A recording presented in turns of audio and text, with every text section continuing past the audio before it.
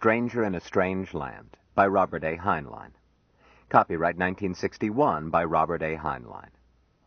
This unabridged recording of the reading of Stranger in a Strange Land was published by arrangement with Spectrum Literary Agency and was produced in 1996 by Blackstone Audio Books Incorporated, which holds the copyright thereto. Neither this recording nor any portion of it may be reproduced or used for any purpose without prior written authorization from Blackstone Audio Books. This book is read by Christopher Hurt. This book is 438 pages long. The following material appears on the book's dust jacket. Name, Valentine Michael Smith. Ancestry, human. Origin, Mars.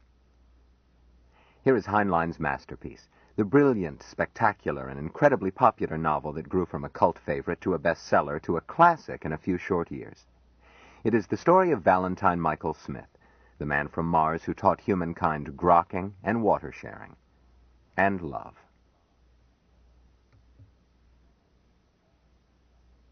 Notice: all men, gods, and planets in this story are imaginary. Any coincidence of names is regretted.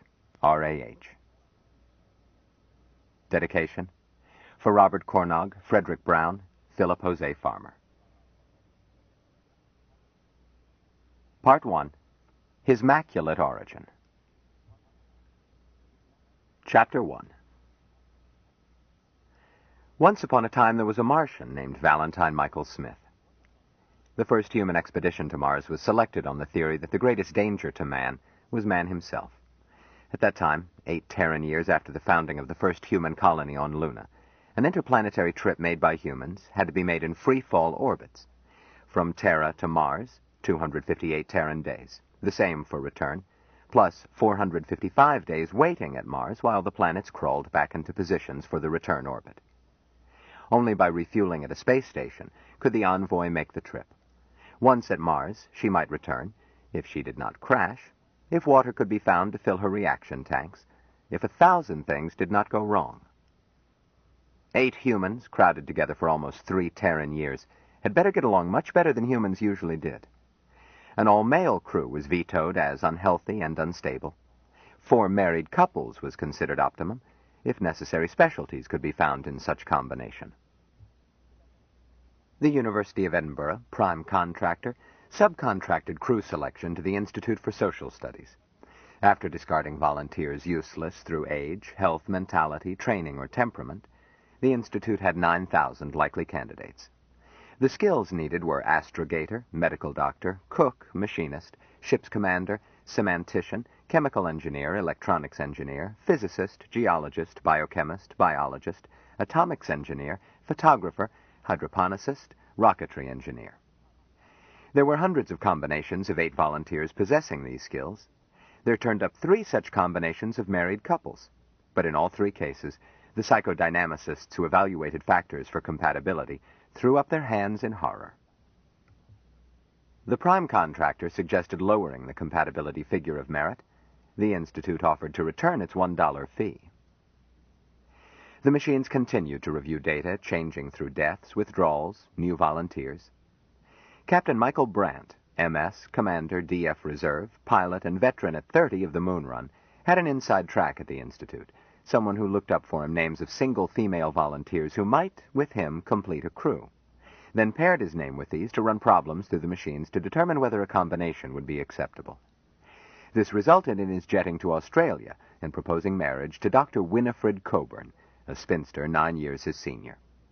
Lights blinked, cards popped out. A crew had been found. Captain Michael Brandt, commanding. Pilot, astrogator, relief cook, relief photographer, rocketry engineer. Dr. Winifred Coburn Brandt, 41, semantician, practical nurse, stores officer, historian. Mr. Francis X. Seeney, 28, executive officer, second pilot, astrogator, astrophysicist, photographer.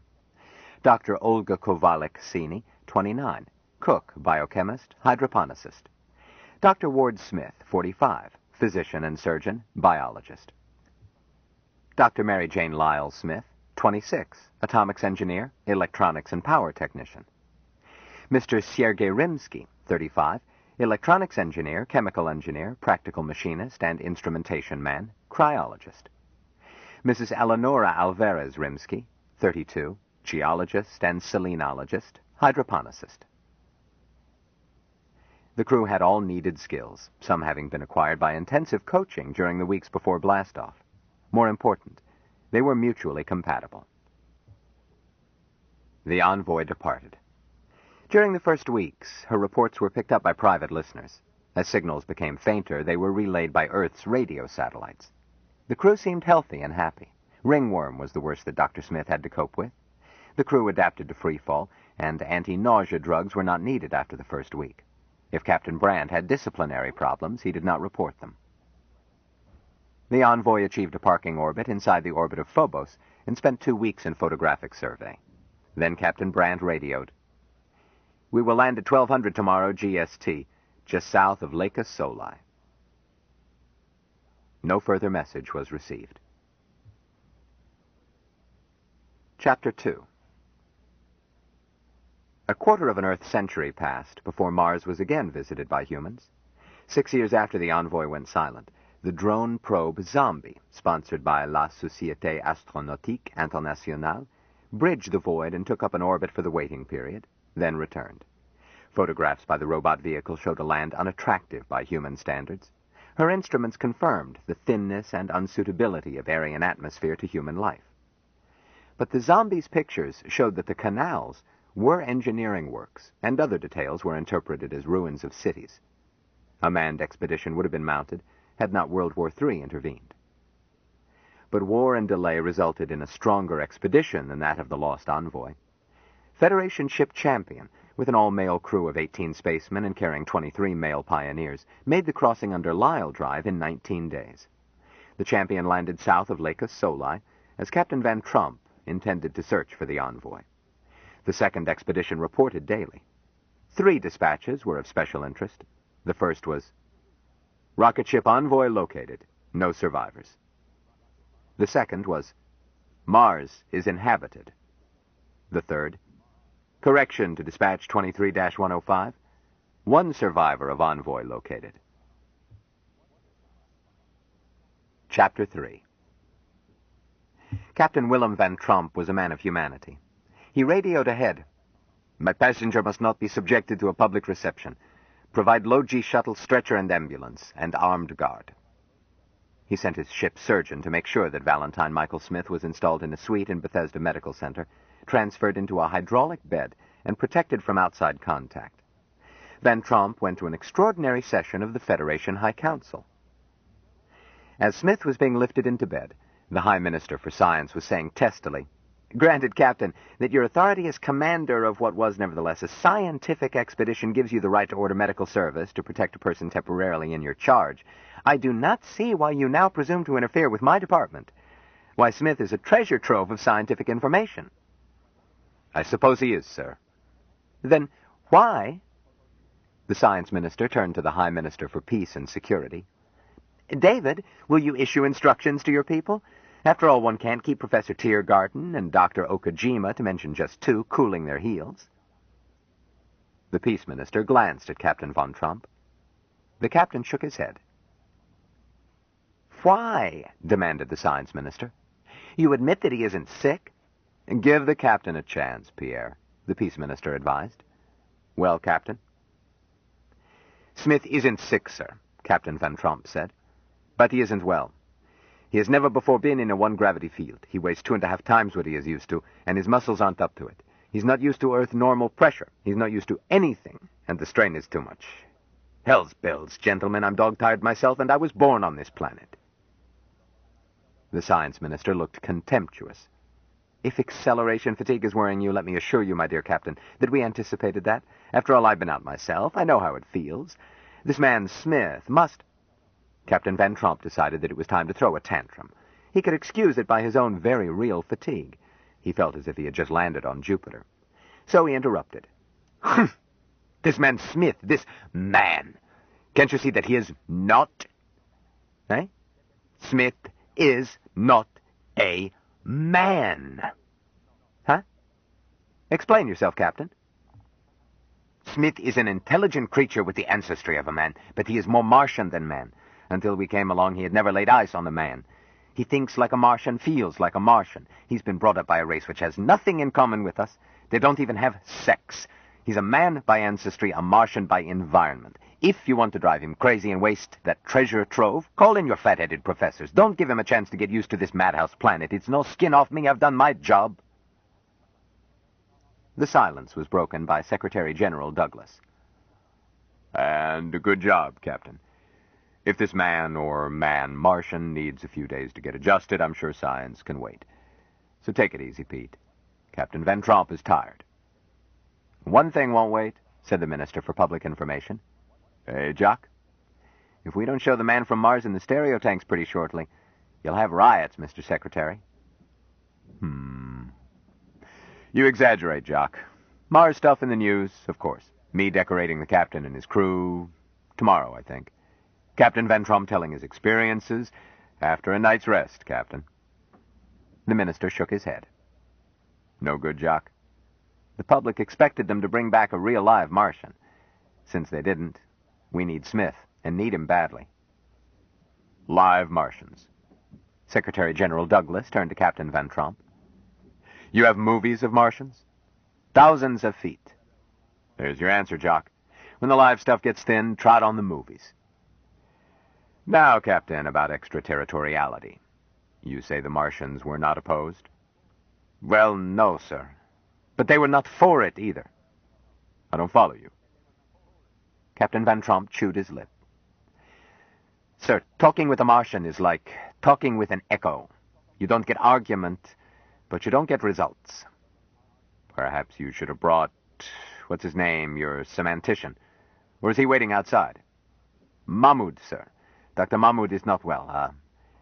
A slight nervous breakdown, sir. Van Tromp reflected that dead drunk was the moral equivalent. Space happy? A little, perhaps. These damned groundhogs.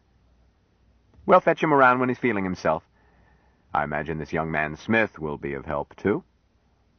Perhaps, Van Tromp said doubtfully.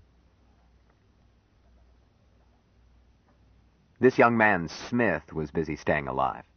His body, unbearably compressed and weakened by the strange shape of space in this unbelievable place, was at last relieved by the softness of the nest in which these others placed him.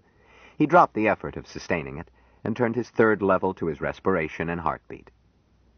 He saw that he was about to consume himself. His lungs were beating as hard as they did at home. His heart was racing to distribute the influx, all in an attempt to cope with the squeezing of space. And this while smothered by a poisonously rich and dangerously hot atmosphere. He took steps. When his heart rate was 20 per minute and respiration almost imperceptible, he watched long enough to be sure that he would not discorporate while his attention was elsewhere. When he was satisfied, he set a portion of his second level on guard and withdrew the rest of himself. It was necessary to review the configurations of these many new events in order to fit them to himself, then cherish and praise them, lest they swallow him. Where should he start?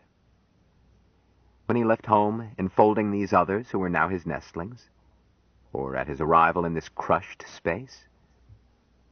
He was suddenly assaulted by lights and sound of that arrival, feeling it with mind-shaking pain. No, he was not ready to embrace that configuration. Back beyond his first sight of these others who were now his own. Back even before the healing which had followed first grokking that he was not as his nestling brothers. Back to the nest itself. None of his thinkings were in earth symbols. Simple English he had freshly learned to speak, less easily than a Hindu used it to trade with a Turk. Smith used English as one might use a code book, with tedious and imperfect translation. Now his thoughts, abstractions from 500,000 years of wildly alien culture, traveled so far from human experience as to be untranslatable. In the adjoining room, Dr. Thaddeus was playing cribbage with Tom Meacham, Smith's special nurse. Thaddeus had one eye on his dials and meters. When a flickering light changed from 92 pulsations per minute to less than 20, he hurried into Smith's room with Meacham at his heels. The patient floated in the flexible skin of the hydraulic bed. He appeared to be dead. Thaddeus snapped, "Get Dr. Nelson." Meacham said, "Yes, sir," and added, How about shock gear, Doc? Get Dr. Nelson! The nurse rushed out. The intern examined the patient, did not touch him. An older doctor came in, walking with labored awkwardness of a man long in space and not readjusted to high gravity. Well, doctor? Patient's respiration, temperature, and pulse dropped suddenly about 2 minutes ago, sir. What have you done? Nothing, sir. Your instructions? Good. Nelson looked Smith over, studied instruments back of the bed, twins of those in the watchroom. Let me know if there is any change. He started to leave.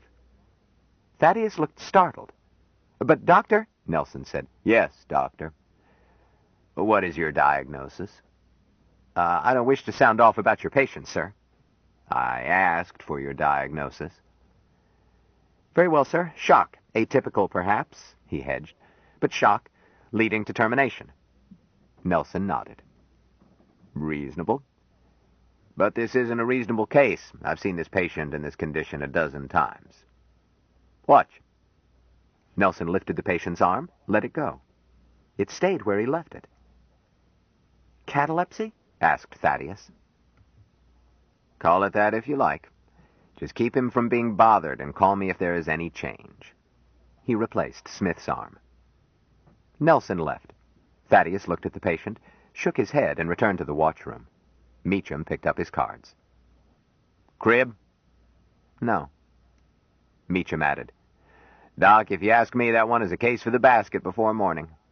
No one asked you. Go have a cigarette with the guards. I want to think. Meacham shrugged and joined the guards in the corridor. They straightened up, then saw who it was and relaxed. The taller Marine said, What was the excitement? The patient had quintuplets, and we were arguing about what to name them. Which one of you monkeys has a butt and a light? The other Marine dug out a pack of cigarettes. How are you for suction? Just middling. Meacham stuck the cigarette in his face. Honest to God, gentlemen, I don't know anything about this patient. What's the idea of these orders about absolutely no women? Is he a sex maniac? All I know is they brought him in from the Champion and said he was to have absolute quiet. The Champion, the first Marine said. That accounts for it. Accounts for what? It stands to reason. He ain't had any, he ain't seen any, he ain't touched any for months. And he's sick, see? If he was to lay hands on any, they're afraid he'd kill himself. He blinked. I'll bet I would. Smith had been aware of the doctors, but had grokked that their intentions were benign. It was not necessary for the major part of him to be jerked back. At the morning hour, when human nurses slap patients' faces with cold, wet cloths, Smith returned. He speeded up his heart, increased his respiration, and took note of his surroundings, viewing them with serenity. He looked the room over, noting with praise all details. He was seeing it for the first time, as he had been incapable of unfolding it when he had been brought there. This room was not commonplace to him. There was nothing like it on all Mars, nor did it resemble the wedge-shaped metal compartments of the Champion. Having relived the events linking his nest to this place, he was now prepared to accept it, commend it, and in some degree to cherish it. He became aware of another living creature. A Granddaddy Longlegs was making a journey down from the ceiling, spinning as it went.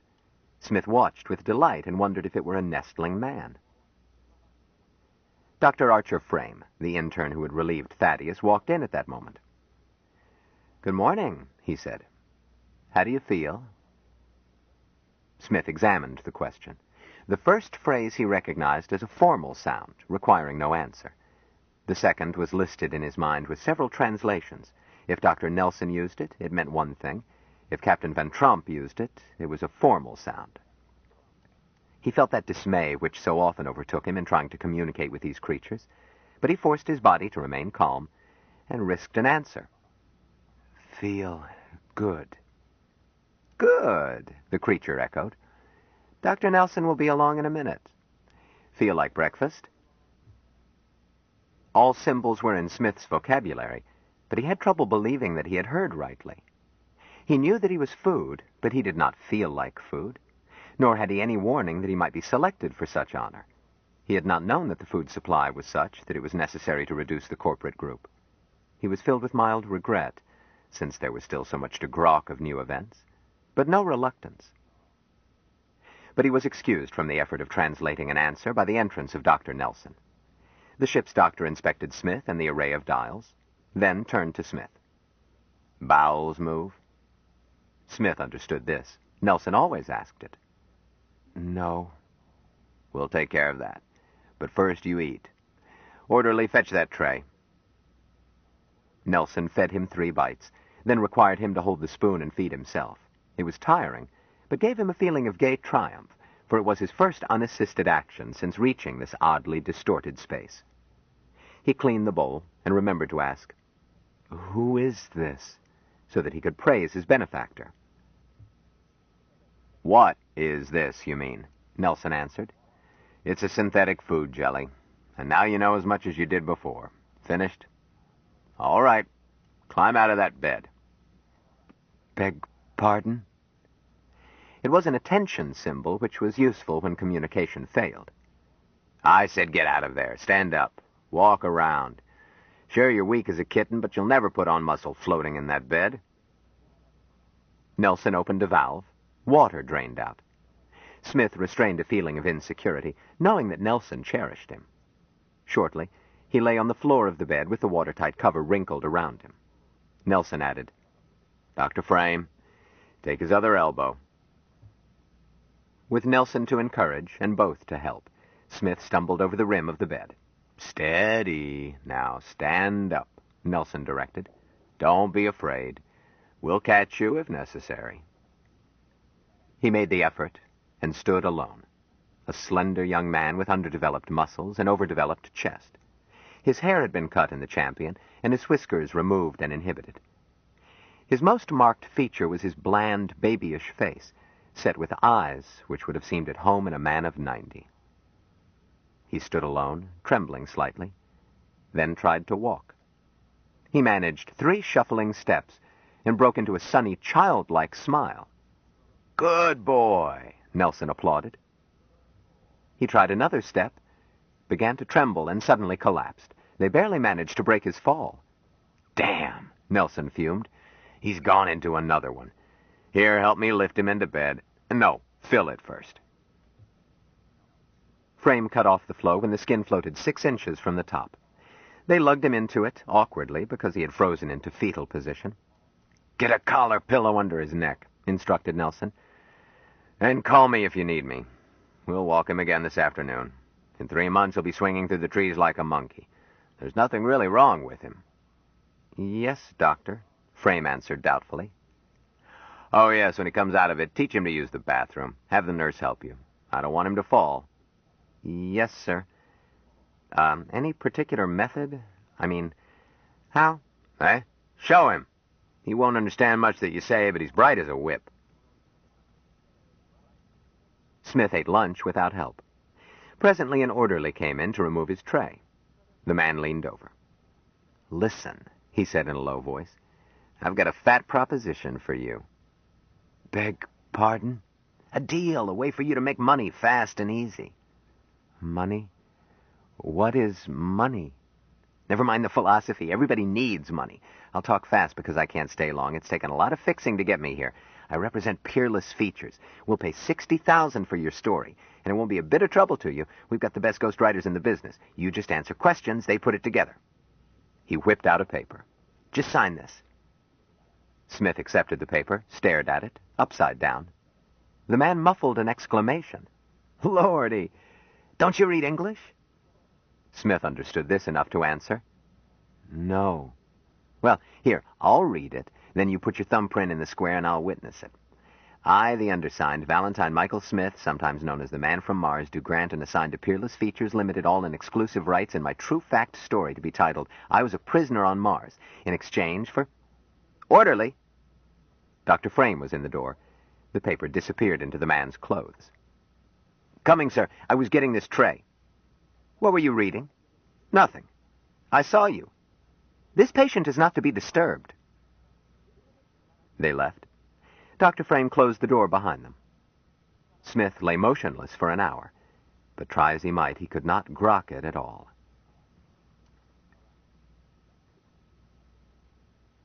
Chapter 4. Gillian Boardman was a competent nurse, and her hobby was men. She went on duty that day as supervisor of the floor where Smith was. When the grapevine said that the patient in Suite K-12 had never seen a woman in his life, she did not believe it.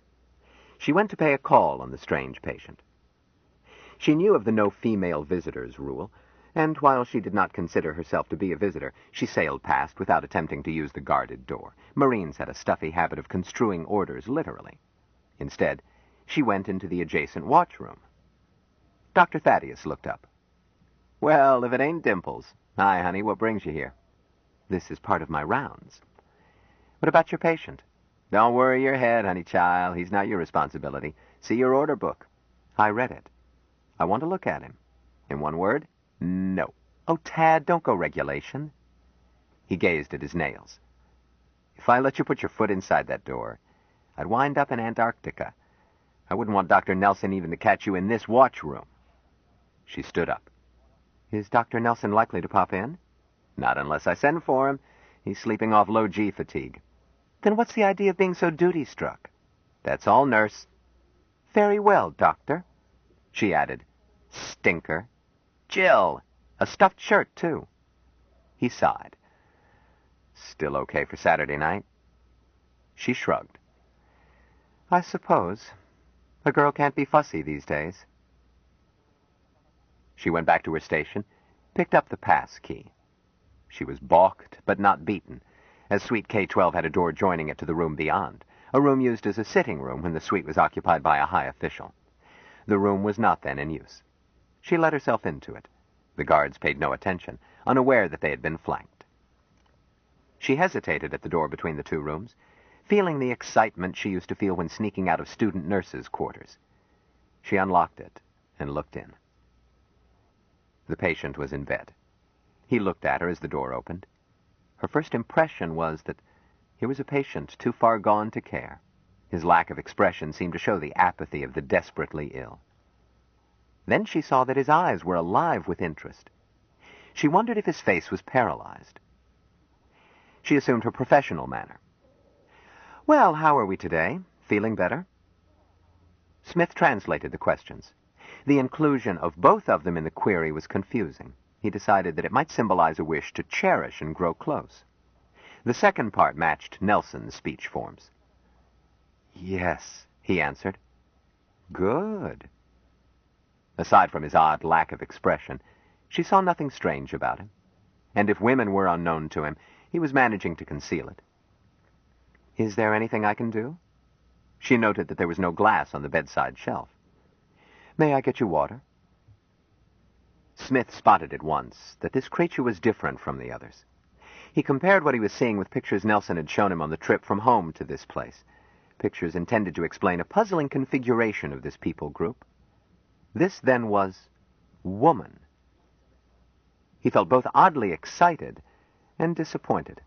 He suppressed both in order that he might grok deeply, with such success that Dr. Thaddeus noticed no change in the dials next door. But when he translated the last query, he felt such a surge of emotion that he almost let his heartbeat increase. He caught it and chided himself for an undisciplined nestling. Then he checked his translation. No, he was mistaken. This woman creature had offered him water.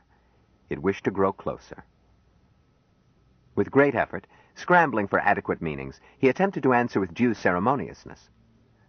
"I thank you for water.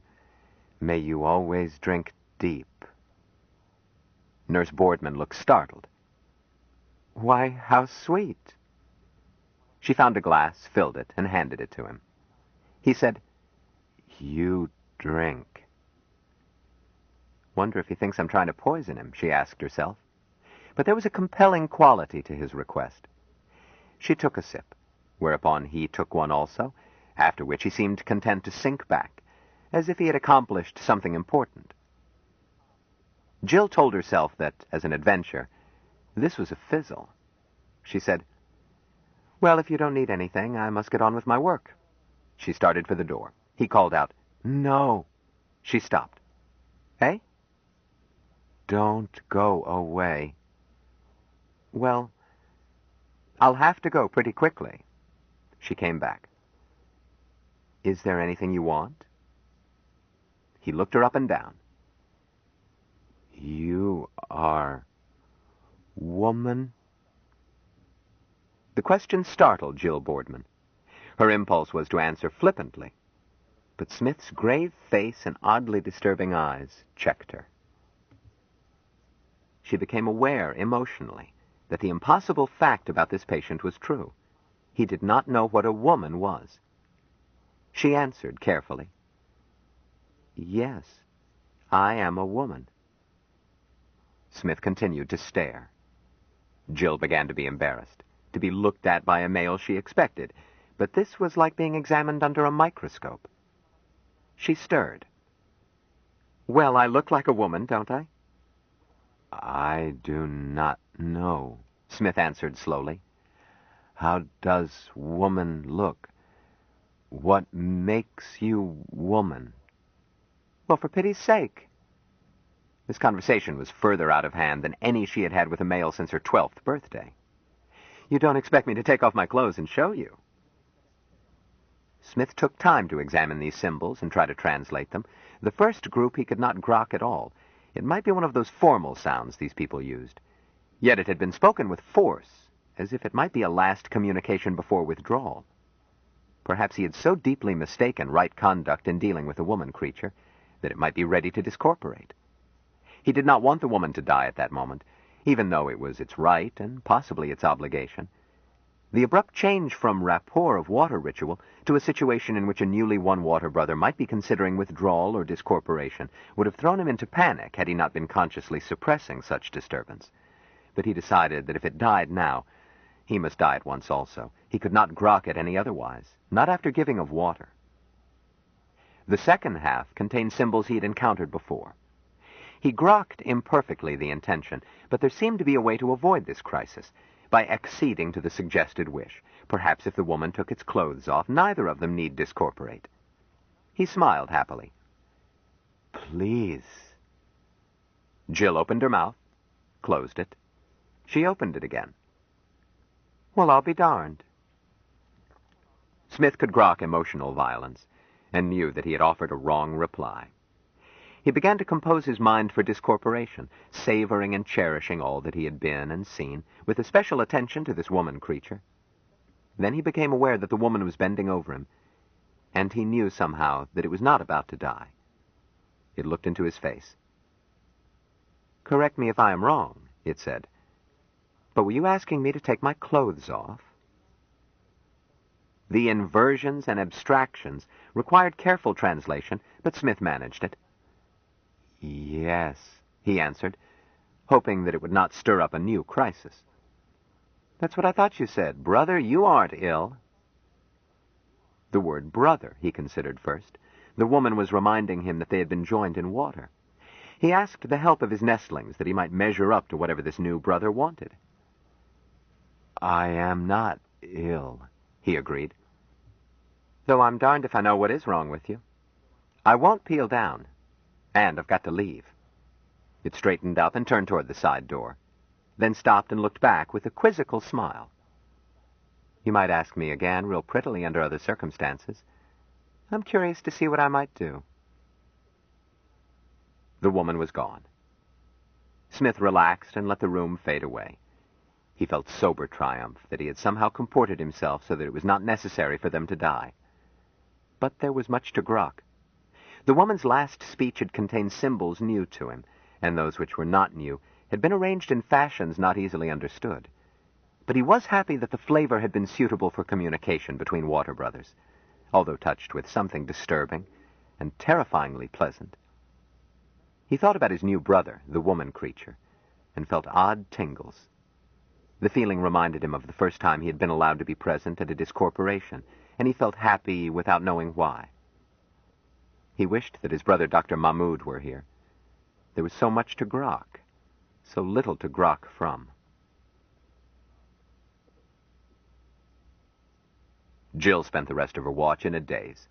The face of the man from Mars stayed in her mind, and she mulled over the crazy things he had said. No, not crazy. She had done her stint in psychiatric wards and felt certain that his remarks had not been psychotic. She decided that innocent was the term. then decided that the word was not adequate. His expression was innocent. His eyes were not. What sort of creature had a face like that? She had once worked in a Catholic hospital. She suddenly saw the face of the man from Mars surrounded by the headdress of a nursing sister, a nun. The idea disturbed her. There was nothing female about Smith's face. She was changing into street clothes when another nurse stuck her head into the locker room. "Phone, Jill." Jill accepted the call, sound without vision, while she dressed. "Is this Florence Nightingale?" a baritone voice asked. "Speaking. That you, Ben?" "The stalwart upholder of the freedom of the press is in town. Little one, are you busy?" "What do you have in mind?" "I have in mind buying you a steak, plying you with liquor, and asking you a question." "The answer is still no." "Not that question." "Oh, you know another one?" "Tell me." "Later. I want you softened up first." "Real steak? Not Syntho?" "Guaranteed. Stick a fork in it, and it will moo." "You must be on an expense account, Ben." "That's irrelevant and ignoble. How about it?" "You've talked me into it." "Roof on the medical center, 10 minutes." She put the suit she had changed into back into her locker and put on a dress kept there for emergencies. It was demure, barely translucent, with bustle and bust pads so subdued that they merely recreated the effect she would have produced wearing nothing. Jill looked at herself with satisfaction and took the bounce tube up to the roof. She was looking for Ben Caxton when the roof orderly touched her arm. "There's a car paging you, Miss Boardman. That Talbot saloon." "Thanks, Jack." She saw the taxi spotted for takeoff, with its door open. She climbed in and was about to hand Ben a backhanded compliment when she saw that he was not inside. The taxi was on automatic.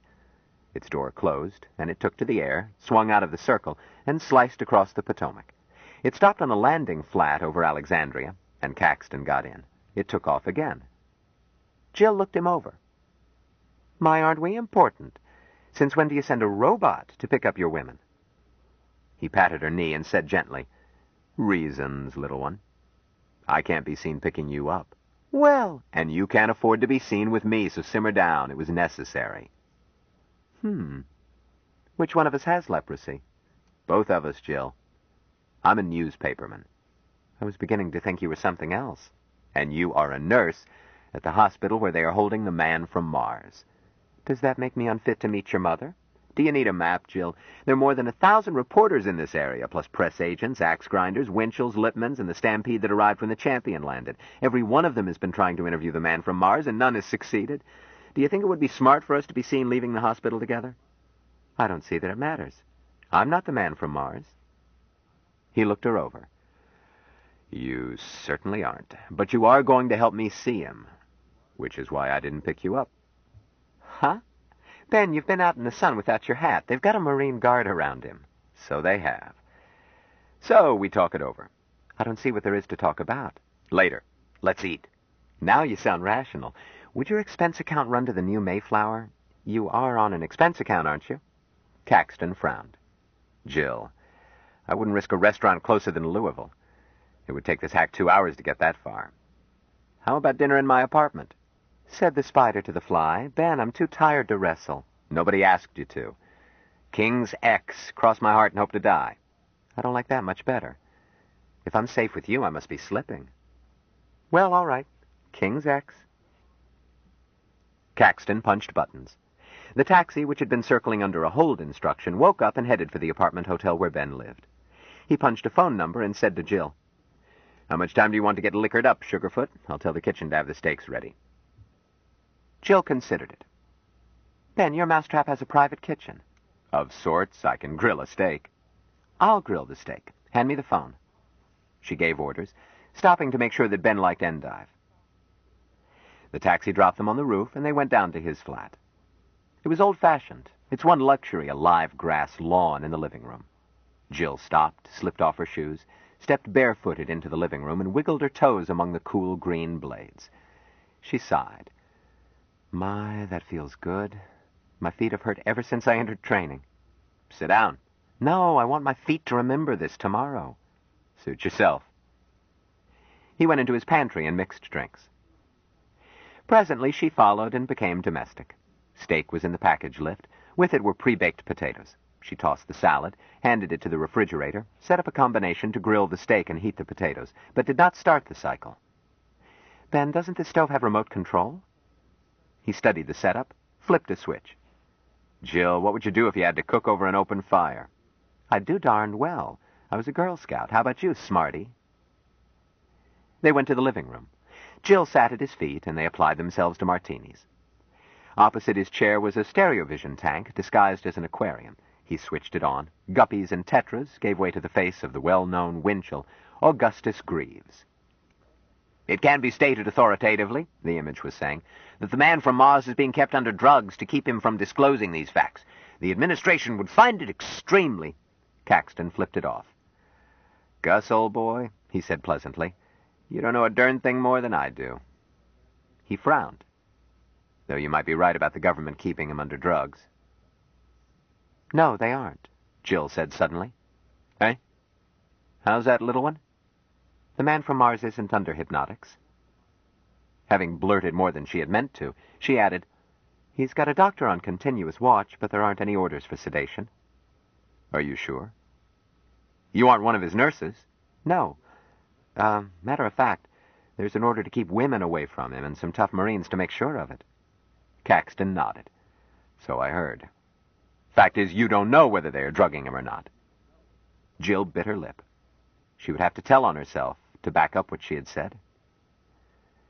Ben, you wouldn't give me away. How? Any way at all. That covers a lot, but I'll go along. All right, pour me another. He did so. Jill went on. I know they don't have the man from Mars hopped up, because I talked with him. Caxton whistled. I knew it. When I got up this morning, I said to myself, go see Jill. She's the ace up my sleeve. Honey lamb, have another drink. Have 6. Here, take the pitcher. Not so fast. Whatever you like. May I rub your poor tired feet? Lady, you are about to be interviewed. How? No, Ben, you promised. You quote me and I'll lose my job. How about from a usually reliable source? I'd be scared. Well, are you going to let me die of frustration and eat that steak by yourself? Oh, I'll talk, but you can't use it. Ben kept quiet. Jill described how she had outflanked the guards. He interrupted. Say, could you do that again? Huh? I suppose so, but I won't. It's risky. Well, could you slip me in that way? Look, I'll dress like an electrician, coveralls, union badge, toolkit. You slip me the key, and... No! Huh? Look, baby girl, be reasonable. This is the greatest human interest story since Columbo conned Isabella into hocking her jewels. The only thing that worries me is that I may find another electrician. The only thing that worries me is me, Jill interrupted. To you, it's a story. To me, it's my career. They take away my cap, my pin, and ride me out of town on a rail. There is that. There sure is that. Lady, you are about to be offered a bribe.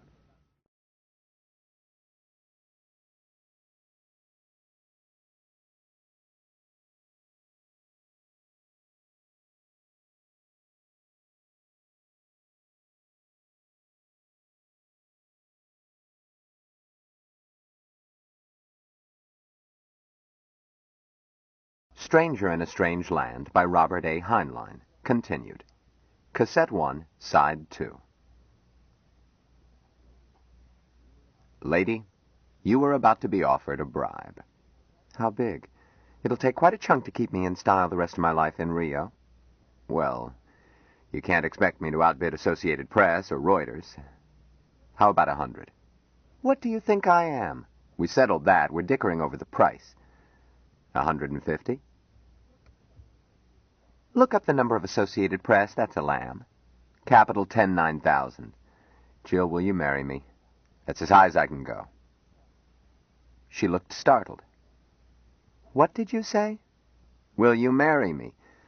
Then when they ride you out of town on a rail, I'll be waiting at the city line and take you away from your sordid existence. You'll come back here and cool your toes in my grass. Our grass, and forget your ignominy. But you've darn well got to sneak me into that room first. Ben, you almost sound serious. If I phone for a fair witness, will you repeat that? Caxton sighed. Send for a witness. She stood up. Ben, she said softly, I won't hold you to it. She kissed him. Don't joke about marriage to a spinster. I wasn't joking. I wonder. Wipe off the lipstick and I'll tell you everything I know, then we'll consider how you can use it without getting me ridden on that rail. Fair enough? Fair enough. She gave him a detailed account. I'm sure he wasn't drugged. I'm equally sure that he was rational, although he talked in the oddest fashion and asked the darndest questions. It would be odder still if he hadn't talked oddly. Huh? Jill, we don't know much about Mars, but we do know that Martians are not human. Suppose you were popped into a tribe so far back in the jungle that they had never seen shoes. Would you know the small talk that comes from a lifetime in a culture? That's a mild analogy. The truth is at least 40 million miles stranger. Jill nodded. I figured that out. That's why I discounted his odd remarks. I'm not dumb. No, you're real bright. For a female. Would you like this martini in your hair? I apologize. Women are smarter than men. That is proved by our whole setup. Gimme, I'll fill it. She accepted peace offerings and went on. Ben, that order about not letting him see women, it's silly. He's no sex fiend. No doubt they don't want to hand him too many shocks at once. He wasn't shocked. He was just interested. It wasn't like having a man look at me. If you had granted that request for a viewing, you might have had your hands full. I don't think so. I suppose they've told him about male and female. He just wanted to see how women are different. Vive la différence, Caxton answered enthusiastically. Don't be vulgar. Me? I was being reverent. I was giving thanks that I was born human and not Martian. Be serious. I was never more serious. Then be quiet. He wouldn't have given me any trouble. You didn't see his face. I did. What about his face? Jill looked puzzled. Ben, have you ever seen an angel? You, cherub? Otherwise not. Well, neither have I. But that is how he looked. He had old, wise eyes and a completely placid face, a face of unearthly innocence. She shivered. Unearthly is the word, Ben answered slowly. I'd like to see him. Then why are they keeping him shut up? He wouldn't hurt a fly. Caxton fitted his fingertips together. Well, they want to protect him. He grew up in Mars gravity. He's probably weak as a cat. But muscular weakness isn't dangerous. Myasthenia gravis is much worse, and we manage all right with that. They want to keep him from catching things, too. He's like those experimental animals in Notre Dame. He's never been exposed. Sure, no antibodies. But from what I hear around the mess hall, Dr. Nelson, the surgeon and the champion, took care of that on the trip back. Mutual transfusions until he had replaced about half his blood tissue. Can I use that, Jill? That's news. Just don't quote me. They gave him shots for everything but housemaid's knee, too.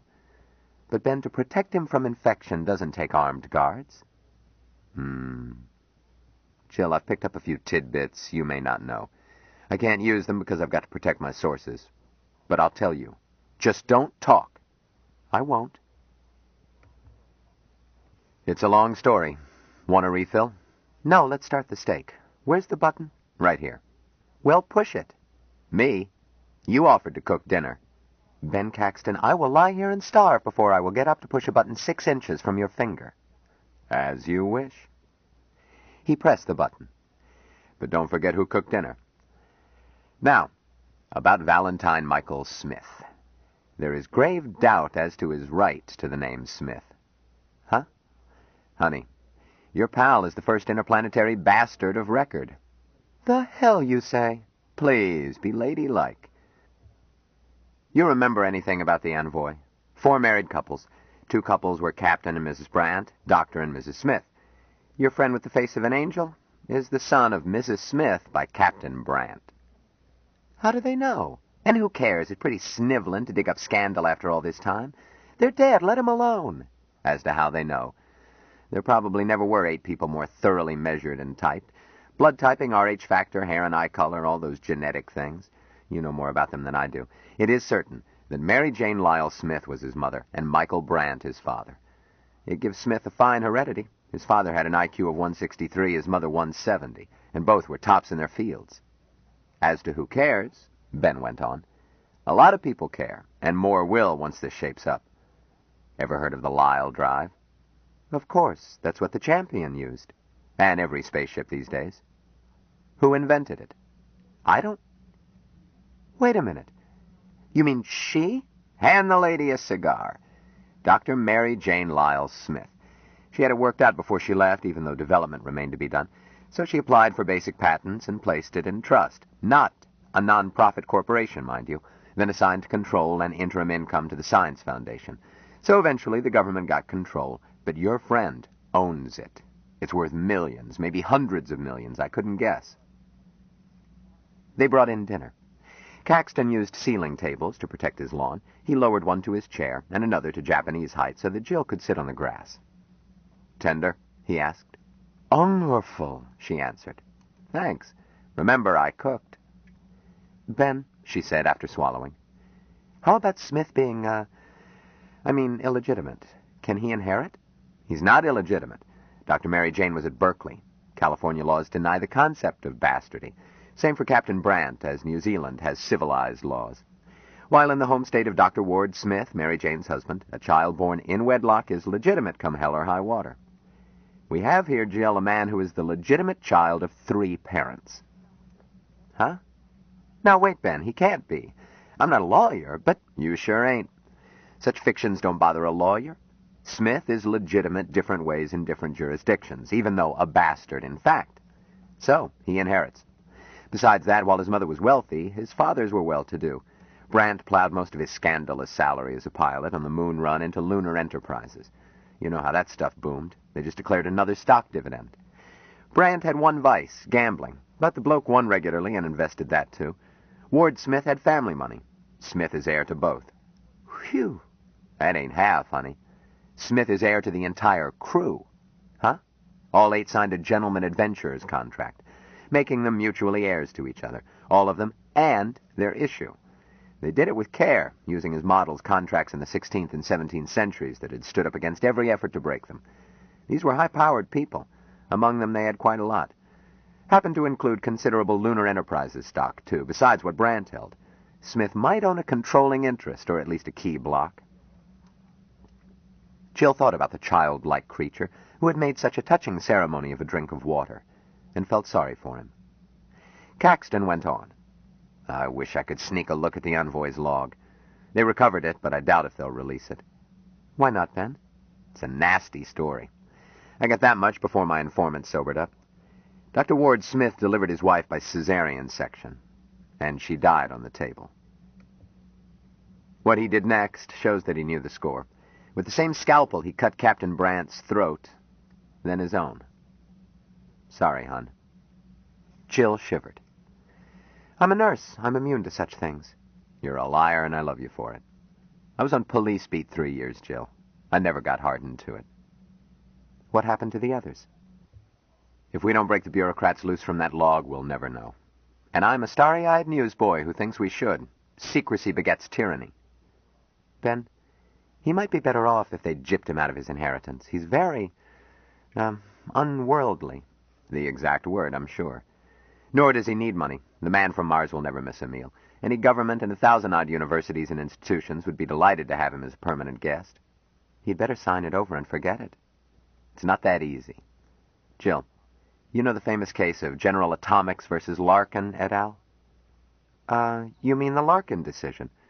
I had it in school, same as everybody. What's it got to do with Smith? Think back. The Russians sent the first ship to the moon. It crashed. The United States and Canada combined to send one. It gets back, but leaves nobody on the moon. So while the United States and the Commonwealth are getting set to send a colonizing one under the sponsorship of the Federation, and Russia is mounting the same deal on their own, General Atomics steals a march by boosting one from an island leased from Ecuador, and their men are there sitting pretty and looking smug when the Federation vessel shows up, followed by the Russian one. So General Atomics, a Swiss corporation, American-controlled, claimed the moon. The Federation couldn't brush them off and grab it. The Russians wouldn't have held still. So the High Court ruled that a corporate person, a mere legal fiction, could not own a planet. The real owners were the men who maintained occupation, Larkin and Associates. So they recognized them as a sovereign nation and took them into the Federation, with melon slicing for those on the inside and concessions to General Atomics and its daughter corporation, Lunar Enterprises. This did not please anybody, and the Federation High Court was not all-powerful then, but it was a compromise everybody could swallow. It resulted in rules for colonizing planets, all based on the Larkin decision, and intended to avoid bloodshed. Worked, too.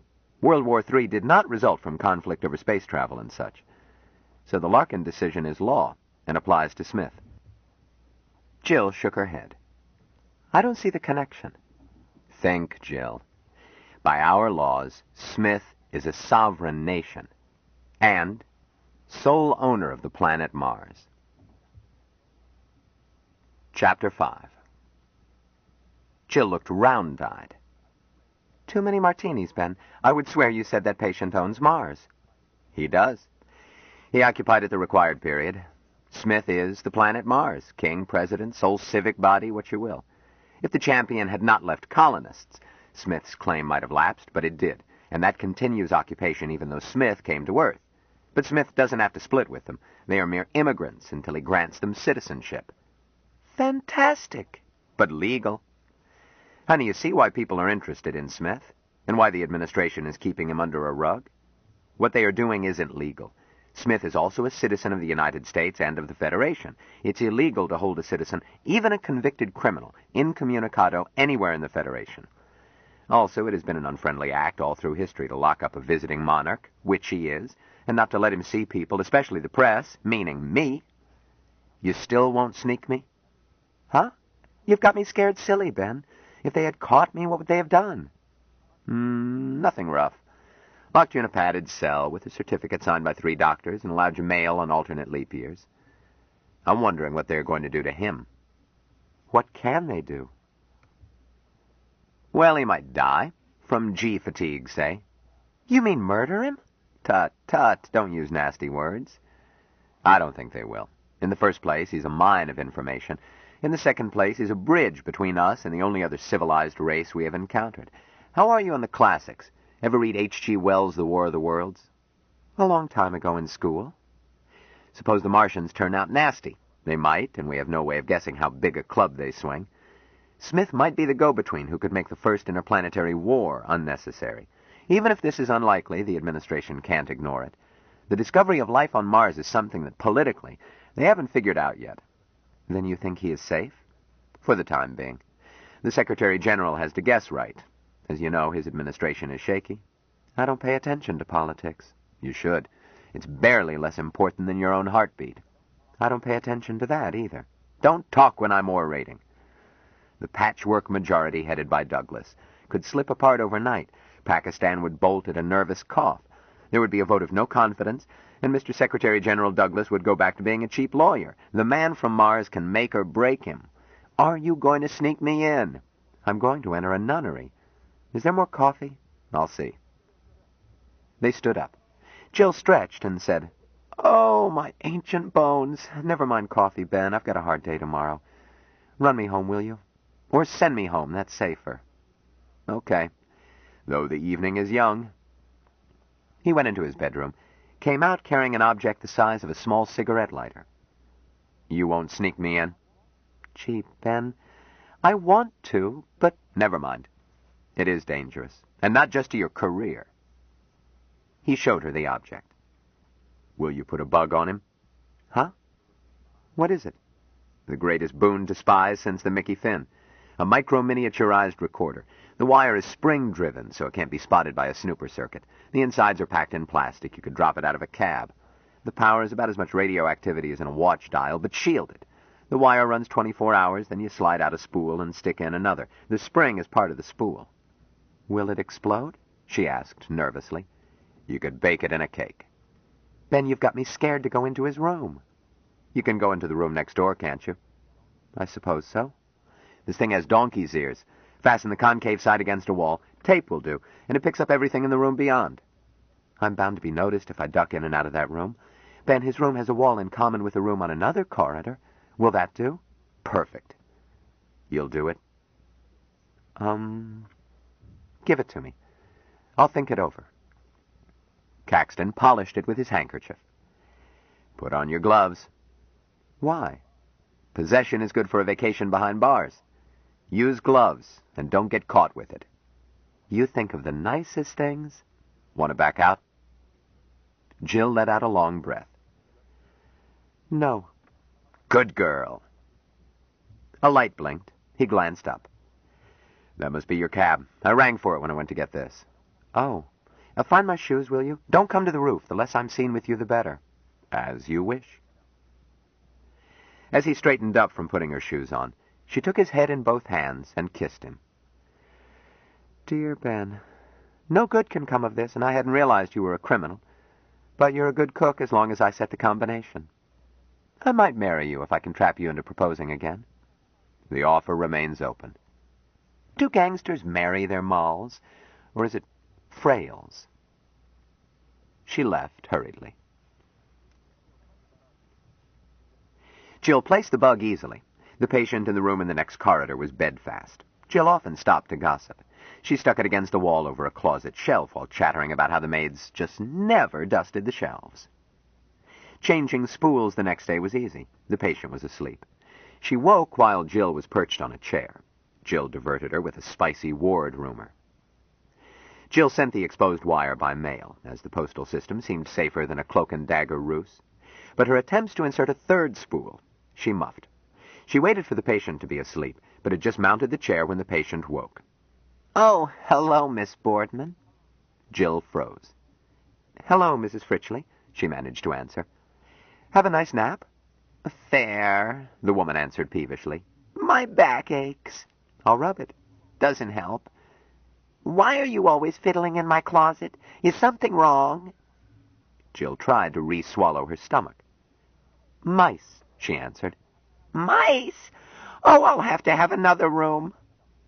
Jill tore the instrument loose and stuffed it into her pocket, jumped down. Now, Mrs. Fritchley, I was just looking to see if there were mouse holes. There aren't. You're sure? Quite sure. Now let's rub the back. Easy over. Jill decided to risk the empty room, which was part of K-12, the suite of the Man from Mars. She got the passkey, only to find the room unlocked and holding 2 more Marines. The guard had been doubled. One looked around as she opened the door. Looking for someone? No. Don't sit on the bed, boys, she said crisply. If you need chairs, we'll send for them. The guard got reluctantly up. She left, trying to conceal her trembling. The bug was still in her pocket when she went off duty. She decided to return it to Caxton. Once in the air and headed toward Ben's apartment, she breathed easier. She phoned him in flight. Caxton speaking. Jill, Ben, I want to see you. He answered slowly. I don't think it's smart. Ben, I've got to. I'm on my way. Well, okay, if that's how it's got to be. Such enthusiasm. Now, look, hon, it isn't that I... Bye. She switched off, calmed down, and decided not to take it out on Ben. They were playing out of their league. At least she was. She should have left politics alone. She felt better when she snuggled into his arms. Ben was such a dear. Maybe she should marry him. When she tried to speak, he put a hand over her mouth, whispered, Don't talk. I may be wired. She nodded, got out the recorder, handed it to him. His eyebrows went up, but he made no comment. Instead, he handed her a copy of the Afternoon Post. Seen the paper? He said in a natural voice. You might glance at it while I wash up. Thanks. As she took it, he pointed to a column, then left, taking with him the recorder. The column was Ben's own. The Crow's Nest by Ben Caxton. Everyone knows that jails and hospitals have one thing in common. They can be very hard to get out of. In some ways, a prisoner is less cut off than a patient. A prisoner can send for his lawyer, demand a fair witness, invoke habeas corpus, and require the jailer to show cause in open court. But it takes only a no-visitors sign, ordered by one of the medicine men of our peculiar tribe, to consign a hospital patient to oblivion more thoroughly than ever was the man in the iron mask. To be sure, the patient's next of kin cannot be kept out, but the man from Mars seems to have no next of kin. The crew of the ill-fated Envoy had few ties on Earth. If the man in the iron mask, pardon me, I mean the man from Mars, has any relative guarding his interests, a few thousand reporters have been unable to verify it. Who speaks for the man from Mars? Who ordered an armed guard placed around him? What is his dread disease that no one may glimpse him nor ask him a question? I address you, Mr. Secretary General. The explanation about physical weakness and G fatigue won't wash. If that were the answer, a 90-pound nurse would do as well as an armed guard. Could this disease be financial in nature, or Let's say it softly. Is it political? There was more of the same. Jill could see that Ben was baiting the administration, trying to force them into the open. She felt that Caxton was taking serious risk in challenging the authorities, but she had no notion of the size of the danger, nor what form it might take. She thumbed through the paper. It was loaded with stories on the Champion, pictures of Secretary General Douglas pinning medals, interviews with Captain Van Tromp and his brave company, pictures of Martians and Martian cities. There was little about Smith, merely a bulletin that he was improving slowly from the effects of his trip. Ben came out and dropped sheets of onion skin in her lap. Here's another newspaper. He left again. Jill saw that the newspaper was a transcription of what her first wire had picked up. It was marked first voice, second voice, and so on. But Ben had written in names wherever he had been able to make attributions. He had written across the top, all voices are masculine. Most items merely showed that Smith had been fed, washed, massaged, and that he had exercised under supervision of a voice identified as Dr. Nelson and one marked Second Doctor. One passage had nothing to do with care of the patient. Jill reread it. Dr. Nelson, how are you feeling, boy? Strong enough to talk? Smith, yes. Dr. Nelson, a man wants to talk to you. Smith, pause. Who? Caxton had written, all of Smith's speeches are preceded by pauses. Nelson, this man is our great, untranscribable, guttural word, Martian. He is our oldest old one. Will you talk with him? Smith, very long pause. I am great happy. The old one will talk, and I will listen and grow. Nelson, no, he wants to ask you questions. Smith, I cannot teach an old one. Nelson, the old one wishes it. Will you let him ask you questions? Smith, yes. Background noises. Nelson, this way, sir. I have Dr. Mahmood standing by to translate. Jill read, new voice. Caxton had scratched this out and written in, Secretary General Douglas, 3 exclamation points. Secretary General, I won't need him. You say Smith understands English? Nelson, well, yes and no, Your Excellency. He knows a number of words, but as Mahmood says, he doesn't have any cultural context to hang them on. It can be confusing. Secretary General, oh, we'll get along, I'm sure. When I was a youngster, I hitchhiked all through Brazil without a word of Portuguese when I started. Now, if you will introduce us, then leave us alone. Nelson, sir, I had better stay with my patient. Secretary General, really, Doctor? I'm afraid I must insist. Sorry. Nelson, and I'm afraid that I must insist. Sorry, sir, medical ethics. Secretary General, interrupting. As a lawyer, I know something of medical jurisprudence, so don't give me that medical ethics mumbo-jumbo. Did this patient select you? Nelson, not exactly. But, Secretary General, has he had the opportunity to choose physicians? I doubt it. His status is ward of the state. I am acting as next of kin de facto, and you will find de jure as well. I wish to interview him alone. Nelson, long pause, then very stiffly. If you put it that way, Your Excellency, I withdraw from the case. Secretary General, don't take it that way, Doctor. I'm not questioning your treatment. But you wouldn't try to keep a mother from seeing her son alone now, would you? Are you afraid I might hurt him? Nelson, no, but... Secretary General, then what is your objection? Come now, introduce us and let's get on with it. The fussing may be upsetting your patient. Nelson, Your Excellency, I will introduce you. Then you must select another doctor for your ward. Secretary General, I'm sorry, Doctor, I really am. I can't take that as final. We'll discuss it later. Now, if you please. Nelson, step over here, sir. Son, this is the man who wants to see you, our great old one. Smith, untranscribable.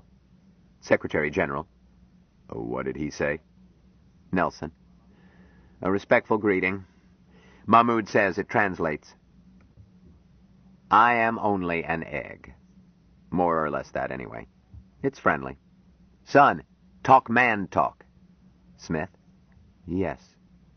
Nelson, and you had better use simple words if I may offer a last advice. Secretary General, oh, I will. Nelson, Goodbye, Your Excellency. Goodbye, son. Secretary General. Thanks, Doctor. See you later. Secretary General continued. How do you feel? Smith. Feel fine. Secretary General. Good. Anything you want, just ask for it. We want you to be happy. Now, I have something I want you to do for me. Can you write? Smith. Write. What is write? Secretary General. Well, your thumbprint will do. I want to read a paper to you. This paper has a lot of lawyer talk, but stated simply it says you agree that in leaving Mars you have given up any claims that you may have there. Understand me? You assign them in trust to the government. Smith. No answer. Secretary General. Well, let's put it this way. You don't own Mars, do you? Smith. Longish pause. I do not understand. Secretary General. Let's try again. You want to stay here, don't you? Smith. I do not know. I was sent by the old ones. Long, untranscribable speech. Sounds like a bullfrog fighting a cat. Secretary General. Damn it, they should have taught him more English by now. See here, son, you don't have to worry. Just let me have your thumbprint at the bottom of this page. Let me have your right hand. No, don't twist around that way. Hold still. I'm not going to hurt you. Doctor. Dr. Nelson. Second doctor. Yes, sir? Secretary General. Get Dr. Nelson. Second doctor. Dr. Nelson? But he left, sir. He said you took him off the case. Secretary General. Nelson said that? Damn him. Well, do something. Give him artificial respiration. Give him a shot. Don't just stand there. Can't you see the man is dying? Second doctor. I don't believe there's anything to be done, sir. Just let him alone until he comes out of it. That's what Dr. Nelson always did. Secretary General. Blast Dr. Nelson. The Secretary General's voice did not appear again, nor that of Dr. Nelson. Jill could guess, from gossip she had picked up, that Smith had gone into one of his cataleptiform withdrawals. There were two more entries. One read, No need to whisper, he can't hear you. The other read, Take that tray away. We'll feed him when he comes out of it. Jill was rereading it when Ben reappeared. He had more onion skin sheets, but he did not offer them. Instead, he said, Hungry? Starved. Let's go shoot a cow. He said nothing while they went to the roof and took a taxi, still kept quiet during the flight to Alexandria platform where they switched cabs. Ben picked one with a Baltimore number. Once in the air, he set it for Hagerstown, Maryland, then relaxed. Now we can talk. Ben, why the mystery? Sorry, Prettyfoots. I don't know that my apartment is bugged, but if I can do it to them, they can do it to me. Likewise, while it isn't likely that a cab signaled from my flat would have an ear in it, still it might have. The special service squads are thorough. But this cab, he patted its cushions. They can't gimmick thousands of cabs. One picked at random should be safe. Jill shivered. Ben, you don't think they would... She let it trail off. Don't I now? You saw my column. I filed that copy 9 hours ago. You think the administration will let me kick it in the stomach without kicking back? But you have always opposed this administration. That's okay. This is different. I have accused them of holding a political prisoner. Jill, a government is a living organism. Like every living thing, its prime characteristic is the instinct to survive. You hit it, it fights back. This time I've really hit it. He added, but I shouldn't have involved you. I'm not afraid. Not since I turned that gadget back to you. You're associated with me. If things get rough, that could be enough. Jill shut up. The notion that she, who had never experienced worse than a spanking as a child, and an occasional harsh word as an adult, could be in danger, was hard to believe. As a nurse, she had seen the consequences of ruthlessness, but it could not happen to her. Their cab was circling for a landing before she broke the moody silence. Ben, suppose this patient dies. What happens? Huh? He frowned. That's a good question. If there are no other questions, class is dismissed. Don't be funny. Jill, I've been awake nights trying to answer that. Here are the best answers I have. If Smith dies, his claim to Mars vanishes. Probably the group the champion left on Mars starts a new claim, And almost certainly the administration worked out a deal before they left Earth. The Champion is a Federation ship, but it is possible that such a deal leaves all strings in the hands of Secretary General Douglas. That could keep him in power a long time. On the other hand, it might mean nothing at all. Huh? Why? The Larkin decision might not apply. Luna was uninhabited, but Mars is, by Martians. At the moment, Martians are a legal zero, but the High Court might take a look at the political situation and decide that human occupancy meant nothing on a planet inhabited by non-humans. Then rights on Mars would have to be secured from the Martians. But, Ben, that would be the case anyhow. This notion of a single man owning a planet, it's fantastic. Don't use that word to a lawyer. Straining at gnats and swallowing camels is a required course in law schools. Besides, there is precedent. In the 15th century, the Pope deeded the Western Hemisphere to Spain and Portugal, and nobody cared that the real estate was occupied by Indians with their own laws, customs, and property rights. His grant was effective, too. Look at a map and notice where Spanish is spoken and where Portuguese is spoken. Yes, but, Ben, this isn't the 15th century. It is to a lawyer, Jill. If the High Court rules that the Larkin decision applies, Smith is in a position to grant concessions which may be worth millions, more likely billions. If he assigns his claim to the administration, then Secretary Douglas controls the plums. Ben, why should anybody want that much power? Why does a moth fly toward light? But Smith's financial holdings are almost as important as his position as nominal King Emperor of Mars. The High Court could knock out his squatter's rights, but I doubt if anything could shake his ownership of the Lyell Drive and a chunk of Lunar Enterprises. What happens if he dies? 1,000 alleged cousins would pop up, of course, but the Science Foundation has fought off such money-hungry vermin for years. It seems possible that, if Smith dies without a will, his fortune reverts to the state. Do you mean the Federation or the United States? Another question to which I have no answer. His parents come from 2 countries of the Federation, and he was born outside them all, and it will make a crucial difference to some people who votes that stock and licenses those patents. It won't be Smith. He won't know a stock proxy from a traffic ticket. It is likely to be whoever can grab him and hang on. I doubt if Lloyd's would insure his life. He strikes me as a poor risk. The poor baby. The poor, poor infant. Chapter 6. The restaurant in Hagerstown had atmosphere, tables scattered over a lawn leading down to a lake, and more tables in the boughs of 3 enormous trees. Jill wanted to eat in a tree, but Ben bribed the maitre d'hotel to set up a table near the water, then ordered a stereo tank placed by it. Jill was miffed. Ben, why pay these prices if we can't eat in the trees and have to endure that horrible jitterbox? Patience, little one. Tables in trees have microphones.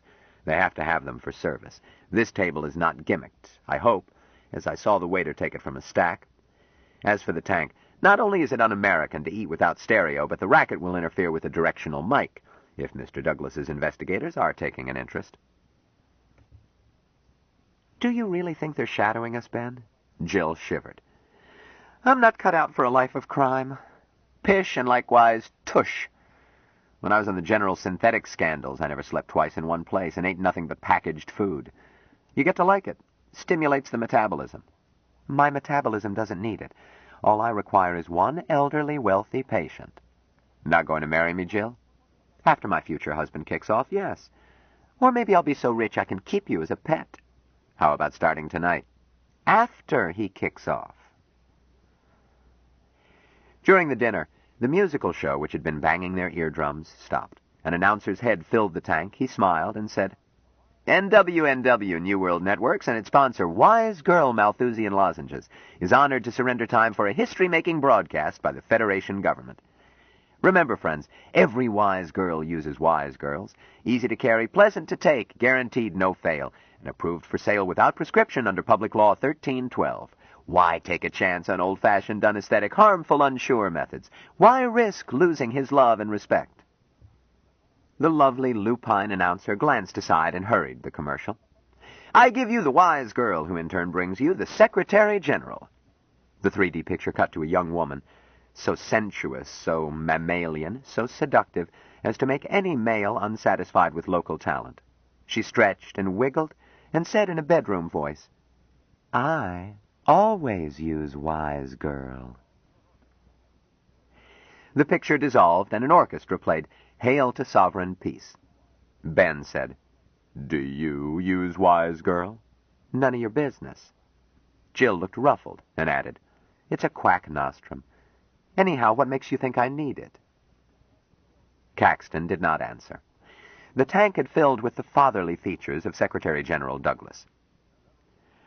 Friends, he began, fellow citizens of the Federation, I have tonight a unique honor and privilege. Since the triumphant return of our trailblazing champion, he continued to congratulate the citizens of Earth on their successful contact with another planet, another race.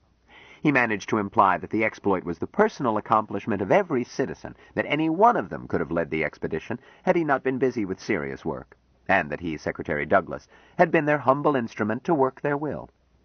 The notions were never stated baldly, the assumption being that the common man was the equal of anyone, and better than most, and that good old Joe Douglas embodied the common man. Even his mussed cravat and cow-licked hair had a just folks quality. Ben Caxton wondered who had written it. Jim Sanforth, probably. Jim had the slickest touch of any of Douglas's staff in selecting loaded adjectives to tickle and soothe. He had written commercials before he went into politics and had no compunctions. Yes, that bit about the hand that rocks the cradle was Jim's work. Jim was the type who would entice a young girl with candy. Turn it off, Jill demanded. Quiet, Prettyfoots. I must hear this. And so, friends, I have the honor to bring you our fellow citizen, Valentine Michael Smith, the man from Mars. Mike, we know you are tired and have not been well, but will you say a few words to your friends? The stereo scene cut to a semi-close of a man in a wheelchair. Hovering over him was Douglas, and on the other side was a nurse, stiff, starched, and photogenic. Jill gasped. Ben whispered, Keep quiet. The smooth baby face of the man in the chair broke into a shy smile. He looked at the camera and said, Hello, folks. Excuse me for sitting down. I'm still weak. He seemed to speak with difficulty, and once the nurse took his pulse. In answer to questions from Douglas, he paid compliments to Captain Van Tromp and his crew, thanked everyone for his rescue, and said that everyone on Mars was terribly excited over contact with Earth, and that he hoped to help in welding friendly relations between the two planets. The nurse interrupted, but Douglas said gently, Mike, do you feel strong enough for one more question? Sure, Mr. Douglas, if I can answer it. Mike, what do you think of the girls here on Earth? Gee. The babyface looked awestruck and ecstatic and turned pink. The scene cut to head and shoulders of the Secretary Douglas. Mike asked me to tell you, he went on in fatherly tones, that he will be back to see you as soon as he can. He has to build up his muscles, you know. Possibly next week, if the doctors say he is strong enough. The scene shifted to Wise Girl lozenges, and a playlet made clear that a girl who did not use them was not only out of her mind, but a syntho in the hay. Men would cross the street to avoid her. Ben switched channels, then turned to Jill and said moodily, Well, I can tear up tomorrow's column.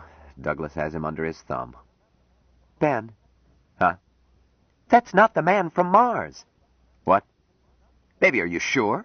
Oh, it looked like him, but he was not the patient I saw in that guarded room. Ben pointed out that dozens of persons had seen Smith. Guards, interns, male nurses, the captain and crew of the Champion, probably others. Quite a few of them must have seen this newscast. The administration would have to assume that some of them would spot a substitution. It did not make sense. Too great a risk. Jill simply stuck out her lower lip and insisted that the person on stereo was not the patient she had met. Finally, she said angrily, Have it your own way. Men. Now, Jill, please take me home. Ben went for a cab. He did not order one from the restaurant, but selected one from the landing flat of a hotel across the way.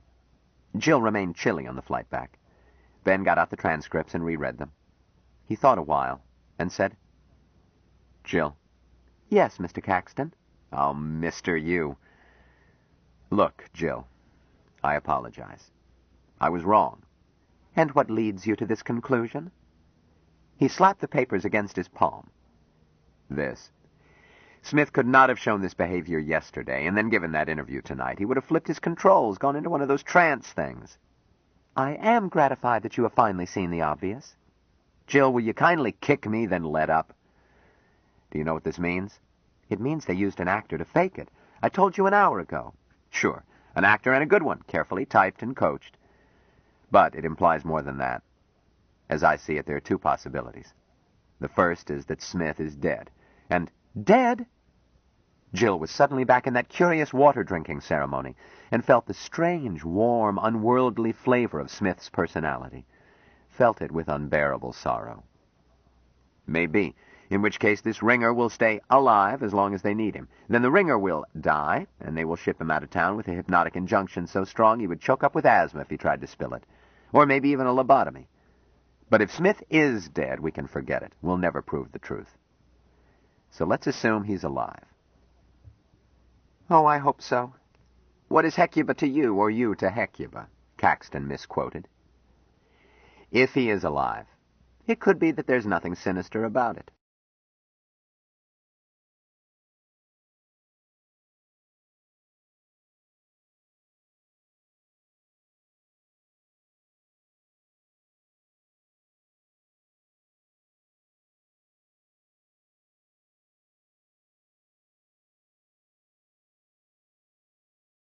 Stranger in a Strange Land by Robert A. Heinlein, continued. Cassette 2, Side 1. If he is alive, it could be that there's nothing sinister about it. After all, public figures do use doubles. Perhaps in 2 or 3 weeks our friend Smith will be in shape to stand the strain of public appearance. Then they will trot him out. But I doubt it like hell. Why? Use your head. Douglas has already failed one attempt to squeeze out of Smith what he wants, but Douglas can't afford to fail, so I think he will bury Smith deeper than ever, and we will never see the true man from Mars. Kill him? Jill said slowly. Why be rough? Lock him in a private nursing home and never let him learn anything. Oh, dear. Ben, what are we going to do? Caxton scowled. They own the bat and ball and are making the rules, but I am going to walk in with a fair witness and a tough lawyer and demand to see Smith. Maybe I can drag it into the open. I'll be right behind you. Like mischief you will. As you pointed out, it would ruin you professionally. But you need me to identify him. Face to face, I can tell a man who was raised by non-humans from an actor pretending to be such. But if anything goes wrong, you are my ace in the hole. A person who knows that they are pulling hanky-panky and has access to the inside of Bethesda Center. Honey, if you don't hear from me, you are on your own. Ben, they wouldn't hurt you. I'm fighting out of my weight, youngster. Ben, I don't like this. Look, if you get in to see him, what are you going to do? I'll ask him if he wants to leave the hospital. If he says yes, I'm going to invite him to come with me. In the presence of a fair witness, they won't dare stop him. Then what? He does need medical attention, Ben. He's not able to take care of himself. Caxton scowled again. I've been thinking of that. I can't nurse him. We could put him in my flat. And I could nurse him. We'll do it, Ben. Slow down. Douglas would pull some rabbit out of his hat and Smith would go back to Pokey. And so would both of us, maybe. He wrinkled his brow. I know one man who might get away with it. Who? Ever heard of Jubal Harshaw? Huh? Who hasn't? That's one of his advantages. Everybody knows who he is. It makes him hard to shove around. Being both a doctor of medicine and a lawyer, he is 3 times as hard to shove. But most important, he is so rugged and individualist that he would fight the whole Federation with just a pocket knife if it suited him, and that makes him 8 times as hard. I got acquainted with him during the disaffection trials. He is a friend I can count on. If I can get Smith out of Bethesda, I'll take him to Harshaw's place in the Poconos. And then just let those jerks try to grab him. Between my column and Harshaw's love for a fight, we'll give him a bad time. Chapter 7. Despite a late evening, Jill relieved as floor nurse 10 minutes early. She intended to obey Ben's order to stay out of his attempt to see the man from Mars, but she planned to be close by. Ben might need reinforcements. There were no guards in the corridor. Trays, medications, and 2 patients for surgery kept her busy for 2 hours. She had only time to check the door to suite K-12. It was locked, as was the door to the sitting room. She considered sneaking in through the sitting room, now that the guards were gone, but had to postpone it. She was busy. Nevertheless, she kept close check on everyone who came onto her floor. Ben did not show up, and discreet questions asked of her assistant on the switchboard assured her that neither Ben nor anyone had gone into Suite K-12 while Jill was elsewhere. It puzzled her. Ben had not set a time, but he had intended to storm the Citadel early in the day. Presently, she just had to snoop. During a lull, she knocked at the door of the watchroom, stuck her head in, and pretended surprise. "Oh, good morning, Doctor. I thought Dr. Frame was in here." The physician at the watch desk smiled as he looked her over. "I haven't seen him, nurse. I'm Dr. Brush. Can I help?" At the typical male reaction, Jill relaxed. "Nothing special. How is the man from Mars?" "Eh?" She smiled. "It's no secret to the staff, Doctor. Your patient—" She gestured at the inner door. "Huh?" He looked startled. "Did they have him here?" "Isn't he here now?" "Not by 6 decimal places. Mrs. Rose Bankerson, Dr. Garner's patient. We brought her in early this morning." "Really? What happened to the man from Mars?" "I haven't the faintest. Say, did I really just miss seeing Valentine Smith?" "He was here yesterday." "Some people have all the luck. Look what I'm stuck with." He switched on the peeping Tom above his desk. Jill saw in it a waterbed. Floating in it was a tiny old woman. "What's her trouble?" Nurse, if she didn't have money to burn, you might call it senile dementia. As it is, she is in for rest and a checkup." Jill made small talk, then pretended to see a call light. She went to her desk, dug out the night log. Yes, there it was. V.M. Smith, K-12, transfer. Below that was Rose S. Bankerson, Mrs., Red K-12. Diet kitchen instructed by Dr. Garner. No orders. Floor not responsible. Why had they moved Smith at night? To avoid outsiders, probably, but where had they taken him? Ordinarily, she would have called reception, but Ben's opinions, plus the phony broadcast, had made her jumpy. She decided to wait and see what she could pick up on the grapevine. But first, Jill went to the floor's public booth and called Ben. His office told her that Mr. Caxton had left town. She was startled, speechless. Then pulled herself together and left word for Ben to call. She called his home. He was not there. She recorded the same message. Ben Caxton had wasted no time. He retained James Oliver Cavendish. While any fair witness would do, the prestige of Cavendish was such that a lawyer was hardly necessary. The old gentleman had testified many times before the High Court, and it was said that the wills locked up in his head represented billions. Cavendish had received his training in total recall from the great Dr. Samuel Renshaw, and his hypnotic instruction as a fellow of the Rhine Foundation. His fee for a day was more than Ben made in a week, but Ben expected to charge it to the Post Syndicate. The best was none too good for this job. Caxton picked up the junior Frisbee of Biddle, Frisbee, Frisbee, Biddle, and Reed. Then they called for witness Cavendish. The spare form of Mr. Cavendish, wrapped in the white cloak of his profession, reminded Ben of the Statue of Liberty, and was almost as conspicuous. Ben had explained to Mark Frisbee what he intended to try, and Frisbee had pointed out that he had no rights, before they called for Cavendish. Once in the fair witness's presence, they conformed to protocol and did not discuss what he might see and hear. The cab dropped them on Bethesda Center. They went down to the director's office. Ben handed in his card and asked to see the director. An imperious female asked if he had an appointment. Ben admitted that he had none. "Then your chance of seeing Dr. Bromer is very slight. Will you state your business?"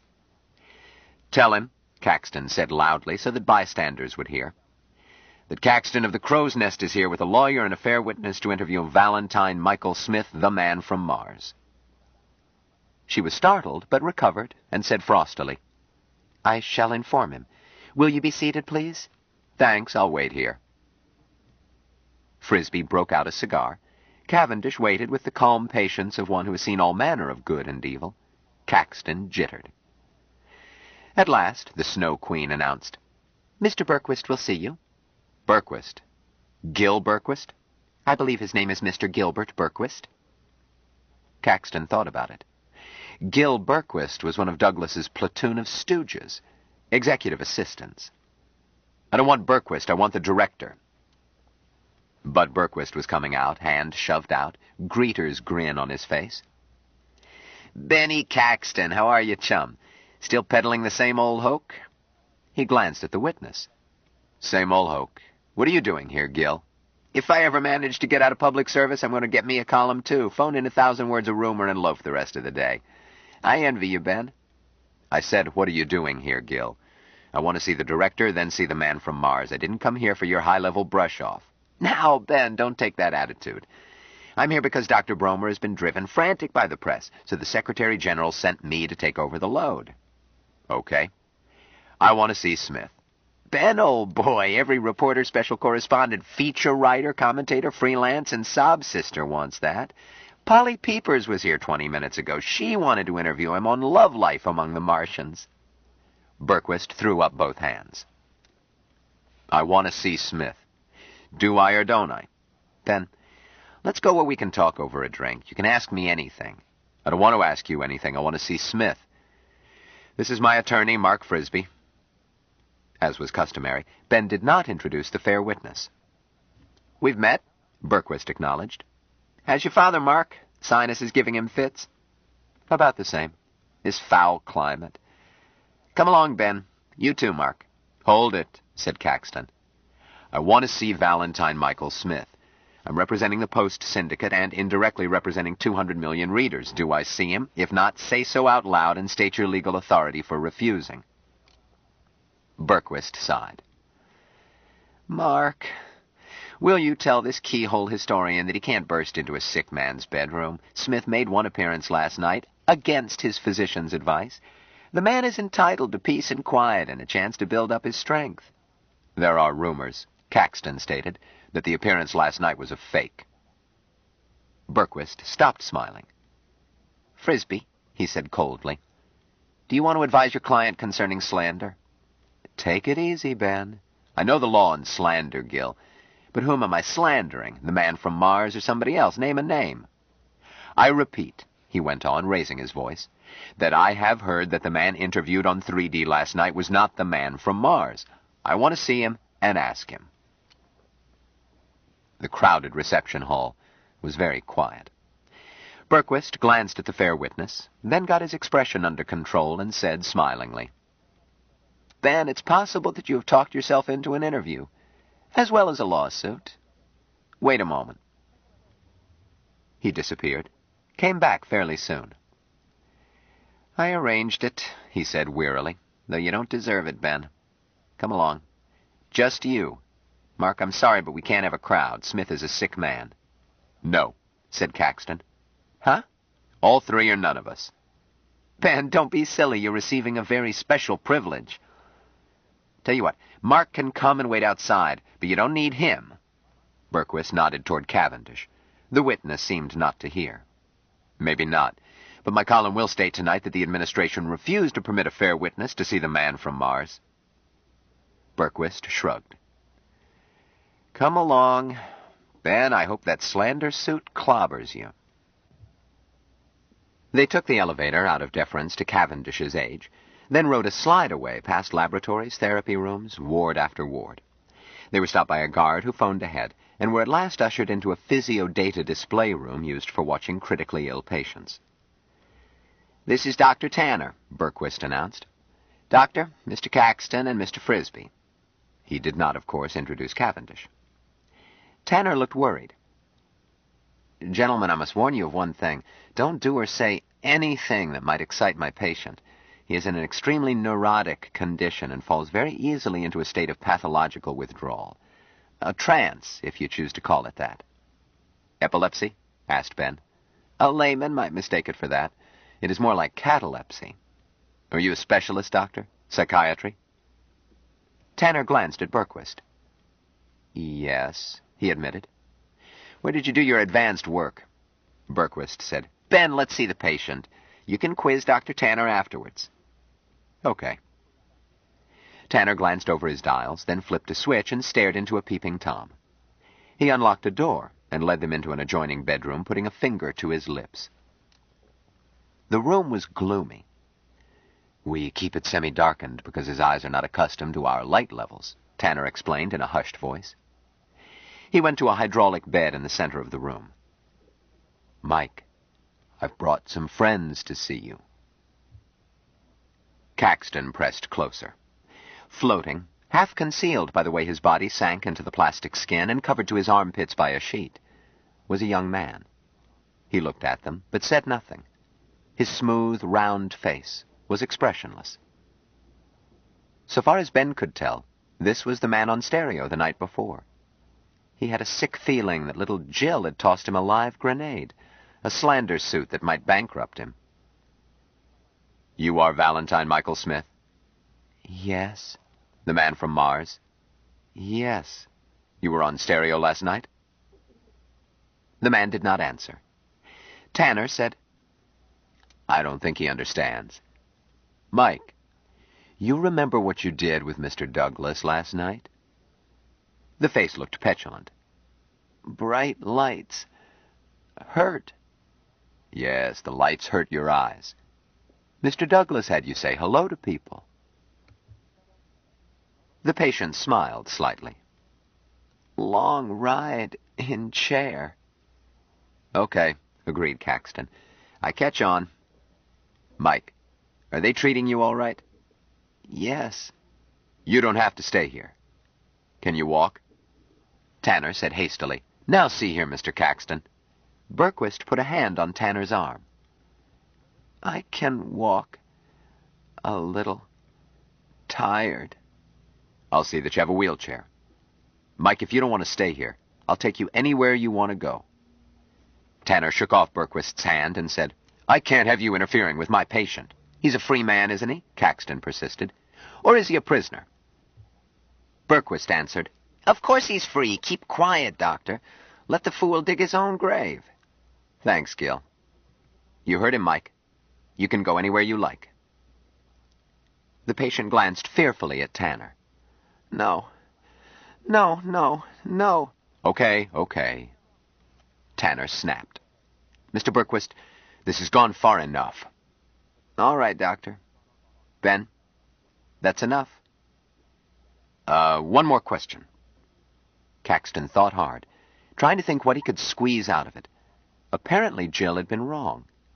Yet she had not been wrong, or so it seemed last night. One more question, Berquist begrudged. Thanks. Mike, last night Mr. Douglas asked you some questions. The patient made no comment. Let's see. He asked you what you thought of the girls here on Earth, didn't he? The patient's face broke into a big smile. Gee. Yes, Mike. When and where did you see these girls? The smile vanished. The patient glanced at Tanner, then stiffened. His eyes rolled up, and he drew himself into fetal position, knees up, head bent, arms across his chest. Tanner snapped, Get out of here! He moved quickly and felt the patient's wrist. Berquist said savagely, That tears it! Caxton, will you get out, or shall I call the guards? Oh, we're getting out, Caxton agreed. All but Tanner left the room, and Berquist closed the door. Just one point, Gil, Caxton insisted. You've got him boxed up, so just where did he see those girls? Eh? Don't be silly, he's seen lots of girls, nurses, laboratory technicians, you know. But I don't. I understood he had nothing but male nurses, and that female visitors had been rigidly excluded. Eh? Don't be preposterous. Berquist looked annoyed. Then suddenly grinned. You saw a nurse with him on stereo last night. Oh. So I did. Caxton shut up. They did not discuss it until the three were in the air. Then Frisbee remarked, Ben, I don't suppose the Secretary General will sue you. Still, if you have a source for that rumor, we had better perpetuate the evidence. Forget him, Mark. He won't sue. Ben glowered at the floor. How do we know that was the man from Mars? Eh? Come off it, Ben. How do we know? We saw a man about the right age in a hospital bed. We have Berquist's word for it, and Berquist got his start in politics, issuing denials. We saw a stranger, supposed to be a psychiatrist, and when I tried to find out where he had studied, I got euchred out. Mr. Cavendish, did you see anything that convinced you that this bloke was the man from Mars? Cavendish answered, It is not my function to form opinions. I see, I hear. That is all. Sorry. Are you through with me in my professional capacity? Huh? Oh, sure. Thanks, Mr. Cavendish. Thank you, sir. An interesting assignment. The old gentleman took off the cloak that set him apart from ordinary mortals. He relaxed, and his features mellowed. If I'd been able to bring along a crew member of the Champion, Caxton persisted, I could have tied it down. I must admit, remarked Cavendish, that I was surprised at one thing you did not do. Huh? What did I miss? Calluses. Calluses? Surely. A man's history can be read from his calluses. I once did a monograph on them for the Witness Quarterly. This young man from Mars, since he has never worn our sort of shoes and has lived in gravity about 1/3 of ours, should display foot calluses consonant with his former environment. Damn! Mr. Cavendish, why didn't you suggest it? Sir. The old man drew himself up and his nostrils dilated. I am a fair witness, sir, not a participant. Sorry. Caxton frowned. Let's go back. We'll look at his feet, or I'll bust the place down. You will have to find another witness, in view of my indiscretion in discussing it. Yes, there's that. Caxton frowned. Calm down, Ben, advised Frisbee. You're in deep enough. Personally, I'm convinced it was the man from Mars. Caxton dropped them, then set the cab to hover while he thought. He had been in once, with a lawyer, with a fair witness. To demand to see the man from Mars a second time in one morning was unreasonable and would be refused. But he had not acquired a syndicated column through being balked. He intended to get in. How? Well, he knew where the putative man from Mars was kept. Get in as an electrician? Too obvious.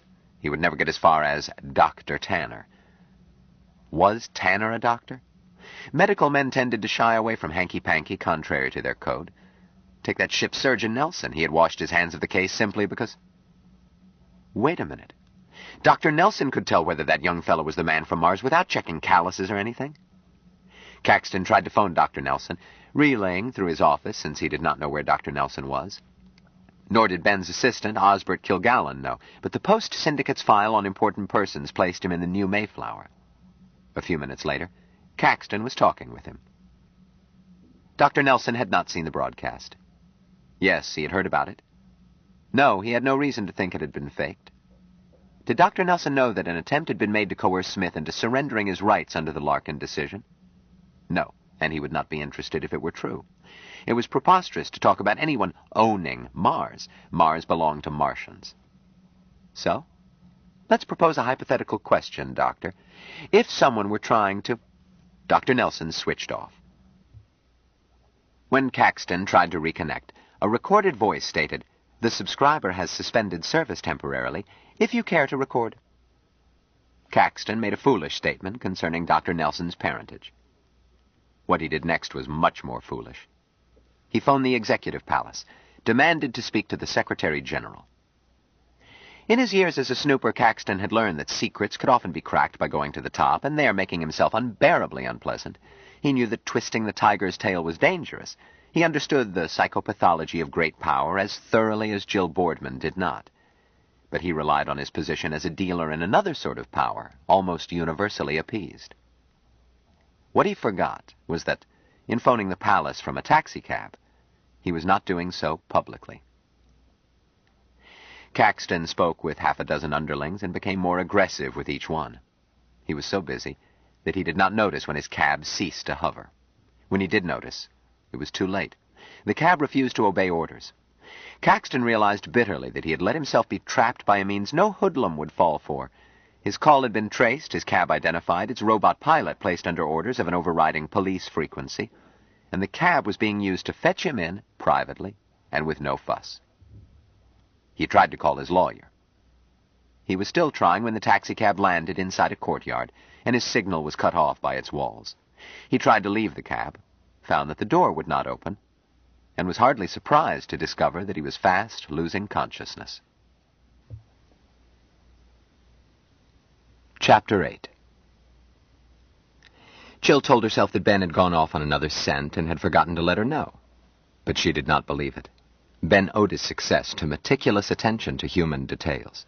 He remembered birthdays, and would rather have welched on a poker debt than have omitted a bread-and-butter note. No matter where he had gone, nor how urgently, he would have, taken 2 minutes in the air to record a message to her. He must have left word.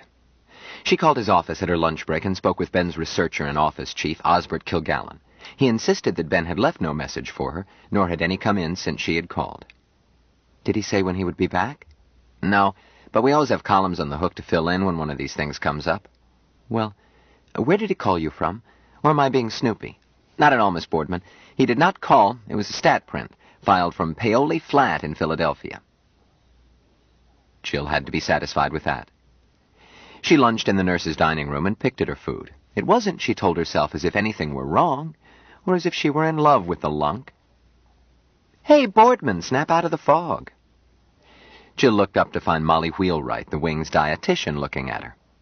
Sorry. I said, since when does your floor put charity patients in luxury suites? We don't. Isn't K-12 on your floor? K-12? That's not charity. It's a rich old woman so wealthy that she can pay to have a doctor watch her breathe. Humph. She must have come into money awfully suddenly.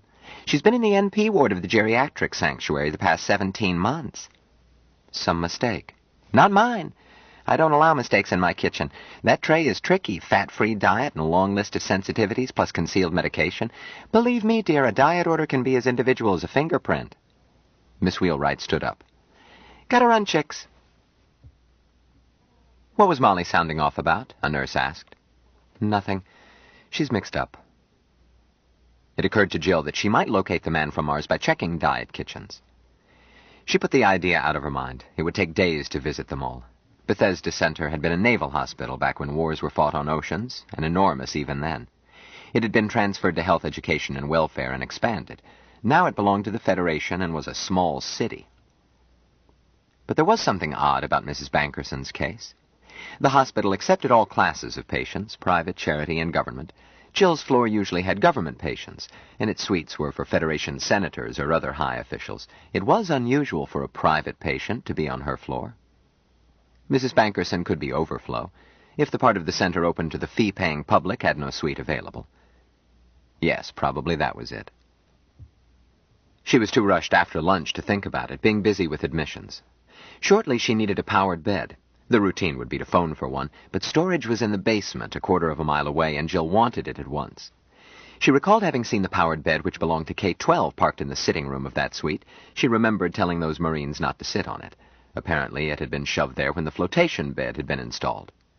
Probably it was still there. If so, she could get it at once. The sitting room door was locked, and she found that her pass key would not open it.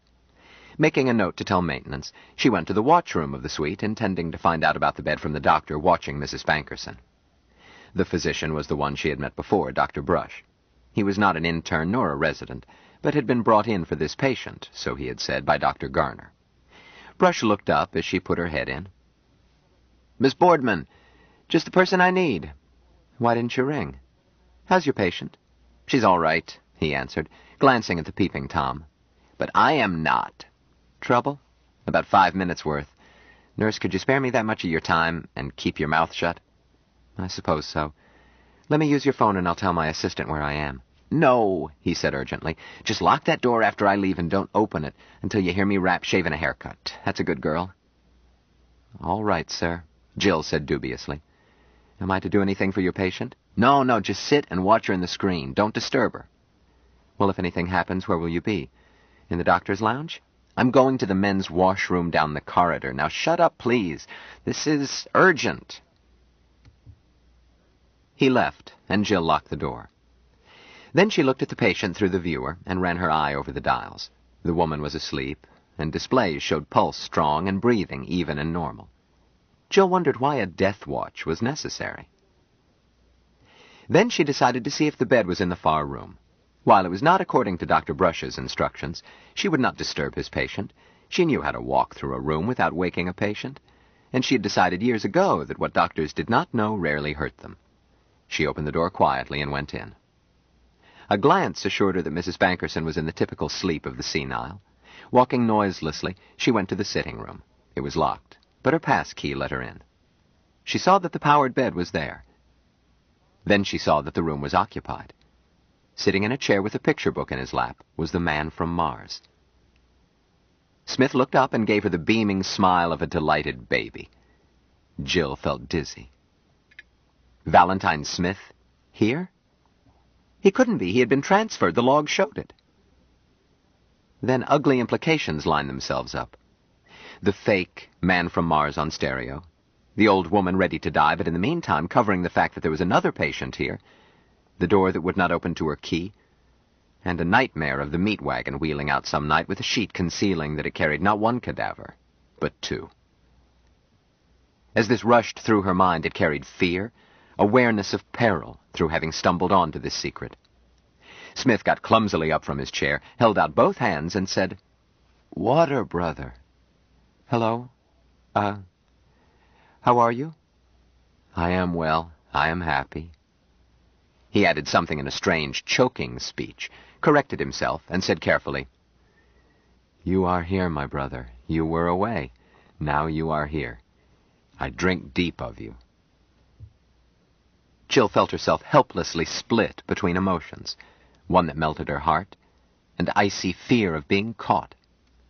Smith did not notice. Instead he said, "See, I walk. I grow strong."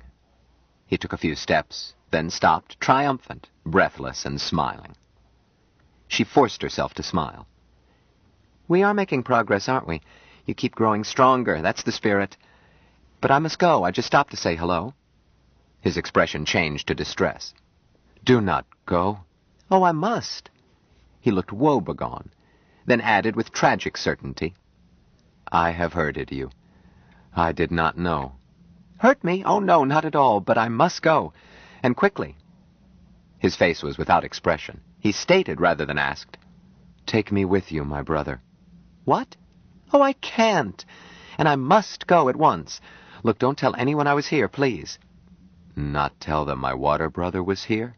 "Yes, don't tell anyone." I'll come back. You be a good boy and wait, and don't tell anyone." Smith digested this, looked serene.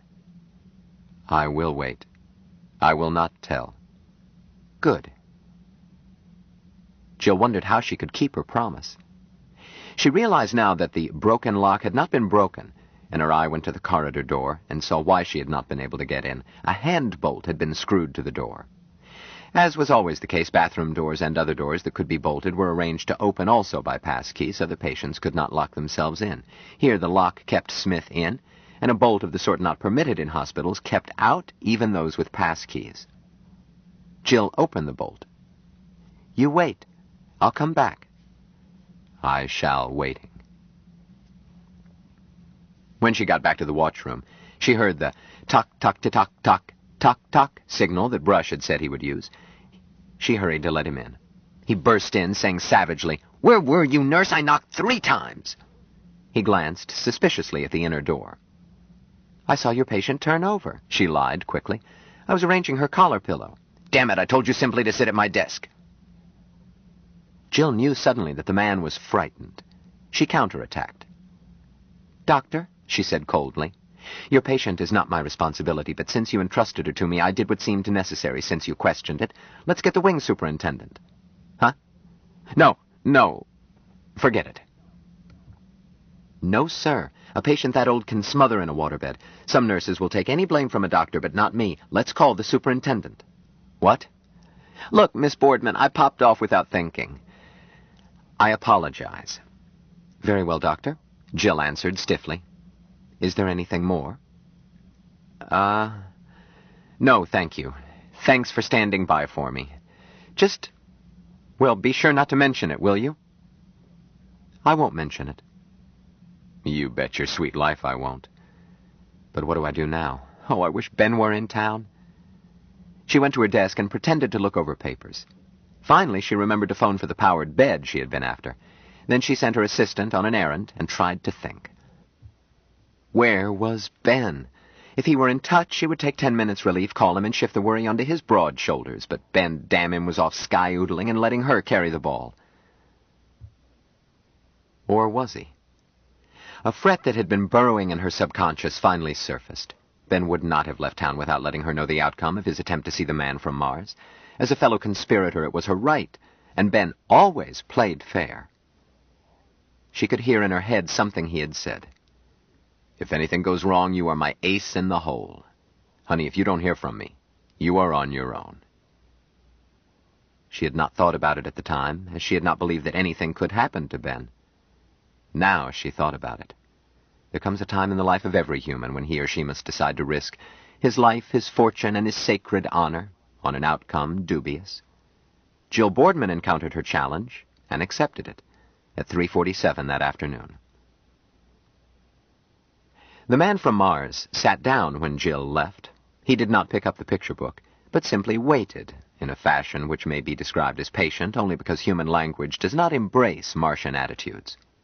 He held still with quiet happiness because his brother had said that he would return. He was prepared to wait without moving, without doing anything, for several years. He had no clear idea how long it had been since he had shared water with this brother. Not only was this place curiously distorted in time and shape, with sequences of sights and sounds not yet grokked, but also the culture of his nest took a different grasp of time from that which is human. The difference lay not in longer lifetimes, as counted in Earth years, but in basic attitude. "It is later than you think," could not be expressed in Martian, nor could "haste makes waste," though for a different reason. The first notion was inconceivable, while the latter was an unexpressed Martian basic, as unnecessary as telling a fish to bathe. But, as it was in the beginning, is now, and ever shall be, was so Martian in mood that it could be translated more easily than 2 + 2 makes 4, which was not a truism on Mars. Smith waited. Brush came in and looked at him. Smith did not move, and Brush went away. When Smith heard a key in the outer door, he recalled that he had heard this sound somewhat before the last visit of his water brother, so he shifted his metabolism in preparation, in case the sequence occurred again. He was astonished when the outer door opened, and Jill slipped in, as he had not been aware that it was a door. But he grokked it at once, and gave himself over to the joyful fullness which comes only in the presence of one's nestlings, one's water brothers, and, under certain circumstances, in the presence of the old ones. His joy was muted by awareness that his brother did not share it. He seemed more distressed than was possible, save in one about to discorporate because of shameful lack or failure. But Smith had learned that these creatures could endure emotions dreadful to contemplate and not die. His brother Mahmoud underwent a spiritual agony 5 times daily, and not only did not die, but it urged the agony on him as a needful thing.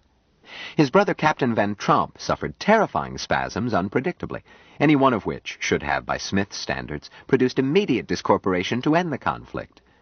Yet that brother was still corporate, so far as he knew. So he ignored Jill's agitation.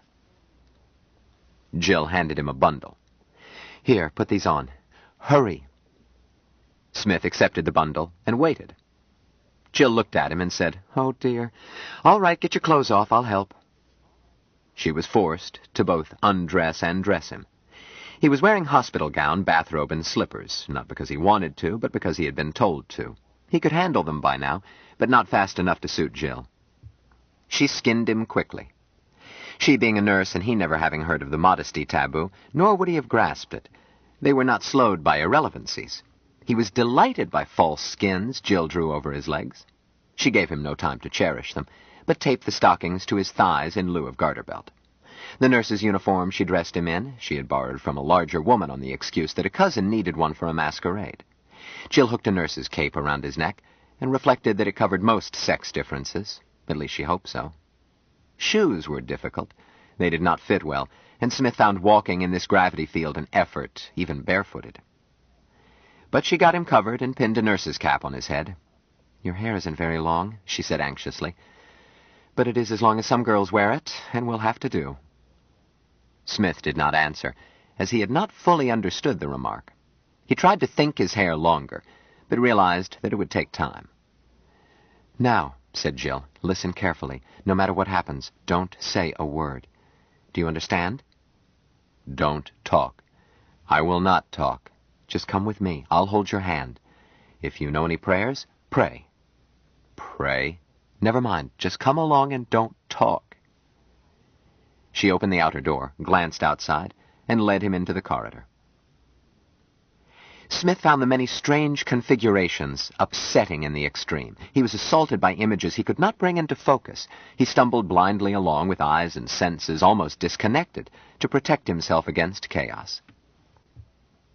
She led him to the end of the corridor and stepped on a slide-away leading crosswise. He stumbled and would have fallen if Jill had not caught him. A chambermaid looked at them, and Jill cursed under her breath, then was very careful in helping him off. They took an elevator to the roof, Jill being sure that she could never pilot him up a bounce tube. There they encountered a crisis, though Smith was not aware. He was undergoing the keen delight of sky. He had not seen sky since Mars. This sky was bright and colorful and joyful, a typical overcast Washington day. Jill was looking for a taxi. The roof was deserted, as she had hoped, since nurses going off duty when she did were already headed home, and afternoon visitors were gone. But the taxis were gone, too. She did not dare risk an Airbus. She was about to call a taxi when one headed in for a landing. She called to the roof attendant. "Jack, is that cab taken?" "It's one I called for Dr. Phipps." "Oh, dear. Jack, see how quick you can get me one, will you? This is my cousin Madge, works over in South Wing, and she has laryngitis and must get out of this wind." The attendant scratched his head. "Well, seeing it's you, Miss Boardman, you take this and I'll call another for Dr. Phipps." "Oh, Jack, you're a lamb. Madge, don't talk. I'll thank him. Her voice is gone. I'm going to bake it out with hot rum." "That ought to do it. Old-fashioned remedies are best," my mother used to say. He reached into the cab and punched the combination for Jill's home from memory, then helped them in. Jill got in the way and covered up Smith's unfamiliarity with this ceremonial. "Thanks, Jack. Thanks loads." The cab took off, and Jill took a deep breath. "You can talk now." "What should I say?" "Huh? Whatever you like." Smith thought this over. The scope of the invitation called for a worthy answer, suitable to brothers. He thought of several, discarded them because he could not translate, settled on one which conveyed, even in the strange, flat speech, some of the warm, growing closer brothers should enjoy. "Let our eggs share the same nest." Jill looked startled. "Huh? What did you say?"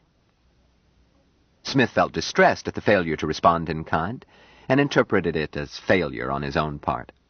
He realized miserably that time after time he brought agitation to these creatures when his purpose was to create oneness. He tried again, rearranging his sparse vocabulary to enfold the thought differently. "My nest is yours, and your nest is mine." This time Jill smiled. "Why, how sweet. My dear, I'm not sure I understand you, but that is the nicest offer I've had in a long time." She added, "But right now we are up to our ears in trouble, so let's wait, shall we?" Smith understood Jill hardly more than Jill understood him, but he caught his Water Brother's pleased mood, and understood the suggestion to wait. Waiting he did without effort. He sat back, satisfied that all was well between himself and his brother, and enjoyed the scenery. It was the first he had seen, and on every side there was richness of new things to try to grok. It occurred to him that the apportation used at home did not permit this delightful viewing of what lay between. This almost led him to a comparison of Martian and human methods not favorable to the old ones, but his mind shied away from heresy. Jill kept quiet and tried to think. Suddenly she noticed that the cab was on the final leg toward her apartment house, and realized that home was the last place to go, it being the first place they would look once they figured out who had helped Smith to escape. While she knew nothing of police methods, she supposed that she must have left fingerprints in Smith's room, not to mention that people had seen them walk out. It was even possible, so she had heard, for a technician to read the tape in this cab's pilot and tell what trips it had made and where and when. She slapped the keys and cleared the instruction to go to her apartment house. The cab rose out of the lane and hovered. Where could she go? Where could she hide a grown man who was half idiot and could not even dress himself, and was the most sought-after person on the globe? Oh, if Ben were only here. Ben, where are you?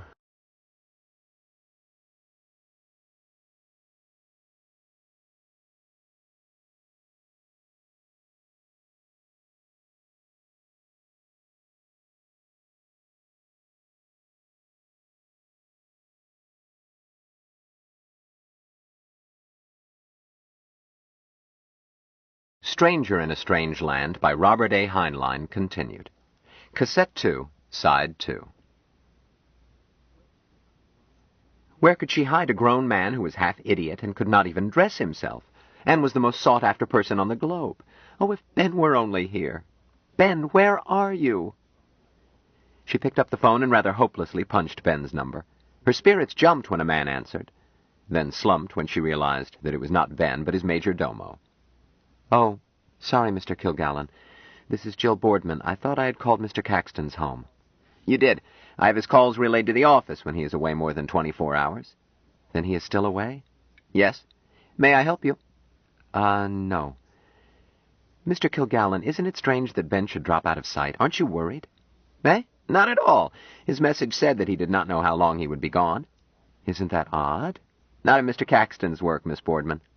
Well, I think there is something very odd about his absence. I think you ought to report it. You ought to spread it over every news service in the country, in the world. Even though the cab's phone had no vision circuit, Jill felt Osbert Kilgallen draw himself up. I'm afraid, Miss Boardman, that I must interpret my employer's instructions myself. If you don't mind my saying so, there is always some good friend phoning Mr. Caxton frantically whenever he's away. Some babe trying to get a hammerlock on him, Jill interpreted angrily, and this character thinks I'm the current one. It squelched any thought of asking Kilgallen for help. She switched off. Where could she go? A solution popped into her mind. If Ben was missing, and the authorities had a hand in it, the last place they would expect to find Valentine Smith would be Ben's apartment, unless they connected her with Ben, which seemed unlikely. They could dig a snack out of Ben's pantry, and she could borrow clothes for her idiot child. She set the combination for Ben's apartment house. The cab picked the lane and dropped into it. Outside Ben's flat, Jill put her face to the hush box and said, Carthago delenda est. Nothing happened. Oh, damn, she said to herself. He's changed the combo. She stood there, knees weak, and kept her face away from Smith. Then she again spoke into the hush box. The same circuit actuated the door or announced callers. She announced herself on the forlorn chance that Ben might have returned. Ben, this is Jill. The door slid open. They went inside and the door closed. Jill thought that Ben had let them in, then realized that she had accidentally hit on his new door combination, intended, she guessed, as a compliment. She could have dispensed with the compliment to have avoided that awful panic. Smith stood quietly at the edge of the thick green lawn and stared. Here was a place so new as not to be grokked at once, but he felt immediately pleased. It was less exciting than the moving place they had been in, but more suited for enfolding the self. He looked with interest at the view window at one end, but did not recognize it as such, mistaking it for a living picture like those at home. His suite at Bethesda had no windows, it being in a new wing. He had never acquired the idea of window. He noticed with approval that simulation of depth and movement in the picture was perfect. Some very great artist must have created it. Up to now he had seen nothing to cause him to think that these people possessed art. His grokking of them was increased by this new experience, and he felt warmed. A movement caught his eye. He turned to find his brother removing false skins and slippers from its legs. Jill sighed and wiggled her toes in the grass. Gosh, how my feet hurt. She glanced up and saw Smith watching with that curiously disturbing baby-faced stare. Do it yourself, you'll love it. He blinked. How do? I keep forgetting. Come here, I'll help. She got his shoes off, untaped the stockings, and peeled them off. There, doesn't that feel good? Smith wiggled his toes in the grass, then said timidly, But these live? Sure, it's alive. It's real grass. Ben paid a lot to have it that way. Why, the special lighting circuits alone cost more than I make in a month. So walk around and let your feet enjoy it. Smith missed most of this, but did understand that grass was living beings, and that he was being invited to walk on them. Walk on living things? He asked with incredulous horror. Huh? Why not? It doesn't hurt this grass. It was specially developed for house rugs. Smith was forced to remind himself that a water brother could not lead him into wrongful action. He let himself be encouraged to walk around, and found that he did enjoy it, and the living creatures did not protest. He set his sensitivity for such as high as possible. His brother was right. This was their proper being, to be walked on. He resolved to enfold and praise it, an effort like that of a human trying to appreciate the merits of cannibalism, a custom which Smith found proper. Jill let out a sigh. I must stop playing. I don't know how long we will be safe. Safe? We can't stay here. They may be checking on everything that left the center. She frowned in thought. Her place would not do, this place would not do. And Ben had intended to take him to Jubal Harshaw, but she did not know Harshaw, nor where he lived. Somewhere in the Poconos, Ben had said. Well, she would have to find out. She had nowhere else to turn. Why are you not happy, my brother? Jill snapped out of it and looked at Smith. Why, the poor infant didn't know anything was wrong. She tried to look at it from his point of view. She failed, but did grasp that he had no notion that they were running away from... From what? The cops, the hospital authorities? She was not sure what she had done, what laws she had broken. She simply knew that she had pitted herself against the big people, the bosses. How could she tell the man from Mars what they were up against when she herself did not know? Did they have policemen on Mars? Half the time talking to him was like shouting down a rain barrel. Heavens, did they even have rain barrels on Mars? Or rain? Never mind, she said soberly. You just do what I tell you to. Yes. It was an unlimited acceptance, an eternal yay. Jill suddenly felt that Smith would jump out the window if she told him to, and she was correct. He would have jumped, enjoyed every second of the 20-story drop, and accepted without surprise or resentment discorporation on impact. Nor would he have been unaware that such a fall would kill him. Fear of death was an idea beyond him. If a water brother selected him for such strange discorporation, he would cherish it and try to grok. Well, we can't stand here. I've got to feed us. I've got to get you into different clothes, and we've got to leave. Take those off. She left to check Ben's wardrobe. She selected a travel suit, a beret, shirt, underclothes, shoes, then returned. Smith was snarled like a kitten in knitting. He had one arm prisoned, and his face wrapped in the skirt. He had not removed the cape before trying to take off the dress. Jill said, "Oh, dear," and ran to help. She got him loose from the clothes, then stuffed them down the oubliette. She would pay Etta Shear later, and she did not want cops finding them, just in case. You are going to have a bath, my good man, before I dress you in Ben's clean clothes. They've been neglecting you. Come along. Being a nurse, she was inured to bad odors, but, being a nurse, she was fanatic about soap and water, and it seemed that no one had bathed this patient recently. While Smith did not stink, he did remind her of a horse on a hot day. With delight, he watched her fill the tub. There was a tub in the bathroom of Suite K-12, but Smith had not known its use. Bed baths were what he had had, and not many of those. His trance-like withdrawals had interfered. Jill tested the temperature. All right, climb in. Smith looked puzzled. Hurry, Jill said sharply. Get in the water. The words were in his human vocabulary, and Smith did as ordered, emotion shaking him. This brother wanted him to place his whole body in the water of life. No such honor had ever come to him. To the best of his knowledge, no one had ever been offered such a privilege. Yet he had begun to understand that these others did have greater acquaintance with the stuff of life, a fact not grokked, but which he must accept. He placed one trembling foot in the water, then the other, slipped down until water covered him completely. "Hey!" yelled Jill, and dragged his head above water. Was shocked to find that she seemed to be handling a corpse. Good Lord, he couldn't drown, not in that time. But it frightened her. She shook him. "Smith, wake up! Snap out of it!" From far away, Smith heard his brother call, and returned. His eyes ceased to be glazed, his heart speeded up. He resumed breathing. "Are you all right?" Jill demanded. "I am all right. I am very happy, my brother." "You scared me. Look, don't get under the water again. Just sit up the way you are now." "Yes, my brother." Smith added something in a croaking, meaningless to Jill, cupped a handful of water as if it were precious jewels and raised it to his lips. His mouth touched it. Then he offered it to Jill. "Hey, don't drink your bath water. Now, I don't want it either."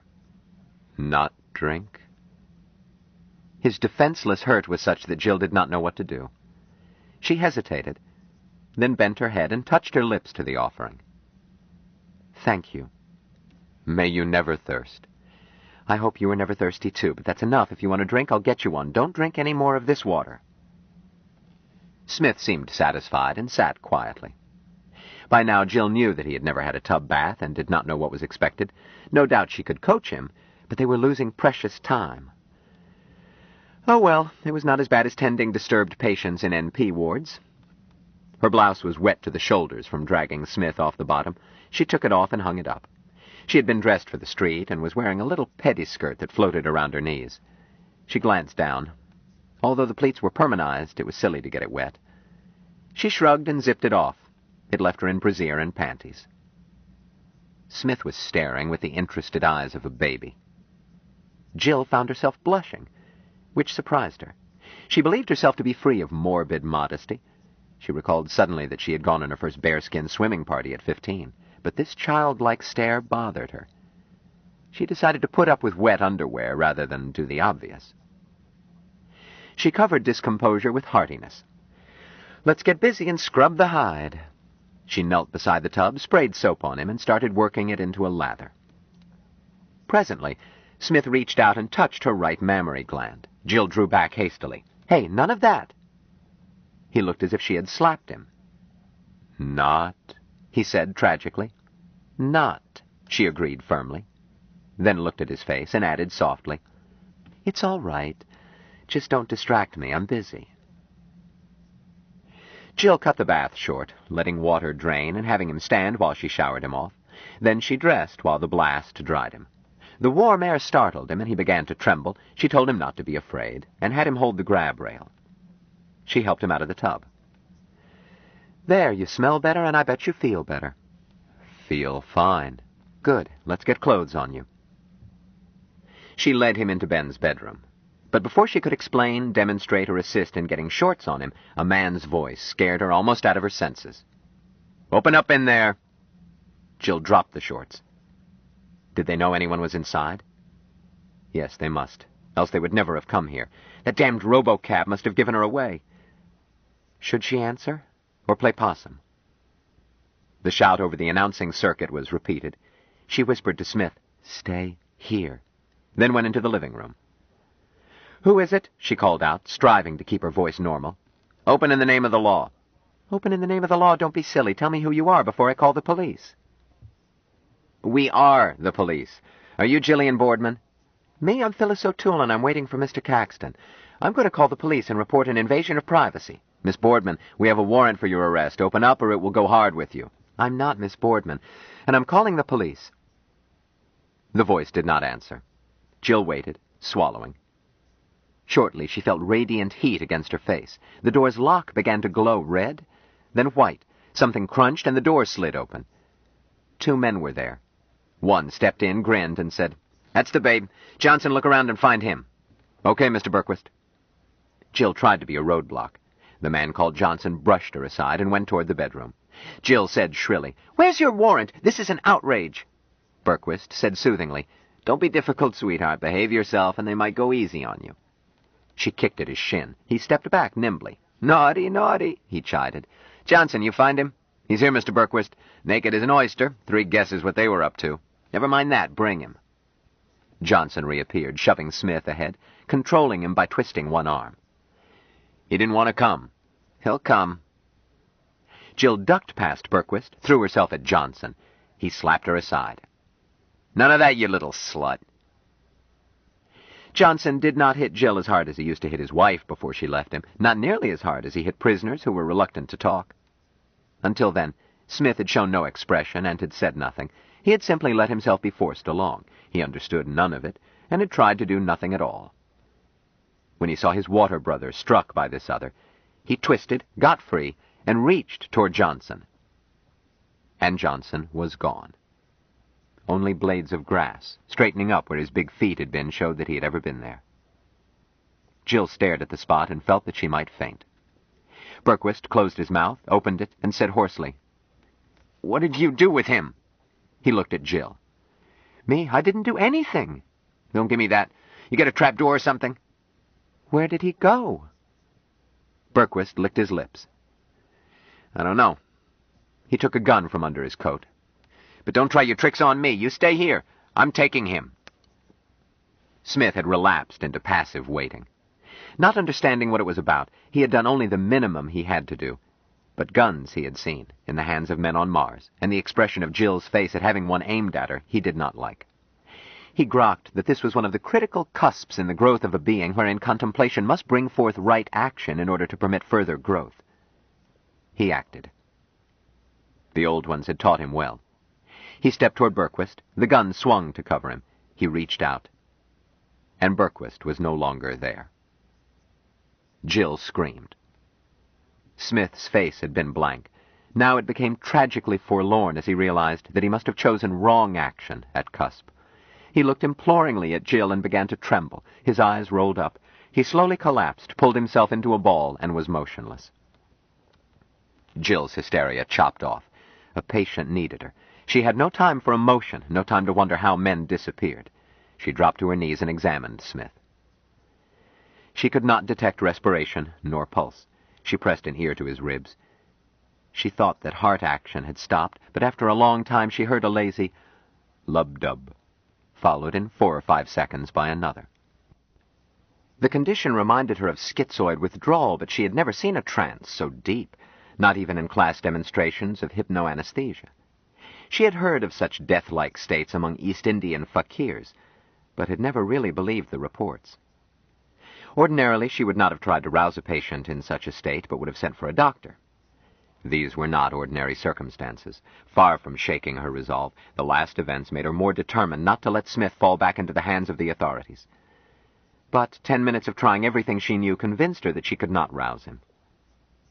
In Ben's bedroom she found a battered flight case, too big for hand luggage, too small to be a trunk.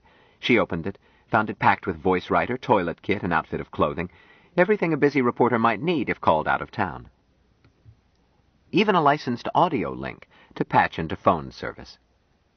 Jill reflected that this packed bag showed that Ben's absence was not what Kilgallen thought it was. But she wasted no time on it. She emptied the bag and dragged it into the living room. Smith outweighed her, but muscles acquired handling patients twice her size enabled her to dump him into the big bag. She had to refold him to close it. His muscles resisted force, but under gentle, steady pressure could be repositioned like putty. She patted the corners with some of Ben's clothes. She tried to punch air holes, but the bag was glass laminate. She decided that he could not suffocate with respiration so minimal and metabolic rate as low as it must be. She could barely lift the packed bag, straining with both hands, and she could not carry it, but it was equipped with red-cap casters. They cut ugly scars in Ben's grass rug before she got it to the parquet of the entranceway. She did not go to the roof. Another cab was the last thing she wanted. She went out by the service door in the basement. There was no one there but a young man checking a kitchen delivery. He moved aside and let her roll the bag out onto the pavement. "Hi, sister. What you got in the keister?" "A body," she snapped. He shrugged. "Ask a jerky question, get a jerky answer. I should learn."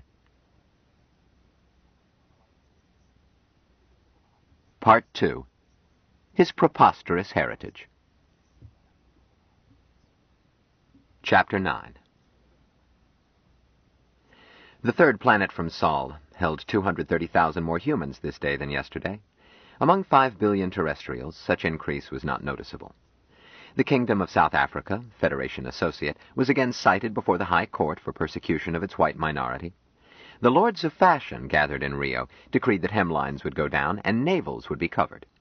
Federation defense stations swung in the sky, promising death to any who disturbed the planet's peace. Commercial space stations disturbed the peace with endless clamor of endless trademarked trade goods. 500,000 more mobile homes had set down on the shores of Hudson Bay than had migrated by the same date last year. The Chinese Rice Belt was declared an emergency malnutrition area by the Federation Assembly. Cynthia Duchess, known as the richest girl in the world, paid off her 6th husband.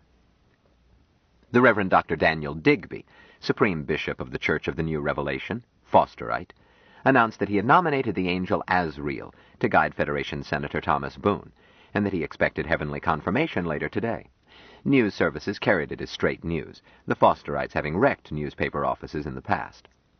Mr. and Mrs. Harrison Campbell VI had a son and heir by host mother at Cincinnati Children's Hospital, while the happy parents were vacationing in Peru. Dr. Horace Quackenbush, professor of leisure arts at Yale Divinity School, called for a return to faith and cultivation of spiritual values. A betting scandal involved half the professionals of the West Point football squad.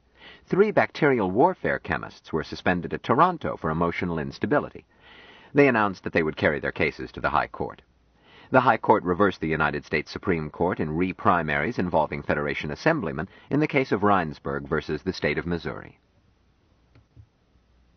His Excellency, the Most Honorable Joseph E. Douglas, Secretary General of the World Federation of Free States, picked at his breakfast and wondered why a man could not get a decent cup of coffee. His morning newspaper, prepared by the night shift of his information staff, moved past his eyes at his optimum reading speed in a feedback scanner. The words flowed as long as he looked in that direction. He was looking at it now, but simply to avoid the eyes of his boss across the table. Mrs. Douglas did not read newspapers. She had other ways of finding things out. "Joseph?" He looked up. The machine stopped. "Yes, my dear?" "You have something on your mind." "Eh? What makes you say that, my dear?" "Joseph, I've coddled you and darned your socks and kept you out of trouble for 35 years. I know when something is on your mind." "The hell of it is," he admitted, "she does know."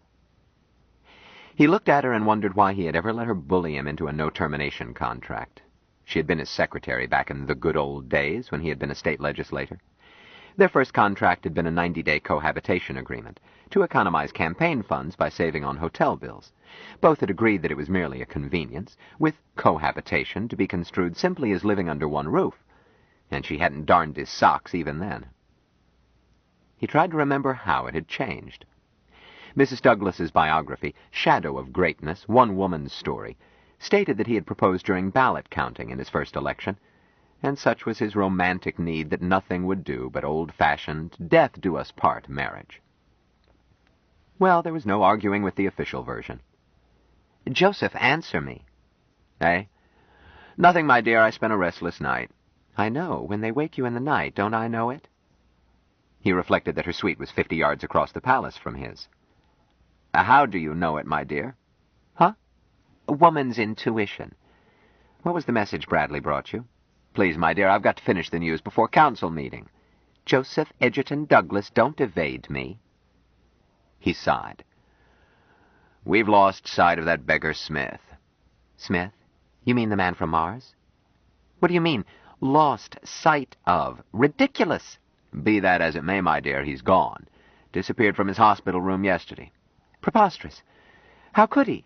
"Disguised as a nurse, apparently." "But—" "Never mind. He's gone, that's the main thing. What muddle-headed scheme are you using to get him back?" "Well, we have people searching. Trusted ones. Berquist." "That garbage head. When you should be using every police officer from the FDS down to truant officers, you send Berquist?" "But, my dear, you don't see the situation. We can't. Officially, he isn't lost. You see, there's... well, the other chap, the, official man from Mars." "Oh." She drummed the table. "I told you that substitution scheme would get us in trouble." "But, my dear, you suggested it." "I did not, and don't contradict me." Send for Berquist." Berquist is out on his trail. He hasn't reported back yet." Berquist is halfway to Zanzibar by now. He's sold us out. I never did trust that man. I told you when you hired him that—" "When I hired him—" Don't interrupt. That any man who takes money 2 ways would take it 3 ways. She frowned. Joseph, the Eastern Coalition is behind this. You can expect a vote of confidence move in the Assembly. Eh? I don't see why. Nobody knows it. Oh, for heaven's sake, everybody will know. The Eastern Coalition will see to that. Keep quiet and let me think. Douglas shut up. He read that the Los Angeles City County Council had petitioned the Federation for aid in their smog problem on the grounds the Ministry of Health had failed to provide something or other. A sop must be thrown to them, as Charlie was going to have a tough time being re-elected with the Fosterites running their own candidate. Lunar Enterprises was up 2 points at closing. Joseph. Yes, my dear. Our man from Mars is the only one. The one the Eastern Coalition will pop up with is a fake. That is how it must be. But, my dear, we can't make it stick. What do you mean we can't? We've got to. But we can't. Scientists would spot the substitution at once. I've had the devil's own time keeping them away from him this long. Scientists. But they can, you know. I don't know anything of the sort. Scientists, indeed. Half guesswork and half superstition. They ought to be locked up. They ought to be prohibited by law. Joseph, I've told you repeatedly, the only true science is astrology. Well, I don't know, my dear. I'm not running down astrology. You'd better not. After all, it's done for you. But these science professors are pretty sharp. One was telling me the other day about a star that weighs 6,000 times as much as lead. Or was it 60,000? Let me see. Bosh, how could they know a thing like that? Keep quiet, Joseph. We admit nothing. Their man is a fake. In the meantime, we make full use of our special service squads and grab him back, if possible, before the Eastern Coalition makes its disclosure. If strong measures are necessary and this Smith person gets shot resisting arrest or something, well, it's just too bad. He's been a nuisance all along. Agnes, do you know what you are suggesting? I'm not suggesting anything. People get hurt every day. This matter must be cleared up, Joseph, for everybody. The greatest good of the greatest number, as you were always saying. I don't want the lad hurt. Who said anything about hurting him? You must take firm steps, Joseph. It's your duty. History will justify you. Which is more important, to keep things on an even keel for 5 billion people, or to go soft and sentimental about one man who isn't even properly a citizen? Douglas didn't answer. Mrs. Douglas stood up. Well, I can't waste time arguing intangibles. I've got to get Madame Vesant to cast a new horoscope. I didn't give the best years of my life, putting you where you are, to throw it away through lack of backbone. Wipe the egg off your chin. She left. The chief executive of the planet stayed for 2 more cups of coffee before he felt up to going to the council chamber. Poor old Agnes. He guessed he had been a disappointment to her, and no doubt the change of life wasn't making things easier. Well, at least she was loyal, right to her toes. And we all have shortcomings. She was probably as sick of him as he... No point in that. He straightened up. One damn sure thing, he wasn't going to let them be rough with that Smith lad. He was a nuisance, granted, but rather appealing in a helpless, half-witted way. Agnes should have seen how easily he was frightened. Then she wouldn't talk that way. Smith would appeal to the maternal in her. But did Agnes have any maternal in her? When she set her mouth, it was hard to see it. Oh, shucks, all women had maternal instincts. Science had proved that. Well, hadn't they? Anyhow, damn her guts, he wasn't going to let her push him around. She kept reminding him that she had put him into the top spot, but he knew better, and the responsibility was his alone. He got up, squared his shoulders, and went to council. All day he kept expecting someone to drop the other shoe, but no one did. He was forced to conclude that the fact that Smith was missing was close held in his own staff, unlikely as that seemed. The Secretary General wanted to close his eyes and have the whole horrid mess go away, but events would not let him, nor would his wife. Agnes Douglas did not wait for her husband to act in the case of the man from Mars. Her husband's staff took orders as readily from her as from him, or more readily. She sent for the executive assistant for civil information, as Mr. Douglas's flack was called, then turned to the most urgent need, a fresh horoscope. There was a scrambled private link from her suite to Madame Vesant's studio. The astrologer's plump features came on screen at once. Agnes? What is it, dear? I have a client. Your circuit is hushed? Of course. Get rid of the client. Madame Alexandra Vesant showed no annoyance. Just a moment. Her features faded out, were replaced by the hold signal. A man entered and stood by Mrs. Douglas's desk. She saw that it was James Sanforth, the press agent she had sent forth. Have you heard from Berquist? She demanded. I wasn't handling that. That's McCrary's pigeon. She brushed it aside. You've got to discredit him before he talks. You think Berquist sold us out? Don't be naive. You should have checked with me before you used him. But I didn't. It was McCrary's job. You were supposed to know what's going on. Madame Vesant's face came back on screen. Wait over there, Mrs. Douglas said to Sanforth. She turned to the screen. Allie, dear, I want fresh horoscopes for Joseph and myself right away. Very well. The astrologer hesitated. I can be of greater assistance, dear, if you tell me the nature of the emergency. Mrs. Douglas drummed on the desk. You don't have to know? Of course not. Anyone possessing the necessary rigorous training, mathematical skill, and knowledge of the stars could calculate a horoscope, knowing nothing but the hour and place of birth of the subject. You could learn it if you weren't so terribly busy. But remember, the stars incline, but do not compel. If I'm to make a detailed analysis to advise you in a crisis, I must know in what sector to look. Are we most concerned with the influence of Venus? Or possibly with Mars? Or... Mrs. Douglas decided. With Mars, she interrupted. Allie, I want a third horoscope. Very well. Whose? Allie, can I trust you? Madame Vasant looked hurt. Agnes, if you do not trust me, you had best not consult me. Others can give you scientific readings. I'm not the only student of the ancient knowledge. Professor von Krausmeyer is well thought of, even though he is inclined to... She let her voice trail off. Please, please, I wouldn't think of letting anyone else perform a calculation for me. Now listen. No one can hear from your side? Of course not, dear. I want a horoscope for Valentine Michael Smith. Valentine Mike... The man from Mars? Yes, yes. Allie, he's been kidnapped. We've got to find him. 2 hours later, Madame Alexandra Vasant pushed back from her desk and sighed. She had had her secretary cancel all appointments. Sheets covered with diagrams and figures and a dog-eared nautical almanac testified to her efforts. Alexandra Vasant differed from some astrologers in that she did attempt to calculate the influences of heavenly bodies, using a paperbacked book titled The Arcane Science of Judicial Astrology and Key to Solomon's Stone, which had belonged to her late husband, Professor Simon Magus, mentalist, stage hypnotist, and illusionist, and student of the Arcanum. She trusted the book as she had trusted him.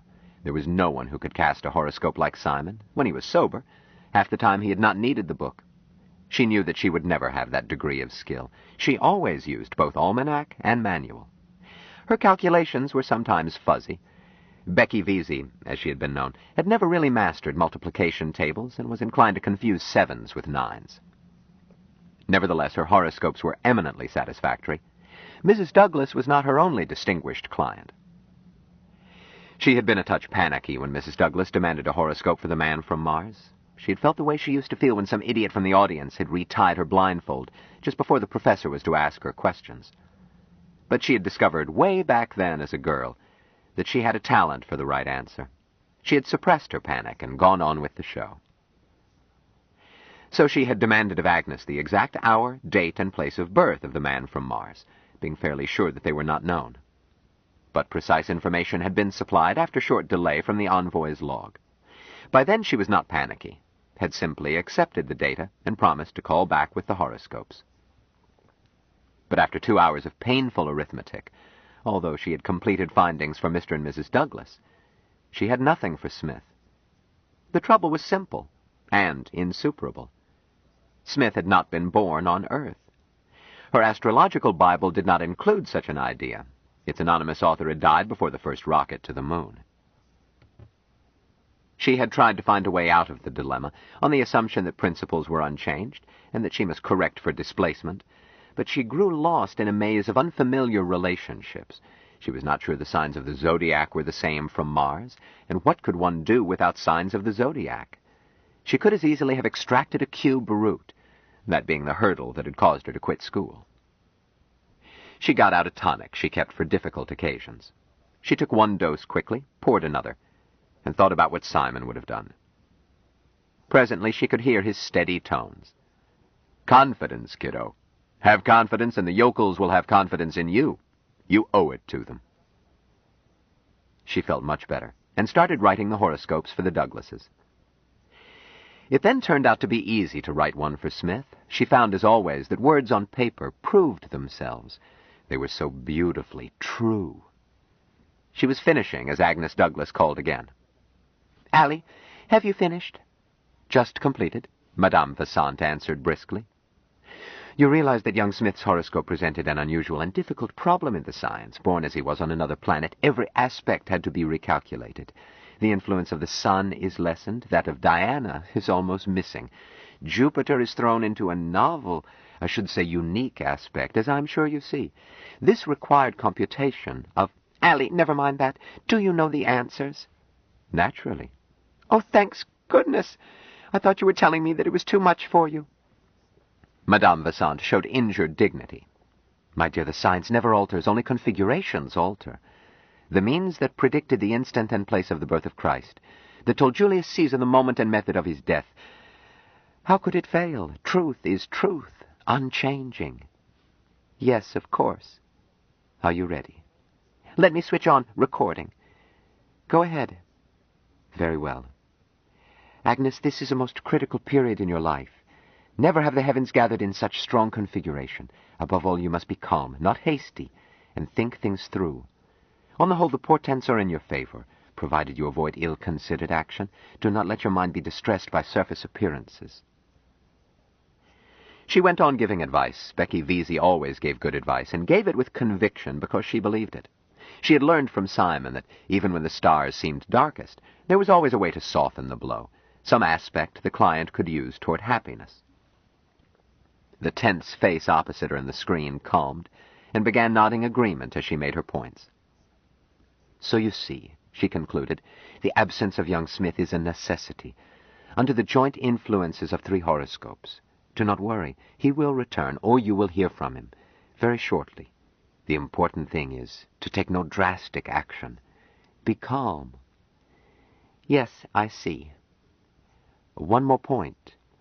The aspect of Venus is most favorable and potentially dominant over that of Mars. Venus symbolizes yourself, of course, but Mars is both your husband and young Smith, as a result of the unique circumstances of his birth. This throws a double burden on you, and you must rise to the challenge. You must demonstrate those qualities, calm, wisdom, and restraint, which are peculiarly those of women. You must sustain your husband, guide him through this crisis, and soothe him. You must supply the Earth Mother's calm wells of wisdom. That is your special genius. You must use it. Mrs. Douglas sighed. Allie, you are simply wonderful. I don't know how to thank you. Thank the ancient masters, whose humble student I am. I can't thank them, so I'll thank you. This isn't covered by retainer, Allie. There will be a present. No, Agnes. It is a privilege to serve. And it is my privilege to appreciate service. Allie, not another word. Madame Vasant let herself be coaxed, then switched off, feeling warmly content from having given a reading that she just knew was right. Poor Agnes. It was a privilege to smooth her path, make her burdens a little lighter. It made her feel good to help Agnes. It made Madame Vasant feel good to be treated as almost equal by the wife of the Secretary-General, although she did not think of it that way, not being snobbish. But young Becky Vesey had been so insignificant that the precinct committeeman could never remember her name, even though he noticed her bust. Becky Vesey had not resented it. Becky liked people. She liked Agnes Douglas. Becky Vesey liked everybody. She sat a while, enjoying the warm glow and just a nip more tonic, while her shrewd brain shuffled the bits she had picked up. Presently she called her stockbroker and instructed him to sell Lunar Enterprises short. He snorted. Allie, that reducing diet is weakening your mind. Listen, Ed. When it's down 10 points, cover me, even if it is still slipping. Then when it rallies 3 points, buy again. Then sell when it gets back to today's closing. There was a long silence. Allie, you know something. Tell Uncle Ed. The stars tell me, Ed. Ed made a suggestion astronomically impossible. All right, if you won't, you won't. I never did have sense enough to stay out of a crooked game. Mind if I ride along? Not at all, Ed. Just don't go heavy enough to let it show. This is a delicate situation with Saturn balanced between Virgo and Leo. As you say, Allie. Mrs. Douglas got busy at once, happy that Allie had confirmed all her judgments. She gave orders about the campaign to destroy the reputation of the missing Berquist, after sending for his dossier. She summoned Commandant Twitchell of the Special Service Squadrons. He left looking unhappy and made life unbearable for his executive officer. She instructed Sanforth to release another Man from Mars stereocast with a rumor from a source close to the administration that Smith was about to go, or possibly had gone, to a sanitarium high in the Andes to provide him with climate as much like Mars as possible. Then she thought about how to nail down Pakistan's votes. Presently she called her husband and urged him to support Pakistan's claim to a lion's share of the Kashmir thorium. Since he had been wanting to, he was not hard to persuade, although nettled by her assumption that he had been opposing it. With that settled, she left to address the daughters of the Second Revolution on Motherhood in the New World. Chapter 10. While Mrs. Douglas was speaking freely on a subject she knew little about, Jubal E. Harshaw, LL.B., M.D., SC.D., bon vivant, gourmet, sybarite, popular author extraordinary, and neo-pessimist philosopher, was sitting by his pool at his home in the Poconos, scratching the gray thatch on his chest and watching his 3 secretaries splash in the pool. They were all amazingly beautiful. They were also amazingly good secretaries. In Harshaw's opinion, the principle of least action required that utility and beauty be combined. Anne was blonde, Miriam red-headed, and Dorcas dark. They ranged, respectively, from pleasantly plump to deliciously slender. Their ages spread over 15 years, but it was hard to tell which was the eldest. Harshaw was working hard. Most of him was watching pretty girls do pretty things with sun and water. One small, shuttered, soundproofed compartment was composing. He claimed that his method of writing was to hook his gonads in parallel with his thalamus and disconnect his cerebrum. His habits lent credibility to the theory. A microphone on a table was hooked to a voice writer, but he used it only for notes. When he was ready to write, he used a stenographer and watched her reactions. He was ready now. "Front!" he shouted. "Anne is front," answered Dorcas. "I'll take it that Splash was Anne." "Dive in and get her." The brunette cut the water.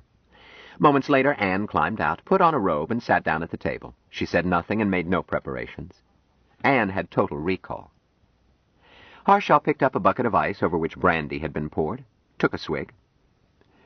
"Anne, I've got a sick-making one. It's about a little kitten that wanders into a church on Christmas Eve to get warm. Besides being starved and frozen and lost, the kitten has, God knows why, an injured paw. All right, start. Snow had been falling since..." "What pen name?" Use Molly Wadsworth. This one is pretty icky. Title it The Other Manger. Start again." He went on talking while watching her. When tears started to leak from her closed eyes, he smiled slightly and closed his own. By the time he finished, tears were running down his cheeks as well as hers, both bathed in catharsis of schmaltz. 30, he announced. "Blow your nose, send it off, and for God's sake, don't let me see it."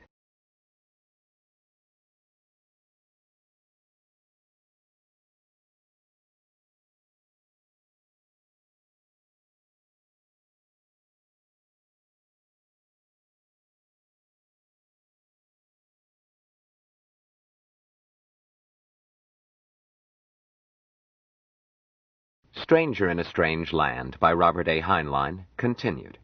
Cassette 3, Side 1. 30, he announced. "Blow your nose, send it off, and for God's sake, don't let me see it."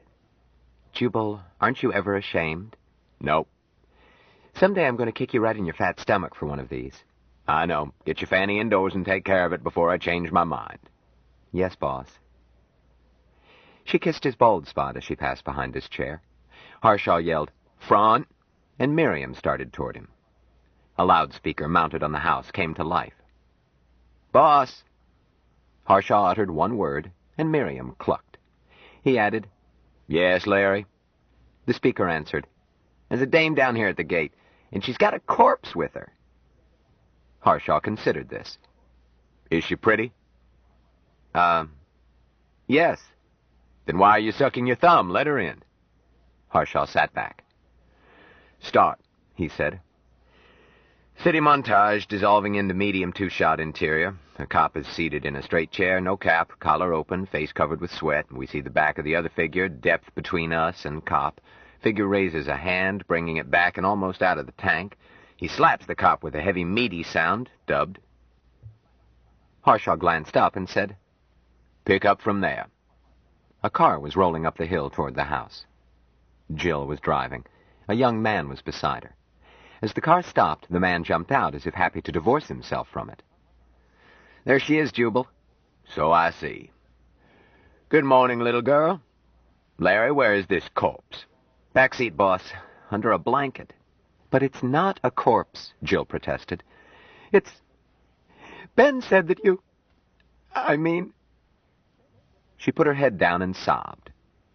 "There, my dear," Harshaw said gently. "Few corpses are worth tears. Dorcas, Miriam, take care of her. Give her a drink and wash her face." He went to the back seat, lifted the blanket. Jill shrugged off Miriam's arm and said shrilly, "You've got to listen. He's not dead. At least I hope not. He's... Oh, dear." She started to cry again. "I'm so dirty and so scared." "Seems to be a corpse," Harshaw mused. "Body temperature down to air temperature, I judge. Rigor not typical. How long has he been dead?" "But he's not. Can't we get him out of there? I had an awful time getting him in." "Surely. Larry, help me. And quit looking green. If you puke, you'll clean it up." They got Valentine Michael Smith out and laid him on the grass. His body remained stiff, huddled together. Dorcas fetched Dr. Harshaw's stethoscope, set it on the ground, switched it on, and stepped up the gain. Harshaw stuck the headpiece in his ears, started sounding for heartbeat. "I'm afraid you're mistaken," he said gently to Jill. "This one is beyond my help. Who was he?" Jill sighed. Her face was drained of expression, and she answered in a flat voice. "He was the man from Mars. I tried so hard." "I'm sure you did. The man from Mars?" "Yes. Ben Caxton said you were the one to come to." "Ben Caxton, eh? I appreciate the confidence." "Hush!" Harshaw gestured for silence. He looked puzzled, then surprise burst over his face.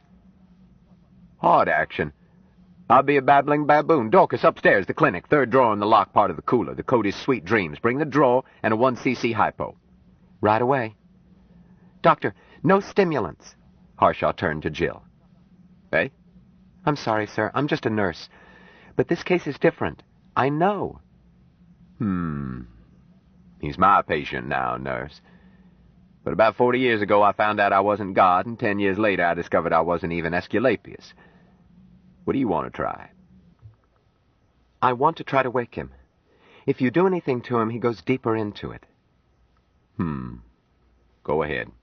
Just don't use an axe. Then we'll try my methods." "Yes, sir." Jill knelt, started trying to straighten Smith's limbs. Harshaw's eyebrows went up when he saw her succeed. Jill took Smith's head in her lap. "Please wake up," she said softly. "This is your water brother." Slowly the chest lifted. Smith let out a long sigh, and his eyes opened.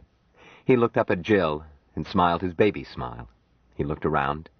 The smile left him. "It's all right," Jill said quickly. "These are friends." "Friends?" "All of them are your friends. Don't worry, and don't go away again. Everything is all right." He lay quiet, with eyes open, staring at everything. He seemed as content as a cat in a lap. 25 minutes later, both patients were in bed. Jill had told Harshaw, before the pill he gave her took hold, enough to let him know that he had a bear by the tail. He looked at the utility car Jill had arrived in. Lettered across it was Redding Rentals, perma-powered ground equipment. Deal with the Dutchman. "Larry, is the fence hot?" "No." "Switch it on.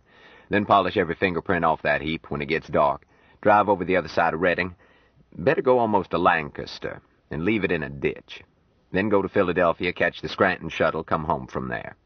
"Sure thing, Jubal." "Say, is he really the man from Mars?"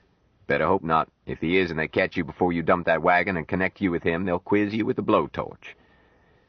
"I think he is." "I scan it. Should I rob a bank on the way back?" "Probably the safest thing you can do." "Okay, boss." Larry hesitated. "Mind if I stay overnight in Philly?" "Suit yourself. But what in God's name can a man do at night in Philadelphia?" Harshaw turned away. "Front!" Jill slept until dinner, awoke refreshed and alert. She sniffed the air from the grill overhead and surmised that the doctor had offset the hypnotic with a stimulant. While she slept, someone had removed her dirty, torn clothes and had left a dinner dress and sandals. The dress was a fair fit. Jill concluded that it must belong to the one called Miriam. She bathed and painted and combed and went down to the living room feeling like a new woman. Dorcas was curled in a chair doing needlepoint. She nodded as if Jill were part of the family, turned back to her fancy work. Harshaw was stirring a mixture in a frosty pitcher. "Drink?" he said. Yes, thank you. He poured large cocktail glasses to their brims, handed her one. What is it? She asked. My own recipe, 1/3 vodka, 1/3 muriatic acid, 1/3 battery water, 2 pinches of salt, and add pickled beetle. Better have a highball, Dorcas advised. Mind your business, Harshaw said. Hydrochloric acid aids digestion. The beetle adds vitamins and protein. He raised his glass and said solemnly, Here's to our noble selves. There are damned few of us left. He emptied it. Jill took a sip, then a bigger one. Whatever the ingredients, it seemed to be what she needed. Well-being spread from her center toward her extremities. She drank about half, let Harshaw add a dividend. Look in on our patient? He asked. No, sir. I didn't know where he was. I checked a few minutes ago, sleeping like a baby. I think I'll rename him Lazarus. Would he like to come down to dinner? Jill looked thoughtful. Doctor, I don't know. Well, if he wakes, I'll know it. He can join us or have a tray.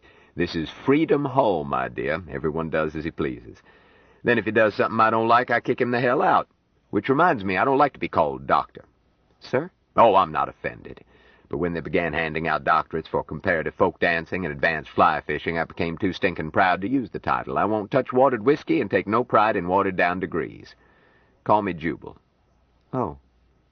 But the degree in medicine hasn't been watered down.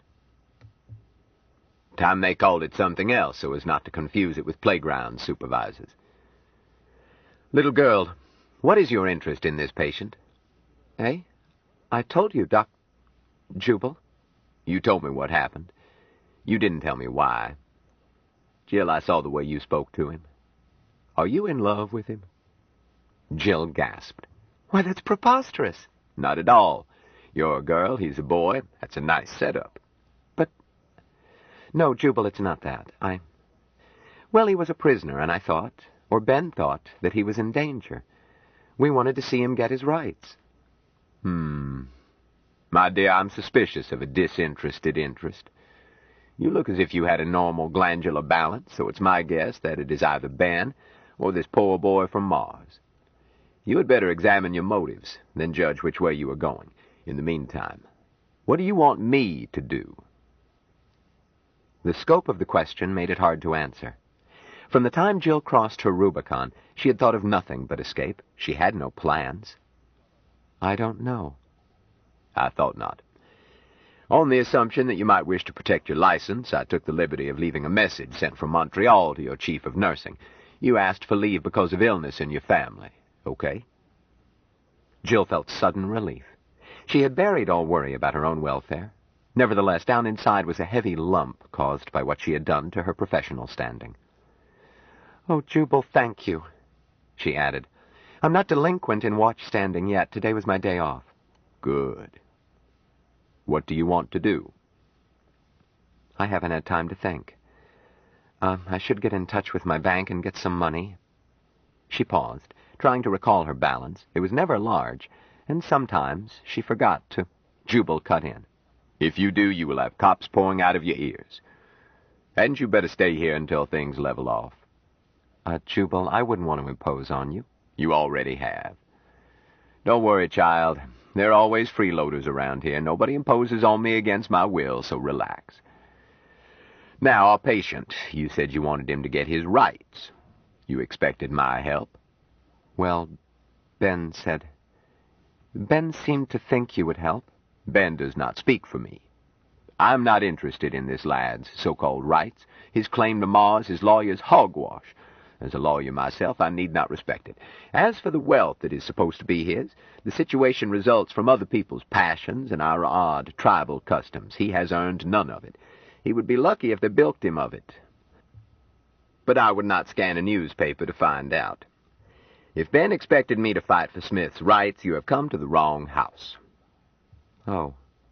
Jill felt forlorn. I had better arrange to move him. Oh, no. Not unless you wish. But you said... I said I was not interested in legal fictions. But a guest under my roof is another matter. He can stay if he likes. I just wanted to make clear that I had no intention of meddling with politics to suit romantic notions you or Ben Caxton may have. My dear, I used to think I was serving humanity, and I pleasured in the thought. Then I discovered that humanity does not want to be served. On the contrary, it resents any attempt to serve it, so now I do what pleases Jubal Harshaw. He turned away. Time for dinner, isn't it, Dorcas? Is anyone doing anything? Miriam. She put down her needlepoint and stood up. I've never figured out how these girls divide up the work. Boss, how would you know? You never do any. Dorcas patted him on the stomach. But you never miss any meals. A gong sounded. They went in to eat. If Miriam had cooked dinner, she had done so with modern shortcuts. She was seated at the foot of the table and looked cool and beautiful.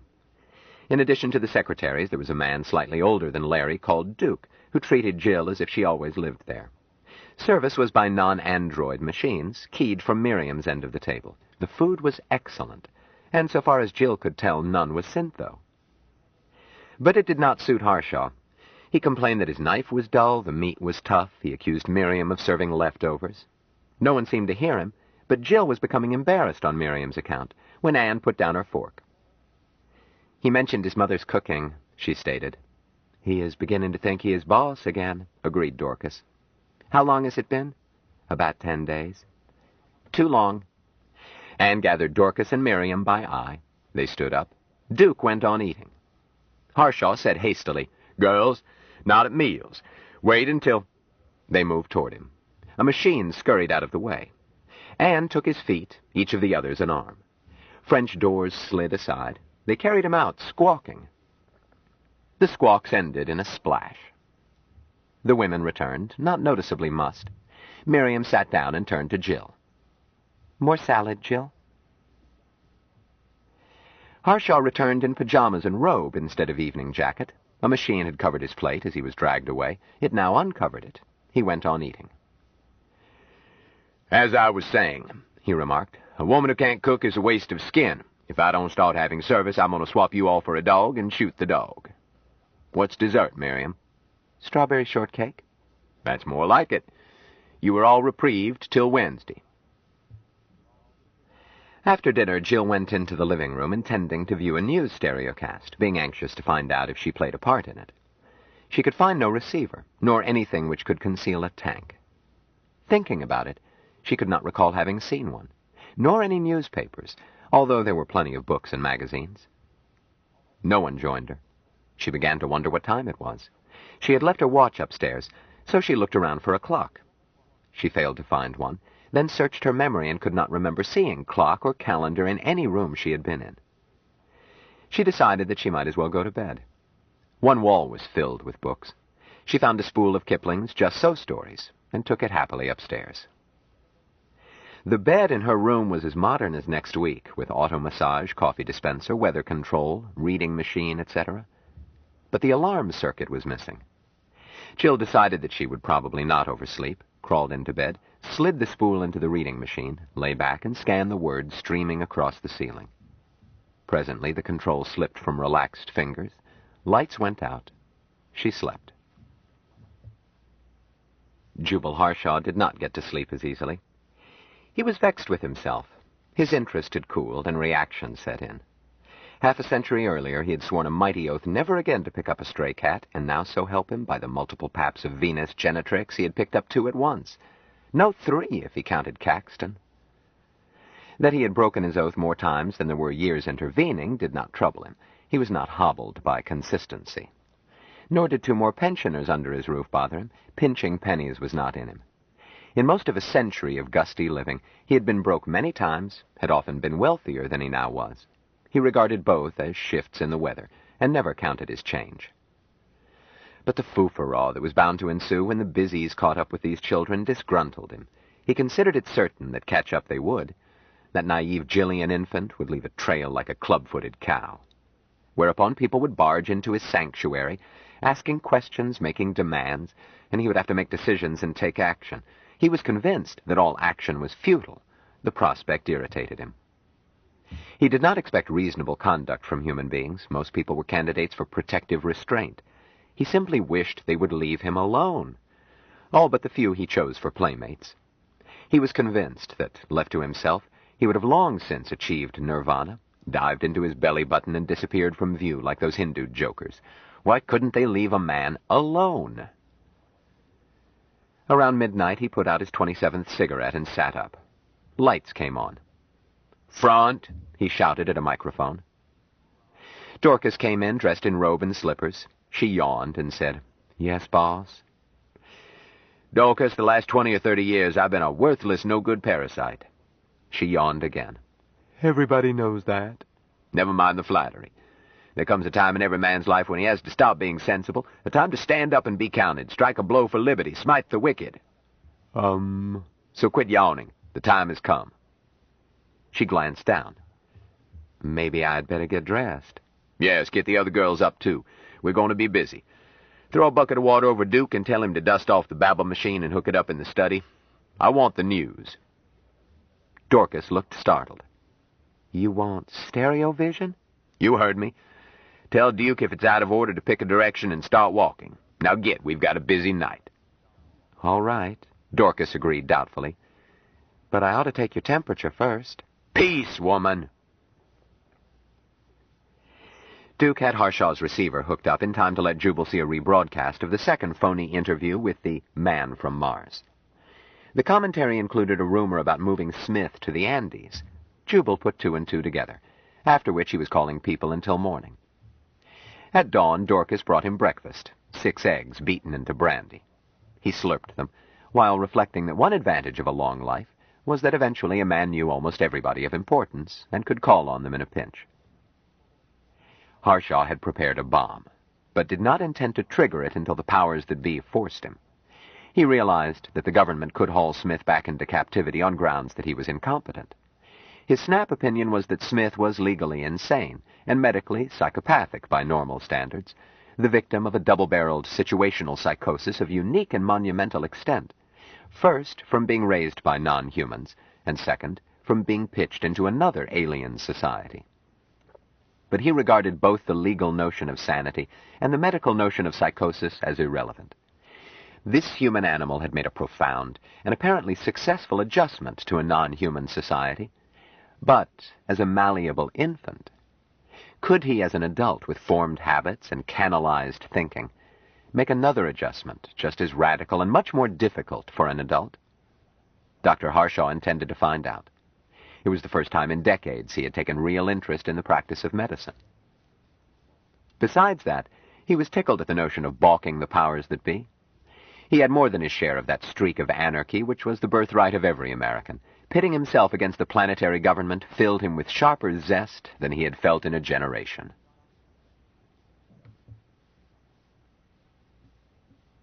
Chapter 11. Around a minor G-type star, toward one edge of a medium-sized galaxy, planets swung, as they had for billions of years, under a modified inverse square law that shaped space. 4 were big enough as planets go to be noticeable. The rest were pebbles, concealed in the fiery skirts of the primary, or lost in black reaches of space. All, as is always the case, were infected with that oddity of distorted entropy called life. On the 3rd and 4th planets, surface temperatures cycled around the freezing point of hydrogen monoxide. In consequence, they had developed life forms similar enough to permit a degree of social contact. On the 4th pebble, the ancient Martians were not disturbed by contact with Earth. Nymphs bounced joyously around the surface, learning to live, and 8 out of 9 dying in the process. Adult Martians, enormously different in body and mind from nymphs, huddled in fairy, graceful cities, and were as quiet as nymphs were boisterous, yet were even busier, and led a rich life of the mind. Adults were not free of work in the human sense. They had a planet to supervise. Plants must be told when and where to grow. Nymphs who had passed apprenticeships by surviving must be gathered in, cherished, fertilized. The resultant eggs must be cherished and contemplated to encourage them to ripen properly. Fulfilled nymphs must be persuaded to give up childish things and metamorphosed into adults. All these must be done, but they were no more the life of Mars than is walking the dog twice a day the life of a man who bosses a planet-wide corporation between those walks, even though to a being from Arcturus 3 those walks might seem to be the tycoon's most significant activity, as a slave to the dog. Martians and humans were both self-aware life forms, but they had gone in vastly different directions. All human behavior, all human motivations, all man's hopes and fears were colored and controlled by mankind's tragic and oddly beautiful pattern of reproduction. The same was true of Mars, but in a mirror corollary. Mars had the efficient bipolar pattern so common in that galaxy, but Martians had it in form so different from Terran form that it would be sex only to a biologist, and emphatically not have been sex to a human psychiatrist. Martian nymphs were female. All adults were male. But in each in function only, not in psychology. The man-woman polarity which controlled human lives could not exist on Mars. There was no possibility of marriage. Adults were huge, reminding the first humans to see them of ice boats under sail. They were physically passive, mentally active. Nymphs were fat, furry spheres full of bounce and mindless energy. There was no parallel between human and Martian psychological foundations. Human bipolarity was both binding force and driving energy for all human behavior, from sonnets to nuclear equations. If any being thinks that human psychologists exaggerated this, let it search Terran patent offices, libraries, and art galleries for creations of eunuchs. Mars, geared unlike Earth, paid little attention to the envoy and the champion. The events were too recent to be significant. If Martians had used newspapers, one edition a Terran century would have been ample. Contact with other races was nothing new to Martians. It had happened before, would happen again. When a new other race was thoroughly grokked, then, in a Terran millennium or so, would be time for action if needed. On Mars, the currently important event was a different sort. The discorporate Old Ones had decided, almost absent-mindedly, to send the nestling human to grok what he could of the third planet, then turned attention back to serious matters. Shortly before, around the time of the Terran Caesar Augustus, a Martian artist had been composing a work of art. It could have been called a poem, a musical opus, or a philosophical treatise. It was a series of emotions arranged in tragic, logical necessity. Since it could be experienced by a human only in the sense in which a man blind from birth might have a sunset explained to him, it does not matter which category it be assigned. The important point was that the artist had accidentally discorporated before he finished his masterpiece. Unexpected discorporation was rare on Mars. Martian taste in such matters called for life to be a rounded whole, with physical death at the appropriate selected instant. This artist, however, had become so preoccupied that he forgot to come in out of the cold. When his absence was noticed, his body was hardly fit to eat. He had not noticed his discorporation and had gone on composing his sequence. Martian art was divided into two categories.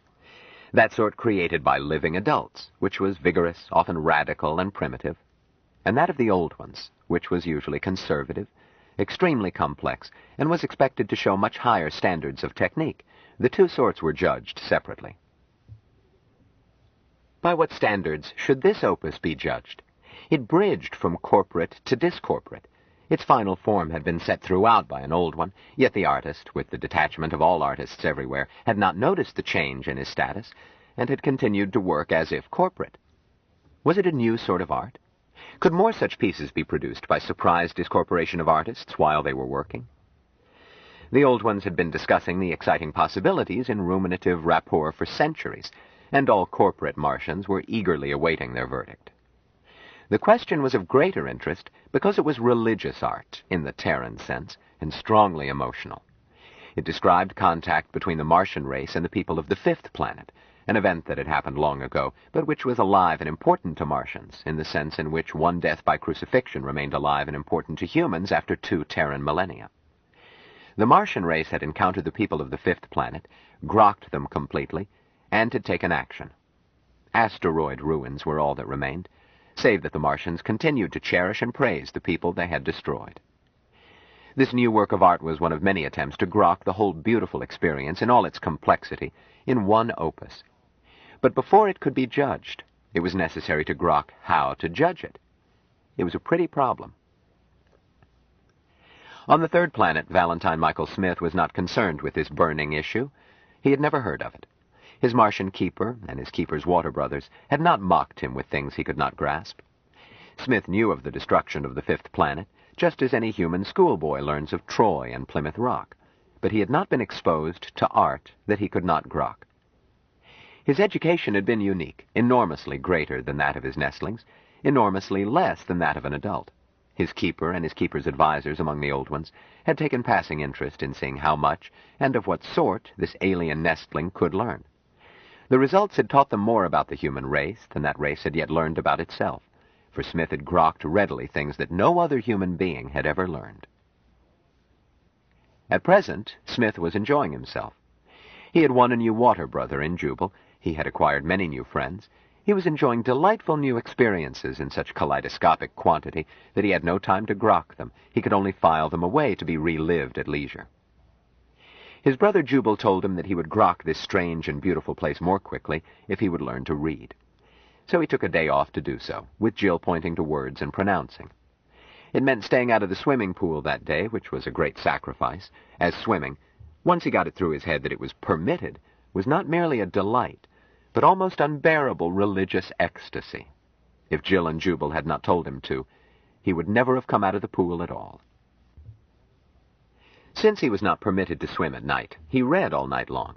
He was zipping through the Encyclopedia Britannica and sampling Jubal's medicine and law libraries as dessert.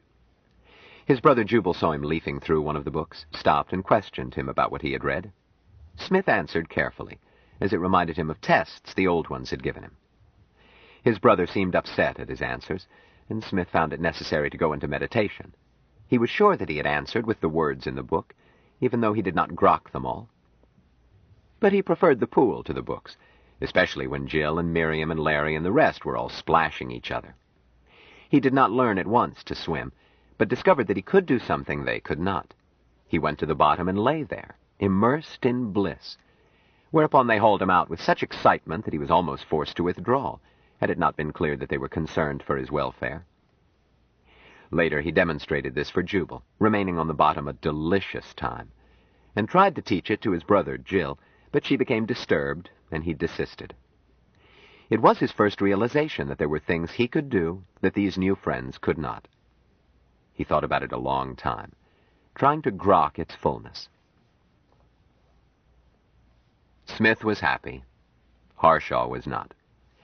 He continued his usual loafing, varied by casual observation of his laboratory animal. He arranged no schedule for Smith, no program of study, no regular physical examinations, but allowed Smith to run wild, like a puppy on a ranch. What supervision Smith received came from Jillian, more than enough in Jubal's grumpy opinion. He took a dim view of males being reared by females. However, Jillian did little more than coach Smith in social behavior. He ate at the table now, dressed himself. Jubal thought he did. He made a note to ask Jill if she still had to assist him. He conformed to the household's informal customs and coped with new experiences on a monkey-see, monkey-do basis. Smith started his first meal at the table using only a spoon, and Jill cut up his meat. By the end of the meal, he was attempting to eat as others ate. At the next meal, his manners were a precise imitation of Jill's, including superfluous mannerisms. Even the discovery that Smith had taught himself to read with the speed of electronic scanning and appeared to have total recall of all that he read did not tempt Jubal Harshaw to make a project of Smith, with controls, measurements, and curves of progress. Harshaw had the arrogant humility of a man who has learned so much that he is aware of his own ignorance. He saw no point in measurements when he did not know what he was measuring. But while Harshaw enjoyed watching this unique animal develop into a mimicry copy of a human being, his pleasure afforded him no happiness. Like Secretary General Douglas, Harshaw was waiting for the shoe to drop. Having found himself coerced into action by expectation of action against him, it annoyed Harshaw that nothing happened. Damn it, were Federation cops so stupid that they couldn't track an unsophisticated girl dragging an unconscious man across the countryside? Or had they been on her heels, and now were keeping a stakeout on his place? The thought was infuriating. The notion that the government might be spying on his home, his castle, was as repulsive as having his mail opened. They might be doing that, too. Government. 3/4 parasitic and the rest stupid fumbling. Oh, Harshaw conceded that man, a social animal, could not avoid government, any more than an individual could escape bondage to his bowels. but simply because an evil was inescapable was no reason to term it good. He wished that government would wander off and get lost. It was possible, even probable, that the administration knew where the man from Mars was and chose to leave it that way. If so, how long would it go on? And how long could he keep his bomb armed and ready? And where the devil was that young idiot, Ben Caxton? Jill Boardman forced him out of his spiritual thumb-twiddling. Jubal? Eh? Oh, it's you, Bright Eyes. Sorry, I was preoccupied. Sit down. Have a drink? No, thank you. Jubal, I'm worried. Normal. That was a pretty swan dive. Let's see another like it. Jill bit her lip and looked about 12 years old. Jubal, please listen. I'm terribly worried.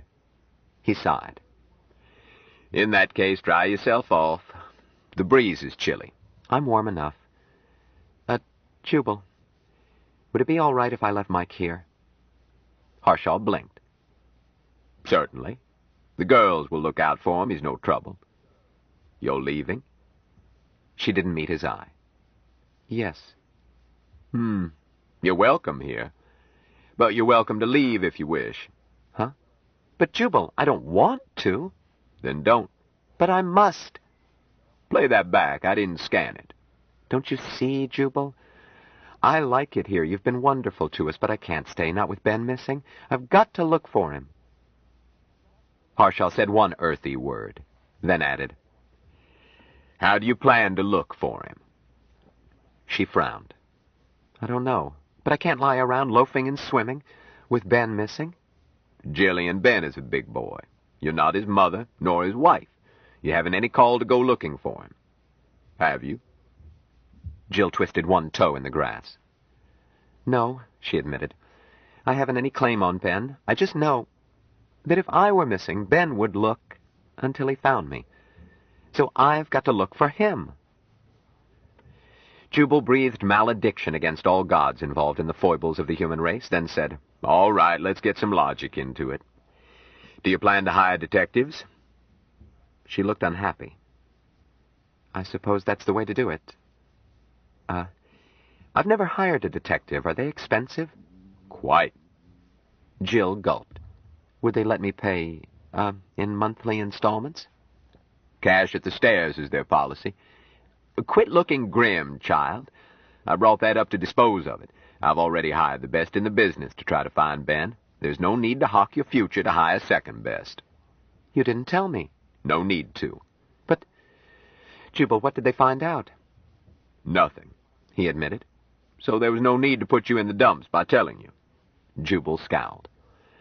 I had thought you were unnecessarily nervy about Ben. I figured the same as his assistant, that fella Kilgallen, that Ben had gone yipping off on some trail and would check in when he had the story. He sighed. Now I don't think so. That knothead Kilgallen, he does have a message on file telling him that Ben would be away. My man saw it and sneaked a photograph and checked. The message was sent. Jill looked puzzled. Why didn't Ben send me one, too?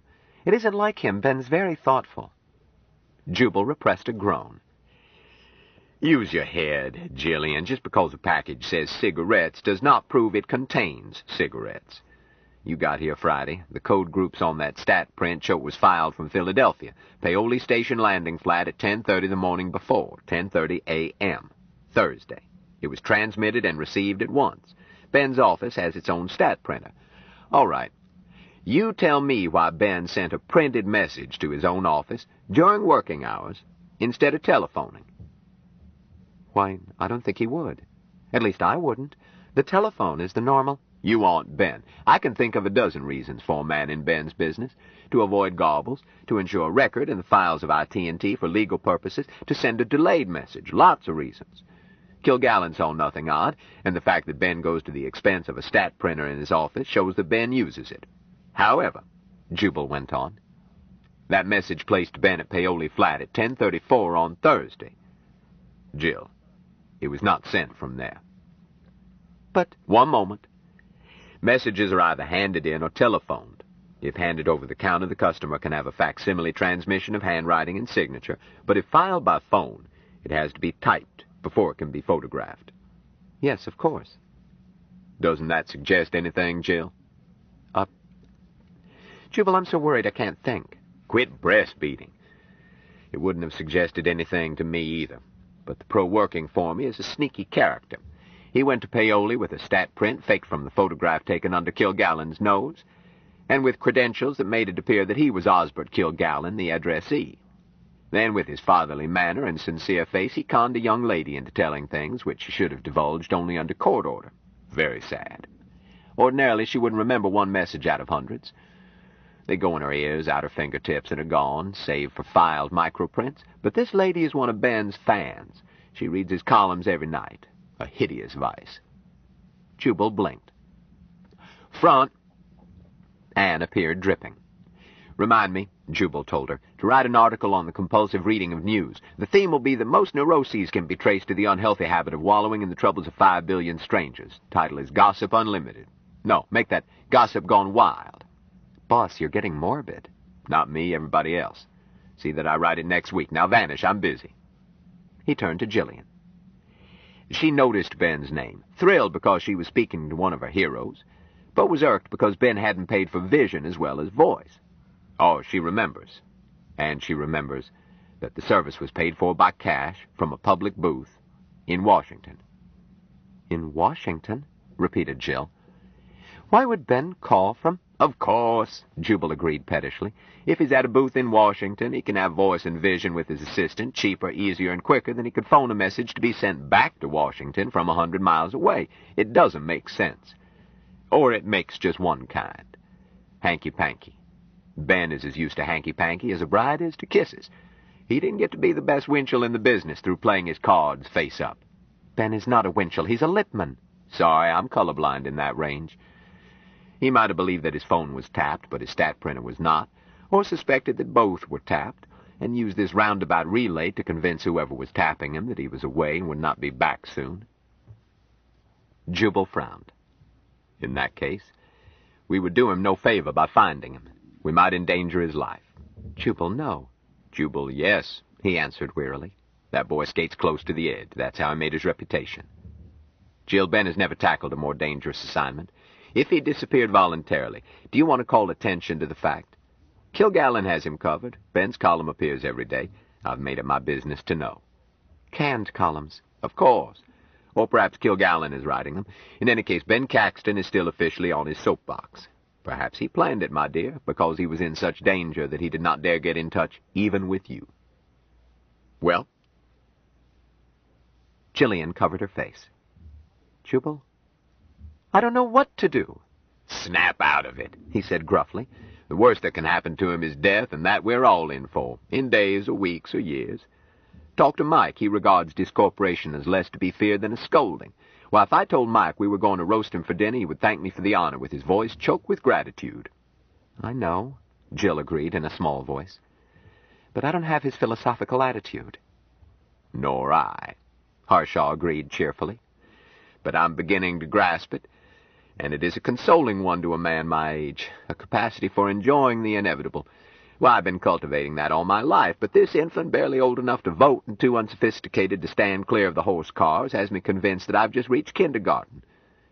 Jill, you asked if Mike was welcome. Child, I want to keep that boy until I've found out what he knows, and I don't.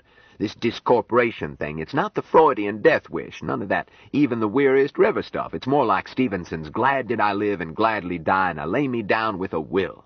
I suspect that Stevenson was whistling in the dark, enjoying the euphoria of consumption, but Mike has me halfway sold that he knows what he's talking about. I don't know, Jill answered dully. I'm just worried about Ben. So am I, agreed Jubal. Jill, I don't think Ben is hiding. But you said... Sorry. My snoops didn't limit themselves to Ben's office in Paoli Flat. On Thursday morning, Ben called at Bethesda Medical Center with a lawyer and a fair witness. James Oliver Cavendish, in case you follow such things. I don't, I'm afraid. No matter. The fact that Ben retained Cavendish shows how serious he was. You don't hunt rabbits with elephant guns. They were taken to see the man from Mars. Jillian gasped, then said, That's impossible. Jill, you're disputing a fair witness. And not just any fair witness. If Cavendish says it, it's gospel. I don't care if he's the 12 apostles. He wasn't on my floor last Thursday morning. You didn't listen. I didn't say that they were taken to see Mike. I said they were taken to the man from Mars. The phony one, obviously. That fellow they stereovised. Oh, of course. And Ben caught them. Jubal looked pained. Little girl, Ben did not catch them. Even Cavendish did not. At least he won't say so. You know how fair witnesses behave. Well, no, I don't. I've never met one. So? Anne! Anne was on the springboard. She turned her head. Jubal called out, That house on the hilltop. Can you see what color they painted it? Anne looked, then answered, It's white on this side. Jubal went on to Jill. You see, it doesn't occur to Anne to infer that the other side is white, too. All the king's horses couldn't force her to commit herself, unless she went there and looked, and even then she wouldn't assume that it stayed white after she left. Anne is a fair witness? Graduate, unlimited license, admitted to testify before the High Court.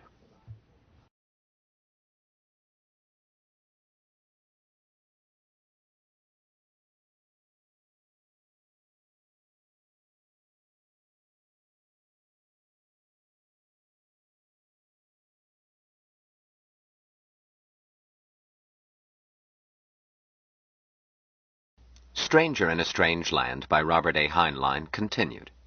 Cassette 3, Side 2. Anne is a fair witness? Graduate, unlimited license, admitted to testify before the High Court. Sometime ask her why she gave up public practice, but don't plan anything else that day. The wench will recite the whole truth and nothing but the truth, which takes time. Back to Mr. Cavendish. Ben retained him for open witnessing, full disclosure, without enjoining privacy. So when Cavendish was questioned, he answered in boring detail. The interesting part is what he does not say. He never states that the man they saw was not the man from Mars, but not one word indicates that Cavendish accepted the exhibit as being the man from Mars. If you knew Cavendish, this would be conclusive. If Cavendish had seen Mike, he would have reported with such exactness that you and I would know that he had seen Mike. For example, Cavendish reports the shape of this exhibit's ears, and it does not match Mike's ears. QED, they were shown a phony. Cavendish knows it, though he is professionally restrained from giving opinions. I told you, they never came near my floor. But it tells us more. This occurred hours before you pulled your jailbreak. Cavendish sets their arrival in the presence of the phony at 9:14 Thursday morning, so the government had Mike under their thumb at that moment. They could have exhibited Mike. Yet they risked offering a phony to the most noted fair witness in the country. Why? Jill answered, You're asking me? I don't know.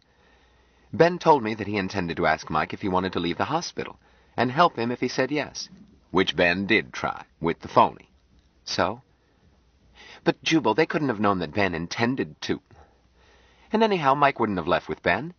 Later he left with you. Yes, but I was his water brother, just as you are now. He has this crazy idea that he can trust anyone with whom he has shared a drink of water. With a water brother, he is docile. With anybody else, he is stubborn as a mule. Ben couldn't have budged him.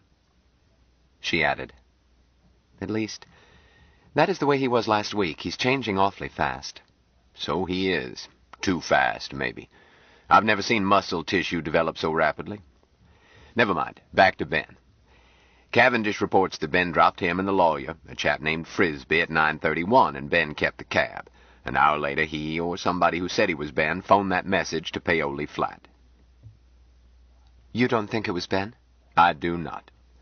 Cavendish reported the number of the cab, and my scouts tried to get a look at its daily trip tape. If Ben used his credit card, his charge number should be on the tape, but even if he fed coins into the meter, the tape should show where the cab had been. Well? Harshaw shrugged. The records show that cab in for repairs, and never in use Thursday morning. So either a fair witness misremembered a cab's number, or somebody tampered with the record. He added, Maybe a jury would decide that even a fair witness could misread a number, especially if he had not been asked to remember it. But I don't believe it, not when the witness is James Oliver Cavendish. He would either be certain, or his report would never mention it. Harshaw scowled.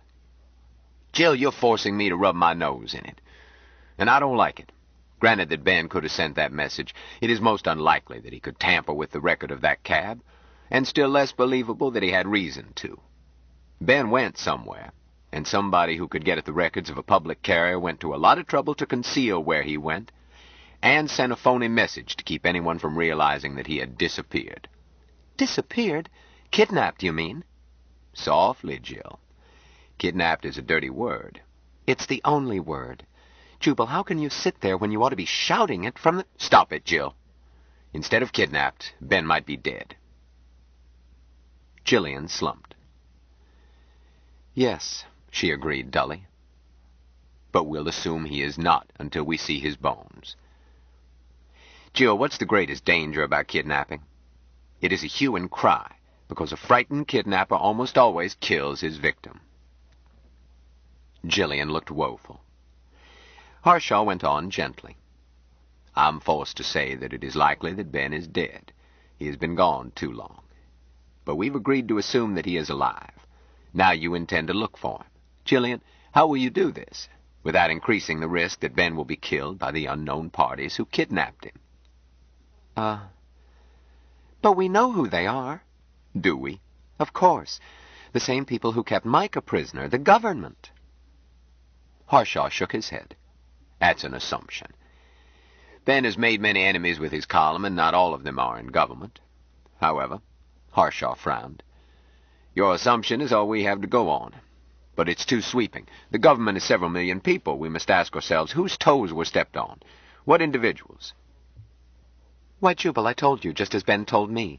The Secretary-General himself. No, Harshaw denied. No matter who did what. If it is rough or illegal, it won't be the Secretary-General. Even if he benefits, nobody could prove that he even knew it. It is likely he would not know it. Not about rough stuff. Jill, we need to find out which lieutenant in the Secretary-General's staff of stooges handled this operation. That isn't as hopeless as it sounds, I think.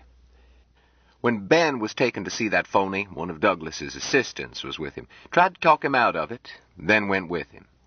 It now appears that this same top-level stooge also dropped out of sight last Thursday. I don't think it's coincidence, since he appears to have been in charge of the phony man from Mars. If we find him, we may find Ben. Gilbert Berquist is his name, and I have reason... Berquist? That's the name. I have reason to... Jill, what's the trouble? Don't faint or I'll dunk you in the pool. Jubal, this Berquist. Is there more than one Berquist? Eh? He does seem to be a bit of a bastard. There might be only one. I mean the one on the executive staff. Do you know him? I don't know. But if it is the same one, I don't think there's any use looking for him. Talk, girl. Jubal, I'm terribly sorry, but I didn't tell you everything. People rarely do. All right, out with it. Stumbling and stammering, Jillian told about the men who had disappeared. And that's all, she concluded sadly. I screamed and scared Mike, and he went into that trance. And then I had a terrible time getting here. I told you about that. Yes. I wish you had told me this, too. She turned red. I didn't think anybody would believe me, and I was scared. Jubal, can they do anything to us? Eh? Jubal seemed surprised. Send us to jail or something. Oh. My dear, it is not a crime to be present at a miracle, nor to work one. But this has more aspects than a cat has hair. Let me think. Jubal held still about 10 minutes. Then he opened his eyes and said, I don't see your problem, child. He's probably on the bottom of the pool. He is. So dive in and get him. Bring him to my study. I want to see if he can repeat this. And we don't want an audience. No, we need one. Tell Ann to put on her witness robe. I want her in her official capacity. I want Duke, too. Yes, boss. You're not privileged to call me boss. You're not tax-deductible. Yes, Jubal. I wish we had somebody who never would be missed. Can Mike do this stunt with inanimate objects? I don't know. We'll find out. Haul him out and wake him up. Jubal blinked. What a way to dispose of... No, I mustn't be tempted. See you upstairs, girl. Chapter 12. A few minutes later, Jill reported to Jubal's study. Anne was there in the white robe of her guild. She glanced up, said nothing. Jill found a chair and kept quiet, as Jubal was dictating to Dorcas. He did not look up, and went on. Under the sprawled body, soaking a corner of the rug and seeping out in a dark red pool on the hearth where it was attracting the attention of 2 unemployed flies. Miss Simpson clutched at her mouth. "Dear me," she said in a distressed voice, "Daddy's favorite rug. And Daddy, too, I do believe." End of chapter, Dorcas, and a first installment. Mail it off. Get. Dorcas left, taking her shorthand machine and smiling to Jill. Jubal said, "Where's Mike?" "Dressing," answered Jillian. "He'll be along soon." "Dressing," Jubal repeated peevishly. "I didn't say the party was formal." "But he has to dress." "Why, it makes no never mind whether you kids wear skin or overcoats. Chase him in." "Please, Jubal, he's got to learn." "Humph! You're forcing on him your own narrow-minded middle-class Bible Belt morality." "I am not. I'm simply teaching him necessary customs." "Customs, morals, is there a difference? Woman, here by the grace of God and an inside straight, we have a personality untouched by the psychotic taboos of our tribe, and you want to turn him into a copy of every fourth-rate conformist in this frightened land. Why not go whole hog, get him a briefcase?" "I'm not doing anything of the sort. I'm just trying to keep him out of trouble. It's for his own good." Jubal snorted. "That's the excuse they gave the tomcat before his operation." "Oh." Jill appeared to count 10. She said bleakly, "This is your house, Dr. Harshaw, and we are in your debt. I will fetch Michael at once." She stood up. "Hold it, Jill." "Sir?"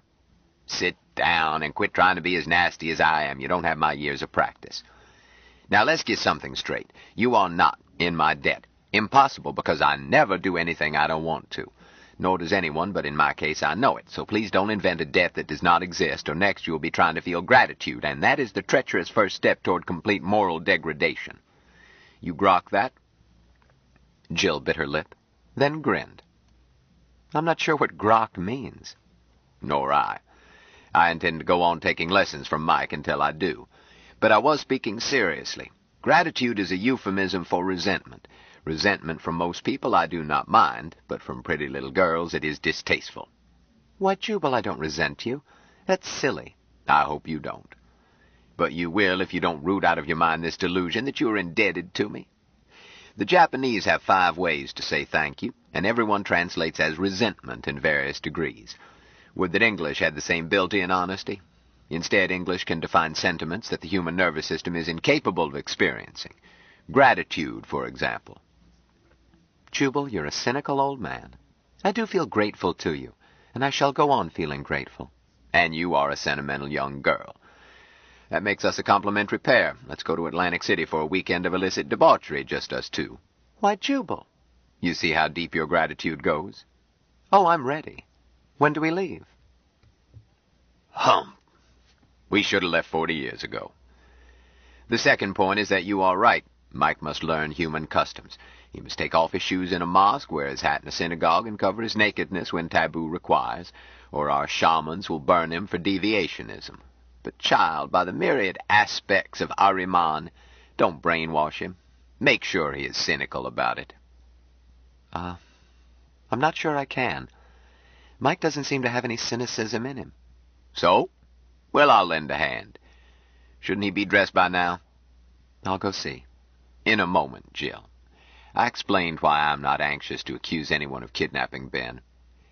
If Ben is unlawfully detained, to put it at its sweetest, we have not crowded anyone into getting rid of evidence by getting rid of Ben. If he is alive, he stands a chance of staying alive.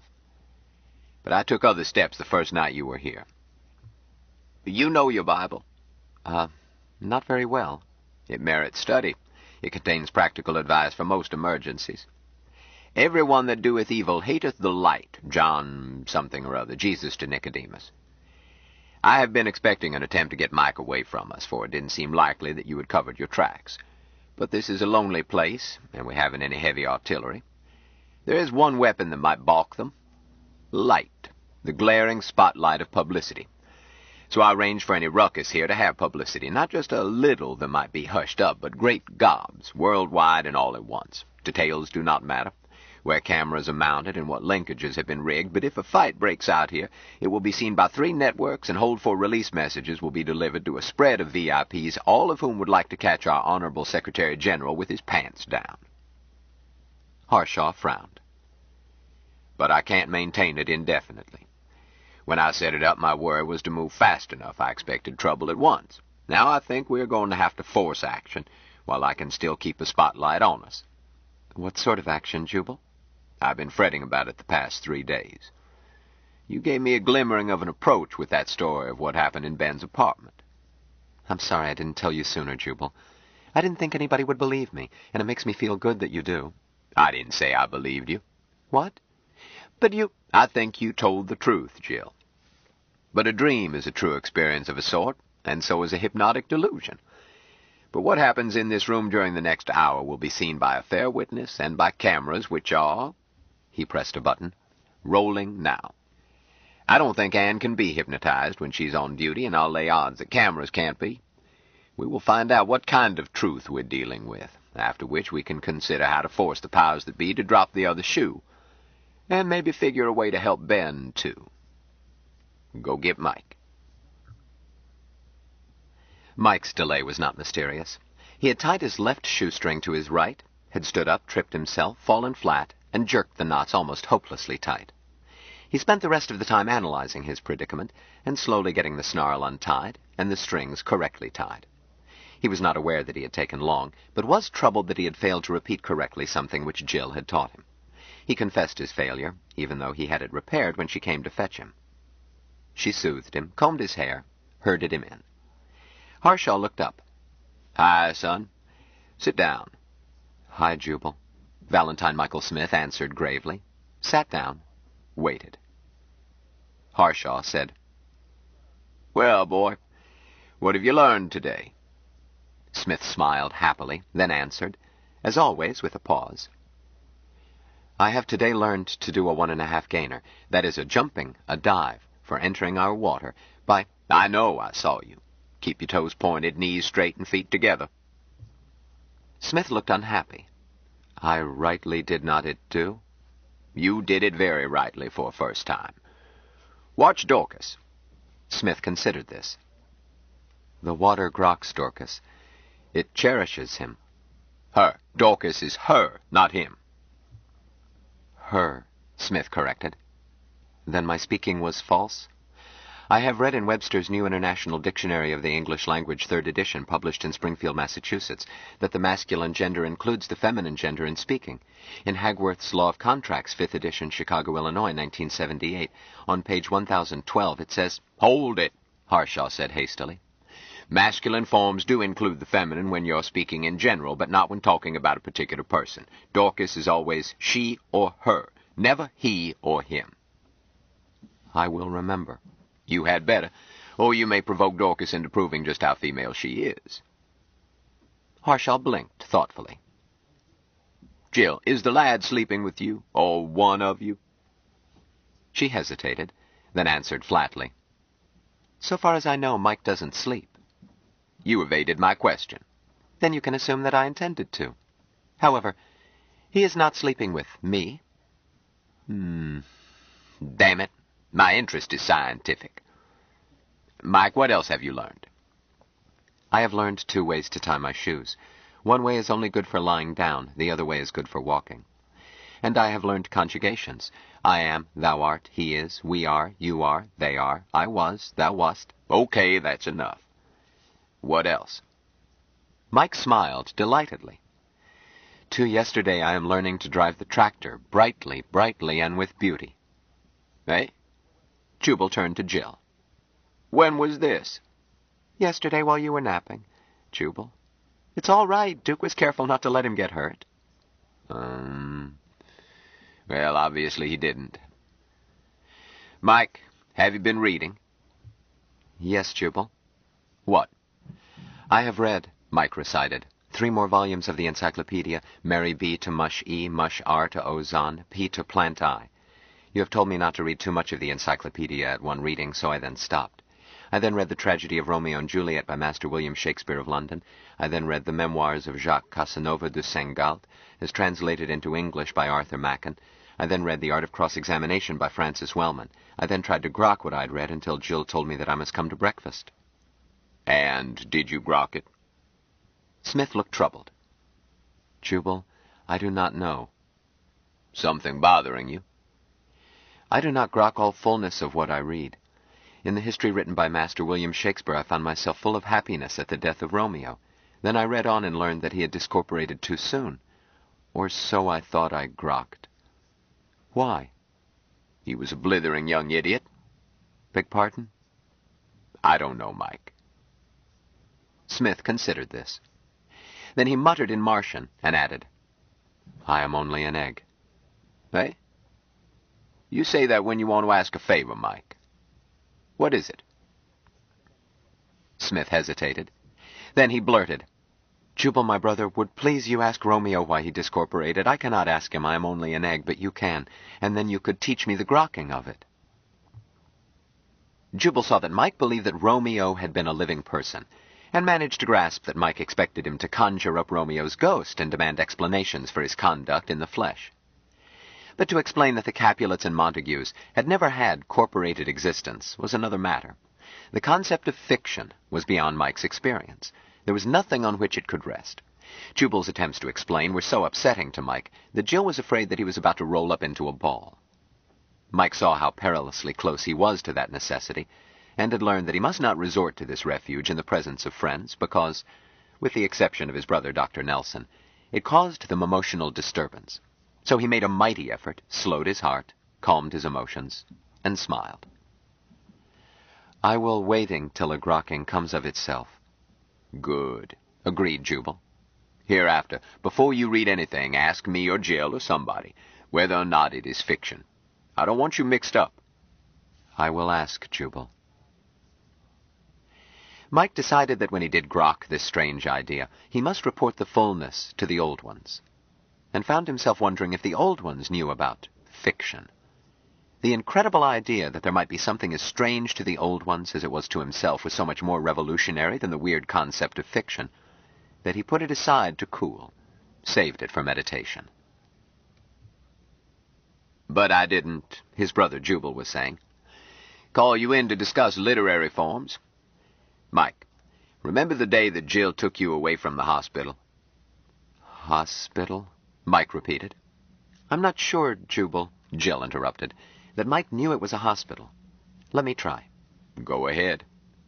Mike, you remember where you were, where you lived alone in a room before I dressed you and took you away? Yes, Jill. Then we went to another place, and I undressed you and gave you a bath? Smith smiled in recollection. Yes, it was great happiness. Then I dried you off, and 2 men came? Smith's smile wiped away. He began to tremble and huddle into himself. Jill said, Mike, stop it! Don't you dare go away! Mike took control of his being. Yes, Jill. Listen, Mike. I want you to think about that time, but you mustn't get upset. There were 2 men. One of them pulled you out into the living room. The room with the joyful grasses, he agreed. That's right. He pulled you into the room with the grass floor, and I tried to stop him. He hit me. Then he was gone. You remember? You are not angry? What? No, not at all. One man disappeared. Then the other pointed a gun at me. And then he was gone. I was frightened, but I was not angry. You are not angry with me now? Mike, dear, I have never been angry with you. Jubal and I want to know what happened. Those 2 men were there. You did something, and they were gone. What was it you did? Can you tell us? I will tell. The big man hit you, and I frightened too. So He croaked in Martian, looked puzzled. I do not know words. Jubal said, Mike, can you explain it a little at a time? I will try, Jubal. Something is in front of me. It is a wrong thing and must not be. So I reach out. He looked perplexed. It is an easy thing. Tying shoelaces is much more hard, but the words not are. I am very sorry. He considered it. Perhaps the words are in plants to Ray M, or Ray N to Sar, or SARS to Sork. I will read them tonight and tell you at breakfast. Maybe, Jubal admitted. Just a minute, Mike.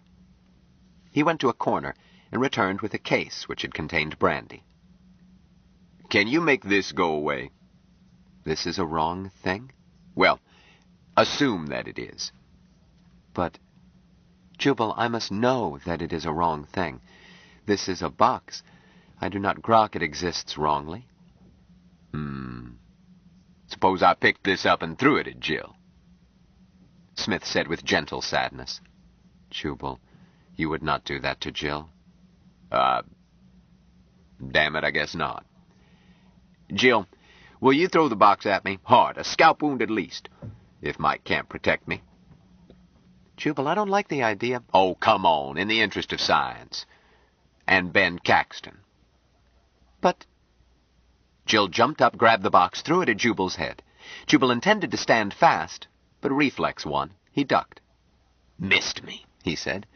Confound it, I wasn't watching. I meant to keep my eyes on it. He looked at Smith. Mike, is that the... What's the matter, boy? The man from Mars was trembling and looking unhappy. Jill put her arms around him. There, it's all right, dear. You did it beautifully. It never touched Jubal. It simply vanished. I guess it did, Jubal admitted, looking around and chewing his thumb. And were you watching? Yes. What did you see? The box did not simply vanish. The process lasted some fraction of a second. From where I'm sitting, it appeared to shrink as if it were disappearing into the distance. But it did not go outside the room. I could see it up to the instant it disappeared. Where did it go? That is all I can report. We'll run films later. But I'm convinced. Mike? Yes, Jubal? Where is that box? The box is... Smith paused. Again, I have not words. I am sorry. I'm confused. Son, can you reach in and haul it out? Beg pardon? You made it go away, now make it come back. How can I? The box is... not. Jubal looked thoughtful. If this method becomes popular, it'll change the rules for corpus delicti. I've got a little list. They never will be missed. Mike, how close do you have to be? Beg pardon? If you had been in the hallway and I'd been back by the window, 30 feet, could you have stopped it from hitting me? Smith appeared mildly surprised. Yes. Come to the window. Suppose Jill and I were on the far side of the pool and you were here. Could you have stopped the box? Yes, Jubal. Well, suppose Jill and I were down at the gate a quarter of a mile away. Is that too far? Smith hesitated. Jubal, it is not distance. It is not seeing. It is knowing.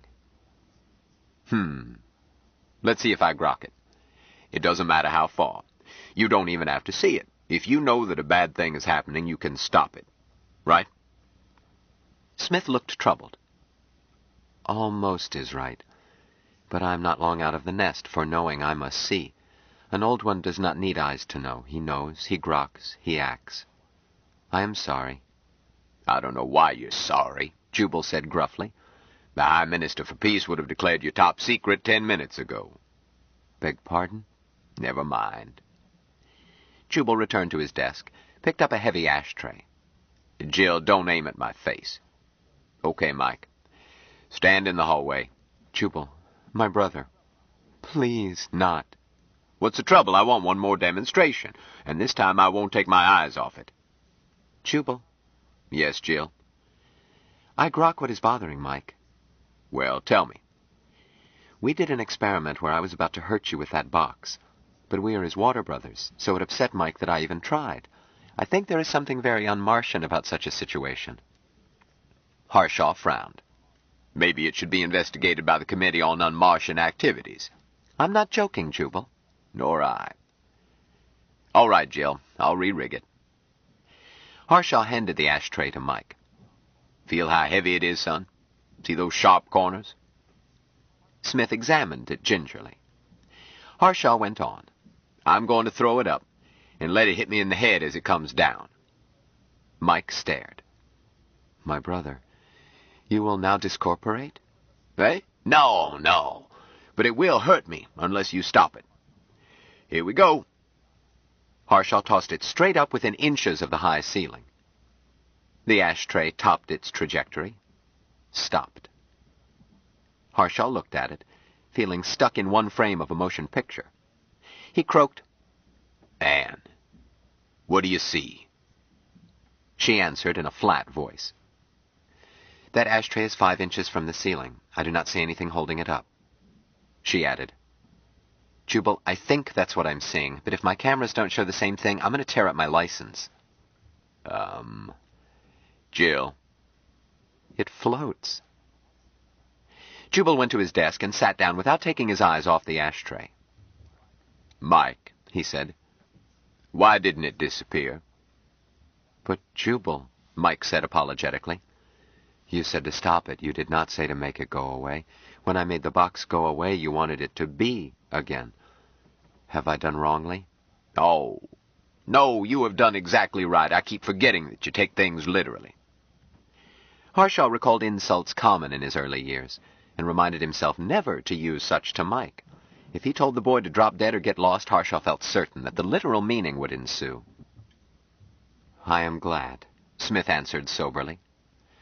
I am sorry I could not make the box be again. I am sorry twice that I wasted food. Then a necessity was. Or so I grokked.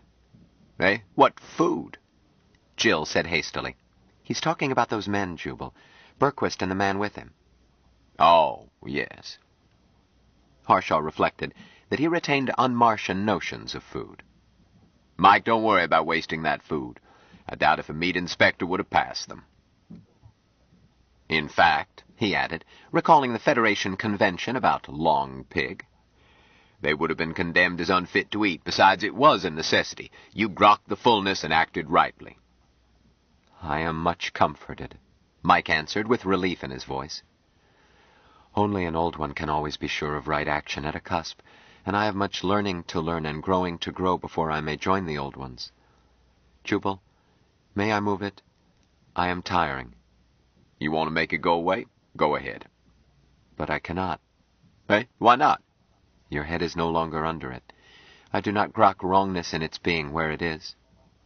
Oh. All right, move it. Harshaw continued to watch, expecting it to float to the spot now over his head, and thus regain a wrongness. Instead, the ashtray slanted downward until it was close above his desk, hovered, then came into a landing. Thank you, Jubal, said Smith. Eh? Thank you, son. Jubal picked up the ashtray. It was as commonplace as ever. Yes, thank you. For the most amazing experience I've had since the hired girl took me up into the attic. He looked up. And you trained at Rhine? Yes. Have you seen levitation before? She hesitated. I've seen what was called telekinesis with dice, but I'm no mathematician and cannot testify that it was telekinesis. Hell's bells, you wouldn't testify that the sun had risen if the day was cloudy. How could I? Somebody might be supplying artificial light above the cloud layer. One of my classmates could apparently levitate objects about the mass of a paper clip, but he had to be 3 drinks drunk. I was not able to examine it closely enough to testify, because I'd been drinking too. You've never seen anything like this? No. I'm through with you professionally. If you want to stay, hang up your robe and drag up a chair. Thanks, I will. But in view of your lecture about mosques and synagogues, I'll change in my room. Suit yourself. Wake up Duke and tell him I want the cameras serviced. Yes, boss. Don't let anything happen until I get back. Anne headed for the door. No promises. Mike, sit at my desk. Now, can you pick up that ashtray? Show me. Yes, Jubal. Smith reached out and took it in his hand. No. I did wrongly? No, it was my mistake. I want to know if you can lift it without touching it. Yes, Jubal. Well, are you tired? No, Jubal. Then what's the matter? Does it have to have a wrongness? No, Jubal. Jubal, Jill interrupted. You haven't told him to. You just asked if he could. Oh. Jubal looked sheepish. Mike, will you please, without touching it, lift that ashtray a foot above the desk? Yes, Jubal. The ashtray raised, floated above the desk. Will you measure, Jubal? Mike said anxiously. If I did wrongly, I will move it. That's fine. Can you hold it? If you get tired, tell me. I will tell. Can you lift something else, too, say this pencil? If you can do it, do it. Yes, Jubal. The pencil ranged itself by the ashtray.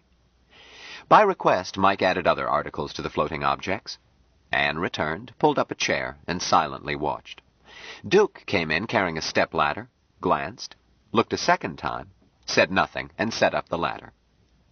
At last, Mike said uncertainly, I am not sure, Jubal. He seemed to search for a word.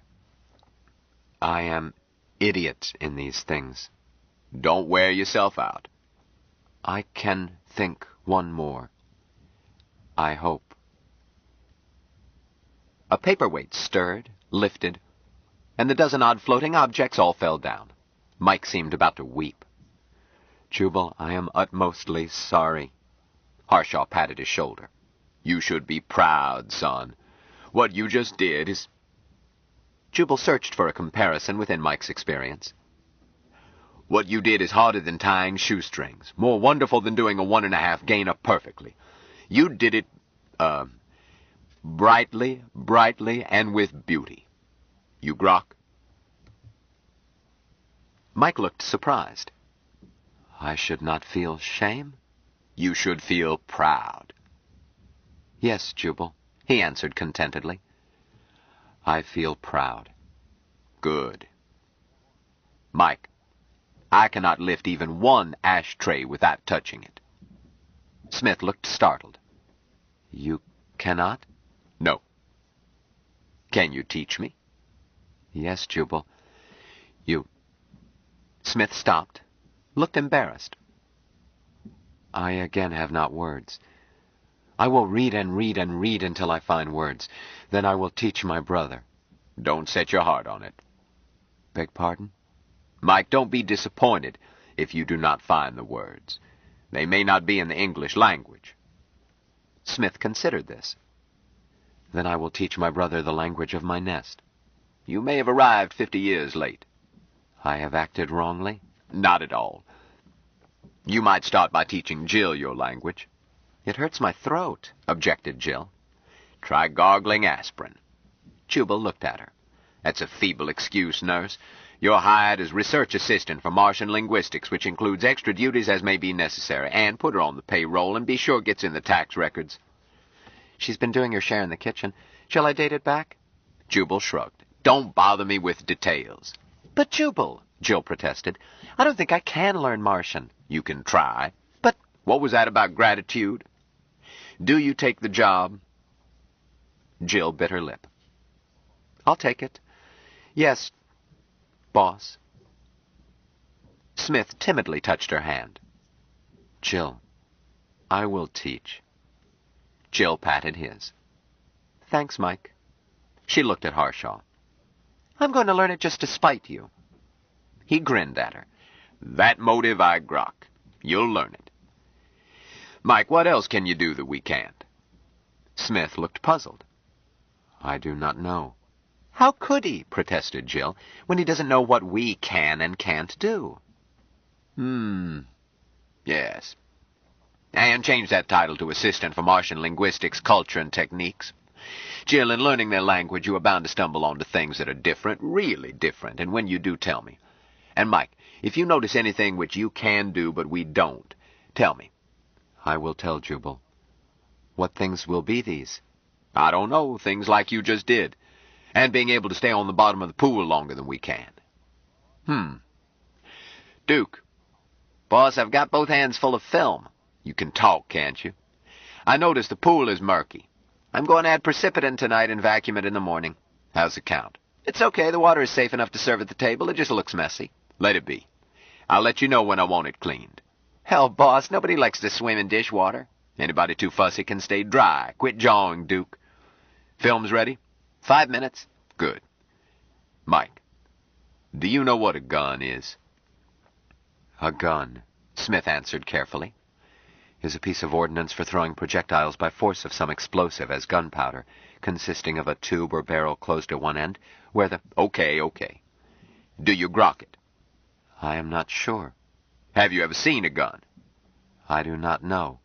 Why, certainly you have, Jill interrupted. Mike, think back to that time we talked about in the room with the grass floor, but don't get upset. One man hit me. Yes. The other pointed something at me. He pointed a bad thing at you. That was a gun. I had think that the word for that bad thing might be gun. Webster's New International Dictionary of the English Language, 3rd edition, published in... That's fine, son, Harshaw said hastily. Now listen. If someone points a gun at Jill, what will you do? Smith paused longer than usual. You will not be angry if I waste food? No. Under those circumstances, no one would be angry at you. But I want to know something else. Could you make the gun go away without making the man go away? Smith considered it. Save the food. That isn't what I mean. Could you cause the gun to go away without hurting the man? Jubal, he would not hurt. I would make the gun go away. The man I would just stop. He would feel no pain. He would simply discorporate. The food would not damage. Harshaw sighed. Yes, I'm sure that's the way it would be. But could you cause to go away just the gun? Not stop the man, not kill him. Just let him go on living? Smith considered it. That would be easier than doing both at once. But, Jubal, if I left him corporate, he might still hurt Jill. Or so I grok it. Harshaw stopped to remind himself that this baby innocent was neither babyish nor innocent, was in fact sophisticated in a culture which he was beginning to realize was far in advance of human culture in mysterious ways, and that these naive remarks came from a Superman, or what would do for a Superman. He answered Smith, choosing words carefully, as he had in mind a dangerous experiment. Mike, if you reach a cusp where you must do something to protect Jill, you do it. Yes, Jubal, I will. Don't worry about wasting food. Don't worry about anything else. Protect Jill. Always I will protect Jill. Good.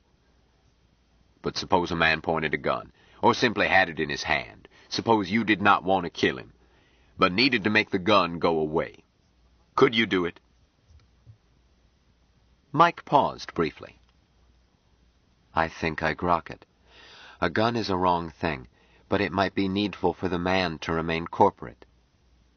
He thought. I can do it. Good, Mike. I'm going to show you a gun. A gun is a wrong thing. A gun is a wrong thing. I will make it go away. Don't make it go away as soon as you see it. Not? Not. I will lift the gun and start to point it at you.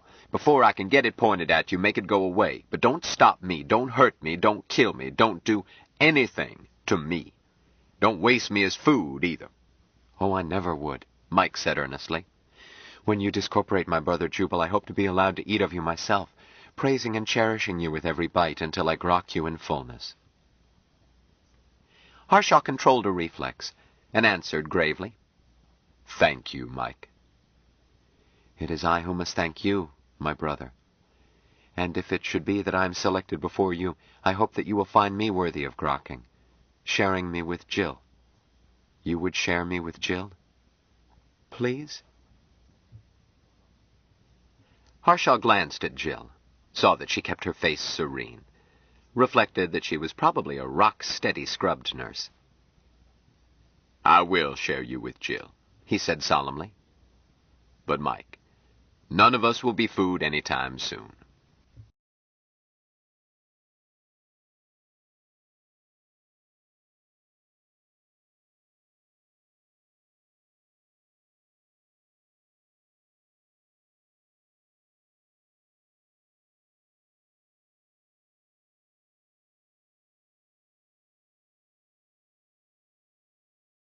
Stranger in a Strange Land by Robert A. Heinlein continued. Cassette 4, Side 1. I will share you with Jill, He said solemnly. but Mike, none of us will be food any time soon. I'm going to show you this gun, and you wait until I say. And then be very careful, because I have many things to do before I'm ready to discorporate. I will be careful, my brother. All right. Harshaw opened a drawer. Look in here, Mike. See the gun? I'm going to pick it up. But don't do anything until I tell you. Harshaw reached for the gun, an elderly police special, took it out. Get ready. Mike. Now! Harshaw did his best to aim the weapon at Smith. His hand was empty. Jubal found that he was shaking, so he stopped. Perfect, he said. You got it before I had it aimed. I am happy. So am I. Duke, did that get in the camera? Yep. Good. Harshaw sighed. That's all, kids. Run along. Anne said, Boss, you'll tell me what the films show? Want to stay and see them? Oh, no, I couldn't. Not the parts I witnessed. But I want to know later whether or not they show that I've slipped my clutches. Okay. Chapter 13.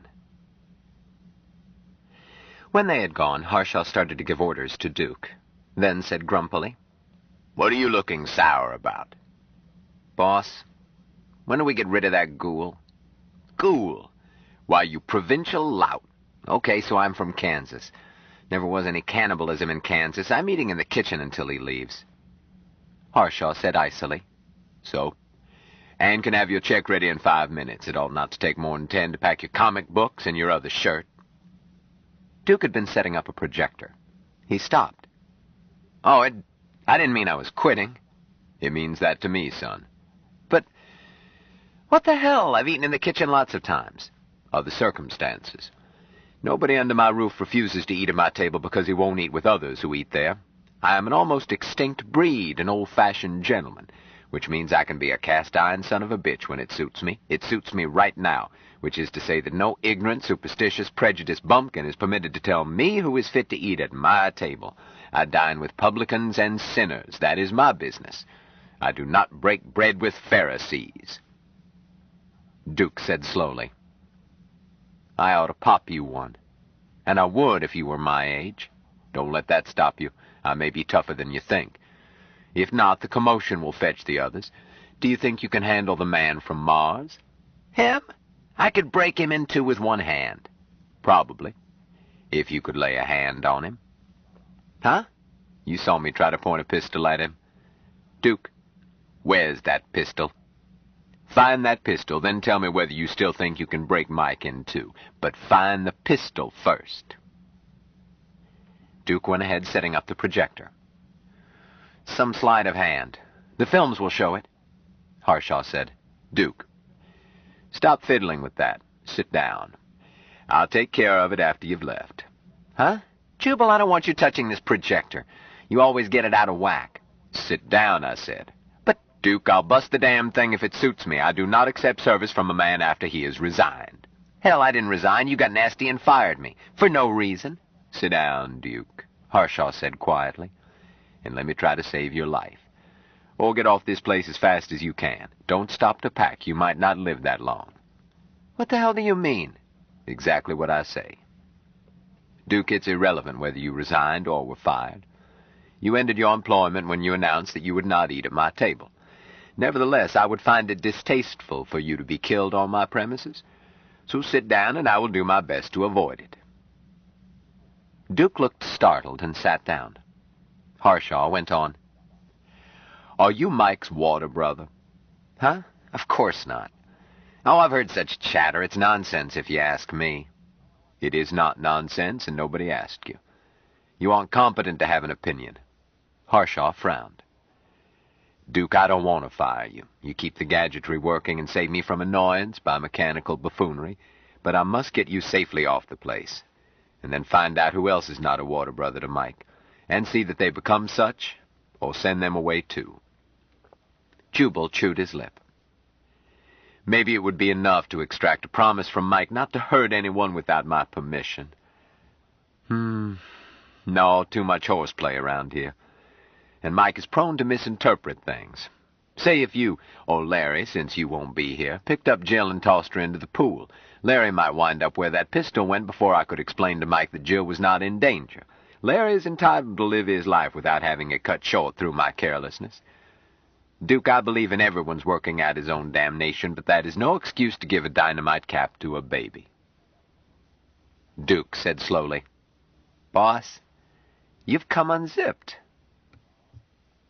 Mike wouldn't hurt anybody. Shucks, his cannibalism talk makes me want to throw up, but don't get me wrong. He's a savage, he doesn't know any better, but he's gentle as a lamb. He would never hurt anybody. You think so? I'm certain. So? You've got guns in your room? I say he's dangerous. It's open season on Martians. Pick a gun, go down to the pool and kill him. Don't worry about the law. I guarantee you'll never be indicted. Go ahead, do it. Jubal, you don't mean that? No, not really. Because you can't. If you tried, your gun would go where my pistol went, and if you hurt him, you'd go with it. Duke, you don't know what you're fiddling with. Mike is not gentle as a lamb, and he is not a savage. I suspect we are savages. Ever raised snakes? No. I did when I was a kid. One winter down in Florida, I caught what I thought was a scarlet snake. Know what they look like? I don't like snakes. Prejudice again. Most snakes are harmless, useful, and fun to raise. The scarlet snake is a beauty. Red, black, and yellow, docile, and makes a fine pet. I think this little fellow was fond of me. I knew how to handle snakes, how not to alarm them and not give them a chance to bite. Even the bite of a non-poisonous snake is a nuisance. This baby was my prize. I used to take him out and show him to people, holding him back of his head and letting him wrap himself around my wrist. I got a chance to show my collection to the herpetologist of the Tampa Zoo. I showed him my prize first. He almost had hysterics. My pet was not a scarlet snake, it was a young coral snake, the most deadly snake in North America. Duke, do you see my point? That raising snakes is dangerous? I could have told you. Oh, for Pete's sake. I had rattlesnakes and water moccasins, too. A poisonous snake is not dangerous, no more than a loaded gun is dangerous. In each case, you must handle it properly. The thing that made that snake dangerous was that I hadn't known what it could do. If in my ignorance I'd handled it carelessly, it would have killed me as casually and innocently as a kitten scratches. That's what I'm trying to tell you about Mike. He seems like an ordinary young male human, rather underdeveloped, clumsy, abysmally ignorant, but bright and docile and eager to learn. But like my snake, Mike is more than he appears to be. If Mike does not trust you, he can be much more deadly than that coral snake. Especially if he thinks you are harming one of his water brothers, such as Jill, or me. Harshaw shook his head. Duke, if you had given way to your impulse to take a poke at me, and if Mike had been standing in that doorway, you would have been dead before you knew it, much too quickly for me to stop him. Mike would then have been apologetic over having wasted food, namely your beefy carcass, but he wouldn't feel guilty about killing you. That would be a necessity you forced on him, and not important even to you. You see, Mike believes that your soul is immortal. Huh? Well, hell, so do I. But do you? Jubal said bleakly. I wonder. Why, certainly I do. Oh, I don't go to church much, but I was brought up right. I've got faith. Good. Though I've never understood how God could expect his creatures to pick the one true religion by faith, it strikes me as a sloppy way to run a universe.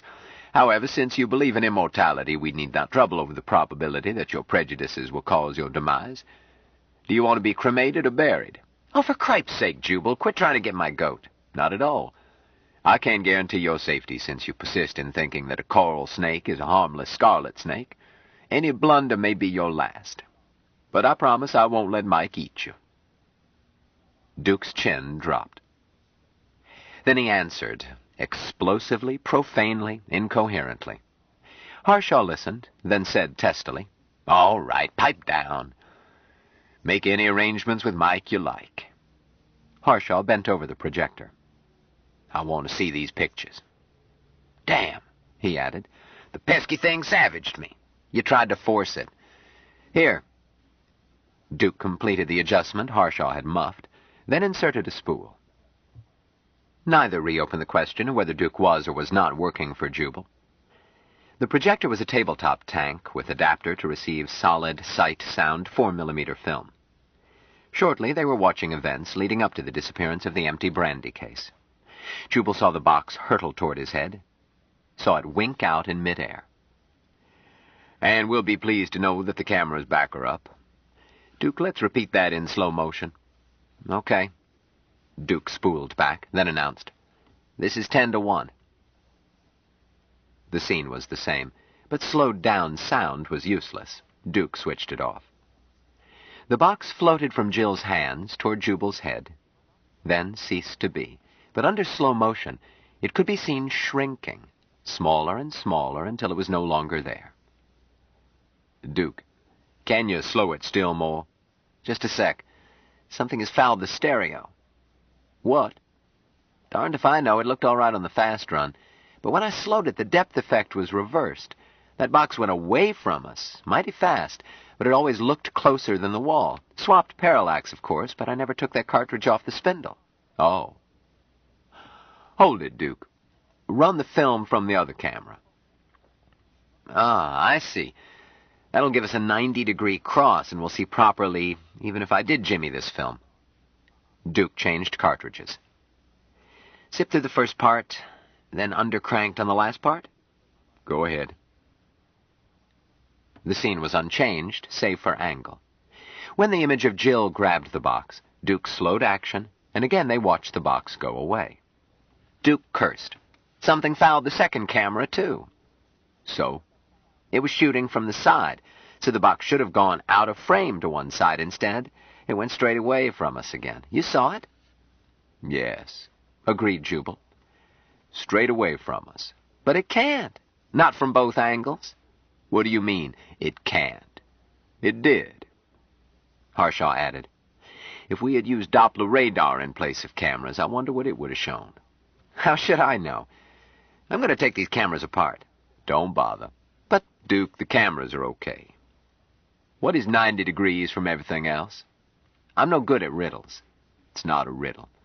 I could refer you to Mr. A Square from Flatland, but I'll answer it. What is perpendicular to everything else? Answer. 2 bodies, 1 pistol, and an empty case. What the deuce do you mean, boss? I never spoke more plainly in my life. Try believing the evidence instead of insisting that the cameras must be at fault because what they saw was not what you expected. Let's see the other films. They added nothing to what Harshaw already knew. The ashtray when near the ceiling had been out of camera, but its leisurely descent had been recorded. The pistol's image in the tank was small, but so far as could be seen, the pistol had shrunk away into the distance without moving.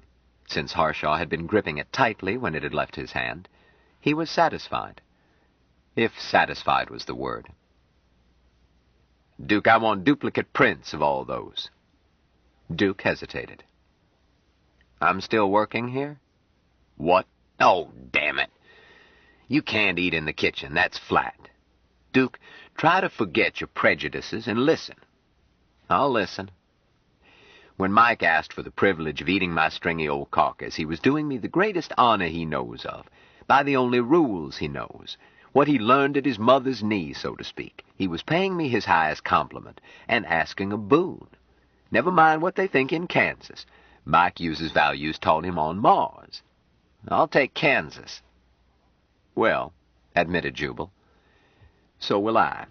But it is not free choice for me, nor you, nor Mike.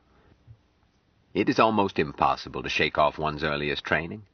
Duke, can you get it through your skull that if you had been brought up by Martians, you would have the same attitude toward eating and being eaten that Mike has? Duke shook his head. I won't buy it, Jubal. Sure about most things. It's just Mike's hard luck that he wasn't brought up civilized, but this is different. This is an instinct. Instinct? Dreck. But it is. I didn't get training at my mother's knee not to be a cannibal. Hell, I've always known it was a sin, a nasty one. But the thought turns my stomach. It's basic instinct. Jubal groaned. Duke, how could you learn so much about machinery and never learn anything about how you yourself tick?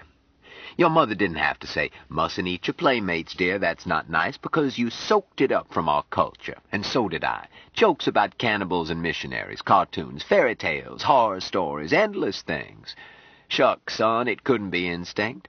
Cannibalism is historically a most widespread custom in every branch of the human race. Your ancestors, my ancestors, everybody.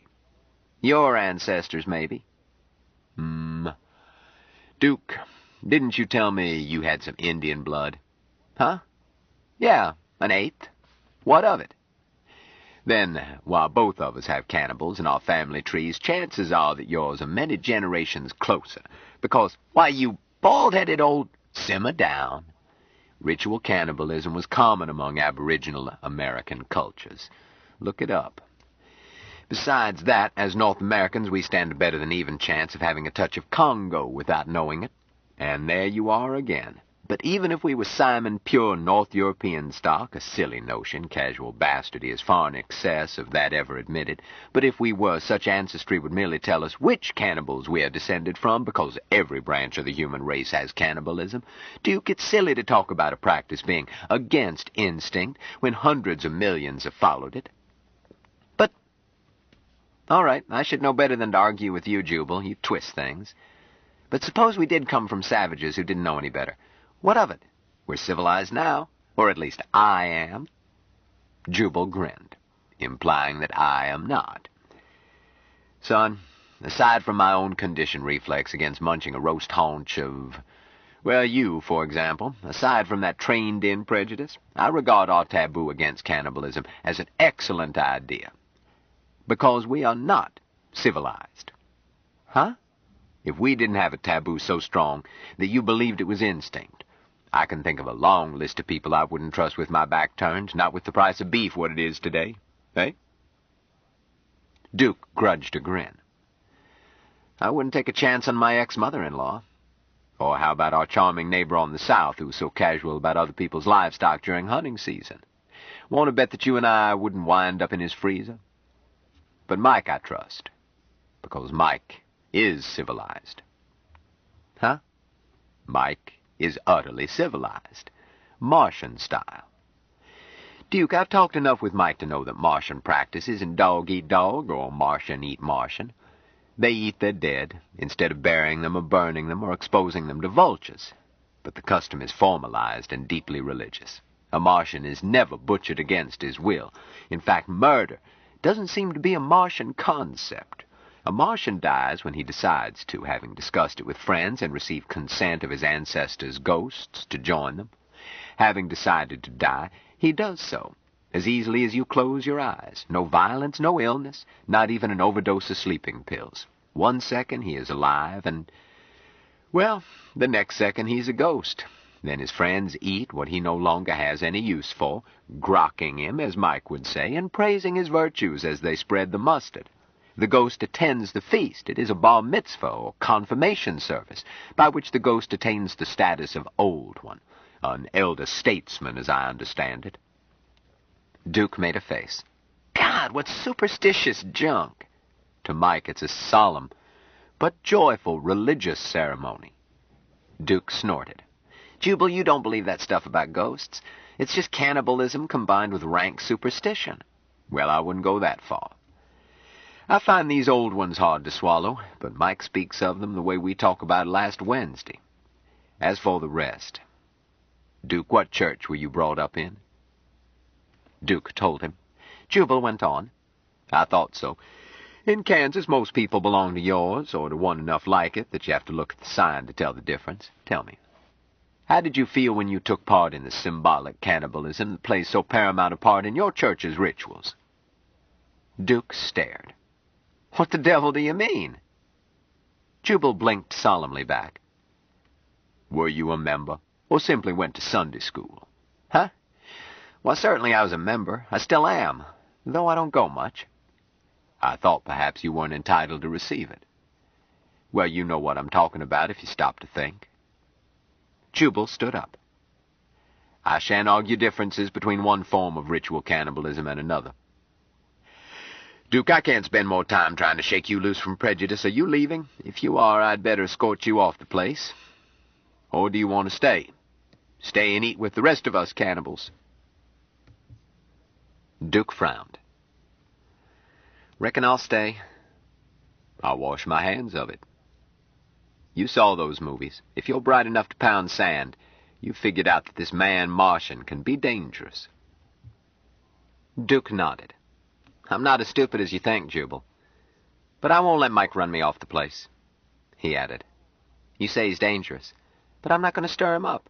Shucks, Jubal, I like the little dope most ways. Damn it, you still underestimate him, Duke. See here, if you feel friendly toward him, the best thing you can do is to offer him a glass of water. Understand me? Become his water brother. I'll think about it. But, Duke, don't fake it. If Mike accepts your offer, he'll be dead serious. He'll trust you utterly. So don't do it unless you are willing to trust him and stand by him no matter how rough things get. Either all out, or don't do it. I understood that. That's why I said I'll think about it. Okay. Don't take too long making up your mind. I expect things to get very rough soon. Chapter 14. In Laputa, according to Lemuel Gulliver, no person of importance listened or spoke without help of a clymenole, or flapper in English translation, as such servant's duty was to flap the mouth and ears of his master with a bladder whenever, in the opinion of the servant, it was desirable for his master to speak or listen. Without the consent of his flapper, it was impossible to converse with any Laputian of the master class. The flapper system was unknown on Mars. Martian old ones would have as little use for flappers as a snake has for shoes. Martians, still corporate, could have used flappers, but did not. The concept ran contrary to their way of living. A Martian needing a few minutes or years of contemplation simply took it. If a friend wished to speak with him, the friend would wait. With eternity to draw on, there could be no reason for hurrying. Hurry was not a concept in Martian. Speed, velocity, simultaneity, acceleration, and other abstractions of the pattern of eternity were part of Martian mathematics, but not of Martian emotion. Contrariwise, the unceasing rush of human existence came not from mathematical necessities of time, but from the frantic urgency implicit in human sexual bipolarity. On the planet Terra, the flapper system developed slowly. Time was when any Terran sovereign held public court, so that the lowliest might come before him without intermediary. Traces of this persisted long after kings became scarce. An Englishman could cry herald, although none did, and the smarter city bosses still left their doors open to any Gandhi dancer or Bindle stiff far into the 20th century. A remnant of the principle was embalmed in Amendments 1 and 9 of the United States Constitution, although superseded by the Articles of World Federation. By the time the champion returned from Mars, the principle of access to the sovereign was dead, in fact, regardless of the nominal form of government, and the importance of a personage could be told by the layers of flappers cutting him off from the mob. They were known as executive assistants, private secretaries, secretaries to private secretaries, press secretaries, receptionists, appointment clerks, etc. But all were flappers, as each held arbitrary veto over communication from the outside. These webs of officials resulted in unofficials who flapped the great man without permission from official flappers, using social occasions or backdoor access or unlisted telephone numbers. These unofficials were called golfing companion, kitchen cabinet, lobbyist, elder statesman, 5%er, and so forth. The unofficials grew webs, too, until they were almost as hard to reach as the great man, and secondary unofficials sprang up to circumvent the flappers of primary unofficials. With a personage of foremost importance, the maze of unofficials was as complex as the official phalanxes surrounding a person merely very important. Dr. Jubal Harshaw, professional clown, amateur subversive, and parasite by choice, had an almost Martian attitude toward hurry. Being aware that he had but a short time to live, and having neither Martian nor Kansan faith in immortality, he purposed to live each golden moment as eternity, without fear, without hope, with sybaritic gusto. To this end he required something larger than Diogenes' tub, but smaller than Kubla's pleasure dome. His was a simple place, a few acres kept private with electrified fence, a house of 14 rooms or so with running secretaries and other modern conveniences. To support his austere nest and rabble staff, He put forth minimum effort for maximum return, because it was easier to be rich than poor. Harshaw wished to live in lazy luxury, doing what amused Harshaw. He felt aggrieved when circumstances forced on him a necessity for hurry, and would never admit that he was enjoying himself. This morning, he needed to speak to the planet's chief executive. He knew that the flapper system made such contact all but impossible. Harshaw disdained to surround himself with flappers suitable to his own rank. He answered his telephone himself if he happened to be at hand, because each call offered odds that he could be rude to some stranger for daring to invade his privacy without cause. Cause by Harshaw's definition. He knew that he would not find such conditions at the Executive Palace. Mr. Secretary General would not answer his own phone. But Harshaw had years of practice in outwitting human customs. He tackled the matter cheerfully after breakfast. His name carried him slowly through several layers of flappers. He was sufficiently a narrow-gauge VIP that he was never switched off. He was referred from secretary to secretary, and wound up speaking to an urbane young man who seemed willing to listen endlessly, no matter what Harshaw said, but would not connect him with the Honorable Mr. Douglas. Harshaw knew that he would get action if he claimed to have the man from Mars with him, but he did not think that the result would suit him. He calculated that mention of Smith would kill any chance of reaching Douglas, while producing reaction from subordinates, which he did not want. With Caxton's life at stake, Harshaw could not risk failure through a subordinate's lack of authority or excess of ambition. But this soft brush-off tried his patience. Finally, he snarled, "Young man, if you have no authority, let me speak to someone who has. Put me through to Mr. Berquist."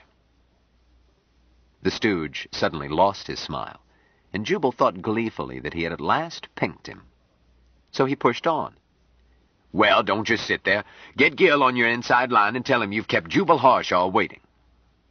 The face said woodenly, "We have no Mr. Berquist here." "I don't care where he is. Get him. If you don't know Gil Berquist, ask your boss. Mr. Gilbert Berquist, personal assistant to Mr. Douglas. If you work around the palace, you've seen Mr. Berquist. 35, 6 feet and 180 pounds, sandy hair, thin on top, smiles a lot and has perfect teeth. If you don't dare disturb him, dump it in your boss's lap. Quit biting your nails and move." The young man said, "Please hold on. I will inquire." "I certainly will. Get me Gil." The image was replaced by an abstract pattern. A voice said, "Please wait while your call is completed. This delay is not charged to your account. Please relax while—" Soothing music came up.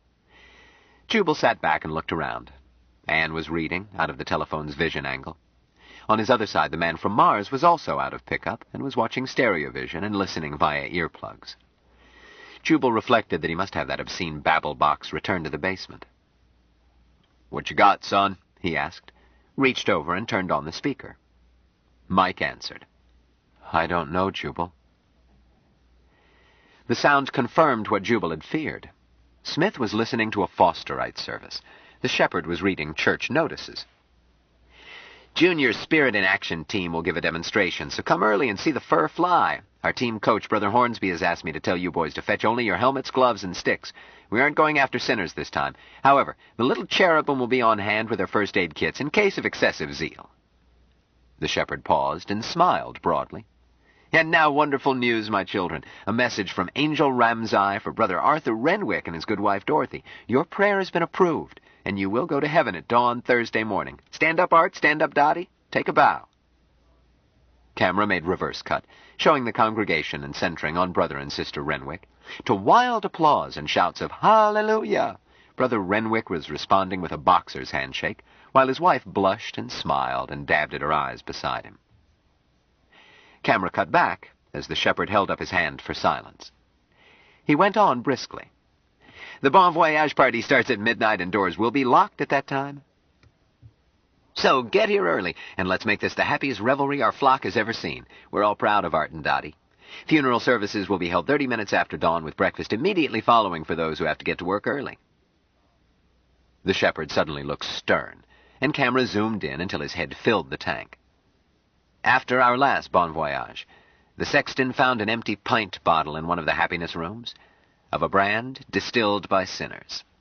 That's past and done. The brother who slipped confessed and paid penance sevenfold, even refusing the usual cash discount. I'm sure he won't backslide. But stop and think, my children. Is it worth risking eternal happiness to save a few pennies on an article of worldly merchandise? Always look for that happy, holy seal of approval with Bishop Digby's smiling face on it. Don't let a sinner palm off on you something just as good. Our sponsors support us. They deserve your support. Brother Art, I'm sorry to have to bring up such a subject. That's okay, Shepherd. Pour it on. At a time of such great happiness. But we must never forget that... Jubal switched off the speaker circuit. Mike, that's not anything you need. Not? Shucks, the boy's going to have to learn about such things. All right, go ahead. But talk to me later. Yes, Jubal. Harshaw was about to add advice to offset Mike's tendency to take literally anything he heard. But the telephone's hold music went down and out, and the screen filled with an image, a man in his 40s whom Jubal labeled as Cop. Jubal said aggressively, You want Gil Berquist? What is your interest in Gilbert Berquist? Jubal answered with pained patience, I wish to speak to him. See here, my good man, are you a public employee? The man hesitated. Yes. I must, nothing. I'm a citizen and my taxes help pay your wages. All morning I've been trying to make a simple phone call and I've been passed from one butterfly-brained bovine to another, every one of them feeding out of the public trough. And now, you. Give me your name, job title, and pay number, then I'll speak to Mr. Berquist. You didn't answer my question. Come, I don't have to. I'm a private citizen. You are not, and the question I asked, any citizen may demand of any public servant, O'Kelly v. State of California, 1972. I demand that you identify yourself, name, job, number. The man answered tonelessly. You are Dr. Jubal Harshaw. You were calling from... So that's what took so long? That was stupid. My address can be obtained from any library, post office, or telephone information. As to who I am, everyone knows. Everyone who can read. Can you read? Dr. Harshaw, I am a police officer, and I require your cooperation. What is your reason? Pooh, sir, I'm a lawyer. A citizen is required to cooperate with police under certain conditions only. For example, during hot pursuit, in which case the police officer may still be required to show credentials. Is this hot pursuit, sir? Are you about to dive through this blasted instrument? Second, a citizen may be required to cooperate within reasonable and lawful limits in the course of police investigation. This is an investigation. Of what, sir? Before you may require my cooperation, you must identify yourself, satisfy me as to your bona fides, state your purpose, and if I so require, cite the code and show that reasonable necessity exists. You have done none of these. I wish to speak to Mr. Berquist. The man's jaw muscles were jumping, but he answered, I'm Captain Heinrich of the Federation SS Bureau. The fact that you reached me by calling the Executive Palace should be proof that I am who I say I am. However... He took out a wallet, flipped it open, and held it to his pickup. Harshaw glanced at the ID. Very well, Captain, he growled. Will you now explain why you are keeping me from speaking with Mr. Berquist? Mr. Berquist is not available. Then why didn't you say so? Transfer my call to someone of Berquist's rank. I mean one of the people who work directly with the Secretary General, as Gil does. I don't propose to be fobbed off on some junior assistant flunky with no authority to blow his own nose. If Gil isn't there, then for God's sake get me someone of equal rank. You've been trying to telephone the Secretary General. Precisely. Very well. You may explain what business you have with the Secretary General. And I may not. Are you a confidential assistant to the Secretary General? Are you privy to his secrets?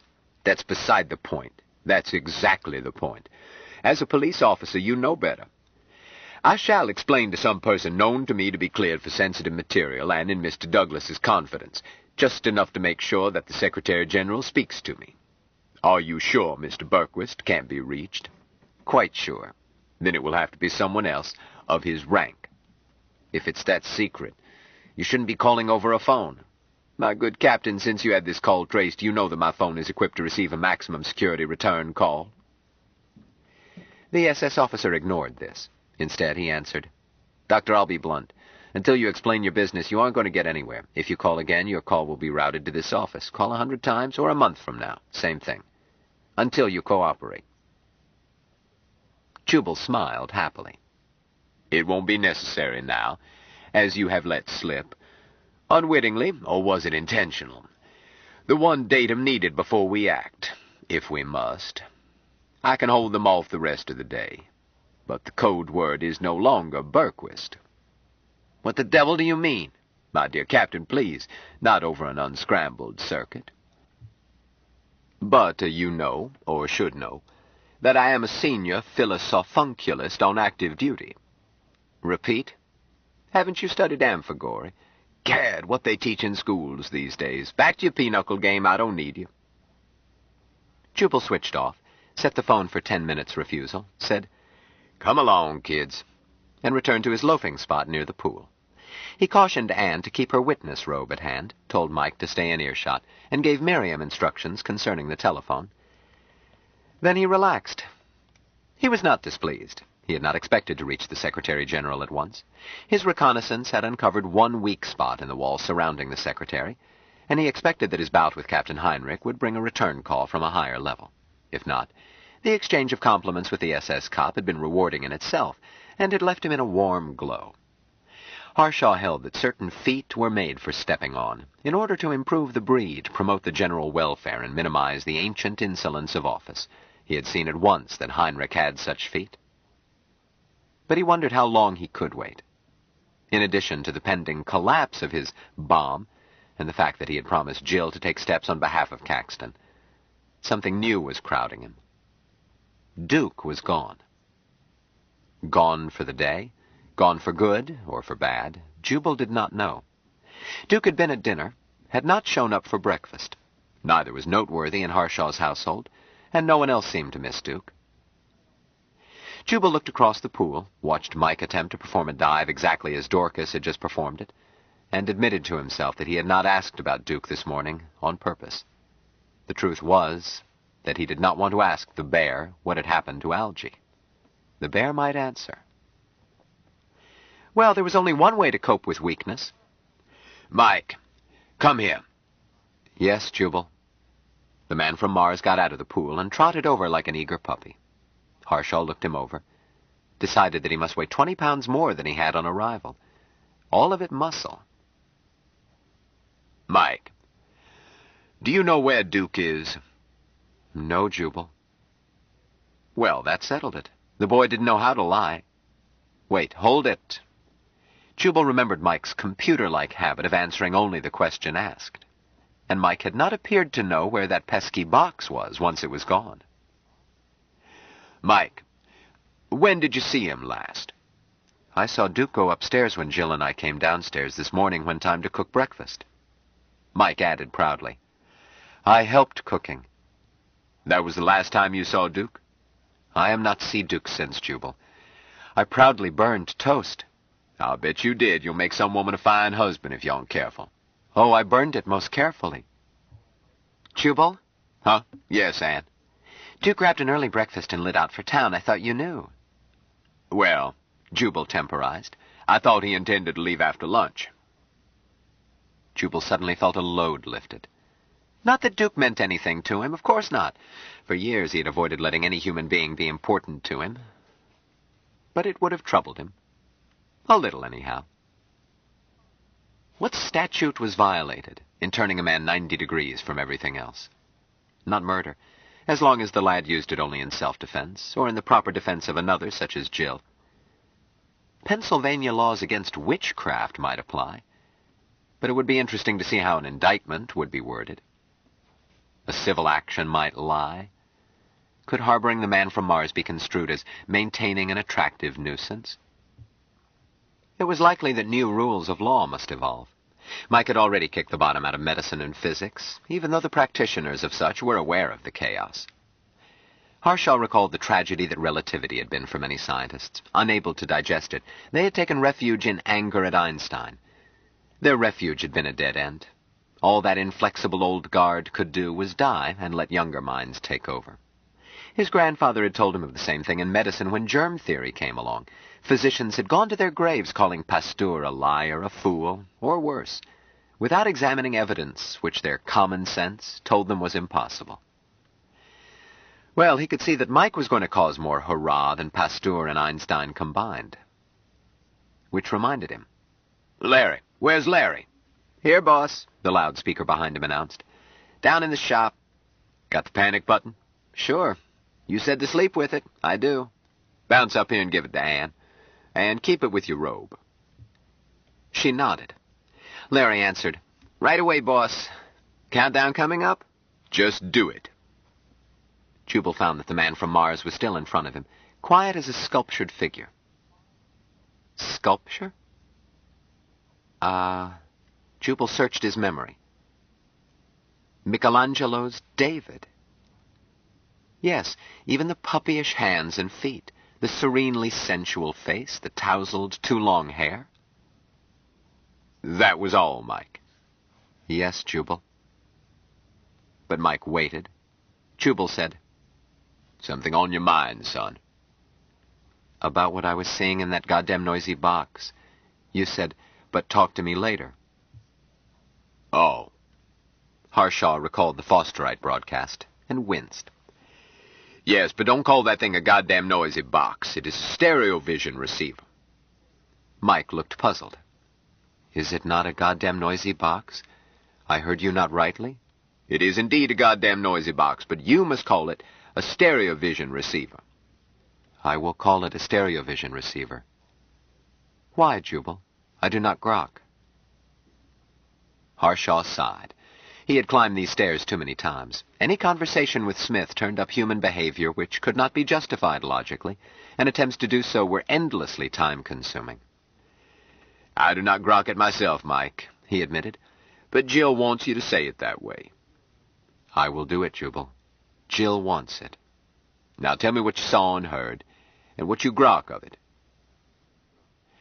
Mike recalled every word and action in the babble tank, including all commercials.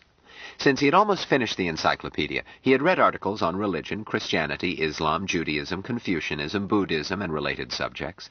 He had grokked none of this. Jubal learned that A. Mike did not know that the Fosterite service was religious. B.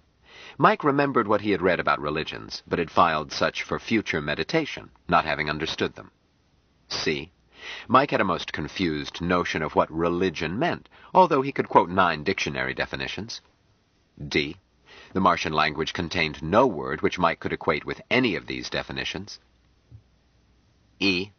The customs which Jubal had described to Duke as Martian religious ceremonies were not. To Mike, such matters were as matter-of-fact as grocery markets were to Jubal. F. It was not possible to separate in the Martian tongue the human concepts religion, philosophy, and science. And since Mike thought in Martian, it was not possible for him to tell them apart. All such matters were learnings from the old ones. Doubt he had never heard of, nor of research, no Martian word for either. The answers to any questions were available from the old ones, who were omniscient and infallible, whether on tomorrow's weather or cosmic teleology. Mike had seen a weather forecast and had assumed that this was a message from human old ones for those still corporate. He held a similar assumption concerning the authors of the Encyclopedia Britannica.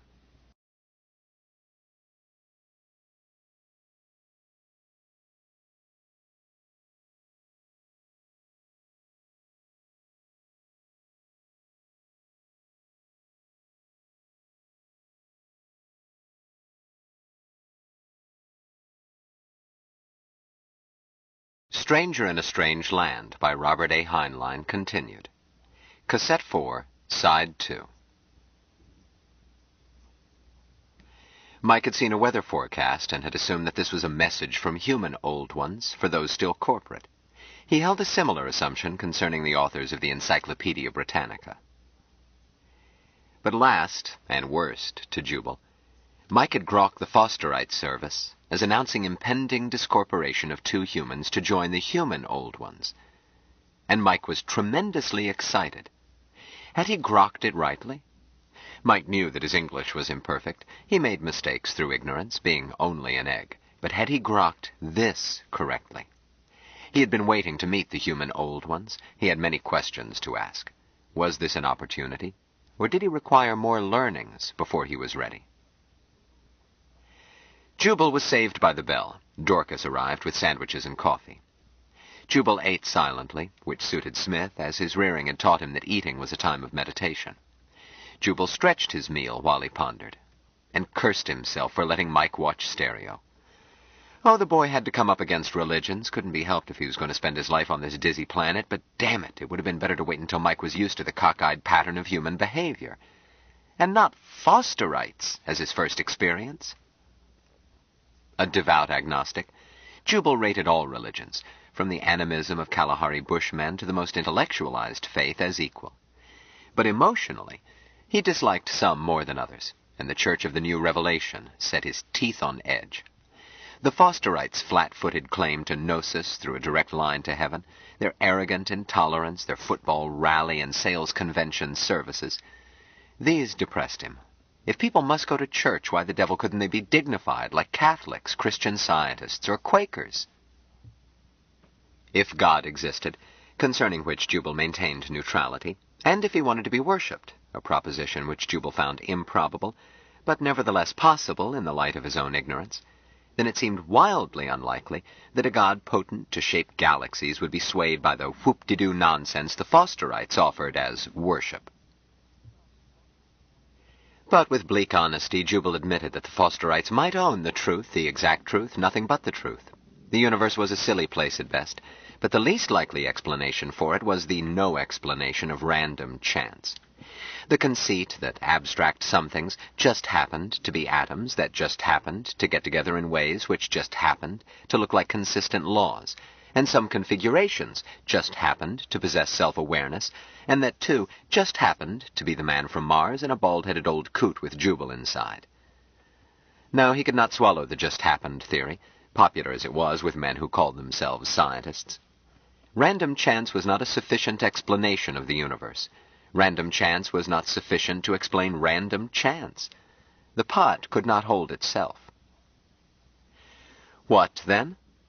Least hypothesis deserved no preference. Occam's razor could not slice the prime problem, the nature of the mind of God. Might as well call it that, you old scoundrel.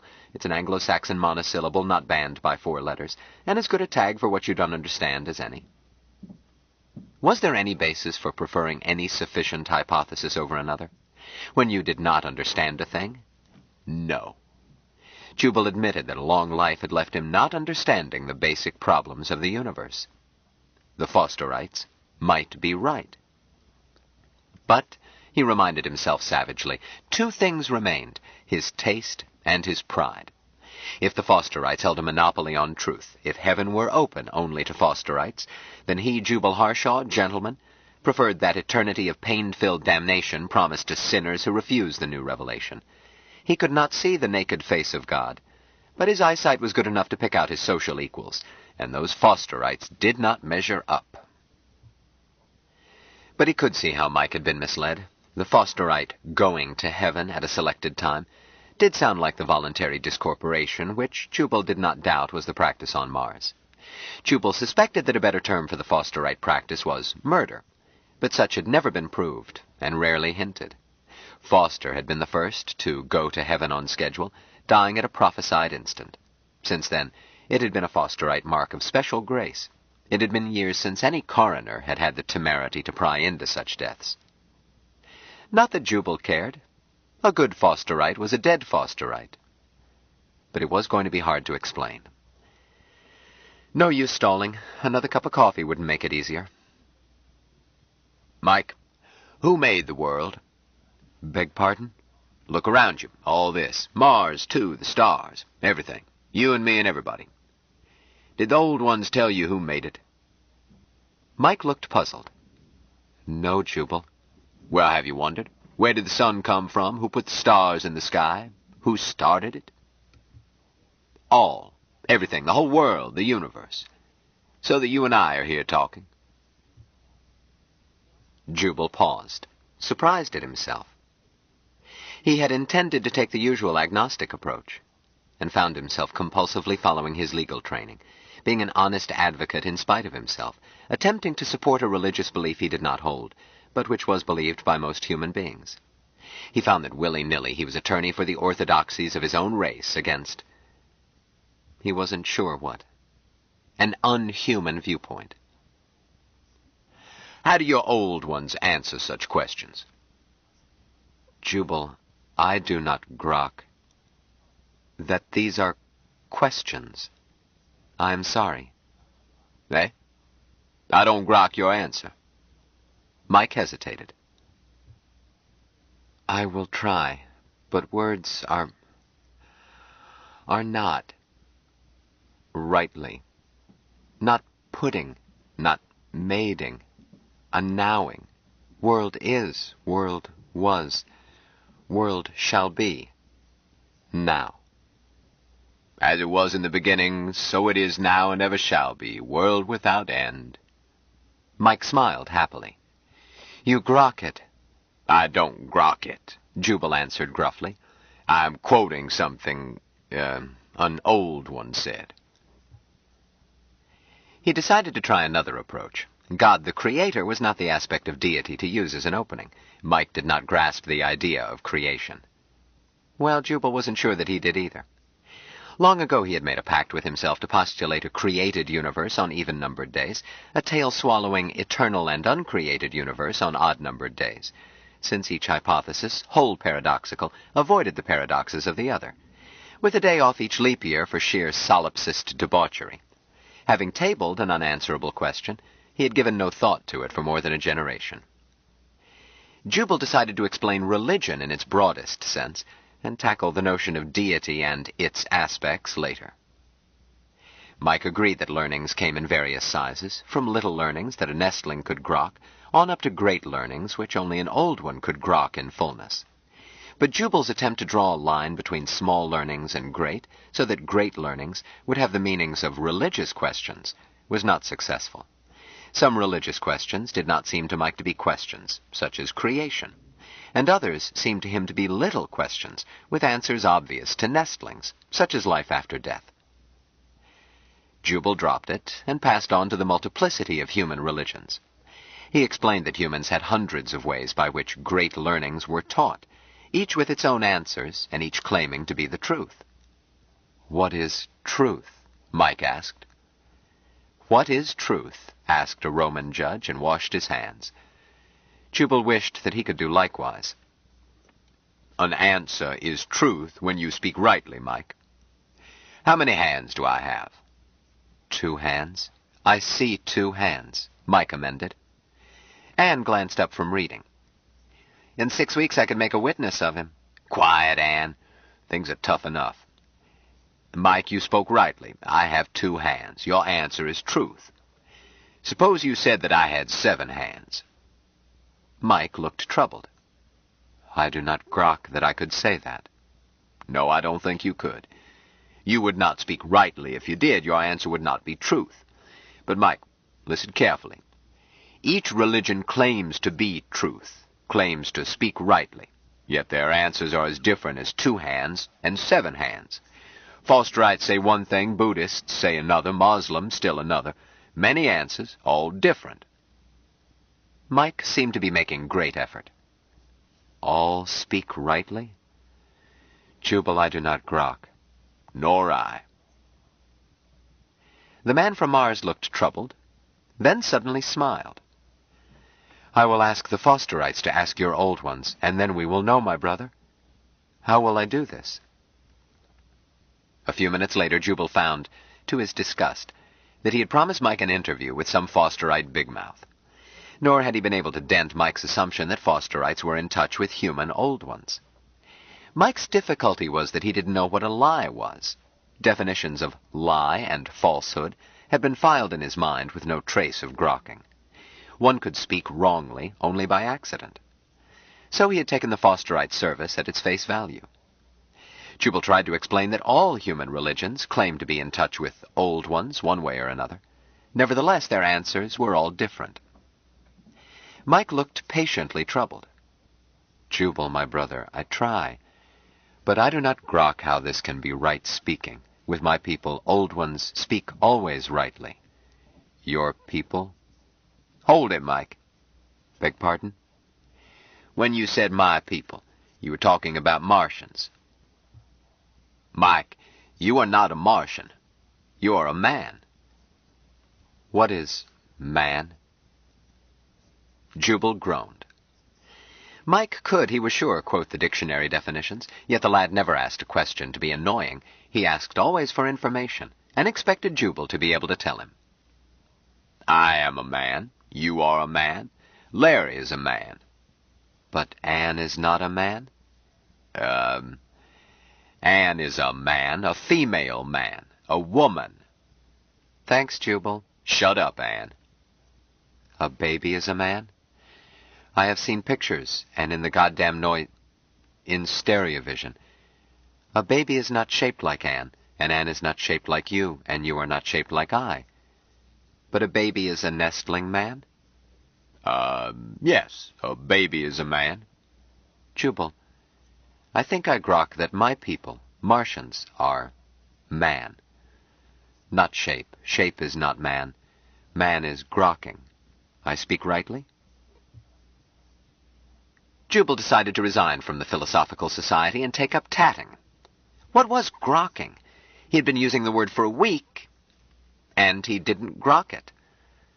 But what was man? A featherless biped, God's image, or a fortuitous result of survival of the fittest in a circular definition? The heir of death and taxes? The Martians seemed to have defeated death, and they seemed not to have money, property, nor government in any human sense, so how could they have taxes? Yet the boy was right. Shape was irrelevant in defining man, as unimportant as the bottle containing the wine. You could even take a man out of his bottle, like that poor fellow whose life those Russians had saved by placing his brain in a vitreous envelope and wiring him like a telephone exchange. Gad, what a horrible joke. He wondered if the poor devil appreciated the humor. But how, from the viewpoint of a Martian, did man differ from other animals? Would a race that could levitate, and God knows what else, be impressed by engineering? If so, would the Aswan Dam or 1,000 miles of coral reef win first prize? Man's self-awareness? Sheer conceit. There was no way to prove that sperm whales or sequoias were not philosophers and poets exceeding any human merit. There was one field in which man was unsurpassed. He showed unlimited ingenuity in devising bigger and more efficient ways to kill off, enslave, harass, and in all ways make an unbearable nuisance of himself, to himself. Man was his own grimmest joke on himself. The very bedrock of humor was... Man is the animal who laughs, Jubal answered. Mike considered this. Then I am not a man. Huh? I do not laugh. I have heard laughing, and it frighted me. Then I grokked that it did not hurt. I have tried to learn. Mike threw his head back and gave out a raucous cackle. Jubal covered his ears. Stop! You heard, Mike agreed sadly. I cannot rightly do it, so I am not a man. Wait a minute, son. You simply haven't learned yet, and you'll never learn by trying. But you will, I promise you. If you live among us long enough, one day you will see how funny we are, and you will laugh. I will? You will. Don't worry, just let it come. Why, son, even a Martian would laugh once he grokked us. I will wait, Smith agreed placidly. And while you are waiting, don't doubt that you are man. You are. Man born of woman and born to trouble, and someday you will grok its fullness and laugh, because man is the animal that laughs at himself. About your Martian friends, I do not know, but I grok that they may be man. Yes, Jubal. Harshaw thought that the interview was over and felt relieved. He had not been so embarrassed since a day long ago when his father had explained the birds and the bees and the flowers. Much too late. But the man from Mars was not yet done. Jubal, my brother, you were asked me, who made the world, and I did not have words why I did not grok it rightly to be a question. I have been thinking words. So? You told me, God made the world. No, Harshaw said. I told you that while religion said many things, most of them said God made the world. I told you that I did not grok the fullness, but that God was the word that was used. Yes, Jubal, Mike agreed. Word is God. He added, you grok. I must admit I don't grok. You grok, Smith repeated firmly. I am explain. I did not have the word. You grok, Anne grok, I grok. The grasses under my feet grok in happy beauty, but I needed the word. The word is God. Go ahead. Mike pointed triumphantly at Jubal.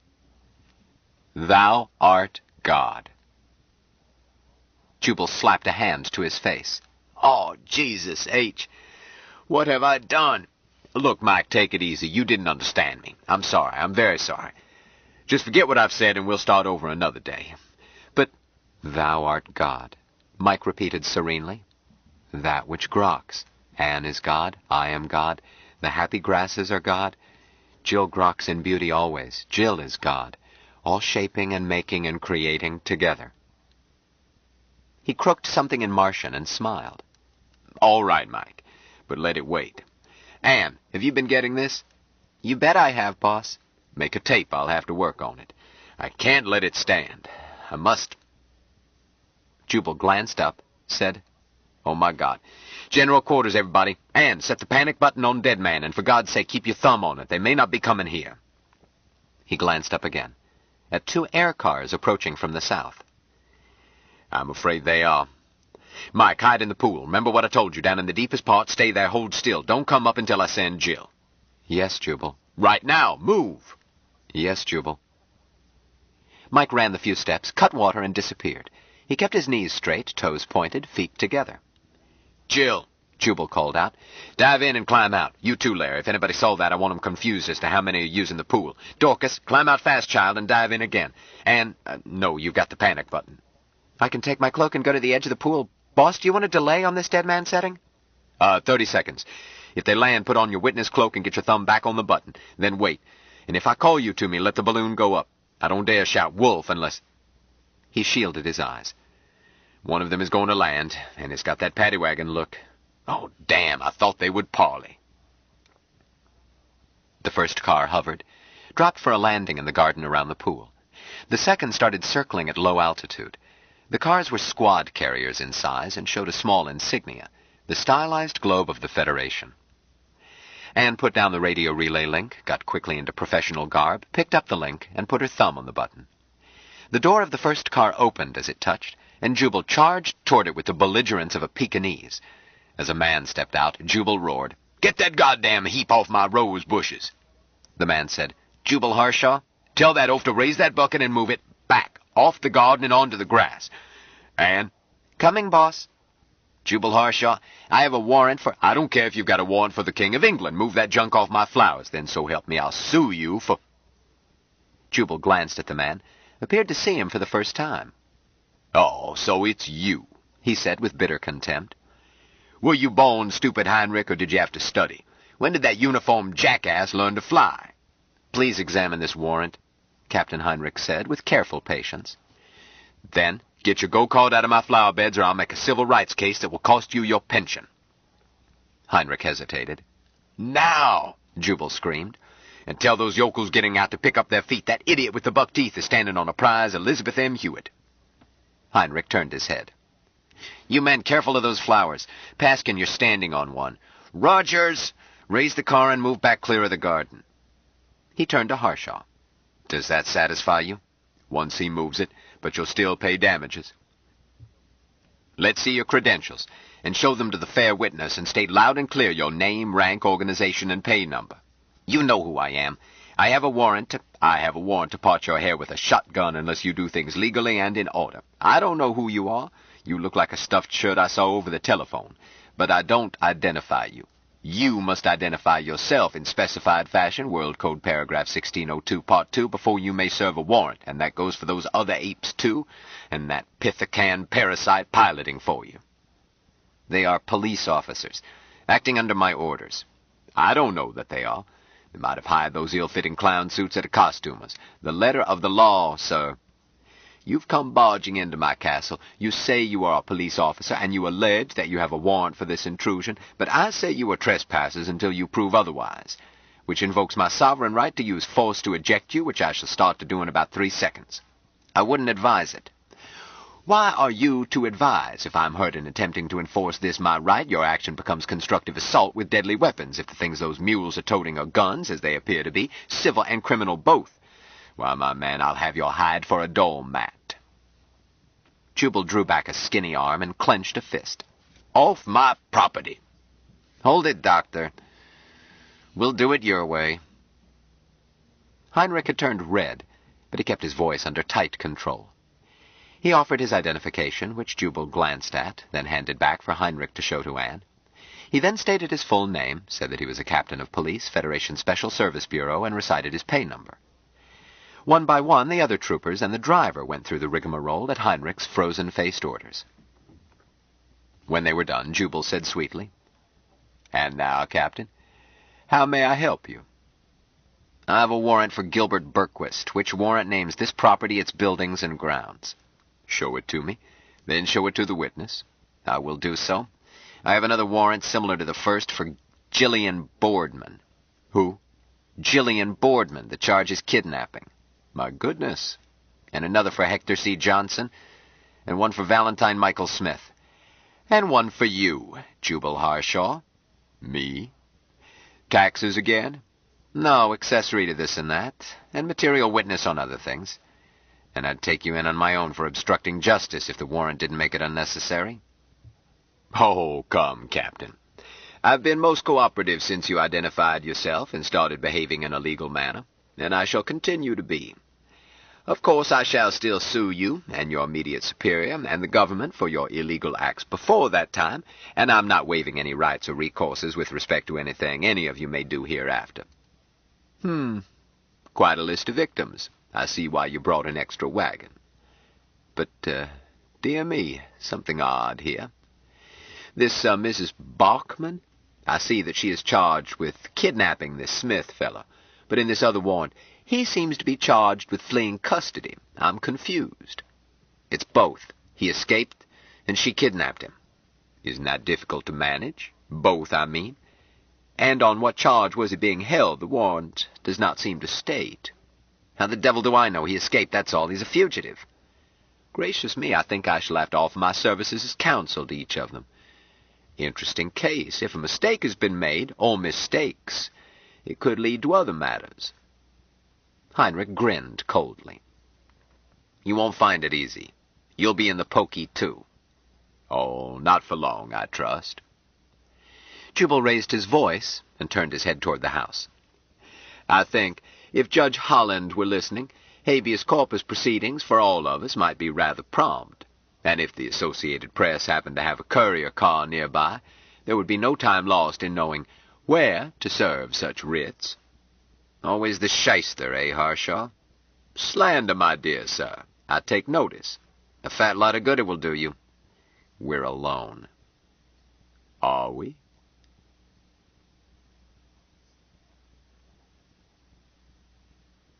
Chapter 15. Valentine Michael Smith swam through murky water to the deepest part, under the diving board, and settled on the bottom. He did not know why his water brother had told him to hide. He did not know he was hiding. Jubal had told him to do this and remain until Jill came for him. That was sufficient. He curled up, let air out of his lungs, swallowed his tongue, rolled his eyes up, slowed his heart, and became effectively dead, save that he was not discorporate. He elected to stretch his time sense until seconds flowed past like hours, as he had much to meditate. He had failed again to achieve the perfect understanding, the mutual merging rapport, the grokking that should exist between water brothers. He knew the failure was his, caused by his using wrongly the oddly variable human language, because Jubal had become upset. He knew that his human brothers could suffer intense emotion without damage. Nevertheless, Smith was wistfully sorry to have caused upset in Jubal.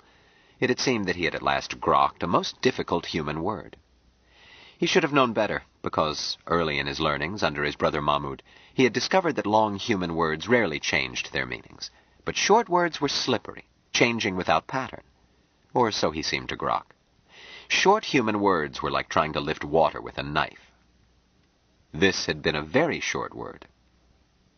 Smith still felt that he grokked rightly the human word God. Confusion had come from his failure in selecting other words. The concept was so simple, so basic, so necessary, that a nestling could explain it. In Martian, The problem was to find human words that would let him speak rightly, make sure that he patterned them to match in fullness how it would be said in his own people's language.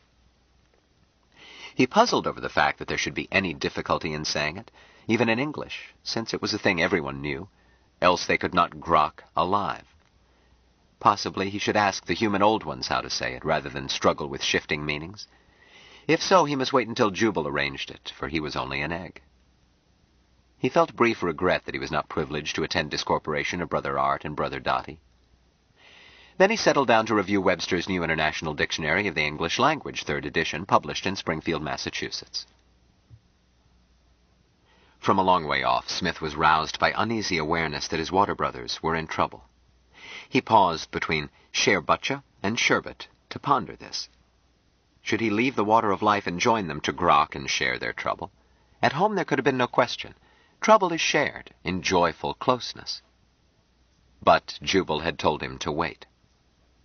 He reviewed Jubal's words, trying them against other human words, making sure that he grokked. No, he had grokked rightly. He must wait until Jill came. Nevertheless, he was so uneasy that he could not go back to his word hunt. At last an idea came that was filled with such gay daring that he would have trembled had his body been ready. Jubal had told him to place his body under water and leave it there until Jill came. But had Jubal said that he himself must wait with the body? Smith took a long time to consider this, knowing that slippery English words could lead him into mistakes. He concluded that Jubal had not ordered him to stay with his body, and that left a way out of the wrongness of not sharing his brother's trouble. So Smith decided to take a walk. He was dazed at his own audacity, for while he had done it before, he had never soloed. Always an old one had been with him, watching over him, making sure that his body was safe, keeping him from becoming disoriented, staying with him until he returned to his body. There was no old one to help him now, but Smith was confident that he could do it alone in a fashion that would fill his teacher with pride. So he checked every part of his body, made certain that it would not damage while he was gone, then got cautiously out of it, leaving behind that trifle of himself needed as caretaker. He rose up and stood on the edge of the pool, remembering to behave as if his body were with him as a guard against disorienting, against losing track of pool, body, everything, and wandering off into unknown places where he could not find his way back. Smith looked around. A car was just landing in the garden, and beings under it were complaining of injuries and indignities. Was this the trouble he could feel? Grasses were for walking on, flowers and bushes were not. This was a wrongness. No, there was more wrongness. A man was stepping out of the car, one foot about to touch the ground, and Jubal was running toward him. Smith could see the anger that Jubal was hurling toward the man, a blast so furious that had one Martian hurled it toward another, both would discorporate. Smith noted it as something to ponder, and if it was a cusp of necessity, decided what he must do to help his brother. Then he looked over the others. Dorcas was climbing out of the pool. She was troubled, but not too much so. Smith could feel her confidence in Jubal. Larry was at the edge and had just gotten out. Drops of water falling from him were in the air. Larry was excited and pleased. His confidence in Jubal was absolute. Miriam was near him. Her mood was midway between those of Dorcas and Larry. Anne was standing nearby, dressed in the long white garment she had had with her all day. Smith could not fully grok her mood. He felt in her the cold, unyielding discipline of an old one. It startled him, as Anne was always soft and gentle and warmly friendly. He saw that she was watching Jubal closely and was ready to help him. And so was Larry. And Dorcas. And Miriam. With a burst of empathy, Smith learned that all these friends were water brothers of Jubal, and therefore of him. This release from blindness shook him so that he almost lost anchorage. Calming himself, he stopped to praise and cherish them all, one by one and together. Jill had one arm over the edge of the pool, and Smith knew that she had been down under, checking on his safety. He had been aware of her when she had done it, but now he knew that she had not, alone, been worried about his safety. Jill felt other and greater trouble that was not relieved by knowing that her charge was safe under the water of life. This troubled him much, and he considered going to her, making her know that he was with her and sharing her trouble. He would have done so, had it not been for a faint feeling of guilt, He was not certain that Jubal wanted him to walk around while his body was in the pool. He compromised by telling himself that he would share their trouble and let them know that he was present if it became needful. Smith then looked over the man who was stepping out of the air car, felt his emotions, and recoiled from them, forced himself to examine him carefully inside and out.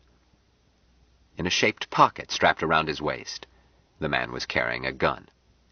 Smith was almost certain it was a gun. He examined it in detail, comparing it with guns he had seen, checking it against the definition in Webster's New International Dictionary of the English Language, 3rd edition, published in Springfield, Massachusetts. Yes, it was a gun, not alone in shape, but also in wrongness that surrounded and penetrated it. Smith looked down the barrel, saw how it must function, and wrongness stared back at him. Should he turn it and let it go elsewhere, taking its wrongness with it? Do it before the man was fully out of the car? Smith felt that he should. And yet Jubal had once told him not to do this to a gun, until Jubal told him that it was time. He knew now that this was indeed a cusp of necessity, but he resolved to balance on the point of the cusp until he grokked all, since it was possible that Jubal, knowing that a cusp was approaching, had sent him underwater to keep him from acting wrongly. He would wait, but he would watch this gun. Not being limited to eyes, being able to see all around if needful, he continued to watch gun and man while he went inside the car. More wrongness than he would have believed possible. Other men were in there, all but one crowding toward the door. Their minds smelled like a pack of Kauga who had scented an unwary nymph, and each one held in his hands a something having wrongness. As he had told Jubal, Smith knew that shape was never a prime determinant. It was necessary to go beyond shape, to essence, in order to grok. His own people passed through 5 major shapes: egg, nymph, nestling, adult, and old one, which had no shape. Yet the essence of an old one was patterned in the egg. These somethings seemed like guns, but Smith did not assume that they were. He examined one most carefully. It was larger than any gun he had ever seen. Its shape was different. Its details were quite different. It was a gun. He examined each of the others just as carefully. They were guns. The one man still seated had strapped to him a small gun. The car had built into it 2 enormous guns, plus other things which Smith could not grok, but in which he felt wrongness. He considered twisting car, contents, and all, letting it topple away. But in addition to his lifelong inhibition against wasting food, he knew that he did not grok what was happening. Better to move slowly, watch carefully, and help and share at cusp by following Jubal's lead. And if right action was to remain passive, then go back to his body when cusp had passed and discuss it with Jubal later. He went outside the car and watched and listened and waited. The first man to get out talked with Jubal concerning things which Smith could only file without grokking. They were beyond his experience. The other men got out and spread out. Smith spread his attention to watch them all. The car raised, moved backwards, stopped again, which relieved the beings it had sat on. Smith grokked with them, trying to soothe their hurtings. The first man handed papers to Jubal. They were passed to Anne. Smith read them with her. He recognized their word shapings as being concerned with human rituals of healing and balance. But since he had encountered these rituals only in Jubal's law library, he did not try to grok the papers, especially as Jubal seemed untroubled by them. The wrongness was elsewhere. He was delighted to recognize his own human name on 2 papers. He always got an odd thrill out of reading it, as if he were 2 places at once, impossible as that was for any but an old one. Jubal and the first man walked toward the pool, with Anne close behind. Smith relaxed his time sense to let them move faster, keeping it stretched just enough so that he could comfortably watch all the men at once. 2 men closed in and flanked the group. The first man stopped near Smith's friends by the pool, looked at them, took a picture from his pocket, looked at it, looked at Jill. Smith felt her fear mount, and he became very alert. Jubal had told him, "Protect Jill. Don't worry about wasting food. Don't worry about anything else. Protect Jill." He would protect Jill in any case, even at the risk of acting wrongly. But it was good to have Jubal's reassurance. It left his mind undivided and untroubled. When the man pointed at Jill and the 2 men flanking him hurried toward her with their guns of great wrongness, Smith reached out through his doppelganger and gave them each that tiny twist which causes to topple away. The first man stared at where they had been and reached for his gun, and he was gone too. The other four started to close in. Smith did not want to twist them. He felt that Jubal would be pleased if he simply stopped them. But stopping a thing, even an ashtray, is work, and Smith did not have his body. An old one could have managed it. But Smith did what he could, what he had to do. 4 feather touches.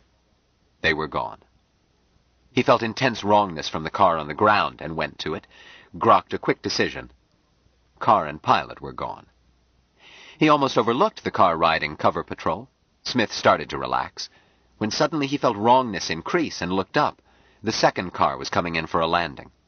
Smith stretched time to his limit and went to the car in the air, inspected it carefully, grokked that it was choked with wrongness, tilted it into neverness. Then he returned to the group by the pool.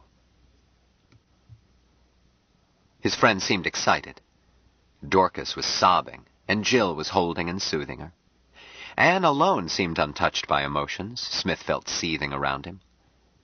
But wrongness was gone, all of it, and with it the trouble that had disturbed his meditations.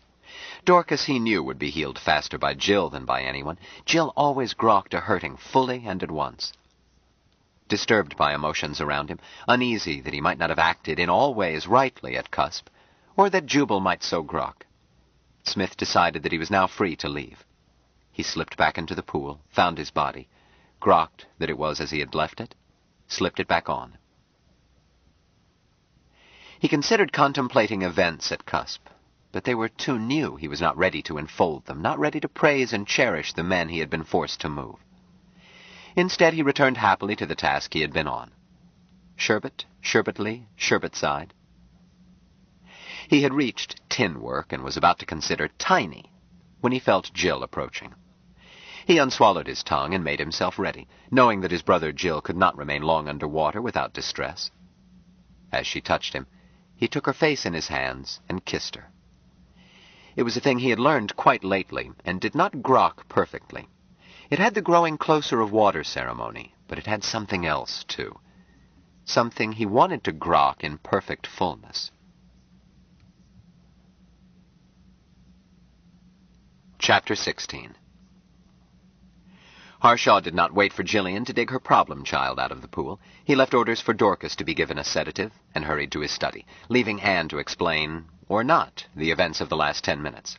"Front!" he called over his shoulder. Miriam caught up with him. "I must be front," she said breathlessly. "But, boss, what in the—" "Girl, not one word." "But, boss—" "Zip it, I said. Miriam, a week from now we'll sit down and get Ann to tell us what happened, but right now everybody and his cousins will be phoning and reporters will crawl out of trees, and I've got to make some calls first. Are you the sort of female who comes unstuck when she's needed? That reminds me, make a note to Doc Dorcas's pay for the time she's been having hysterics." Miriam gasped. "Boss, you just dare and every single one of us will quit." "Nonsense." "Quit picking on Dorcas. Why, I would have had hysterics myself if she hadn't beaten me to it," she added. "I think I'll have hysterics now." Harshaw grinned. "You do and I'll spank you." "All right, put Dorcas down for a bonus for hazardous duty. Put all of you down for a bonus, me especially. I earned it." "All right. Who pays your bonus?" "The taxpayers will find a way to clip." "Damn." They had reached the study. The telephone was already demanding attention. He slid into the seat and keyed in. "Harshaw speaking. Who the devil are you?" "Skip it, Doc," a face answered. "You haven't frightened me in years. How's everything?" Harshaw recognized Thomas Mackenzie, production manager-in-chief for New World Networks. He mellowed slightly. "Well enough, Tom, but I'm rushed as can be, so—" "You're rushed. Try my 48-hour day. Do you still think you're going to have something for us? I don't mind the equipment. I can overhead that, but I have to pay 3 crews just to stand by for your signal. I want to do you any favor I can. We've used lots of your script, and we expect to use more in the future. But I wonder what to tell our controller." Harshaw stared. "Don't you think that spot coverage was enough?" "What spot coverage?" Shortly, Harshaw knew that New World Networks had seen nothing of recent events at his home. He stalled Mackenzie's questions because he was certain that truthful answers would convince Mackenzie that poor old Harshaw had gone to pieces.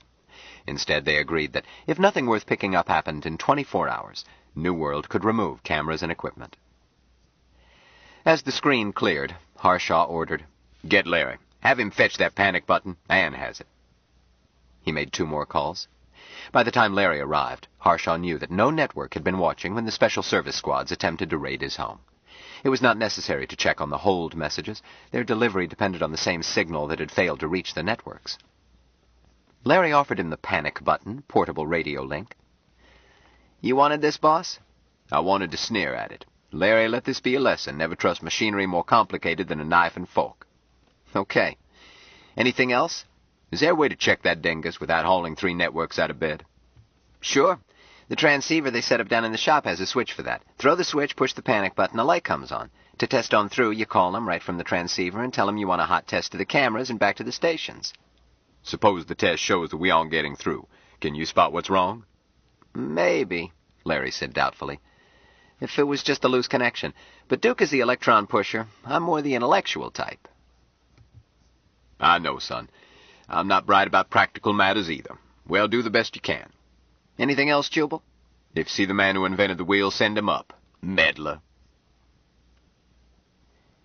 Jubal considered the possibility that Duke had sabotaged the panic button, but rejected the thought. He allowed himself to wonder what had really happened in his garden, and how the lad had done it from 10 feet underwater. He had no doubt that Mike had been behind those impossible shenanigans. What he had seen the day before in this very room was just as intellectually stupefying, but the emotional impact was not.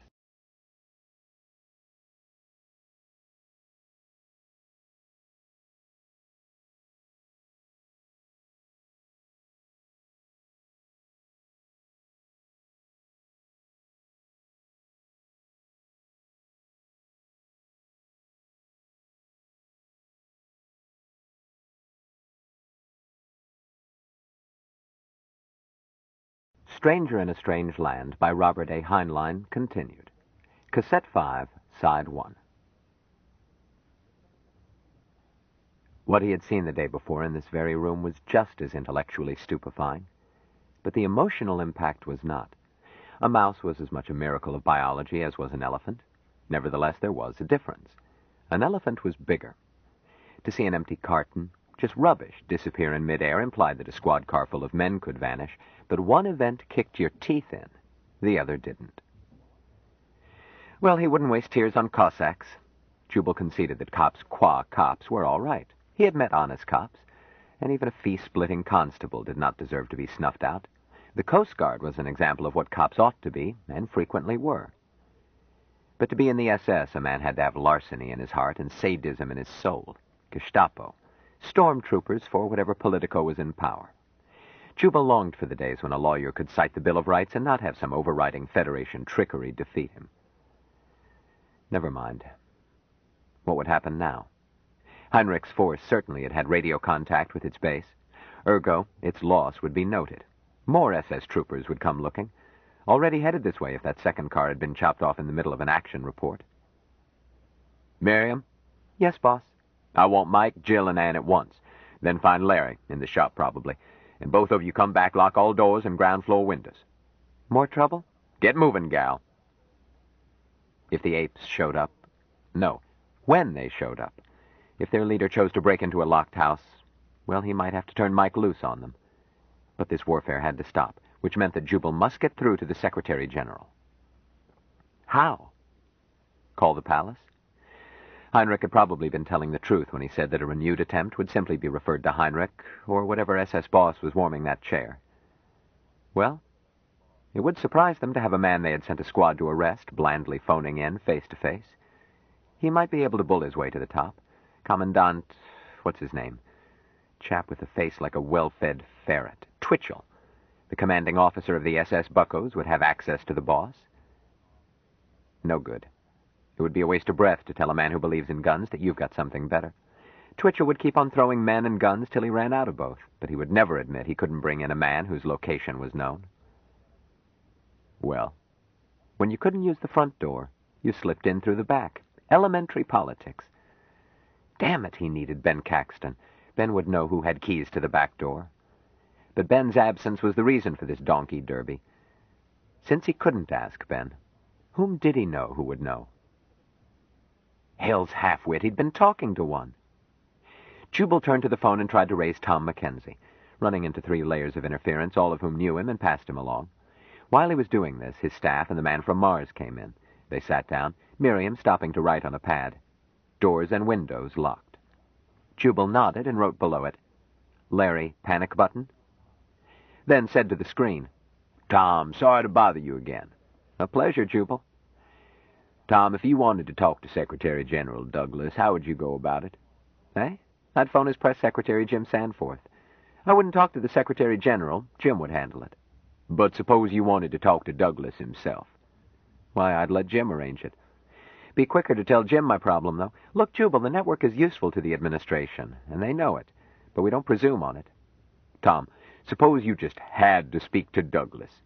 In the next 10 minutes. Mackenzie's eyebrows went up. "Well, if I had to, I would explain to Jim why it was." "No.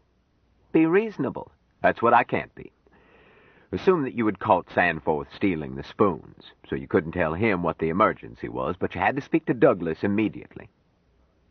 Mackenzie sighed. "I would tell Jim that I had to talk to the boss, and that if I wasn't through to him right away, the administration would never get another trace of support from the network." "Okay, Tom, do it. "Huh?" Call the palace on another instrument, and be ready to cut me in instantly. I've got to talk to the Secretary General right now." Mackenzie looked pained. "Jubal, old friend."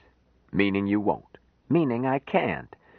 You've dreamed up a hypothetical situation in which a, major executive of a global network could speak to the Secretary General, but I can't hand this entree to somebody else. Look, Jubal, I respect you. The network would hate to lose you, and we are painfully aware that you won't let us tie you down to a contract, but I can't do it. One does not telephone the world chief of government unless he wants to speak to you." "Suppose I sign an exclusive 7-year contract?" Mackenzie looked as if his teeth hurt. "I still couldn't. I'd lose my job, and you would have to carry out your contract." Jubal considered calling Mike in to pick up and naming him. But Mackenzie's own programs had run the fake Man from Mars interviews, and Mackenzie was either in on the hoax, or he was honest, as Jubal thought, and would not believe that he had been hoaxed. "All right, Tom. But you know your way around in the government.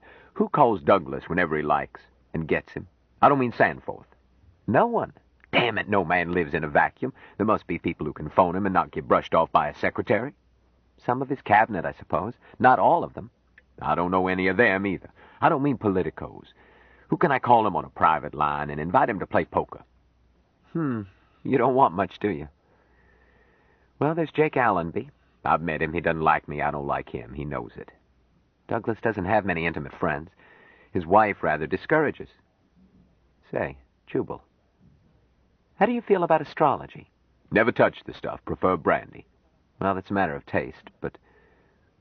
See here, Jubal, if you ever let on I told you this, I'll cut your lying throat." "Noted. Agreed. Proceed." "Well, Agnes Douglas does touch the stuff, and I know where she gets it. Her astrologer can call Mrs. Douglas any time, and believe you me, Mrs. Douglas has the ear of the Secretary General. You can call her astrologer, and the rest is up to you." "I don't recall any astrologers on my Christmas card list," Jubal answered dubiously. "What's his name?" "Her. Her name is Madame Alexandra Vesant, Washington Exchange. That's Vesant. "I've got it," Jubal said happily. "Tom, you've done me a world of good." "Hope so. Anything for the network?" "Hold it." Jubal glanced at a note Miriam had placed at his elbow. It read, "Larry says the transceiver won't trans. He doesn't know why." Jubal went on. "That spot coverage failed through a transceiver failure." "I'll send somebody." "Thanks. Thanks twice." Jubal switched off, placed the call by name, and instructed the operator to use hush and scramble if the number was equipped for it. It was, not to his surprise. Soon Madame Vesant's dignified features appeared in his screen. He grinned at her and called, "Hey, Rube." She looked startled, then stared. "Why, Doc Harshaw, you old scoundrel. Lord love you, it's good to see you. Where have you been hiding?" "Just that, Becky. Hiding. The clowns are after me." Becky Vesey answered instantly. "What can I do to help? Do you need money?" "I've got plenty of money, Becky. I'm in much more serious trouble than that. And nobody can help me but the Secretary General himself. I need to talk to him. Right away. She looked blank. That's a tall order, Doc. Becky, I know. I've been trying to get through to him, and I can't. But don't you get mixed up in it. Girl, I'm hotter than a smoky bearing. I took a chance that you might be able to advise me. A phone number maybe where I could reach him, but I don't want you in it personally. You'd get hurt, and I'd never be able to look the professor in the eye, God rest his soul. I know what the professor would want me to do, she said sharply. Knock off the nonsense, Doc. The professor always swore that you were the only sawbones fit to carve people. He never forgot that time in Elkton. Now, Becky, we won't bring that up. I was paid. You saved his life. I did no such thing. It was his will to fight. And your nursing. Doc, we're wasting time. Just how hot are you? They're throwing the book, and anybody near me will get splashed. There's a warrant out, a Federation warrant, and they know where I am, and I can't run. It will be served any minute, and Mr. Douglas is the only person who can stop it. You'll be sprung. I guarantee that.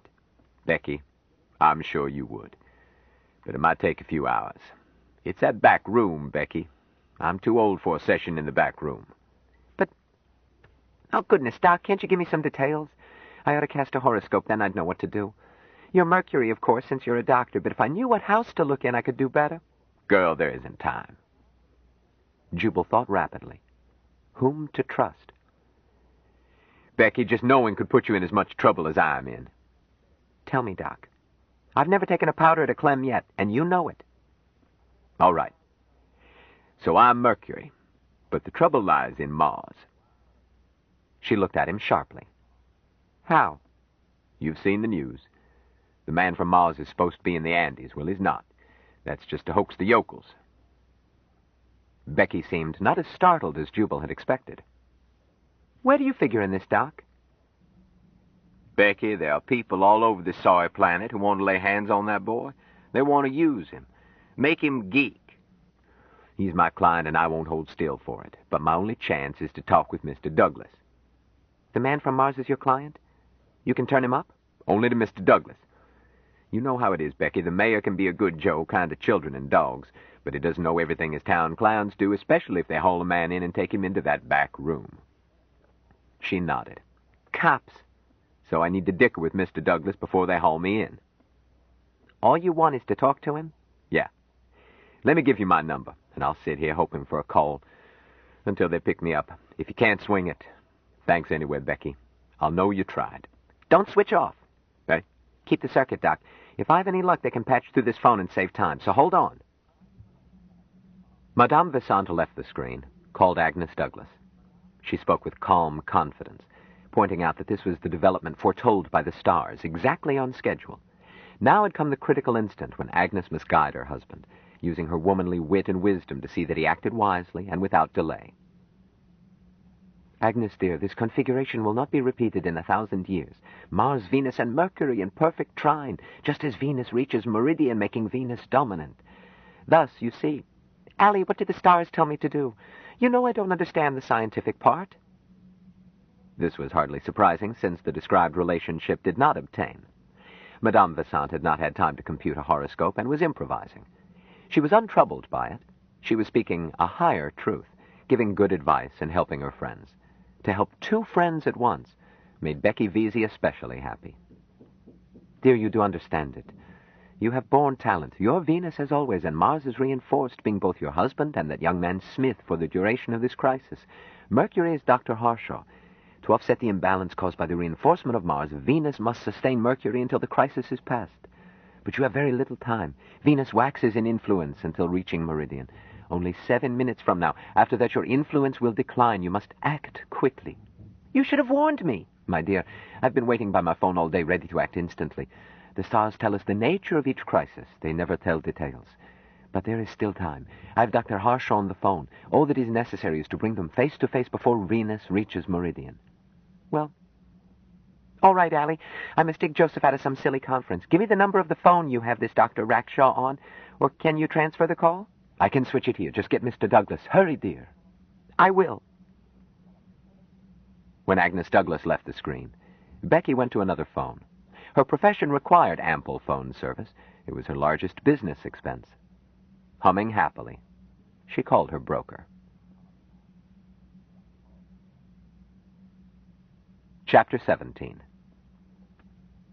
As Becky left the screen, Jubal leaned back. "Front," he said. "Okay, boss," Miriam acknowledged. "This is for the Real Experiences group. Specify that the narrator must have a sexy contralto voice." "Maybe I should try for it." "Not that sexy. Dig out that list of null surnames we got from the Census Bureau. Pick one and put an innocent mammalian first name with it for pen name. A girl's name ending in A, that always suggests a C cup." "Huh. And not one of us with a name ending in A. You louse." "Flat-chested bunch, aren't you? Angela. Her name is Angela." Title: "I Married a Martian." Start: "All my life I had longed to become an astronaut." Paragraph: "When I was just a tiny thing with freckles on my nose and stars in my eyes, I say box tops just like my brothers, and cried when Mummy wouldn't let me wear my space cadet helmet to bed." Paragraph: "In those carefree childhood days, I did not dream to what strange, bittersweet fate my tomboy ambition would—" "Boss." "Yes, Dorcas?" "Here come 2 more loads." "Hold for continuation. Miriam, sit at the phone." Jubal went to the window, saw 2 air cars about to land. "Larry, bolt this door. Ann, your robe. Jill, stick close to Mike. Mike, do what Jill tells you to do." "Yes, Jubal, I will do." "Jill, don't turn him loose unless you have to, and I'd much rather he snatched guns and not men." "Yes, Jubal." "This indiscriminate liquidation of cops must stop." "Telephone, boss." "All of you stay out of pickup. Miriam, note another title. I Married a Human." Jubal slid into his seat and said, "Yes." A bland face looked at him. "Dr. Harshaw?" "Yes." "The Secretary General will speak with you." "Okay." The screen changed to the tousled image of His Excellency, the Honorable Joseph Edgerton Douglas, Secretary General of the World Federation of Free Nations. "Dr. Harshaw, understand you need to speak with me?" "No, sir." "Eh?" "Let me rephrase it, Mr. Secretary. You need to speak with me." Douglas looked surprised, then grinned. "Doctor, you have 10 seconds to prove that." "Very well, sir. I am attorney for the man from Mars." Douglas stopped, looking tousled. "Repeat." "I am attorney for Valentine Michael Smith. It may help to think of me as de facto ambassador from Mars, in the spirit of the Larkin decision." "You must be out of your mind." "Nevertheless, I am acting for the man from Mars, and he is prepared to negotiate. The man from Mars is in Ecuador. Please, Mr. Secretary, Smith, the real Valentine Michael Smith, not the one who appeared in newscasts, escaped from Bethesda Medical Center on Thursday last in company with Nurse Jillian Boardman. He kept his freedom and will continue to keep it. If your staff has told you anything else, then someone has been lying." Douglas looked thoughtful. Someone spoke to him from off-screen. At last, he said, "Even if what you said were true, Doctor, you can't speak for young Smith. He's a ward of the state." Jubal shook his head. "Impossible. The Larkin decision. Now, see here, as a lawyer, I assure you, as a lawyer myself, I must follow my own opinion and protect my client." "You were a lawyer? I thought you claimed to be attorney in fact rather than counselor." "Both. I am an attorney admitted to practice before the High Court." Jubal heard a dull boom from below and glanced aside. Larry whispered, "The front door, I think, boss. Shall I go look?" Jubal shook his head. "Mr. Secretary, time is running out. Your men, your SS hooligans, are breaking into my house. Will you abate this nuisance so that we can negotiate, or shall we fight it out in the High Court with all the stink that would ensue?" Again the Secretary appeared to consult off-screen. "Doctor, if Special Service Police are trying to arrest you, it is news to me. If you'll listen, you'll hear them tromping up my staircase, sir. Mike, Ann, come here." Jubal shoved his chair back to allow the angle to include them. "Mr. Secretary General, the man from Mars." He could not introduce Anne, but she and her white cloak of probity were in view. Douglas stared at Smith. Smith looked back and seemed uneasy. "Jubal." "Just a moment, Mike." "Well, Mr. Secretary, your men have broken into my house. I hear them pounding on my study door." Jubal turned his head. "Larry, open the door." He put a hand on Mike. "Don't get excited, lad." "Yes, Jubal. That man, I have known him." "And he knows you." Over his shoulder, Jubal called out, "Come in, Sergeant." An SS sergeant stood in the doorway, mob gun at ready. He called out, "Major, here they are." Douglas said, "Let me speak to the officer commanding them, Doctor." Jubal was relieved to see that the major showed up with his sidearm holstered. Mike had been trembling ever since the sergeant's gun had come into view. Jubal lavished no love on these troopers, but he did not want Smith to display his powers. The major glanced around. "You're Jubal Harshaw?" "Yes, come here. Your boss wants you." "None of that. Come along. I'm also looking for—" "Come here. The Secretary General wants a word with you." The SS major looked startled, came into the study, and in sight of the screen, looked at it, snapped to attention, and saluted. Douglas nodded. "Name, rank, and duty." "Sir, Major C.D. Block, Special Services Squadron, Cheerio, Enclave Barracks." "Tell me what you were doing." "Sir, that's rather complicated. Then unravel it. Speak up, Major." "Yes, sir. I came here pursuant to orders. You see?" "I don't see." "Well, sir, an hour and a half ago a flying squad was sent here to make several arrests. When we couldn't raise them by radio, I was sent to find them and render assistance." "Whose orders?" The Commandant, sir." "And did you find them?" "No, sir. Not a trace." Douglas looked at Harshaw. "Counselor, did you see anything of another squad?" "It's not my duty to keep track of your servants, Mr. Secretary." "That is hardly an answer to my question." "You are correct, sir. I'm not being interrogated. Nor will I be other than by due process. I'm acting for my client. I'm not nursemaid to these uniformed, persons. But I suggest, from what I've seen, that they could not find a pig in a bathtub." Possibly. "Major, round up your men and return." "Yes, sir." The major saluted. "Just a moment," Harshaw interrupted. "These men broke into my house. I demand to see their warrant." "Oh. Major, show him your warrant." Major Block turned red. "Sir, the officer ahead of me had the warrants." Douglas stared. "Young man, are you telling me that you broke into a citizen's home without a warrant?" "But, sir, you don't understand. There are warrants. Captain Heinrich has them." "Sir." Douglas looked disgusted. "Get on back. Place yourself under arrest. I'll see you later." "Yes, sir." "Hold it," Harshaw demanded. "I exercise my right to make citizens arrest. I shall have him placed in our local lockup. Armed breaking and entering." Douglas blinked. "Is this necessary?" "I think it is. These fellows seem awfully hard to find. I don't want this one to leave our local jurisdiction. Aside from criminal matters, I haven't had opportunity to assess property damage." "You have my assurance, sir, that you will be fully compensated." "Thank you, sir. But what is to keep another uniformed joker from coming along later? He wouldn't even need to break down the door. My castle stands violated, open to any intruder, Mr. Secretary. Only the moments of delay afforded by my once stout door kept this scoundrel from dragging me away before I could reach you. And you heard him say that there's another like him at large, with, so he says, warrants." "Doctor, I know nothing of any such warrant." "Warrants, sir. He said warrants for several arrests. Perhaps a better term would be lettre de cachet." "That's a serious imputation." "This is a serious matter."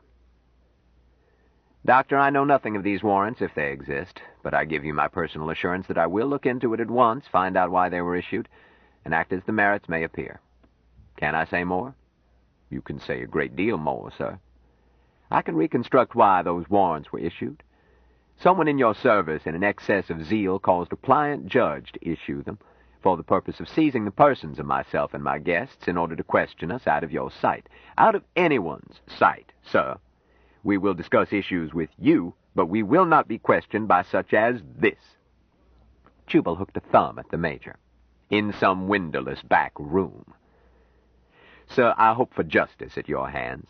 But if those warrants are not canceled at once, if I'm not assured beyond quibble that the man from Mars, Nurse Boardman, and myself will be undisturbed, free to come and go, then," Jubal shrugged helplessly, "I must seek a champion.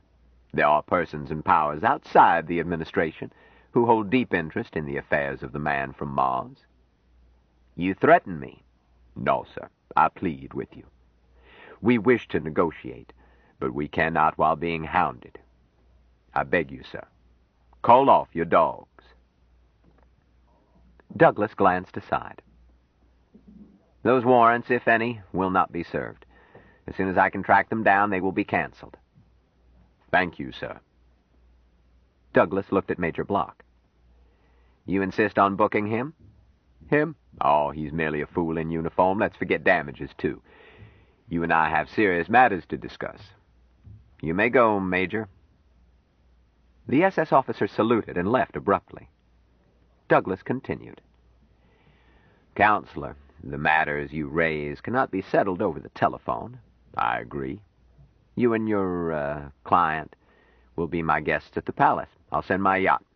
Can you be ready in an hour? Harshaw shook his head. Thank you, Mr. Secretary. We'll sleep here, and when it comes time, I'll dig up a dog sled or something. No need to send your yacht. Mr. Douglas frowned. Come, Doctor, as you pointed out, conversations will be quasi-diplomatic. In proffering protocol, I have conceded this. Therefore, I must be allowed to provide official hospitality. Well, sir, my client has had too much official hospitality. He had the devil's own time getting shut of it. Douglas's face became rigid. Sir, are you implying... I'm not implying anything. Smith has been through a lot and is not used to high-level ceremony. He'll sleep sounder here, and so shall I. I'm an old man, sir. I prefer my own bed. I might point out that talks may break down and my client would be forced to look elsewhere, in which case we would find it embarrassing to be guests under your roof. The Secretary-General looked grim. Threats again. I thought you trusted me, sir. I distinctly heard you say that you were ready to negotiate. I do trust you, sir. As far as I could throw a fit. And we are ready to negotiate, but I use negotiate in its original sense, not in this newfangled meaning of appeasement. However, we will be reasonable. But we can't start talks at once. We're shy of one factor, and must wait. How long, I don't know. What do you mean? We expect the administration to be represented by whatever delegation you choose, and we have the same privilege. Surely. But let's keep it small. I shall handle this myself with an assistant or two. The Solicitor General, our experts in space law. To transact business requires a small group. The smaller, the better. Most certainly. Our group will be small. Smith, myself. I'll bring a fair witness. Oh, come now. A witness does not hamper. We'll have one or two others, but we lack one man. I have instructions that a fellow named Ben Caxton must be present, and I can't find the beggar. Jubal, having spent hours of maneuvering in order to toss in this one remark, waited. Douglas stared. Ben Caxton? Surely you don't mean that cheap Winchell? The Caxton I refer to has a column with one of the syndicates. Out of the question. Harshaw shook his head. Then that's all, Mr. Secretary. My instructions give me no leeway. I'm sorry to have wasted your time. I beg to be excused. He reached out as if to switch off. Hold it. Sir? I'm not through speaking to you. I beg the Secretary-General's pardon. We will wait until he excuses us. Yes, never mind. Doctor, do you read the tripe that comes out of this Capitol labeled news? Good heavens, no. I wish I didn't have to. It's preposterous to talk about having journalists present. We'll see them after everything is settled, but even if we were to admit them, Caxton would not be one. The man is poisonous, a keyhole sniffer of the worst sort. Mr. Secretary, we have no objections to publicity. In fact, we insist on it. Ridiculous. Possibly. But I serve my client as I think best. If we reach agreement affecting the man from Mars and the planet, which is his home, I want every person on this planet to know how it was done and what was agreed. Contrariwise, if we fail, people must hear how the talks broke down. There will be no star chamber, Mr. Secretary. Damn it, I wasn't speaking of a star chamber, and you know it. I mean quiet, orderly talks without elbows jostled. Then let the press in, sir, through cameras and microphones, but with elbows outside. Which reminds me, we will be interviewed, my client and I, over the networks later today, and I shall announce that we want public talks. What? You mustn't give out interviews now. Why, that's contrary to the whole spirit of this discussion. I can't see that it is. Are you suggesting that a citizen must have your permission to speak to the press? No, of course not. But I'm afraid it's too late. Arrangements have been made, and the only way you could stop it would be by sending more carloads of thugs.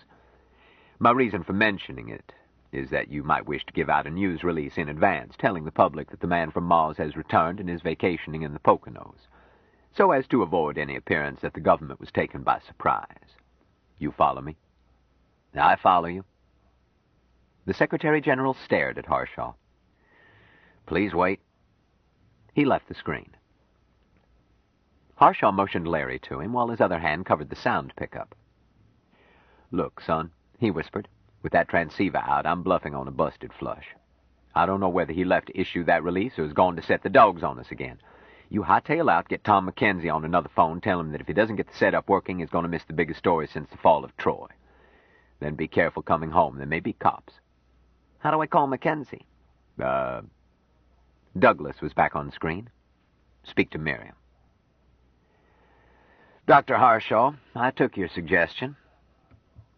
A release, much as you worded it, plus substantiating details. Douglas smiled in his homespun persona. I added that the administration will discuss interplanetary relations with the man from Mars as soon as he had rested from his trip, and would do so publicly. Quite publicly. His smile became chilly, and he stopped looking like good old Joe Douglas. Harshaw grinned in admiration. Why, the old thief had rolled with the punch and turned a defeat into a coup for the administration. That's perfect, Mr. Secretary. We'll back you right down the line. Thank you. Now about this Caxton person. Letting the press in does not apply to him. He can watch it over stereovision and make up his lies from that, but he will not be present. Then there will be no talks, Mr. Secretary, no matter what you told the press. I don't believe you understand me, Counselor. This man is offensive to me. Personal privilege. You are correct, sir. It is a matter of personal privilege. Then we'll say no more about it. You misunderstand me. It is indeed personal privilege, but not yours. Smith's. Eh? You are privileged to select your advisers, and you can fetch the devil himself, and we shall not complain. Smith is privileged to select his advisers and have them present. If Caxton is not present, we will not be there. We will be at some quite different conference, one where you won't be welcome, even if you speak Hindi. Harshaw thought clinically that a man of Douglas's age should not indulge in rage. At last, Douglas spoke to the man from Mars. Mike had stayed on screen, as silently and as patiently as the witness. Douglas said, Smith, why do you insist on this ridiculous condition? Harshaw said instantly, Don't answer, Mike. Then to Douglas, Tut, tut, Mr. Secretary, the canons. You may not inquire why my client has instructed me, and the canons are violated with exceptional grievance in that my client has but lately learned English and cannot hold his own against you. If you will learn Martian, I may permit you to put the question in his language, but not today. Douglas frowned. I might inquire what canons you have played fast and loose with, but I haven't time. I have a government to run. I yield. But don't expect me to shake hands with this Caxton. As you wish, sir. Now back to the first point. I haven't been able to find Caxton. Douglas laughed. You insisted on a privilege, one I find offensive. Bring whom you like, but round them up yourself. Reasonable, sir. But would you do the man from Mars a favor? Eh? What favor? Talks will not begin until Caxton is located. That is not subject to argument. But I have not been able to find him. I am merely a private citizen. What do you mean? I spoke disparagingly of the Special Service Squadrons. Check it off to the irk of a man who has had his door broken down. But I know that they can be amazingly efficient, and they have the cooperation of police forces everywhere. Mr. Secretary, if you were to call in your SS Commandant and tell him that you wanted to locate a man at once, well, sir, it would produce more activity in an hour than I could in a century. Why on earth should I alert police forces everywhere to find one scandal-mongering reporter? Not on Earth, my dear sir, on Mars. I ask you this as a favor to the man from Mars. Well, it's preposterous, but I'll go along. Douglas looked at Mike. As a favor to Smith, I expect similar cooperation when we get down to cases. You have my assurance that it will ease the situation enormously. Well, I can't promise anything. You say the man is missing, he may have fallen in front of a truck, he may be dead. Harshaw looked grave. Let us hope not, for all our sakes. What do you mean? I've tried to point out the possibility to my client, but he won't listen to the idea. Harshaw sighed. A shambles, sir. If we can't find this Caxton, that is what we will have, a shambles. Well, I'll try. Don't expect miracles, Doctor. Not I, sir, my client. He has the Martian viewpoint, and does expect miracles. Let's pray for one. You'll hear from me. That's all I can say. Harshaw bowed without getting up. Your servant, sir.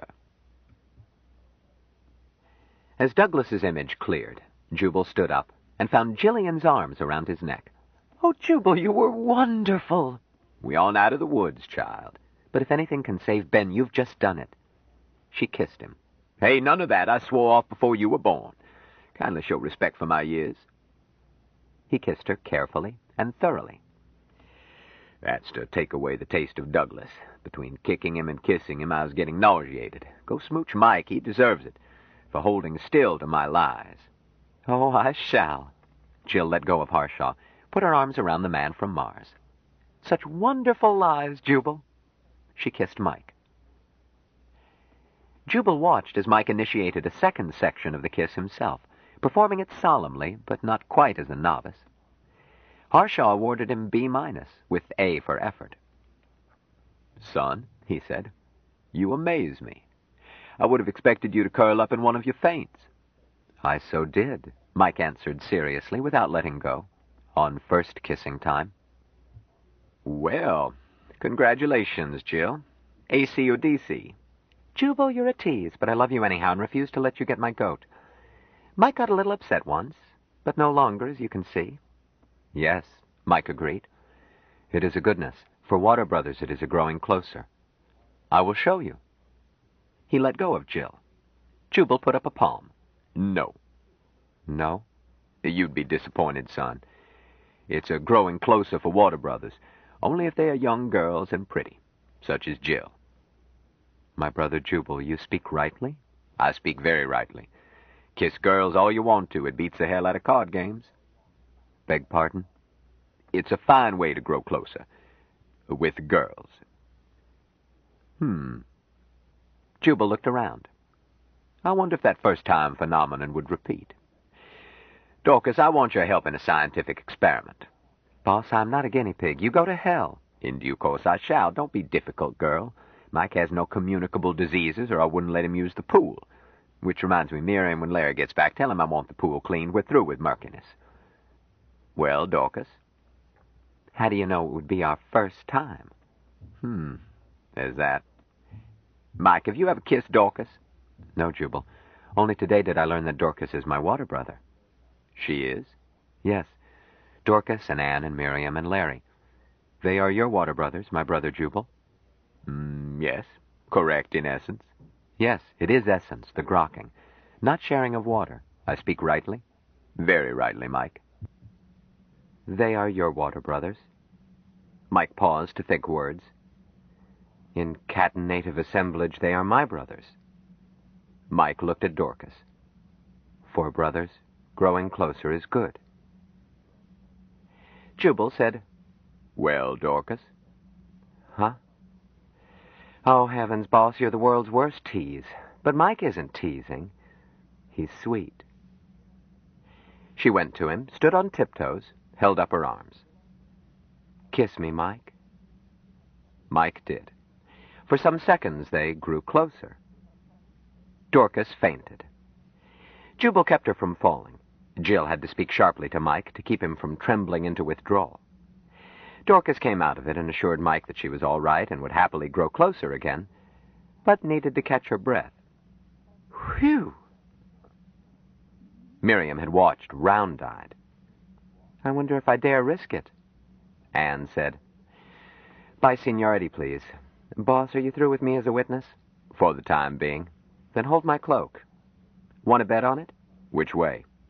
7-2. I don't faint, but I wouldn't mind losing. Done. Dollars, not hundreds. Mike, dear, let's grow lots closer. Anne was forced to give up through hypoxia. Mike, with Martian training, could have gone without oxygen much longer. She gasped for air and said, I wasn't set right. Boss, I'm going to give you another chance. She started to offer her face again, but Miriam tapped her shoulder. Out. Don't be so eager. Out, I said. The foot of the line, wench. Oh, well. Anne gave way. Miriam moved in, smiled, and said nothing. They grew closer, and continued to grow closer. Front. Miriam looked around. Boss, can't you see I'm busy? All right, get out of the way. I'll answer the phone myself. Honest, I didn't hear it. Obviously. But we've got to pretend to a modicum of dignity. It might be the Secretary General. It was Mackenzie. Jubal, what the devil is going on? Trouble? I got a call from a man who urged me to drop everything and get cracking because you've got something for me. I had ordered a mobile unit to your place. Never got here. I know. They called in after wandering around north of you. Our dispatcher straightened them out, and they should be there any moment. I tried to call you. Your circuit was busy. What have I missed? Nothing yet. Damnation. Should have had someone monitor the babble box. Was Douglas committed? Or would a new passel of cops show up? While the kids played post office. Jubal, you're senile. Has there been any special news flash this past hour? Why, no. Oh, one item. The palace announced that the man from Mars had returned and was vacationing in the... Jubal, are you mixed up in that? Just a moment. Mike, come here. And grab your robe. Got it, boss. Mr. Mackenzie, meet the man from Mars. Mackenzie's jaw dropped. Hold it. Let me get a camera on this. We'll pick it up off the phone and repeat in stereo as quick as those jokers of mine get there. Jubal, I'm safe on this. You wouldn't? Would I swindle you with a fair witness at my elbow? I'm not forcing this on you. We should wait and tie in Argus and transplant it. Jubal, you can't do this to me. I won't. The agreement with all of you was to monitor the cameras when I signaled and use it if newsworthy. I didn't promise not to give interviews in addition, Jubal added. Not only did you loan equipment, but you've been helpful personally, Tom. I can't express how helpful. You mean, that telephone number? Correct. But no questions about that, Tom. Ask me privately next year. Oh, I wouldn't think of it. You keep your lip buttoned and I'll keep mine. Now, don't go away. One more thing. Those messages you're holding, send them back to me. Eh? All right. I've kept them in my desk. You were so fussy, Jubal. I've got a camera on you. Can we start? Shoot. I'm going to do this one myself. Mackenzie turned his face and apparently looked at the camera. Flash news. This is your NWNW reporter on the spot. While it's hot, the man from Mars just phoned and wants to talk to you. Cut. Monitor, insert flash news acknowledgement to sponsor. Jubal, anything special I should ask? Don't ask about South America. Swimming is your safest subject. You can ask me about his plans. End of cut. Friends, you are now face-to-face and voice-to-voice with Valentine Michael Smith, the man from Mars. As NWNW, always first with a burst, told you earlier, Mr. Smith has just returned from high in the Andes, and we welcome him back. Wave to your friends, Mr. Smith. Wave at the telephone, son. Smile and wave. Thank you, Valentine Michael Smith. We're happy to see you so healthy and tan. I understand you have been gathering strength by learning to swim. Boss, visitors or something? Cut. After the word swim. What the hell, Jubal? I'll see. Geo Wright heard on Mike. It might be general quarters. But it was the NWNW unit landing, and again rose bushes were damaged. Larry returning from phoning Mackenzie, and Duke returning. Mackenzie decided to finish the telephone interview quickly, since he was now assured of depth and color through his unit. In the meantime, its crew would check equipment on loan to Jubal. Larry and Duke went with them. The interview finished with inanities, Jubal fielding questions Mike failed to understand. Mackenzie signed off with the promise that a color and depth interview would follow. Stay synced with this station. He waited for his technicians to report. Which the crew boss did promptly. Nothing wrong with this field setup, Mr. Mackenzie. Then what was wrong before? The technician glanced at Larry and Duke. It works better with power. The breaker was open at the board. Harshaw stopped to wrangle about whether Duke had or had not told Larry that a circuit breaker must be reset if the equipment was to be used. Jubal did not care who was to blame. It all confirmed his conviction that technology had reached its peak with the Model T Ford and had been growing decadent ever since. They got through the depth and color interview. Mike sent greetings to his friends of the champion, including one to Dr. Mahmoud, delivered in throat-rasping Martian. At last, Jubal set the telephone for 2 hours' refusal, stretched, and felt great weariness. Wondered if he were getting old. Where's dinner? Which one of you wenches was supposed to cook tonight? Gad, this household has fallen to rack and ruin.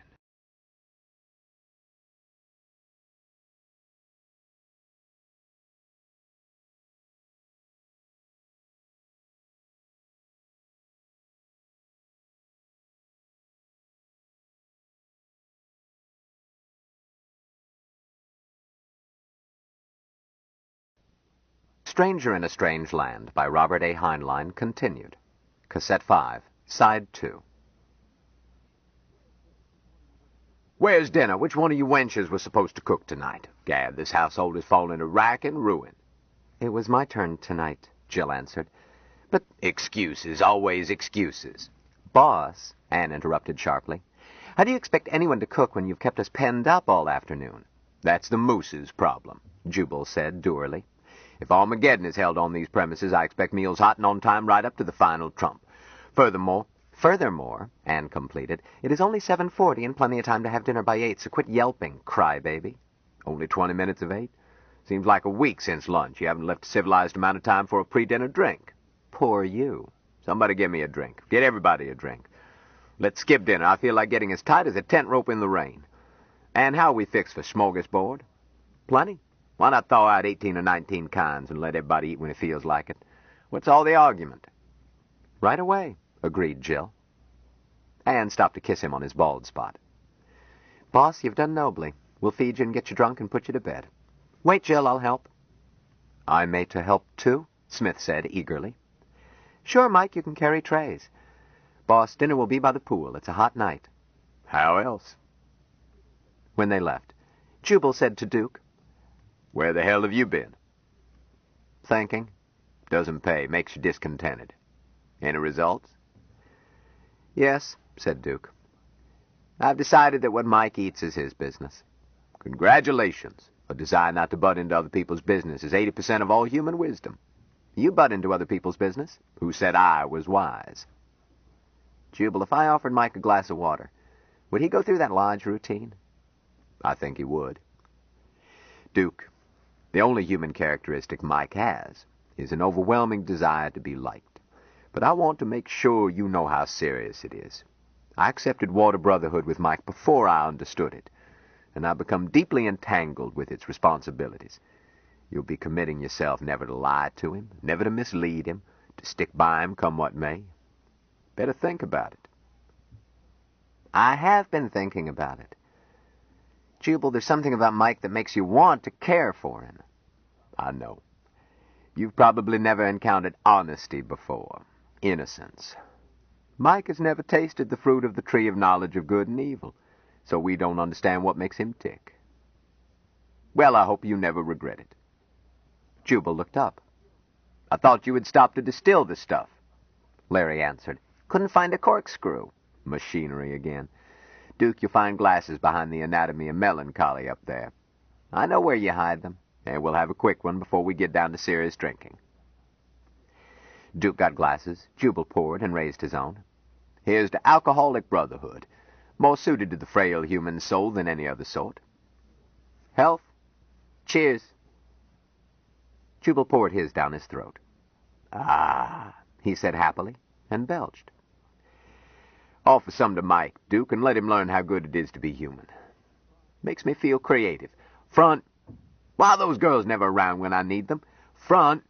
I'm front, Miriam answered at the door. But I was saying, to what strange, bittersweet fate my tomboy ambition... I finished that story while you were chatting with the Secretary General. Then you are no longer front. Send it off. Don't you want to read it? Anyhow, I've got to revise it. Kissing Mike gave me new insight. Jubal shuddered. Read it. Good God, it's bad enough to write such a thing.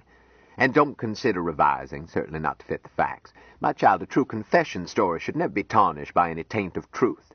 Okay, boss. Anne says to come to the pool and have a bite before you eat. Can't think of a better time. Shall we adjourn, gentlemen? The party progressed liquidly, with bits of fish and other Scandinavian comestibles added to taste. At Jubal's invitation, Mike tried brandy. Mike found the result disquieting, so he analyzed his trouble, added oxygen to ethanol in an inner process of reverse fermentation, and converted it to glucose and water. Jubal had been observing the effect of liquor on the man from Mars, saw him become drunk, saw him sober up even more quickly. In an attempt to understand, Jubal urged more brandy on Mike, which he accepted since his water brother offered it. Mike sopped up an extravagant quantity before Jubal conceded that it was impossible to get him drunk. Such was not the case with Jubal, despite years of pickling. Staying sociable with Mike during the experiment dulled his wits, So when he asked Mike what he had done, Mike thought that he was inquiring about the raid by the SS, concerning which Mike felt blatant guilt. He tried to explain, and, if needed, receive Jubal's pardon. Jubal interrupted when he realized what the boy was talking about. Son, I don't want to know. You did what was needed, just perfect. But, he blinked owlishly, don't tell me. Don't ever tell anybody. Not? Not. Damnedest thing I've seen since my uncle with two heads debated free silver and refuted himself. An explanation would spoil it. I do not grok. Nor I, so let's have another drink. Reporters started arriving. Jubal received them with courtesy, invited them to eat, drink, and relax, but refrained from badgering himself or the man from Mars. Those who failed to heed were tossed into the pool.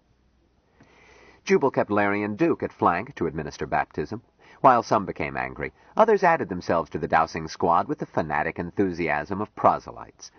Jubal had to stop them from ducking the Doyen Lippman of the New York Times a third time. Late in the evening, Dorcas sought out Jubal and whispered, "Telephone, boss." Take a message. "You must answer, boss." I'll answer it with an axe. I've been intending to get rid of that Iron Maiden, and I'm in the mood. Duke, get me an axe. "Boss, it's the man you spoke to for a long time this afternoon." Oh. Why didn't you say so? Jubal lumbered upstairs, bolted his door, went to the phone. Another of Douglas's acolytes was on screen, but was replaced by Douglas. It took you long enough to answer your phone? It's my phone, Mr. Secretary. Sometimes I don't answer it at all. So it seems. Why didn't you tell me Caxton is an alcoholic? Is he? He certainly is. He's been on a bender. He was sleeping it off in a flea bag in Sonora. I'm glad to hear he's been found. Thank you, sir. He's been picked up for vagrancy. The charge won't be pressed. We are releasing him to you. I'm in your debt, sir. Oh, it's not entirely a favor. I'm having him delivered as he was found, filthy, unshaven, and I understand smelling like a brewery. I want you to see what a tramp he is. Very well, sir. When may I expect him? A courier left Nogales some time ago. At Mach 4 it should be overhead soon. The pilot will deliver him and get a receipt. He shall have it. Now, Counselor, I wash my hands of it. I expect you and your client to appear, whether you bring that drunken libeler or not. Agreed. When? Tomorrow at 10? 'Twere best done quickly. Agreed.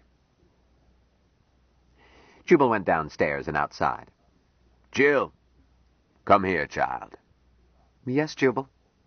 She trotted toward him, a reporter with her. Jubal waved him back. Private, he said firmly. Family matter. Whose family? A death in yours. Scat. The newsman grinned and left. Jubal leaned over and said softly, He's safe. Ben? Yes, he'll be here soon.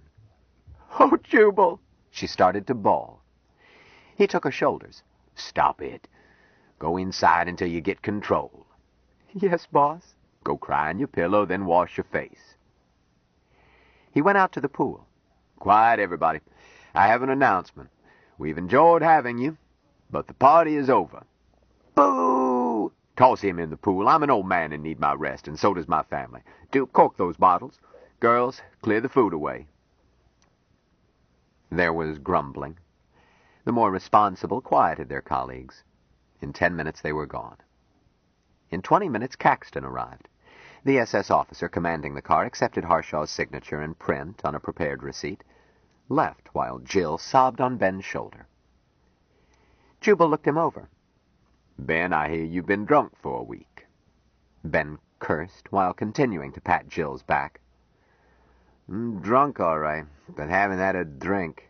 What happened? I don't know. I don't know. An hour later, Ben's stomach had been pumped. Jubal had given him shots to offset alcohol and barbiturates. He was bathed, shaved, dressed in borrowed clothes, had met the man from Mars, and was sketchily brought up to date while ingesting milk and food. But he was unable to bring them up to date. For Ben, the week had not happened.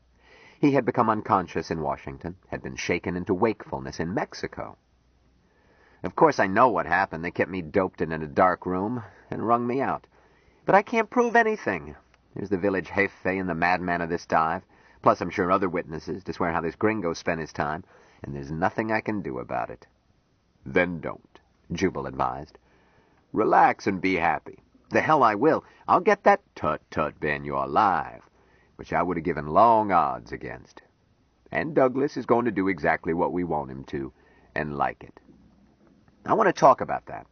I think you're going to bed with a glass of warm milk to conceal old Doc Harshaw's secret ingredient for secret drinkers.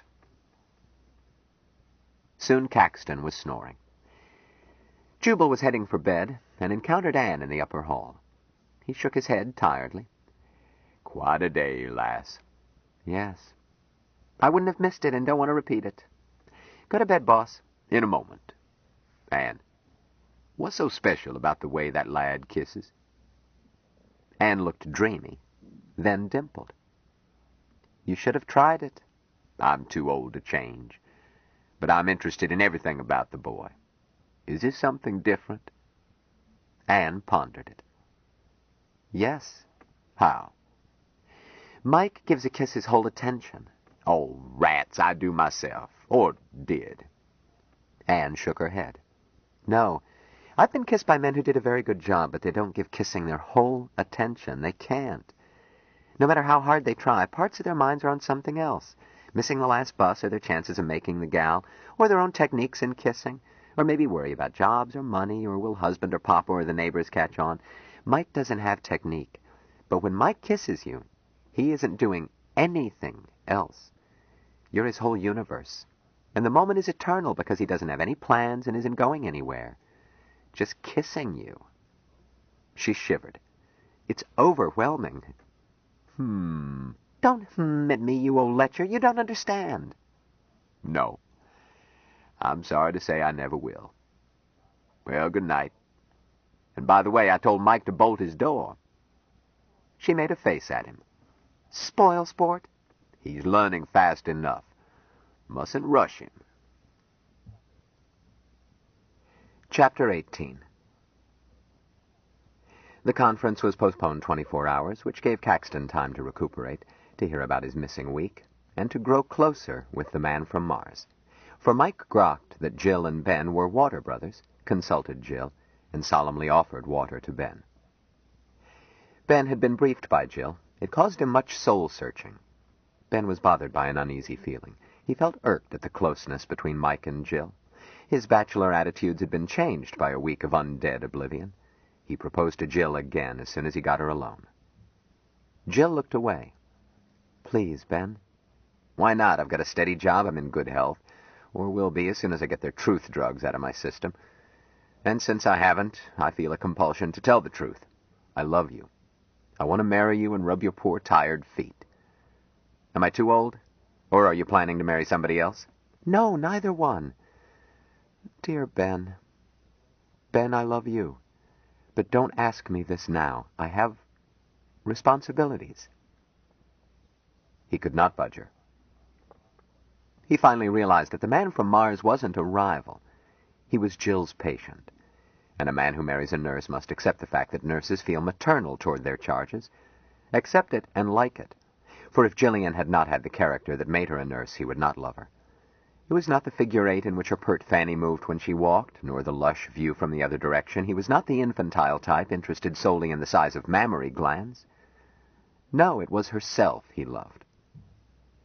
Since what she was would make it necessary for him to take second place to patients who needed her, then he was bloody be damned not going to be jealous. Mike was a nice kid, as innocent and guileless as Jill had described him. And he wasn't offering Jill a bed of roses. The wife of a newspaper man had things to put up with. He might be gone for weeks at a time, and his hours were always irregular. He wouldn't like it if Jill bitched, but Jill wouldn't. Having reached this summing up, Ben accepted water from Mike wholeheartedly. Jubal needed the extra day to plan.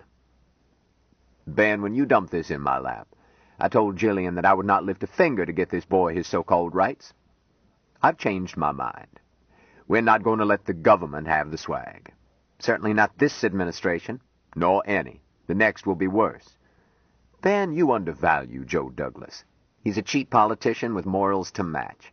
Yes, and ignorant to 6 decimal places. But he is also a fairly conscientious world chief, better than we deserve. I would enjoy poker with him. He wouldn't cheat, and he would pay up with a smile. Oh, he's an S.O.B., but that reads swell old boy, too. He's middlin' decent. Jubal, I'm damned if I understand you. You told me that you had been fairly certain that Douglas had me killed. And it wasn't far from it. You juggled eggs to get me out alive, and God knows I'm grateful, but do you expect me to forget that Douglas was behind it? It's none of his doing that I'm alive. He would rather see me dead. I suppose he would. But, yep, just that. Forget it. I'm damned if I will. You'd be silly not to. You can't prove anything, and there's no call to be grateful to me, and I won't let you lay this burden on me. I didn't do it for you. Huh? I did it for a little girl who was about to go charging out and maybe get herself killed. I did it because she was my guest, and I stood in loco parentis. I did it because she was all guts and gallantry, but too ignorant to monkey with such a buzzsaw. But you, my cynical and sin-stained chum, know all about buzzsaws. If your carelessness causes you to back into one, who am I to tamper with your karma? Okay, Jubal, you can go to hell. For monkeying with my karma. If I have one.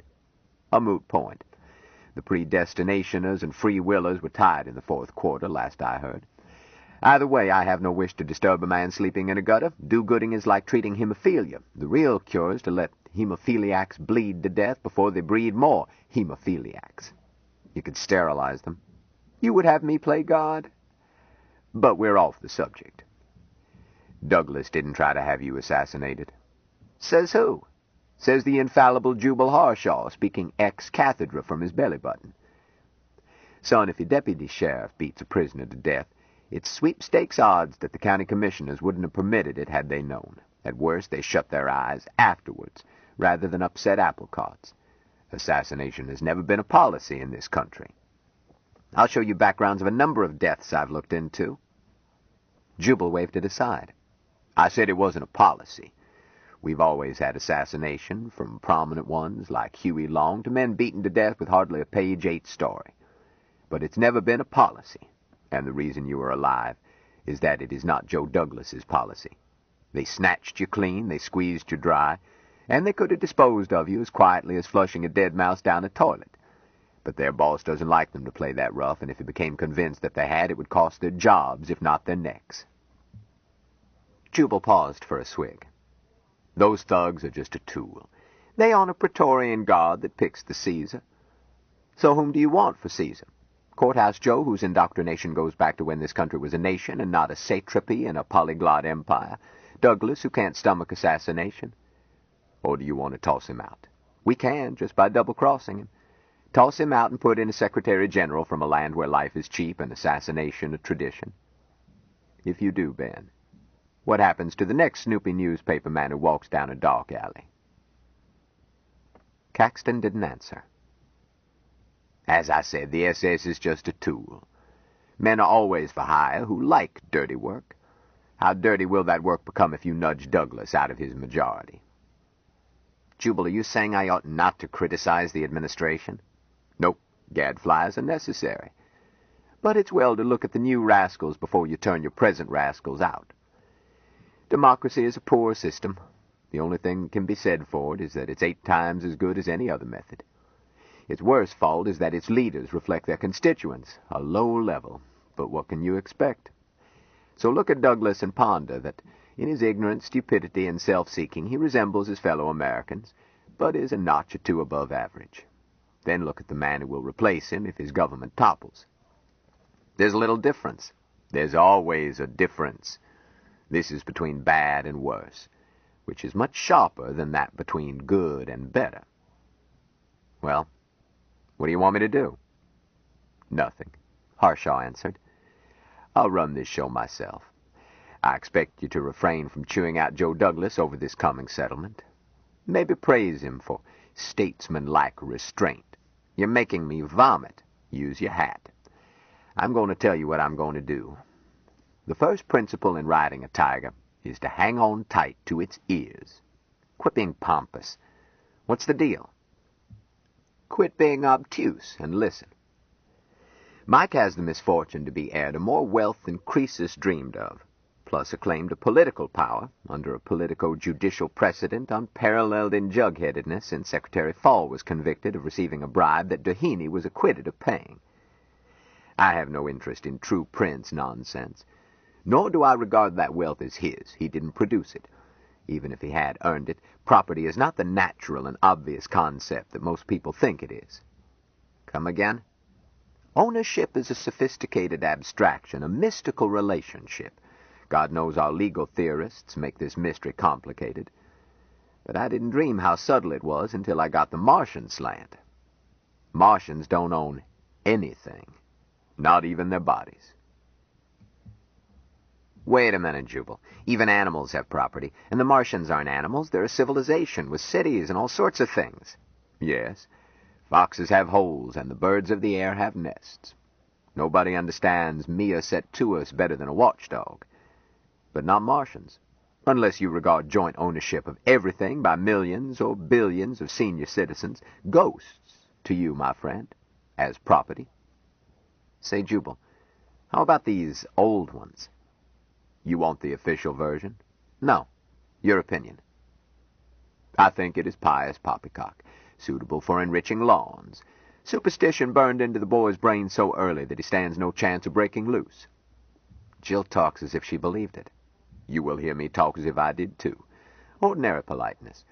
One of my most valued friends believes in astrology. I would never offend her by telling her what I think.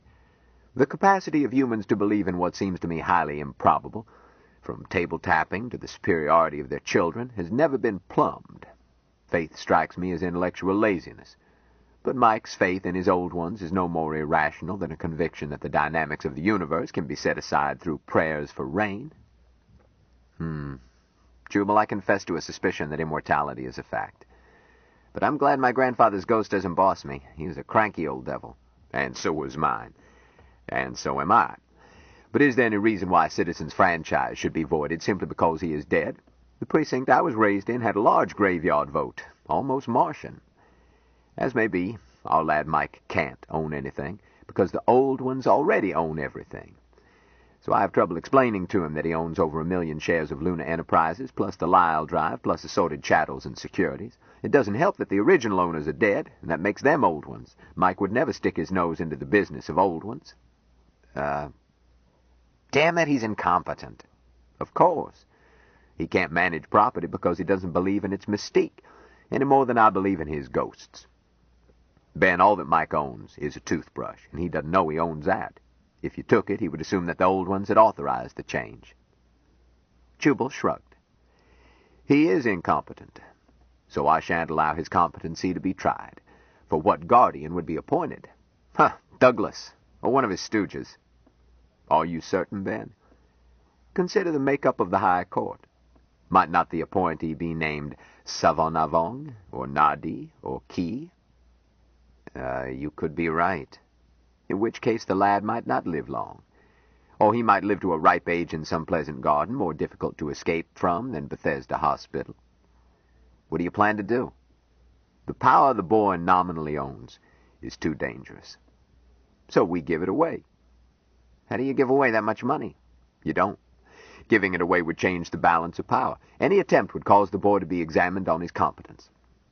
So instead we let the tiger run like hell, while hanging on to its ears for dear life. Ben, let me outline what I intend to do. Then you do your damnedest to pick holes in it. Not the legality. Douglas's legal staff will write the double talk and I'll check it. I want you to sniff it for political feasibility. Now, here's what we are going to do. Chapter 19. The Martian diplomatic delegation went to the executive palace the next morning. The unpretentious pretender to the Martian throne, Mike Smith, did not worry about the purpose of the trip. He simply enjoyed it. They rode a chartered flying Greyhound. Mike sat in the Astrodome, Jill on one side and Dorcas on his other, and stared as the girls pointed out sights and chattered. The seat was intended for two. A warming growing closer resulted. He sat with an arm around each and looked and listened and tried to grok, and could not have been happier if he had been 10 feet underwater. It was his first view of Terran civilization. He had seen nothing in being removed from the champion. He had spent a few minutes in a taxi 10 days earlier, but had grokked none of it. Since then his world had been bounded by house and pool, garden and grass and trees. He had not been as far as Jubal's gate. But now he was sophisticated. He understood windows, realized that the bubble surrounding him was for looking out of, and that the sights he saw were cities. He picked out, with the help of the girls, where they were on the map flowing across the lapboard. He had not known until recently that humans knew about maps. It had given him a twinge of happy homesickness the first time he had grokked a human map. It was static and dead compared with maps used by his people. But it was a map. Even human maps were Martian in essence. He liked them. He saw almost 200 miles of countryside, most of it sprawling world metropolis, and savored every inch, tried to grok it. He was startled by the size of human cities and their bustling activity, so different from the monastery garden cities of his own people. It seemed to him that a human city must wear out almost at once, so choked with experience that only the strongest old ones could bear to visit its deserted streets and grok in contemplation events and emotions piled layer on endless layer in it. He had visited abandoned cities at home on a few wonderful and dreadful occasions. Then his teachers had stopped it, grokking that he was not strong enough. Questions to Jill and Dorcas enabled him to grok the city's age. It had been founded a little over 2 Earth centuries ago. Since Earth time units had no favor for him, he converted to Martian years and numbers. 3 filled plus 3 waiting years. 3 to the 4th power plus 3 to the 3rd power equals 108 Martian years. Terrifying and beautiful. Why, these people must be prepared to abandon the city to its thoughts before it shattered under the strain and became not.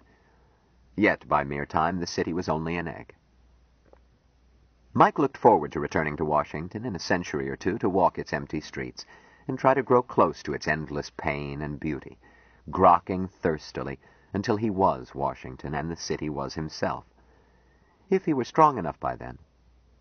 He filed the thought, as he must grow and grow and grow before he would be able to praise and cherish the city's mighty anguish. The Greyhound driver swung east in response to a rerouting of unscheduled traffic, caused, unknown to Mike, by Mike's presence. And Mike saw the sea.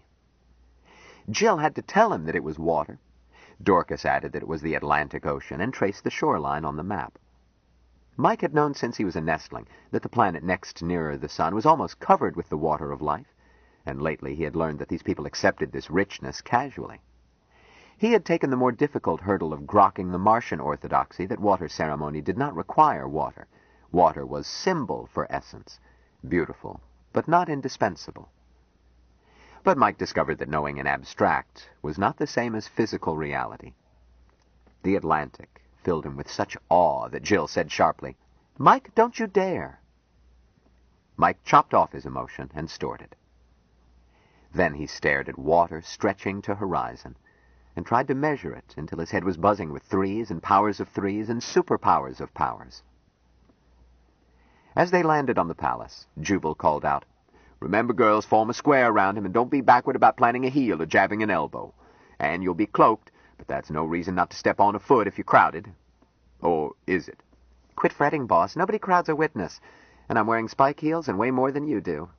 "Okay, Duke. Send Larry back with the bus as soon as possible." "I grok it, boss." "Quit jittering." "I'll jitter as I please. Let's go."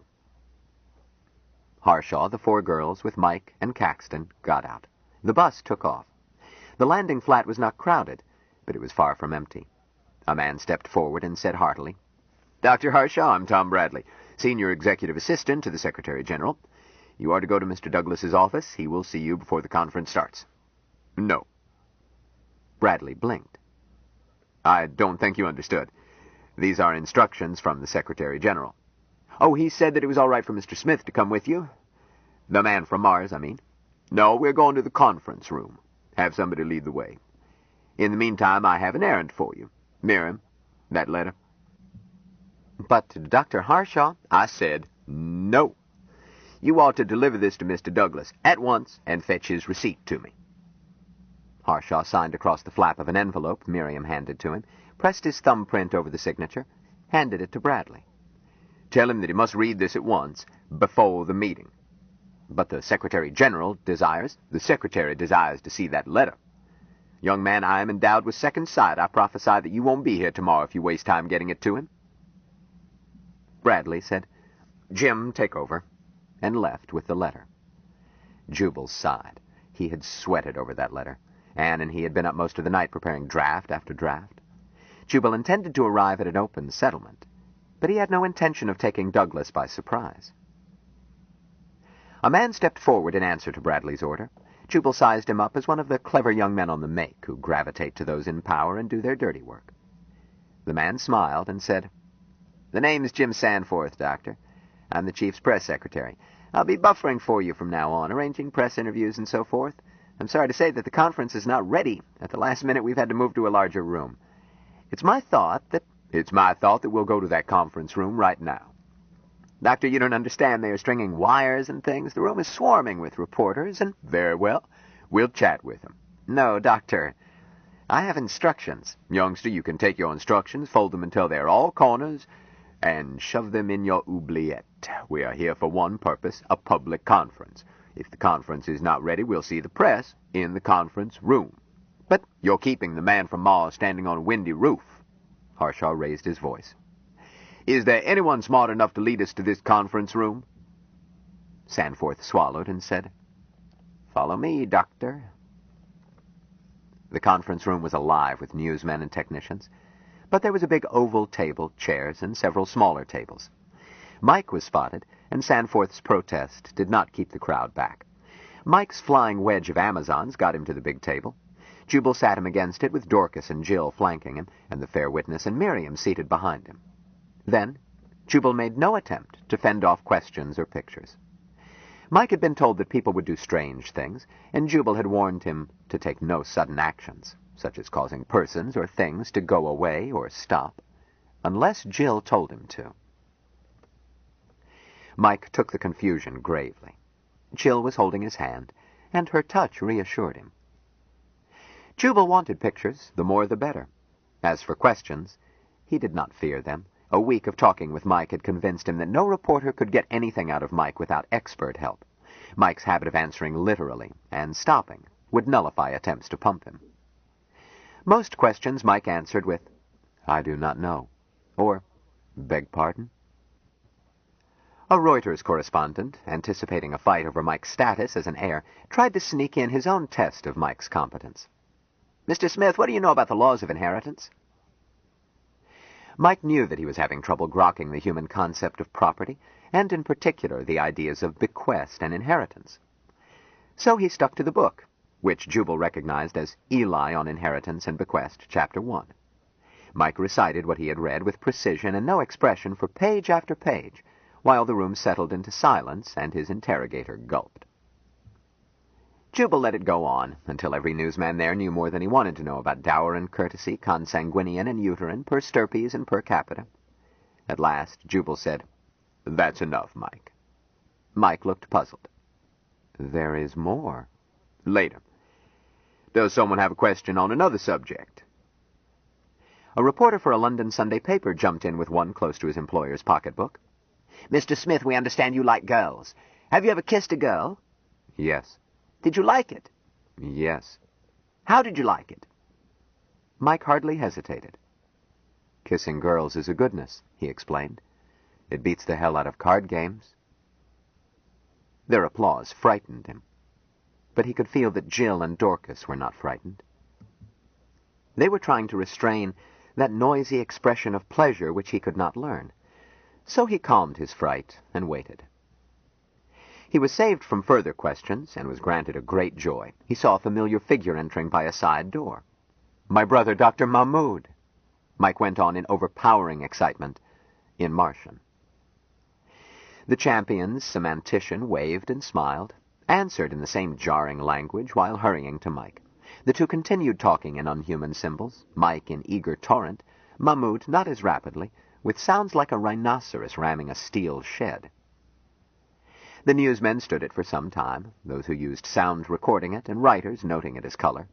At last one interrupted. "Dr. Mahmoud, what are you saying?" Mahmoud answered in clipped Oxonian. "For the most part I've been saying, 'Slow down, my dear boy. Do, please.'" "And what does he say?" The rest is personal, private, of no possible interest. Greetings, you know. Old friends. He continued to chat, in Martian. Mike was telling his brother all that had happened since he had last seen him so that they might grok closer.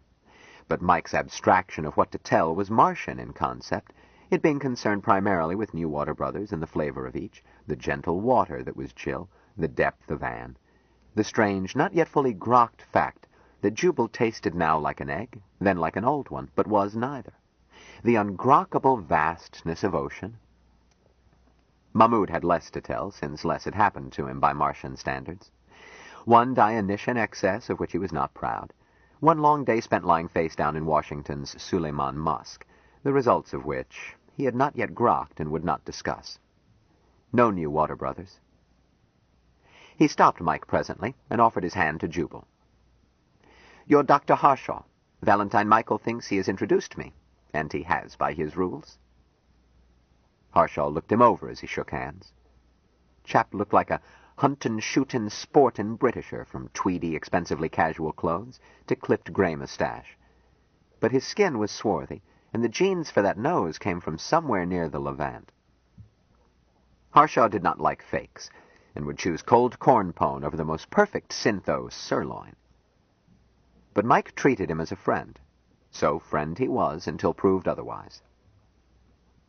To Mahmoud, Harshaw looked like a museum exhibit of what he thought of as a Yank, vulgar, dressed too informally for the occasion, loud, probably ignorant, and almost certainly provincial. A professional man, too, which made it worse, as in Dr. Mahmoud's experience, American professional men were undereducated and narrow, mere technicians. He held a vast distaste for all things American. Their incredible polytheistic babble of religions, their cooking, their manners, their bastard architecture and sickly arts, and their blind, arrogant belief in their superiority long after their sun had set. Their women most of all, their immodest, assertive women with gaunt, starved bodies, which nevertheless reminded him disturbingly of houris. 4 of them crowded around Valentine Michael, at a meeting which should be all male. But Valentine Michael offered these people, including these ubiquitous female creatures, offered them proudly and eagerly as his water brothers, thereby laying on Mahmoud an obligation more binding than that owed to the sons of one's father's brother, since Mahmoud understood the Martian term for such accretive relationships from observation of Martians, and did not need to translate it inadequately as catenative assemblage, nor even as things equal to the same thing are equal to each other. He had seen Martians at home. He knew their poverty by Earth standards. He had dipped into, and had guessed at far more of, their cultural wealth, and grokked the supreme value that Martians placed on interpersonal relationships. Well, there was nothing else for it. He had shared water with Valentine Michael, and now he must justify his friend's faith in him. He hoped that these Yanks were not complete bounders. So he smiled warmly.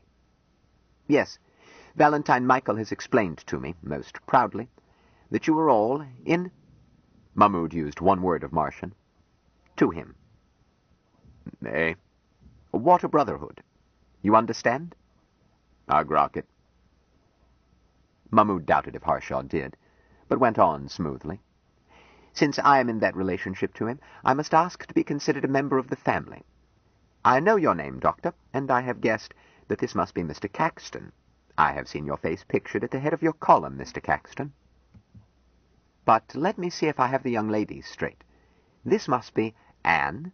"Yes, but she's cloaked." "Yes, of course, I'll pay my respects to her later." Harshaw introduced him to the others. And Jill startled him by addressing him with the correct honorific for a water brother, pronouncing it 3 octaves higher than any Martian would talk, but with sore throat purity of accent.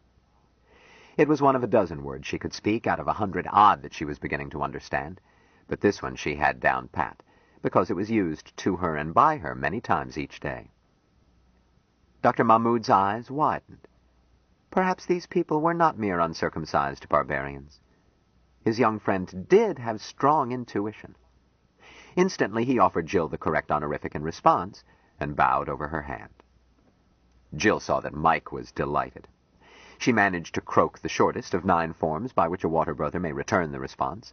although she did not grok it, and would not have considered suggesting in English the nearest human biological equivalent, certainly not to a man she had just met.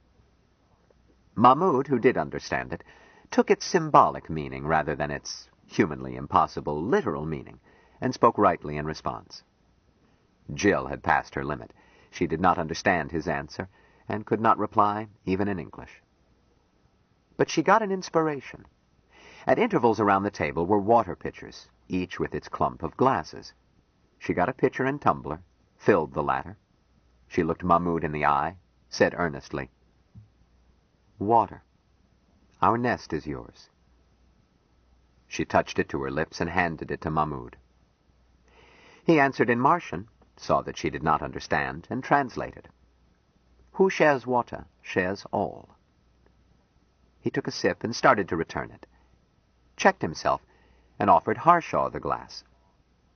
Jubal said, "I can't speak Martian, son, but thanks for water. May you never be thirsty." He drank a third of it. "Ah!" He passed it to Ben. Caxton looked at Mahmoud and said soberly, "Grow closer. With water of life we grow closer." He sipped it and passed it to Dorcas. In spite of precedents already set, Dorcas hesitated. "Dr. Mahmoud, do you know how serious this is to Mike?" "I do, miss." "Well, it's just as serious to us. You understand? You grok?" "I grok its fullness, or I would have refused to drink." "All right. May you always drink deep. May our eggs share a nest." Tears started down her cheeks. She drank and passed the glass hastily to Miriam. Miriam whispered, "Pull yourself together, kid," then spoke to Mike. "With water we welcome our brother," then added to Mahmoud, "Nest, water, life." She drank. "Our brother." She offered him the glass. Mahmoud drank what was left and spoke, but in Arabic. "And if ye mingle your affairs with theirs, then they are your brothers." "Amen," Jubal agreed.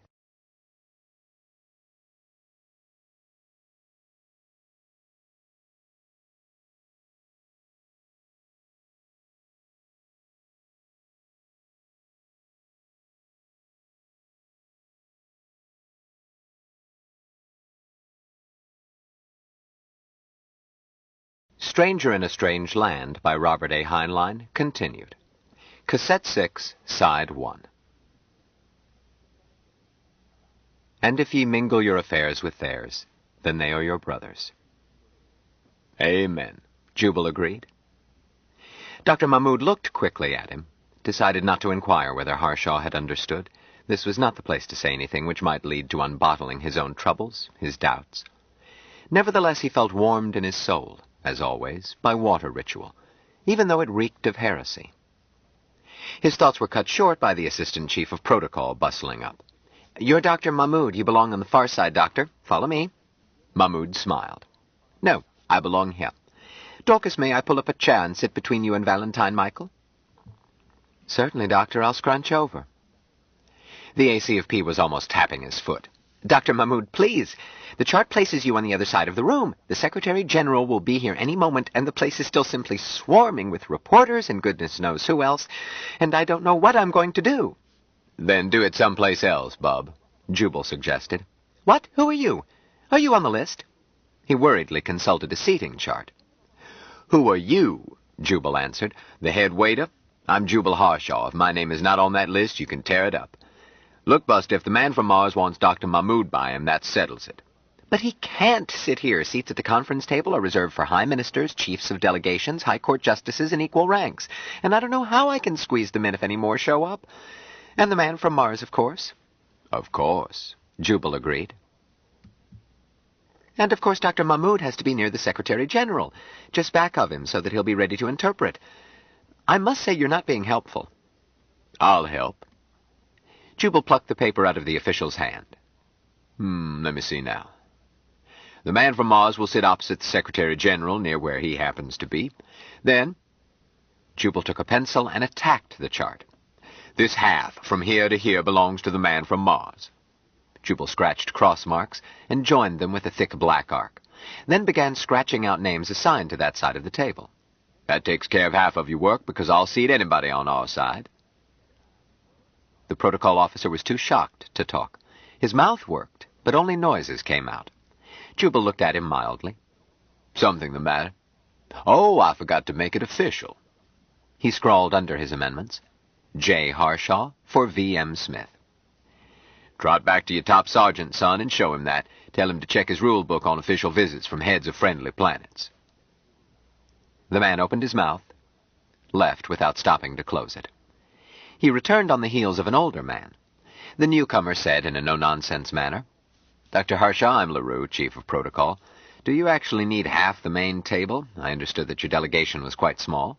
That's beside the point. LaRue smiled briefly. I'm afraid it's not beside the point. I'm at my wit's end for space. Almost every official of first rank has elected to be present. If you're expecting more people, though I do wish you had notified me, I'll have a table placed behind these 2 seats reserved for Mr. Smith and yourself. No. I'm afraid that's the way it must be. I'm sorry. So am I, for you, because if half the main table is not reserved for Mars, we are leaving. Tell the Secretary General you busted up his conference by being rude to the man from Mars. Surely you don't mean that. Didn't you get my message? Well, I took it as a jest. I can't afford to joke, son. Smith is either top man from another planet paying an official visit to the top man of this planet, in which case he is entitled to all the sideboards and dancing girls you can dig up, or he is just a tourist and gets no official courtesies of any sort. You can't have it both ways. Look around you, count the officials of first rank, as you call them, and guess whether they would be here if, in their minds, Smith is just a tourist. LaRue said slowly, There's no precedent. Jubal snorted. I saw the chief of delegation from the Lunar Republic come in. Go tell him there's no precedent. Then Duck, I hear's got a quick temper. But, son, I'm an old man, and I had a short night, and it's none of my business to teach you your job. Tell Mr. Douglas that we'll see him another day, when he's ready to receive us properly. Come on, Mike. He started to pry himself painfully out of his chair. LaRue said hastily, No, Dr. Harshaw, we'll clear this side of the table. I'll do something. It's yours. That's better. Harshaw remained poised to get up. But where's the flag of Mars? And how about honors? I'm afraid I don't understand. Never seen a day when I had so much trouble with plain English. Look, see that Federation banner back of where the Secretary is going to sit? Where's one over here for Mars? LaRue blinked. I must admit you've taken me by surprise. I didn't know the Martians used flags. They don't. But you couldn't possibly whop up what they use for high-state occasions. Nor could I, boy, but that's beside the point. So we'll let you off easy and take an attempt for the deed. Piece of paper, Miriam? Now, like this. Harshaw drew a rectangle, sketched in the traditional human symbol for Mars, a circle with an arrow leading out to upper right. Make the field in white and the sigil of Mars in red. Should be sewed in silk, of course, but with a sheet and some paint, any Boy Scout could improvise one. Were you a scout? Some time ago. Good, you know the Scout's motto. Now about honors.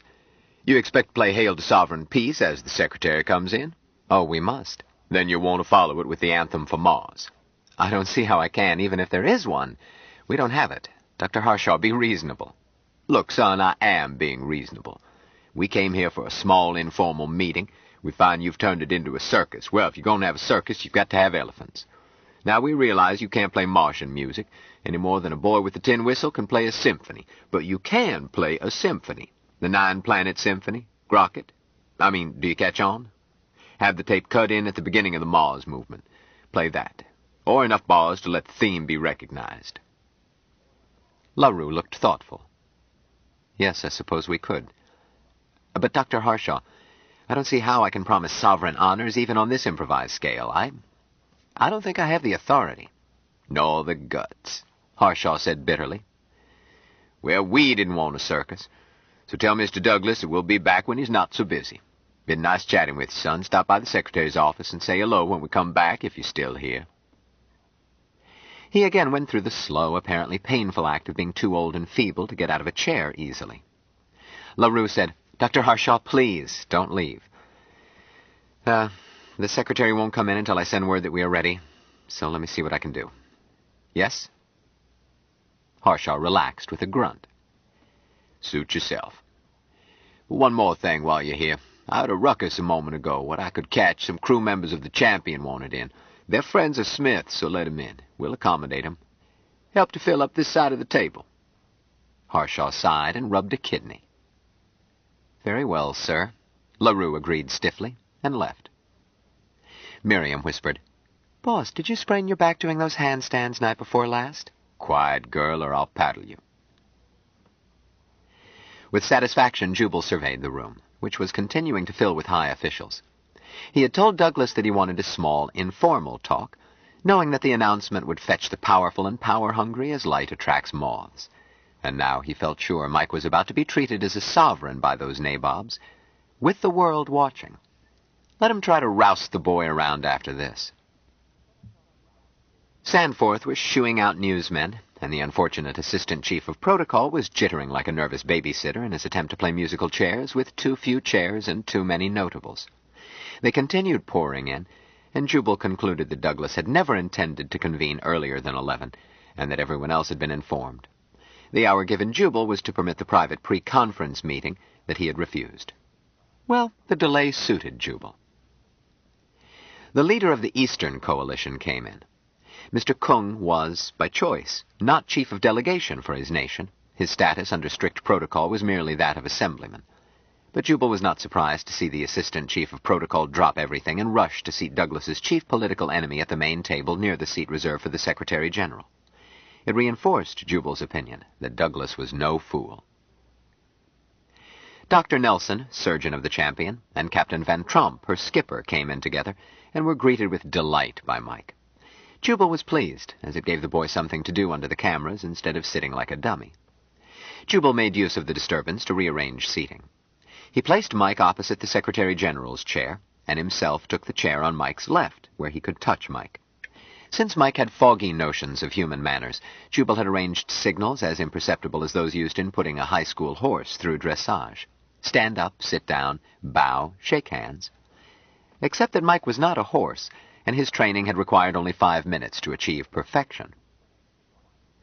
Mahmoud broke away from his shipmates and spoke to Jubal.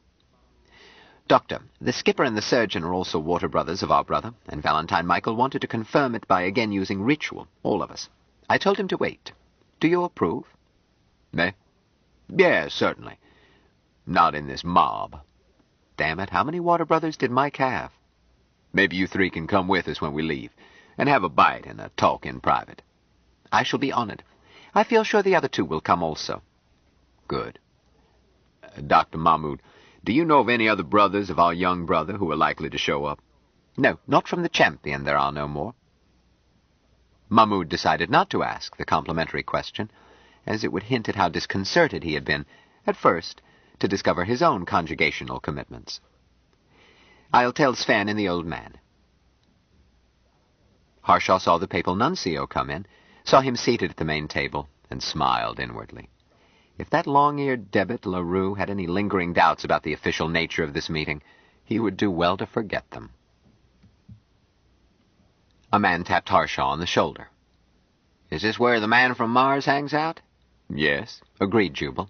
I'm Tom Boone, Senator Boone, that is, and I've got a message for him from Supreme Bishop Digby. Jubal put his cortex into emergency high speed. I'm Jubal Harshaw, Senator. He signaled Mike to stand and shake hands. And this is Mr. Smith. Mike, this is Senator Boone. How do you do, Senator Boone? Mike said in perfect dancing school form. He looked at Boone with interest. He had it straightened out for him that senator did not mean old one, as the word seemed to shape. Nevertheless, he was interested in seeing a senator. He decided that he did not grok it. Pretty well, thank you, Mr. Smith. I won't take up your time. They seem about to get this shindig started. Mr. Smith, Supreme Bishop Digby sent me to give you a personal invite to attend services at Archangel Foster Tabernacle of the New Revelation. Beg pardon? Jubal moved in. Senator, as you know many things here, everything is new to the man from Mars. But it happens that Mr. Smith has seen one of your services by stereo vision. Not the same thing. I know. He expressed great interest and asked many questions, many of which I could not answer. Boone looked keenly at him. You're not one of the faithful? I must admit I am not. Come along yourself. Always hope for a sinner. Thank you, I will. I surely will, friend. I won't let Mike go into your trap alone. Next Sunday, I'll tell Bishop Digby. Next Sunday, if possible, Jubal corrected. We might be in jail. Boone grinned. There's always that, ain't there? Send word around to me or the Supreme Bishop, and you won't stay in long. He looked around the room. Kind of short on chairs. Not much chance for a plain senator with all those muck-a-mucks elbowing each other. Perhaps you would honor us by joining us, Senator? Jubal answered smoothly. At this table? Eh? Well, thank you, sir. Don't mind if I do. Ringside seat. That is, Harshaw added, if you don't mind the implications of being seen seated with the Mars delegation, we aren't trying to crowd you into an embarrassing situation. Boone barely hesitated. Not at all. Matter of fact, between you and I, the bishop is very, very interested in this young fellow. Fine. There's a chair by Captain Van Tromp. Probably you know him. Van Tromp? Sure, old friends. Know him well. Met him at the reception. Senator Boone nodded at Smith, swaggered down, and seated himself. Fewer were getting past the guards. Jubal watched one argument over seating, and the longer he watched, the more he fidgeted. At last he could not sit still and watch this indecency go on, so he spoke with Mike, made sure that if Mike did not understand why, at least he knew what Jubal wanted. Jubal, I will do. Thanks, son.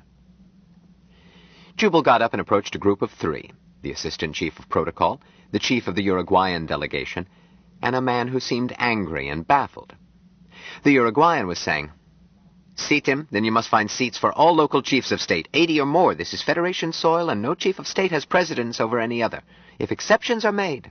Jubal interrupted by addressing the third man. Sir.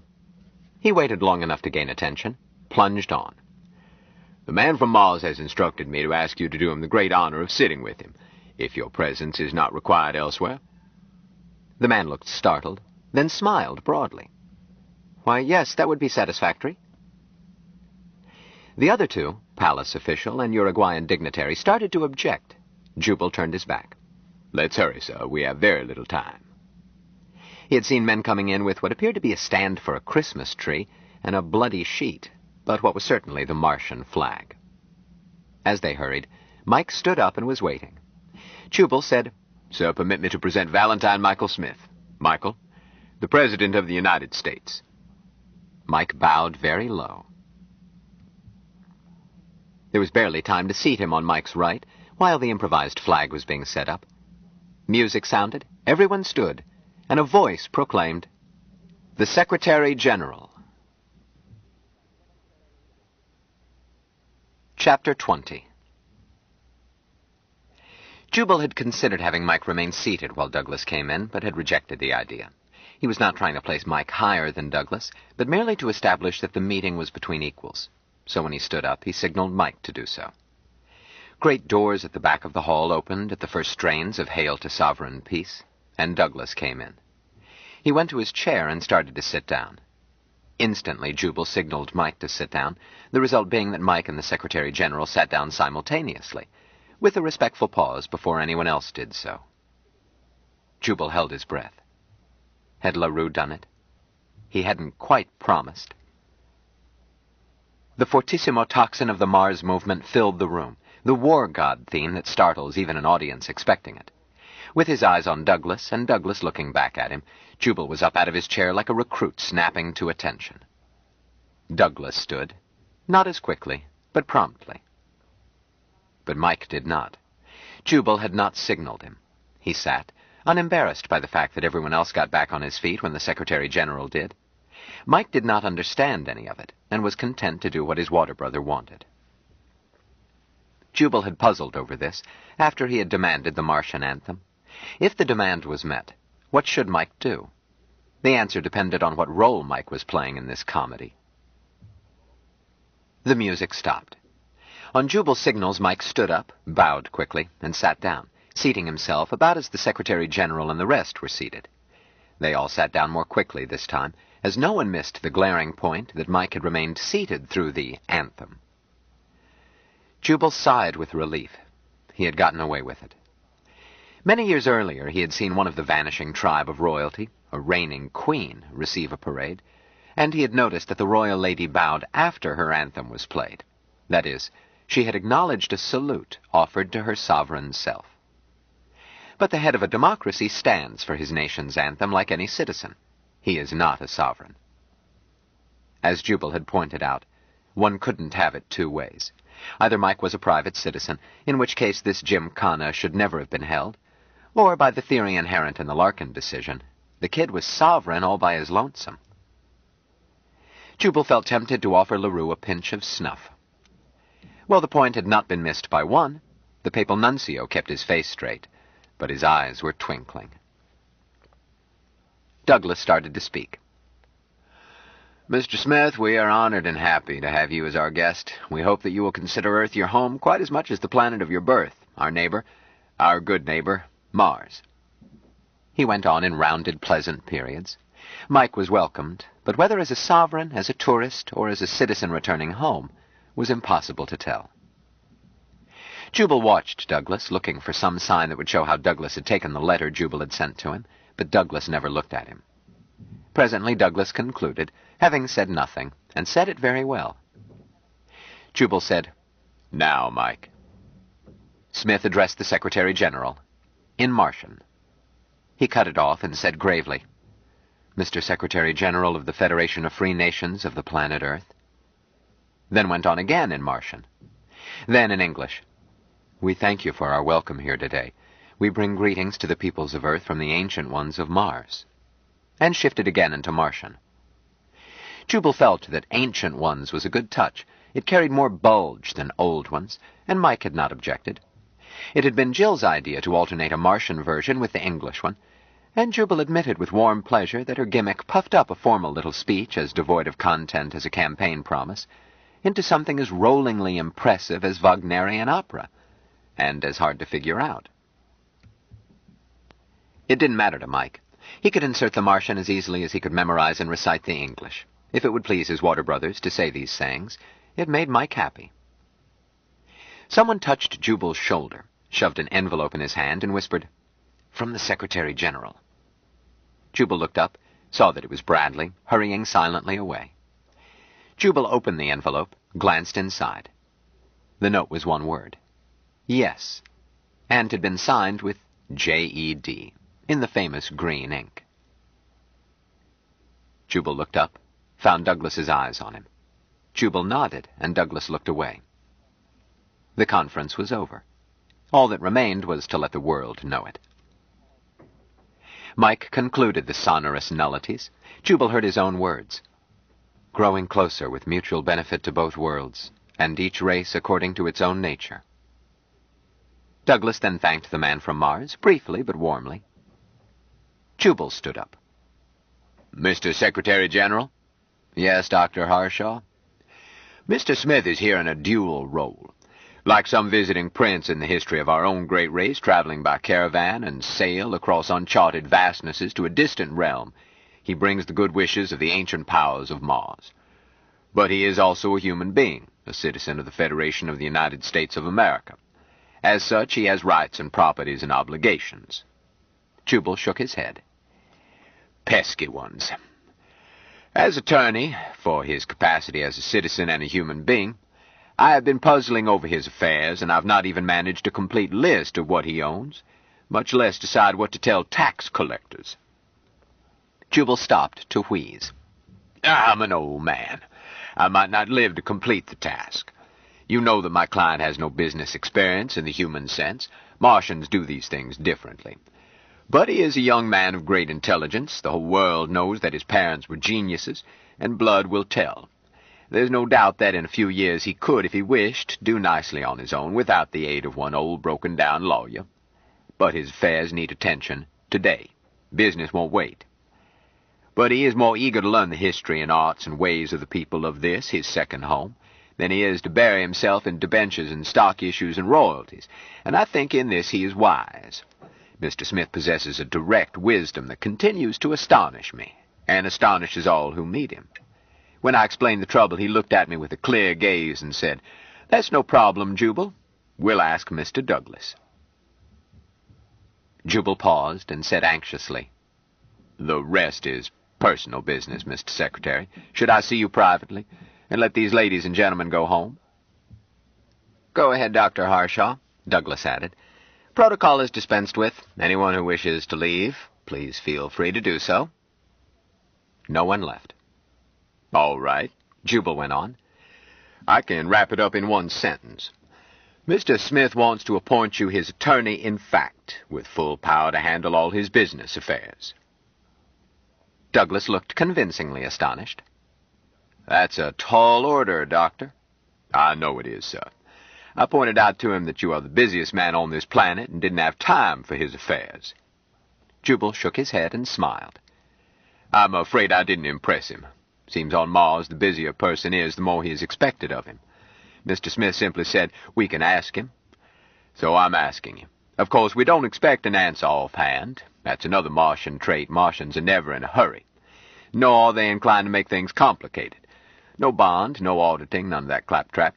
A written power of attorney if you want it, but it does not matter to him. He would do it just as readily, orally, and right now. That's another Martian trait. If a Martian trusts you, he trusts you all the way. Oh, I should add, Mr. Smith is not making this request of the Secretary General. He's asking a favor of Joseph Edgerton Douglas, you personally.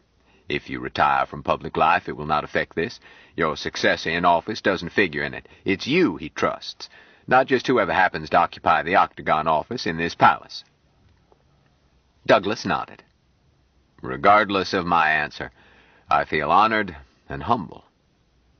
Because if you decline to serve or can't serve or take on this chore and want to drop it later or anything, Mr. Smith has his second choice. Ben Caxton it is. Stand up, Ben. Let people see you. And if both you and Caxton can't or won't, his next choice is, well, I guess we'll reserve that for the moment. Just let it rest that there are successive choices. Let me see now." Jubal looked fuddled. "I'm out of the habit of talking on my feet. Miriam, where's that paper we listed things on?" Jubal accepted a sheet from her and added, "Better give me the other copies, too." She passed over a thick stack of sheets. "This is a memo we prepared for you, sir. Or for Caxton, if it turns out that way. Let me see. Oh, yes. Steward to pay himself what he thinks the job is worth, but not less than... Well, a considerable sum, nobody else's business, really. Steward to deposit monies in a drawing account for living expenses, a party of the first part. Oh, yes, I thought maybe you would want to use the Bank of Shanghai, say, as depository, and, say, Lloyd's as your business agent, or the other way around, just to protect your name and fame. But Mr. Smith won't hear of fixed instructions. Just an unlimited assignment of power, revocable by either side. But I won't read all this. That's why we wrote it out." Jubal peered vacantly around. Miriam, trot around and give this to the Secretary General. That's a good girl. These other copies, I'll leave them here. You may want to pass them out. Oh, you may need them yourself. Oh, I'd better give one to Mr. Caxton. Here, Ben." Jubal looked anxiously around. I guess that's all, Mr. Secretary. Did you have anything to say to us?" "Just a moment. Mr. Smith?" "Yes, Mr. Douglas." "Is this what you want? Do you want me to do what it says on this paper?" Jubal held his breath, avoided glancing at his client. Mike had been coached to expect such a question, but there had been no telling what form it would take, nor any way to tell how Mike's literal interpretations could trip them. "Yes, Mr. Douglas." Mike's voice rang out in the room, and in a billion rooms around the planet. "You want me to handle your business affairs?" "Please, Mr. Douglas. It would be a goodness. I thank you." Douglas blinked. "Well, that's clear enough. Doctor, I'll reserve my answer, but you shall have it promptly. Thank you, sir, for myself as well as for my client." Douglas started to stand up. Assemblyman Kung's voice interrupted. "One moment. How about the Larkin decision?" Jubal grabbed it. Ah, yes, the Larkin decision. I've heard a lot of nonsense about the Larkin decision, mostly from irresponsible persons. Mr. Kung, what about it? I'm asking you, or your client, or the Secretary General. Jubal said gently. Shall I speak, Mr. Secretary? Please do. Very well. Jubal took out a handkerchief and blew his nose in a prolonged blast, a minor chord 3 octaves below middle C. He fixed Kung with his eye and said solemnly, Mr. Assemblyman, I'll address you, because I know it is unnecessary to address it to the government in the person of the Secretary. A long time ago when I was a little boy, another boy and I formed a club. Since we had a club, we had to have rules, and the first rule we passed, unanimously, was that henceforth we could call our mothers Crosspatch. Silly, of course, but we were very young. Mr. Kung, can you deduce the outcome? I won't guess, Dr. Harshaw. I implemented our Crosspatch decision just once. Once was enough, and it saved my chum from the same mistake. All it got me was my bottom warmed with a peach switch.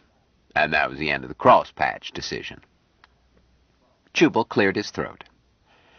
Knowing that someone was certain to raise this non-existent issue, I tried to explain the Larkin decision to my client. He had trouble realizing that anyone could think that this legal fiction would apply to Mars. After all, Mars is inhabited by an old and wise race, much older than yours, sir, and possibly wiser. But when he did understand it, he was amused. Just that, sir, tolerantly amused. Once, just once, I underrated my mother's power to punish impudence. That lesson was cheap. But this planet cannot afford such a lesson on a planetary scale. Before we parcelize lands which do not belong to us, it behooves us to be very sure what peach switches are hanging in the Martian kitchen. Kung looked unconvinced. Dr. Harshaw, if the Larkin decision is no more than a small boy's folly, why were sovereign honors rendered to Mr. Smith? Jubal shrugged. That should be put to the government, not to me. But I can tell you how I interpreted them. As elementary politeness to the ancient ones of Mars. Please? Mr. Kung, those honors were no hollow echo of the Larkin decision. In a fashion beyond human experience, Mr. Smith is the planet Mars. Kung did not blink. Continue. Or rather the Martian race. In Smith's person, the ancient ones of Mars are visiting us. Honors to him are honors to them, and harm done to him is harm to them. This is true in a literal, but utterly unhuman sense. It was prudent for us to render honors to our neighbors today, but the wisdom has nothing to do with the Larkin decision. No responsible person has argued that the Larkin precedent applies to an inhabited planet. I venture to say that none ever will. Jubal looked up, as if asking heaven for help. But Mr. Kung, be assured that the ancient rulers of Mars notice how we treat their ambassador. Honors rendered them through him were a gracious symbol. I am certain that the government of this planet showed wisdom thereby. In time, you will learn that it was a prudent act as well. Kung answered blandly. Doctor, if you were trying to frighten me, you have not succeeded. I did not expect to. But fortunately for the welfare of this planet, your opinion did not control. Jubal turned to Douglas. Mr. Secretary, this is the longest public appearance I've made in years, and I am fatigued. Could we recess while we await your decision? Chapter 21. The meeting adjourned. Jubal found his intention of getting his flock quickly away balked by the American president and Senator Boone. Both realized the enhanced value of being seen on intimate terms with the man from Mars, and both were aware that the eyes of the world were on them. Other hungry politicos were closing in. Jubal said quickly, Mr. President, Senator, we're leaving at once to have lunch. Can you join us? He reflected that 2 in private would be easier to handle than 24 in public, and he had to get Mike away before anything came unstuck. To his relief, both had duties elsewhere. Jubal found himself promising not only to fetch Mike to that obscene Fosterite service, but also to bring him to the White House. Well, the boy could get sick if necessary. Please, girls. Mike was convoyed to the roof, Anne creating a bow wave with her height, her Valkyrie beauty, her impressive cloak. Jubal, Ben, and the officers from the Champion covered the rear. Larry and the bus were waiting. Minutes later, the driver left them on the roof of the new Mayflower. Newsmen caught up with them there, but the girls guarded Mike on down to a suite Duke had taken. They were enjoying it. Miriam and Dorcas displayed ferocity that reminded Jubal of a cat defending her young. A reporter that closed within 3 feet courted a spiked instep.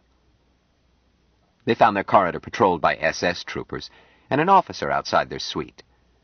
Jubal's back hair rose, but he realized that their presence meant that Douglas was carrying out the bargain. The letter Jubal had sent before the conference had included a plea to Douglas to use his power to protect Mike's privacy, so that the unfortunate lad could lead a normal life. So Jubal called out, "Jill, keep Mike under control. It's okay." "Right, boss." The officer at the door saluted. Jubal glanced at him. "Well, howdy, Major. Busted down any doors lately?" Major Block turned red and did not answer. Jubal wondered if the assignment was punishment. Duke was waiting inside. Jubal said, "Sit down, gentlemen. How about it, Duke?" Duke shrugged. "Nobody has bugged this suite since I took it. But, boss, any dumb can be bugged so you can't find it." Yes, I didn't mean that. I mean, how about our supplies? I'm hungry, boy, and thirsty, and we've got 3 more for lunch." "Oh, that. The stuff was unloaded under my eyes. I put it in the pantry." "You've got a suspicious nature, boss." "You'd better acquire one if you want to live as long as I have." "I don't hanker to." "Matter of taste. I've had a good time on the whole." "Get cracking, girls. First one back with the drink for me skips her next turn up front." After our guests, I mean. "Do sit down, gentlemen. Sven, what's your favorite poison?" "Aquavit." "Larry, duck out and buy a couple of bottles. And Bowles gin for the captain." "Hold it, Jubal," Nelson said. "I'd rather have scotch." "Me too," agreed Van Tromp. "Got enough to drown a horse." "Dr. Mahmoud?" "If you'd prefer soft drinks, I'm sure the girls tuck some in." Mahmoud looked wistful. "I should not be tempted by strong drink." "Allow me." Jubal looked him over. "Son, you've been under nervous strain. Having no meprobinate, I'm forced to substitute 2 ounces of 90-proof ethanol. Repeat as needed. Any particular flavor?" Mahmoud smiled. "Thank you, doctor. But I'll sin my own sins. Gin, please, with water on the side. Or vodka. Or whatever is available." "Or medicinal alcohol," Nelson added. "Don't let him kid you, Jubal. Stinky drinks anything, and regrets it." "I do regret it," Mahmoud said earnestly. "It is sinful." "Don't needle him, Sven," Jubal said brusquely. "If Stinky gets more mileage out of his sins by regretting, that's his business. To each his own." "How about victuals, Stinky? And stuffed a ham in one of those hampers, and there may be other unclean items. Shall I check?" Mahmoud shook his head. "I'm not a traditionalist, Jubal. That legislation was given long ago for the needs of the time. The times are different now." Jubal suddenly looked sad. "Yes, but for the better." "Never mind, this too shall pass. Eat what you will, my brother. God forgives necessity." "Thank you. But I often do not eat in the middle of the day." "Better eat, or ethanol will do more than relax you. Besides, these kids who work for me may sometimes misspell words, but they are all superb cooks." Miriam was entering with a tray of drinks. Orders filled while Jubal ranted. "Boss," she broke in, "will you put that in writing?" "What?" He whirled around. "Snooping. Stay after school and write 1,000 times. I will not flap my ears at private conversations." "Yes, boss. This is for you, Captain, and you, Dr. Nelson, and yours, Dr. Mahmoud. Water on the side, you said?" "Yes, Miriam. Thank you. Usual Harshaw service, sloppy but fast. Here's yours, boss."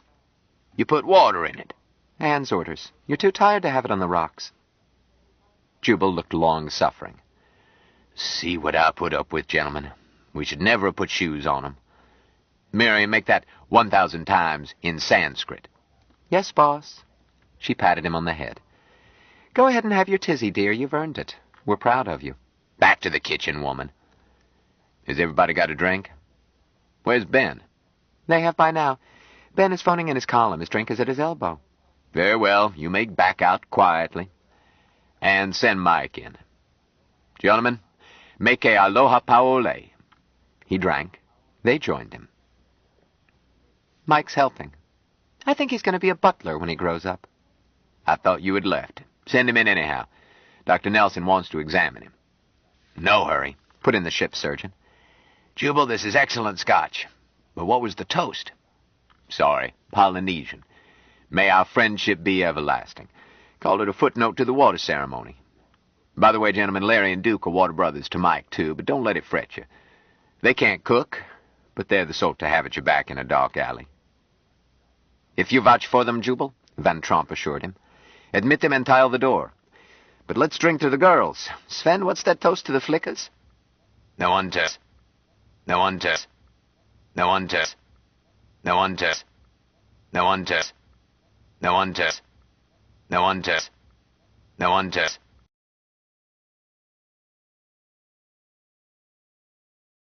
Stranger in a Strange Land by Robert A. Heinlein continued. Cassette 6, Side 2. Take this word grok.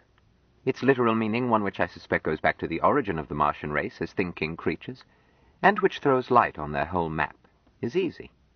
Grok means to drink. Huh? Said Jubal. Mike never says grok when he's just talking about drinking. Just a moment. Mahmoud spoke to Mike in Martian. Mike looked faintly surprised. Grok is drink. But Mike would have agreed, Mahmoud went on, if I had named 100 other English words, words which we think of as different concepts, even antithetical concepts. Grok means all of these. It means fear, it means love, it means hate, proper hate, for by the Martian map you cannot hate anything unless you grok it, understand it so thoroughly that you merge with it, and it merges with you. Then can you hate, by hating yourself. But this implies that you love it, too, and cherish it, and would not have it otherwise. Then you can hate. And, I think, Martian hate is an emotion so black that the nearest human equivalent could only be called mild distaste. Mahmoud screwed up his face.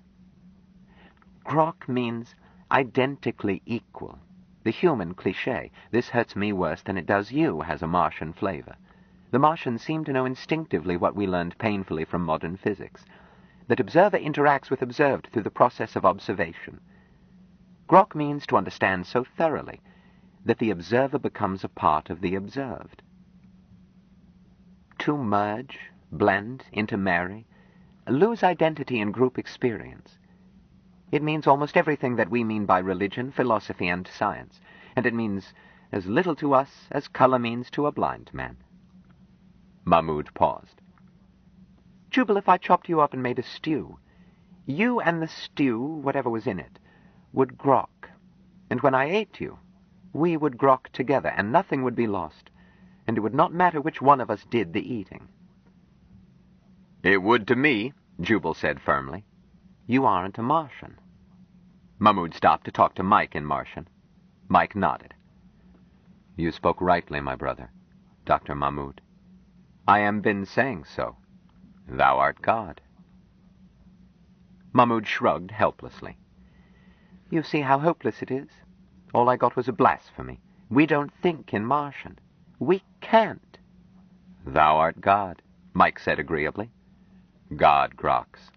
Let's change the subject. Jubal, could I impose on Brotherhood for more gin?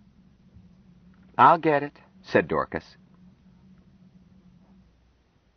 It was a family picnic, made easy by Jubal's informality, plus the fact that the newcomers were the same sort, each learned, acclaimed, and with no need to strive. Even Dr. Mahmoud, rarely off guard with those who did not share the one true faith in submission to the will of God, always beneficent, merciful, found himself relaxed. It had pleased him greatly that Jubal read the words of the prophet. And now that he stopped to notice, the women of Jubal's household were plumper than he had thought. That dark one. He put the thought out of his mind. He was a guest. But it pleased him that these women did not chatter, did not intrude into sober talk of men, but were quick with food and drink and warm hospitality. He had been shocked at Miriam's disrespect toward her master, then recognized it. A liberty permitted cats and favorite children in the privacy of the home. Jubal explained that they were simply waiting on the Secretary General. If he means business, we will hear from him soon. If we had stayed in the palace, he might have been tempted to dicker. Here we can refuse to dicker. Dicker for what? Asked Captain Van Tromp. You gave him what he wanted? Not all he wanted. Douglas would rather have it be irrevocable, instead of on good behavior with the power reverting to a man he detests, namely that scoundrel with the innocent smile, our brother Ben. But others would want a dicker, too. That bland Buddha Kung hates my guts. I snatched the rug out from under him. But if he could figure a deal that might tempt us, he would offer it. So we stay out of his way, too. Kung is one reason why we are eating and drinking nothing that we did not fetch. You feel that's something to worry about? Asked Nelson. Jubal, I assume that you were a gourmet who demanded his own cuisine. I can't imagine being poisoned in a hotel such as this. Jubal shook his head sorrowfully. Sven, nobody wants to poison you. But your wife might collect your insurance because you shared a dish with Mike. You really think so? Sven, I'll call room service for anything you want. But I won't touch it, and won't let Mike touch it. They know where we are, and they've had a couple of hours in which to act, so I must assume that any waiter is on Kung's payroll, and maybe 2 or 3 others. My prime worry is to keep this lad alive while we sterilize the power he represents. Jubal frowned. Consider the black widow spider. A timid little beastie, useful and the prettiest of the arachnids, with its patent leather finish and its hourglass trademark, but the poor thing has the misfortune of too much power for its size. So, everybody kills it. The black widow can't help it. It has no way to avoid its venomous power. Mike is in the same dilemma. He isn't as pretty as the black widow. Why, Jubal, Dorcas said indignantly. What a mean thing to say, and how untrue. Child, I don't have your glandular bias. Pretty or not, Mike can't get rid of that money, nor is it safe for him to have it. Not just Kung. The High Court is not as non-political as it might be, although their methods would make a prisoner out of him rather than kill him, a fate which, for my taste, is worse. Not to mention other interested parties in and out of office who have turned over in their minds how it would affect their fortunes if Mike were guest of honor at a funeral. Telephone, boss. And you hail from Porlock. No, Dallas. I will not answer the phone. She said to tell you it was Becky. Why didn't you say so? Jubal hurried out of the room, found Madame Vesant's face in the screen. Becky. I'm glad to see you, girl. Hi, Doc. I caught your act. How'd it look? I've never seen a tip turned more expertly. Doc, the profession lost a great talker when you weren't born twins. That's high praise, Becky. Jubal thought rapidly. But you set up the act. I just cashed in on it. And there's plenty of cash, so name your fee, Becky. Madame Vesant frowned. You've hurt my feelings. Becky, anybody can clap and cheer, but applause worthwhile will be found in a pile of soft green folding money. The man from Mars picks up this tab, and believe me, he can afford it. He grinned. All you'll get from me is a hug and a kiss. It will crack your ribs. She relaxed and smiled. I remember how you used to pat my fanny while you assured me that the professor was sure to get well. You always could make a body feel better. Surely I never did anything so unprofessional. You know you did. You weren't fatherly about it either. Maybe it was a treatment you needed. I've given up fanny patting, but I'll make an exception in your case. You'd better. And you'd better figure out that fee. Don't forget the zeros. Doc, there are more ways of collecting a fee than by making a fast count on the change. Have you been watching the market today? No, and don't tell me. Come have a drink instead. I'd better not. I promised, well, a rather important client that I would be available. I see. Becky, would the stars show that this matter would turn out best for everybody if it was signed and sealed today? Maybe just after the market closes? She looked thoughtful. I'll look into it. Do. And come visit us. You'll like the boy. He's as weird as snake suspenders, but sweet as a stolen kiss. I will. Thanks, Doc. They said goodbye. Jubal found that Dr. Nelson had taken Mike into a bedroom to examine him. The surgeon was looking baffled. Doctor, Nelson said, I saw this patient only 10 days ago. Tell me where he got those muscles. Why, he sent in a coupon from Rut, the magazine for He-Man. You know, the ad that tells how a 90-pound weakling can... Doctor, please. Why not ask him? Nelson did so. I thinked them, Mike answered. That's right, Jubal agreed. He thinked them. When I got him last week, he was a mess, slight, flabby, and pale. Looked as if he'd been raised in a cave. I gather he was. So I told him to grow strong. He did. Exercises? Nelson said doubtfully. Some swimming. A few days swimming won't make a man look as if he had been sweating over barbells for years. Nelson frowned. I know Mike has control of the so-called involuntary muscles, but that has precedent. This, however, requires one to assume... Doctor, Jubal said gently. Why not admit you don't grok it? Nelson sighed. I might as well. Put on your clothes, Michael. Later, Jubal unburdened himself privately to the 3 officers of the Champion. The financial end was simple. Just tie up Mike's money so that a struggle couldn't take place. Not even if he dies, because I've told Douglas that Mike's death ends his stewardship, whereas a rumor from a usually reliable source, me, has reached Kung and others that Mike's death gives Douglas permanent control. Of course, if I had magic powers, I would have stripped the boy of every penny. That... Why, Jubal? The captain interrupted. Harshaw stared. Are you wealthy, Skipper? I mean rich? Me? Van Tromp snorted. I've my salary, a pension someday, a mortgaged house, and 2 girls in college. I'd like to be wealthy. You wouldn't like it. Ha! You wouldn't say that if you had daughters in school.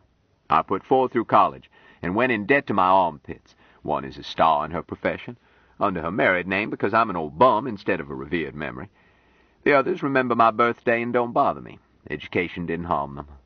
I mention my offspring only to prove that I know that a father often needs more than he has. But you can go with some firm that will pay you several times what you're getting just for your name on the letterhead. You've had offers? That's beside the point, Captain Van Tromp answered stiffly. I'm a professional man. Meaning that money can't tempt you into giving up commanding spaceships. I wouldn't mind having money, too. A little is no good. Daughters can spend 10% more than a man can make in any usual occupation. That's the law of nature, to be known henceforth as Harshaw's law. But, Captain, real wealth, on the scale that calls for a battery of finaglers to hold down taxes, would ground you as certainly as resigning would. Nonsense. I'd put it in the bonds and just clip coupons. Not if you were the type who acquires great wealth in the first place. Big money isn't hard to come by. All it costs is a lifetime of devotion. But no ballerina ever works harder. Captain, that's not your style. You don't want to make money. You simply want to spend money. Correct, sir. So I can't see why you would want to take Mike's wealth away from him. Because great wealth is a curse. Unless you enjoy money-making for its own sake. Even then it has serious drawbacks. Oh, piffle, Jubal, you talk like a harem guard trying to sell a whole man on the advantages of being a eunuch. Possibly, agreed Jubal. The mind's ability to rationalize its own shortcomings is unlimited. I am no exception. Since I, like yourself, sir, have no interest in money other than to spend it, it is impossible for me to get rich. Conversely, there's never been any danger that I would fail to scrounge the modest amount needed to feed my vices, since anyone with the savvy not to draw to a small pair can do that. But great wealth? You saw that farce. Could I have rewritten it so that I acquired the plunder, become its manager and de facto owner while milking off any income I coveted, and still have rigged it so that Douglas would have supported the outcome? Mike trusts me. I am his water brother. Could I have stolen his fortune? Damn you, Jubal, I suppose so. A certainty. Because our Secretary-General is no more a money-seeker than you are. His drive is power. A drum whose beat I do not hear. Had I guaranteed, gracefully, that the Smith estate would continue to bulwark his administration, then I would have been left with the boodle. Jubal shuddered. I thought I was going to have to do that, to protect Mike from vultures, and I was panic-stricken. Captain, you don't know what an old man of the sea great wealth is. Its owner is beset on every side, like beggars in Bombay, each demanding that he invest or give away part of his wealth. He becomes suspicious. Honest friendship is rarely offered him. Those who could have been friends are too fastidious to be jostled by beggars, too proud to risk being mistaken for one. Worse yet, his family is always in danger. Captain, have your daughters ever been threatened with kidnapping? What? Good Lord, no. If you possessed the wealth Mike had thrust on him, you would have those girls guarded night and day. Still, you would not rest because you would never be sure of the guards. Look at the last 100 or so kidnappings and note how many involved a trusted employee, and how few victims escaped alive. Is there anything money can buy which is worth having your daughters' necks in a noose? Van Tromp looked thoughtful. I'll keep my mortgaged house, Jubal. Amen. I want to live my own life, sleep in my own bed, and not be bothered. Yet I thought I was going to be forced to spend my last years in an office, barricaded by buffers, working long hours, as Mike's man of business. Then I had an inspiration. Douglas lives behind such barricades, has such a staff. Since we were surrendering the power to ensure Mike's freedom, why not make Douglas pay by assuming the headaches? I was not afraid that he would steal. Only second-rate politicians are money-hungry, and Douglas is no pipsqueak. Quit scowling, Ben, and hope that he never dumps the load on you. So I dumped it on Douglas, and now I can go back to my garden. But that was simple once I figured it out. It was the Larkin decision that fretted me. Caxton said, I think you lost your wits on that, Jubal. That silly business of letting them give Mike sovereign honors. You should simply have had Mike sign over all interest, if any, under that ridiculous Larkin theory. Ben, my boy, Jubal said gently, as a reporter, you are sometimes readable. Gee, thanks, my fan. But your concepts of strategy are Neanderthal. Caxton sighed. That's better. For a moment I thought you'd gone soft. When I do, please shoot me. Captain, how many men did you leave on Mars? 23. And what is their status under the Larkin decision? Van Tromp frowned. I'm not supposed to talk. Then don't, Jubal advised. We can deduce it. Dr. Nelson said, Skipper, Stinky and I are civilians again. I shall talk as I please. And I, agreed Mahmoud. And they know what they can do with my reserve commission. What business has the government telling us we can't talk? Those chairwarmers didn't go to Mars. Stow it, Sven. I intend to talk. These are our water brothers. But, Ben, I would rather not see this in print. Captain, if you'll feel easier, I'll join Mike and the girls. Please don't leave. The government is in a stew about that colony. Every man signed away his Larkin rights to the government. Mike's presence on Mars confused things. I'm no lawyer, but I understood that if Mike did waive his rights, that would put the administration in the driver's seat when it came to parceling out things of value. What things of value? Demanded Caxton.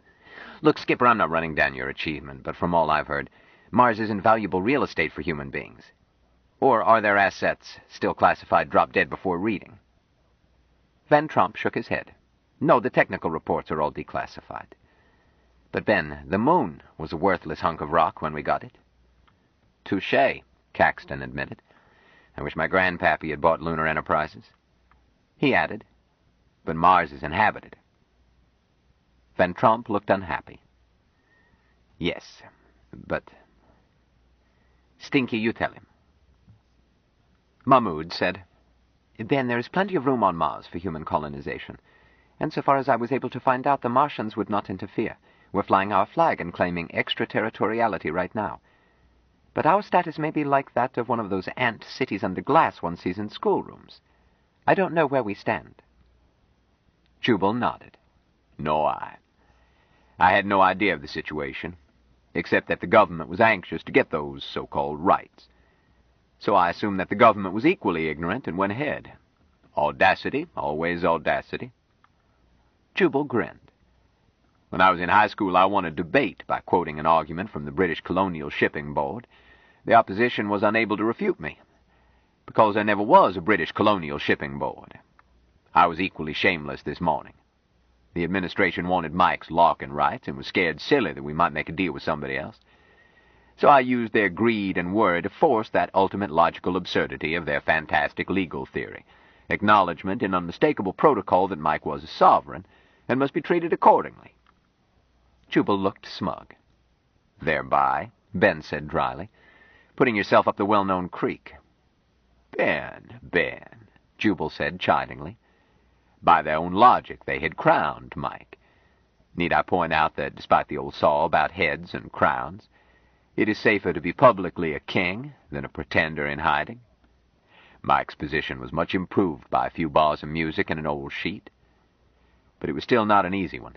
Mike was, for the nonce, the acknowledged sovereign of Mars under the legalistic malarkey of the Larkin precedent, and empowered to hand out concessions, trading rights, enclaves ad nauseum. He must either do these things and be subjected to pressures even worse than those attendant on great wealth, or he must abdicate and allow his Larkin rights to devolve on those men now on Mars, i.e., to Douglas. Jubal looked pained. I detested both alternatives. Gentlemen, I could not permit my client to be trapped into such a farce. The Larkin decision itself had to be nullified with respect to Mars, without giving the High Court a chance to rule. Jubal grinned. So I lied myself blue in the face to create a theory. Sovereign honors had been rendered Mike, the world had seen it. But sovereign honors may be rendered to a sovereign's alter ego, his ambassador. So I asserted that Mike was no cardboard king under a precedent not in point, but the ambassador of the great Martian nation. Jubal shrugged. Sheer bluff. But I was staking my bluff on my belief that others, Douglas and Kung, would be no more certain of the facts than was I. Jubal looked around. I risked that bluff because you three were with us, Mike's water brethren. If you did not challenge me, then Mike must be accepted as Martian ambassador. And the Larkin decision was dead. I hope so, Captain Van Tromp said soberly. But I did not take your statements as lies, Jubal. Eh? I was spinning fancy words, extemporizing. No matter. I think you told the truth.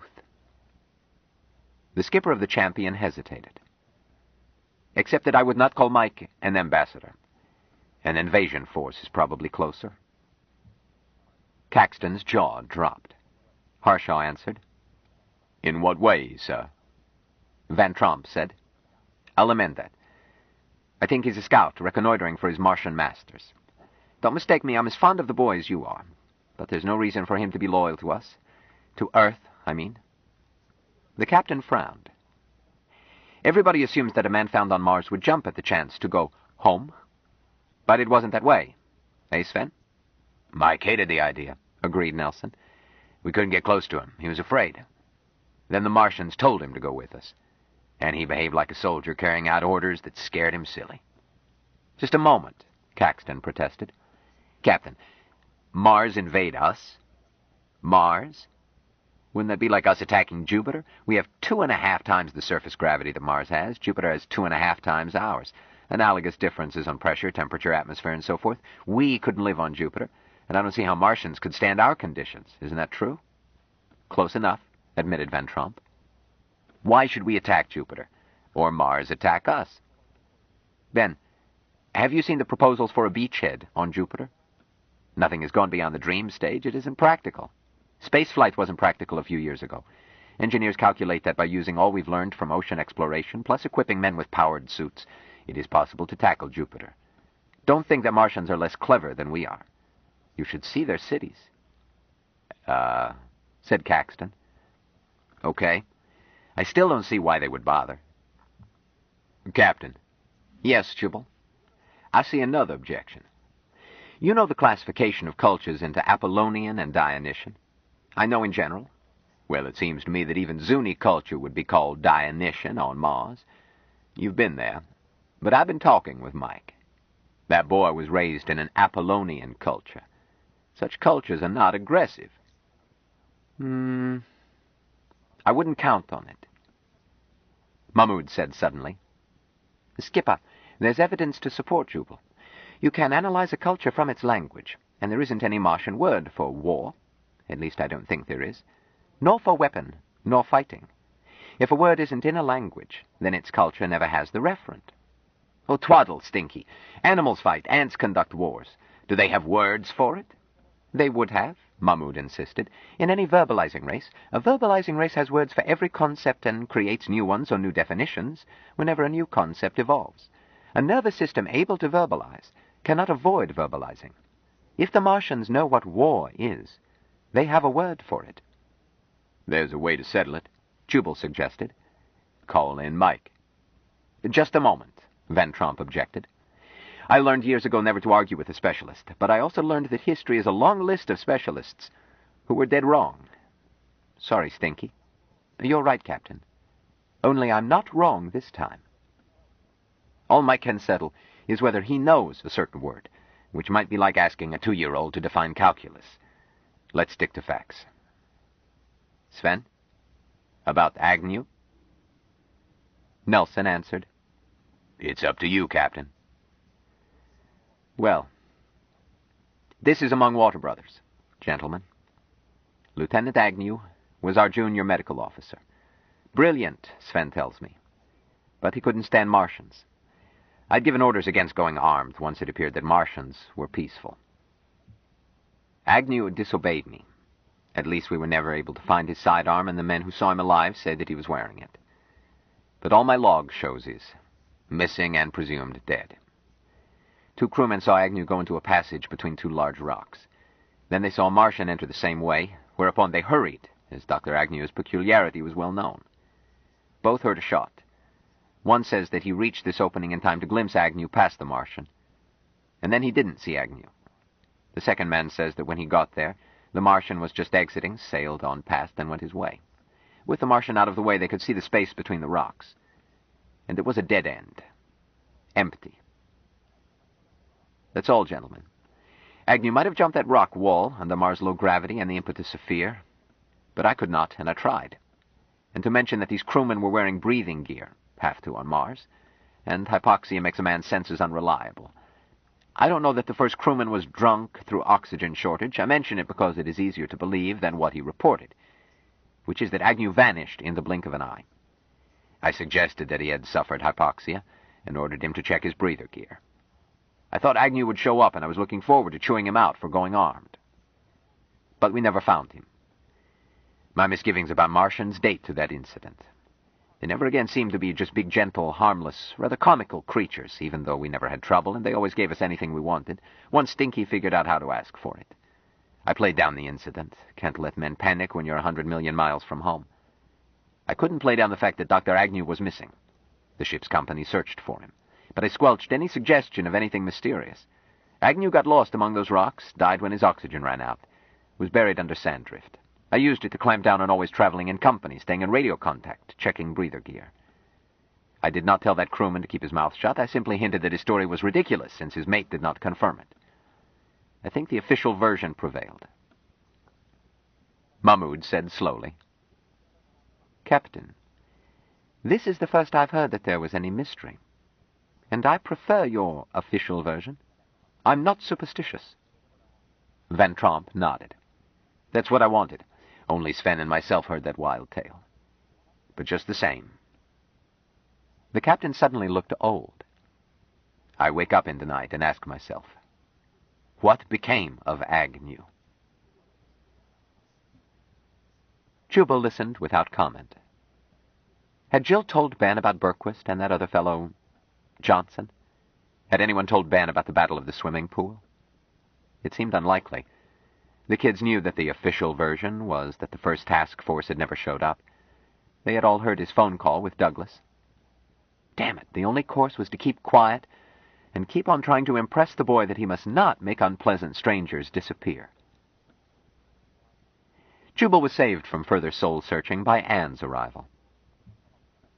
"Boss, Mr. Bradley is at the door, the one who called himself Senior Executive Assistant to the Secretary General." "You didn't let him in?" "No, we talked through the speakie. He says he has papers to deliver to you and that he will wait for an answer." "Haven't passed them through the flap. This is still the Martian embassy."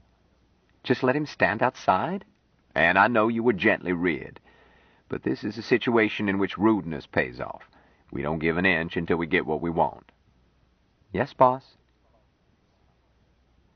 The package was bulky with copies. There was only one document. Jubal called in everyone and passed them around. I'm offering 1 lollipop for each loophole, booby trap, or ambiguity. Presently, Jubal broke the silence. He's an honest politician. He stays bought. Looks that way, admitted Caxton. Anybody? No one claimed a prize. Douglas had merely implemented the agreement. Okay, said Jubal. Everybody witness every copy. Get your seal, Miriam. Hell, let Bradley in and have him witness, too, then give him a drink. Duke, tell the desk we're checking out. Call Greyhound and get our go-buggy. Sven, Skipper, Stinky, we're leaving the way Lot left Sodom. Why don't you come up in the country and relax? Plenty of beds, home cooking, no worries. The married men asked for rain checks. Dr. Mahmoud accepted. The signing took rather long because Mike enjoyed signing his name, drawing each letter with artistic satisfaction. The remains of the picnic had been loaded by the time all copies were signed and sealed, and the hotel bill had arrived. Jubal glanced at the fat total, wrote on it, "Approved for payment. J. Harshaw for V.M. Smith," and handed it to Bradley. This is your boss's worry. Bradley blinked. "Sir?" Oh, Mr. Douglas will doubtless turn it over to the chief of protocol. I'm rather green about these things. Bradley accepted the bill. "Yes," he said slowly. "LaRue will voucher it. I'll give it to him." Thank you, Mr. Bradley, for everything.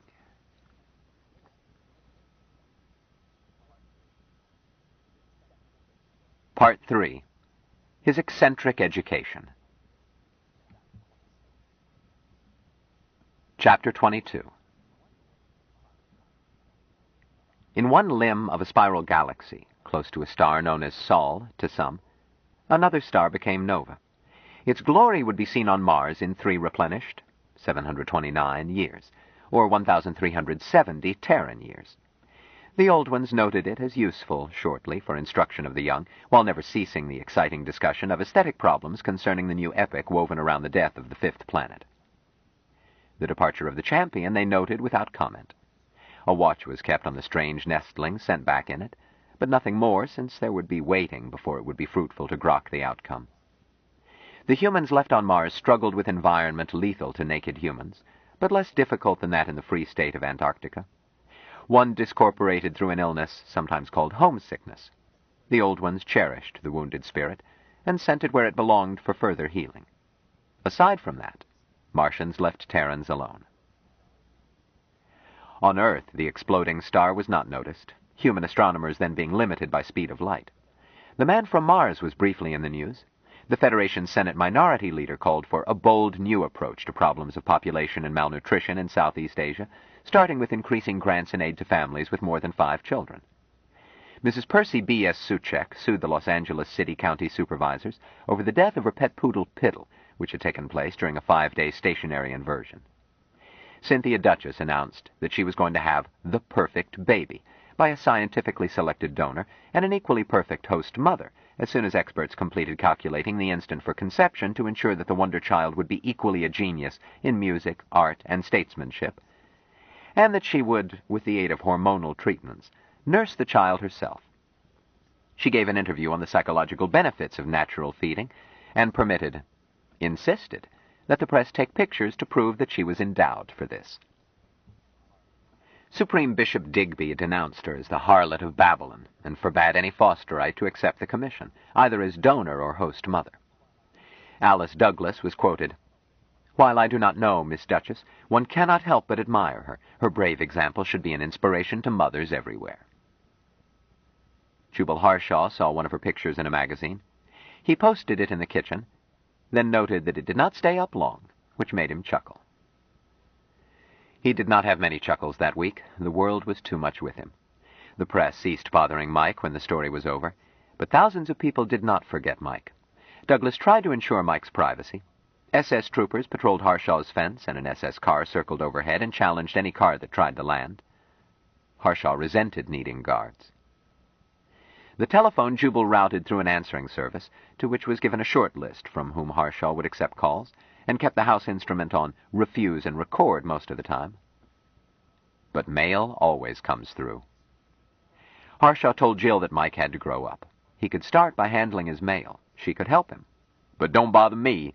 I have enough screwball mail. Jubal could not make it stick. There was too much, and Jill did not know how. Just sorting was a headache. Jubal called the local postmaster, which got no results, then called Bradley, which caused a suggestion to trickle down. Thereafter, Mike's mail arrived sacked as first, second, third, and fourth class, with mail for everyone else in another sack.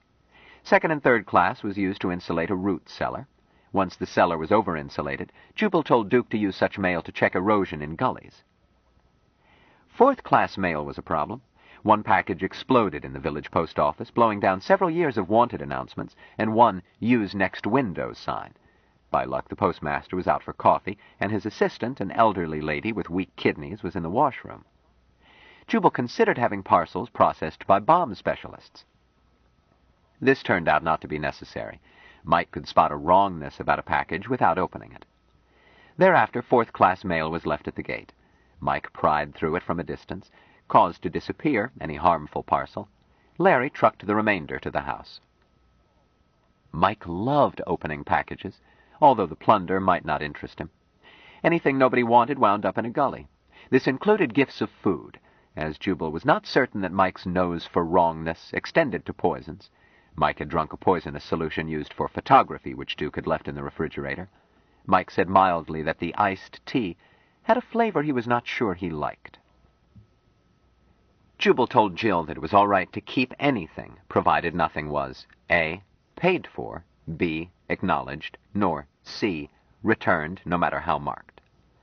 Some items were gifts. More was unordered merchandise. Either way, Jubal assumed that unsolicited chattels represented efforts to use the man from Mars, and merited no thanks. An exception was livestock, which Jubal advised Jill to return, unless she guaranteed care and feeding, and keeping same from falling into the pool. First-class mail was the biggest headache. After looking over a bushel or so, Jubal set up categories. A, begging letters, erosion fill. B, threatening letters, file unanswered. Later letters from same source turn over to SS. C, business opportunities, forward to Douglas. D, crackpot letters, pass around any dillies, the rest to a gully. E, friendly letters. Answer, if accompanied by stamped, self-addressed envelope, using form letters signed by Jill. Jubal pointed out that letters signed by the man from Mars were valuable, and an invitation to more useless mail. F, scatological letters, passed to Jubal, who had a bet with himself that none would show the faintest literary novelty, for disposition, i.e. gully. G, proposals of marriage, and propositions less formal, file. H, letters from scientific and educational institutions, handle as under E. If answered, use form letter explaining that the man from Mars was not available for anything. If Jill felt that a brush-off would not do, pass to Jubal. I, letters from persons who knew Mike, such as the crew of the Champion, the President of the United States, and others. Let Mike answer as he pleased. Exercise in penmanship would be good, and exercise in human relations even better. If he wanted advice, let him ask. This cut the answers to a few for Jill, seldom even one for Mike. Jill found that she could skim and classify in about 1 hour each day. The first 4 categories remained large. Category G was very large following the stereocast from the palace, then dwindled. Jubal cautioned Jill that while Mike should answer letters only from acquaintances, mail addressed to him was his. The third morning after the system was installed, Jill brought a letter, Category G, to Jubal. The ladies and other females, plus misguided males, who supplied this category usually included pictures alleged to be of themselves. Some left little to the imagination. This letter enclosed a picture which left nothing to the imagination, then stimulated fresh imaginings. Jill said, "Look at this, boss. I ask you." Jubal read the letter. She knows what she wants. What does Mike think? He hasn't seen it. Jubal glanced at the picture. A type which in my youth we called stacked. Well, her sex is not in doubt, nor her agility. Why show it to me? I've seen better. What should I do? The letter is bad enough, but that disgusting picture. Should I tear it up? What's on the envelope? Just the address and return address. How does the address read? Huh? Mr. Valentine Michael Smith, the man from... Oh, then it's not addressed to you. Why, no, of course not. Let's get something straight. You are neither Mike's mother nor his chaperone. If Mike wants to read everything addressed to him, including junk mail, he is free to do so.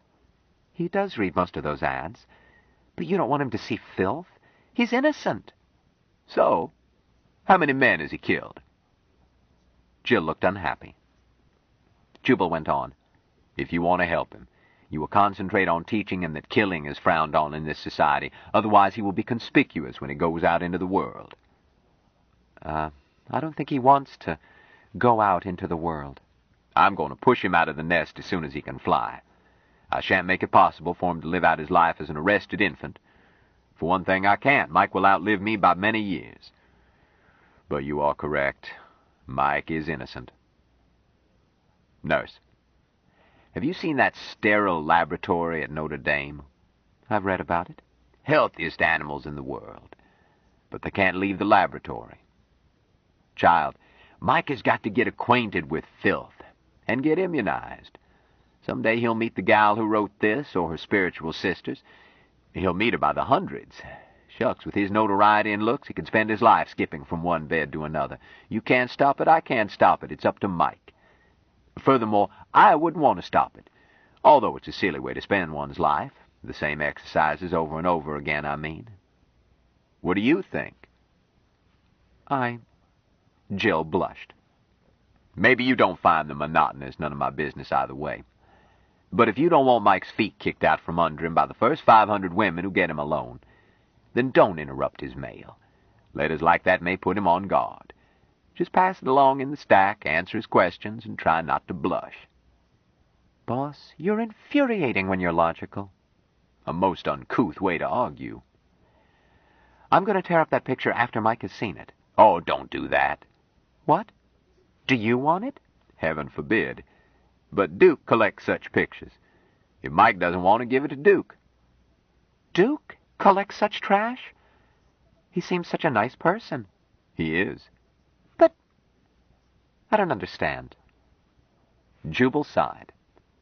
I could explain it all day and you still wouldn't. My dear, there are aspects of sex on which it is impossible to communicate between the two sexes of our race. They are sometimes grokked by intuition across the gulf that separates us, by exceptionally gifted individuals. But words are useless. Just believe me, Duke is a perfect knight, and he will like that picture. I won't hand it to Duke myself. He might get ideas. Sissy. Anything startling in the mail? No. The usual crop who want Mike to endorse things or peddle official man from Mars junk. One character asked for a 5-year royalty-free monopoly and wants Mike to finance it, too. I admire a wholehearted thief. Tell him that Mike needs tax losses, so how much guarantee would he like? Are you serious, boss? No, the Garniff would show up, with his family.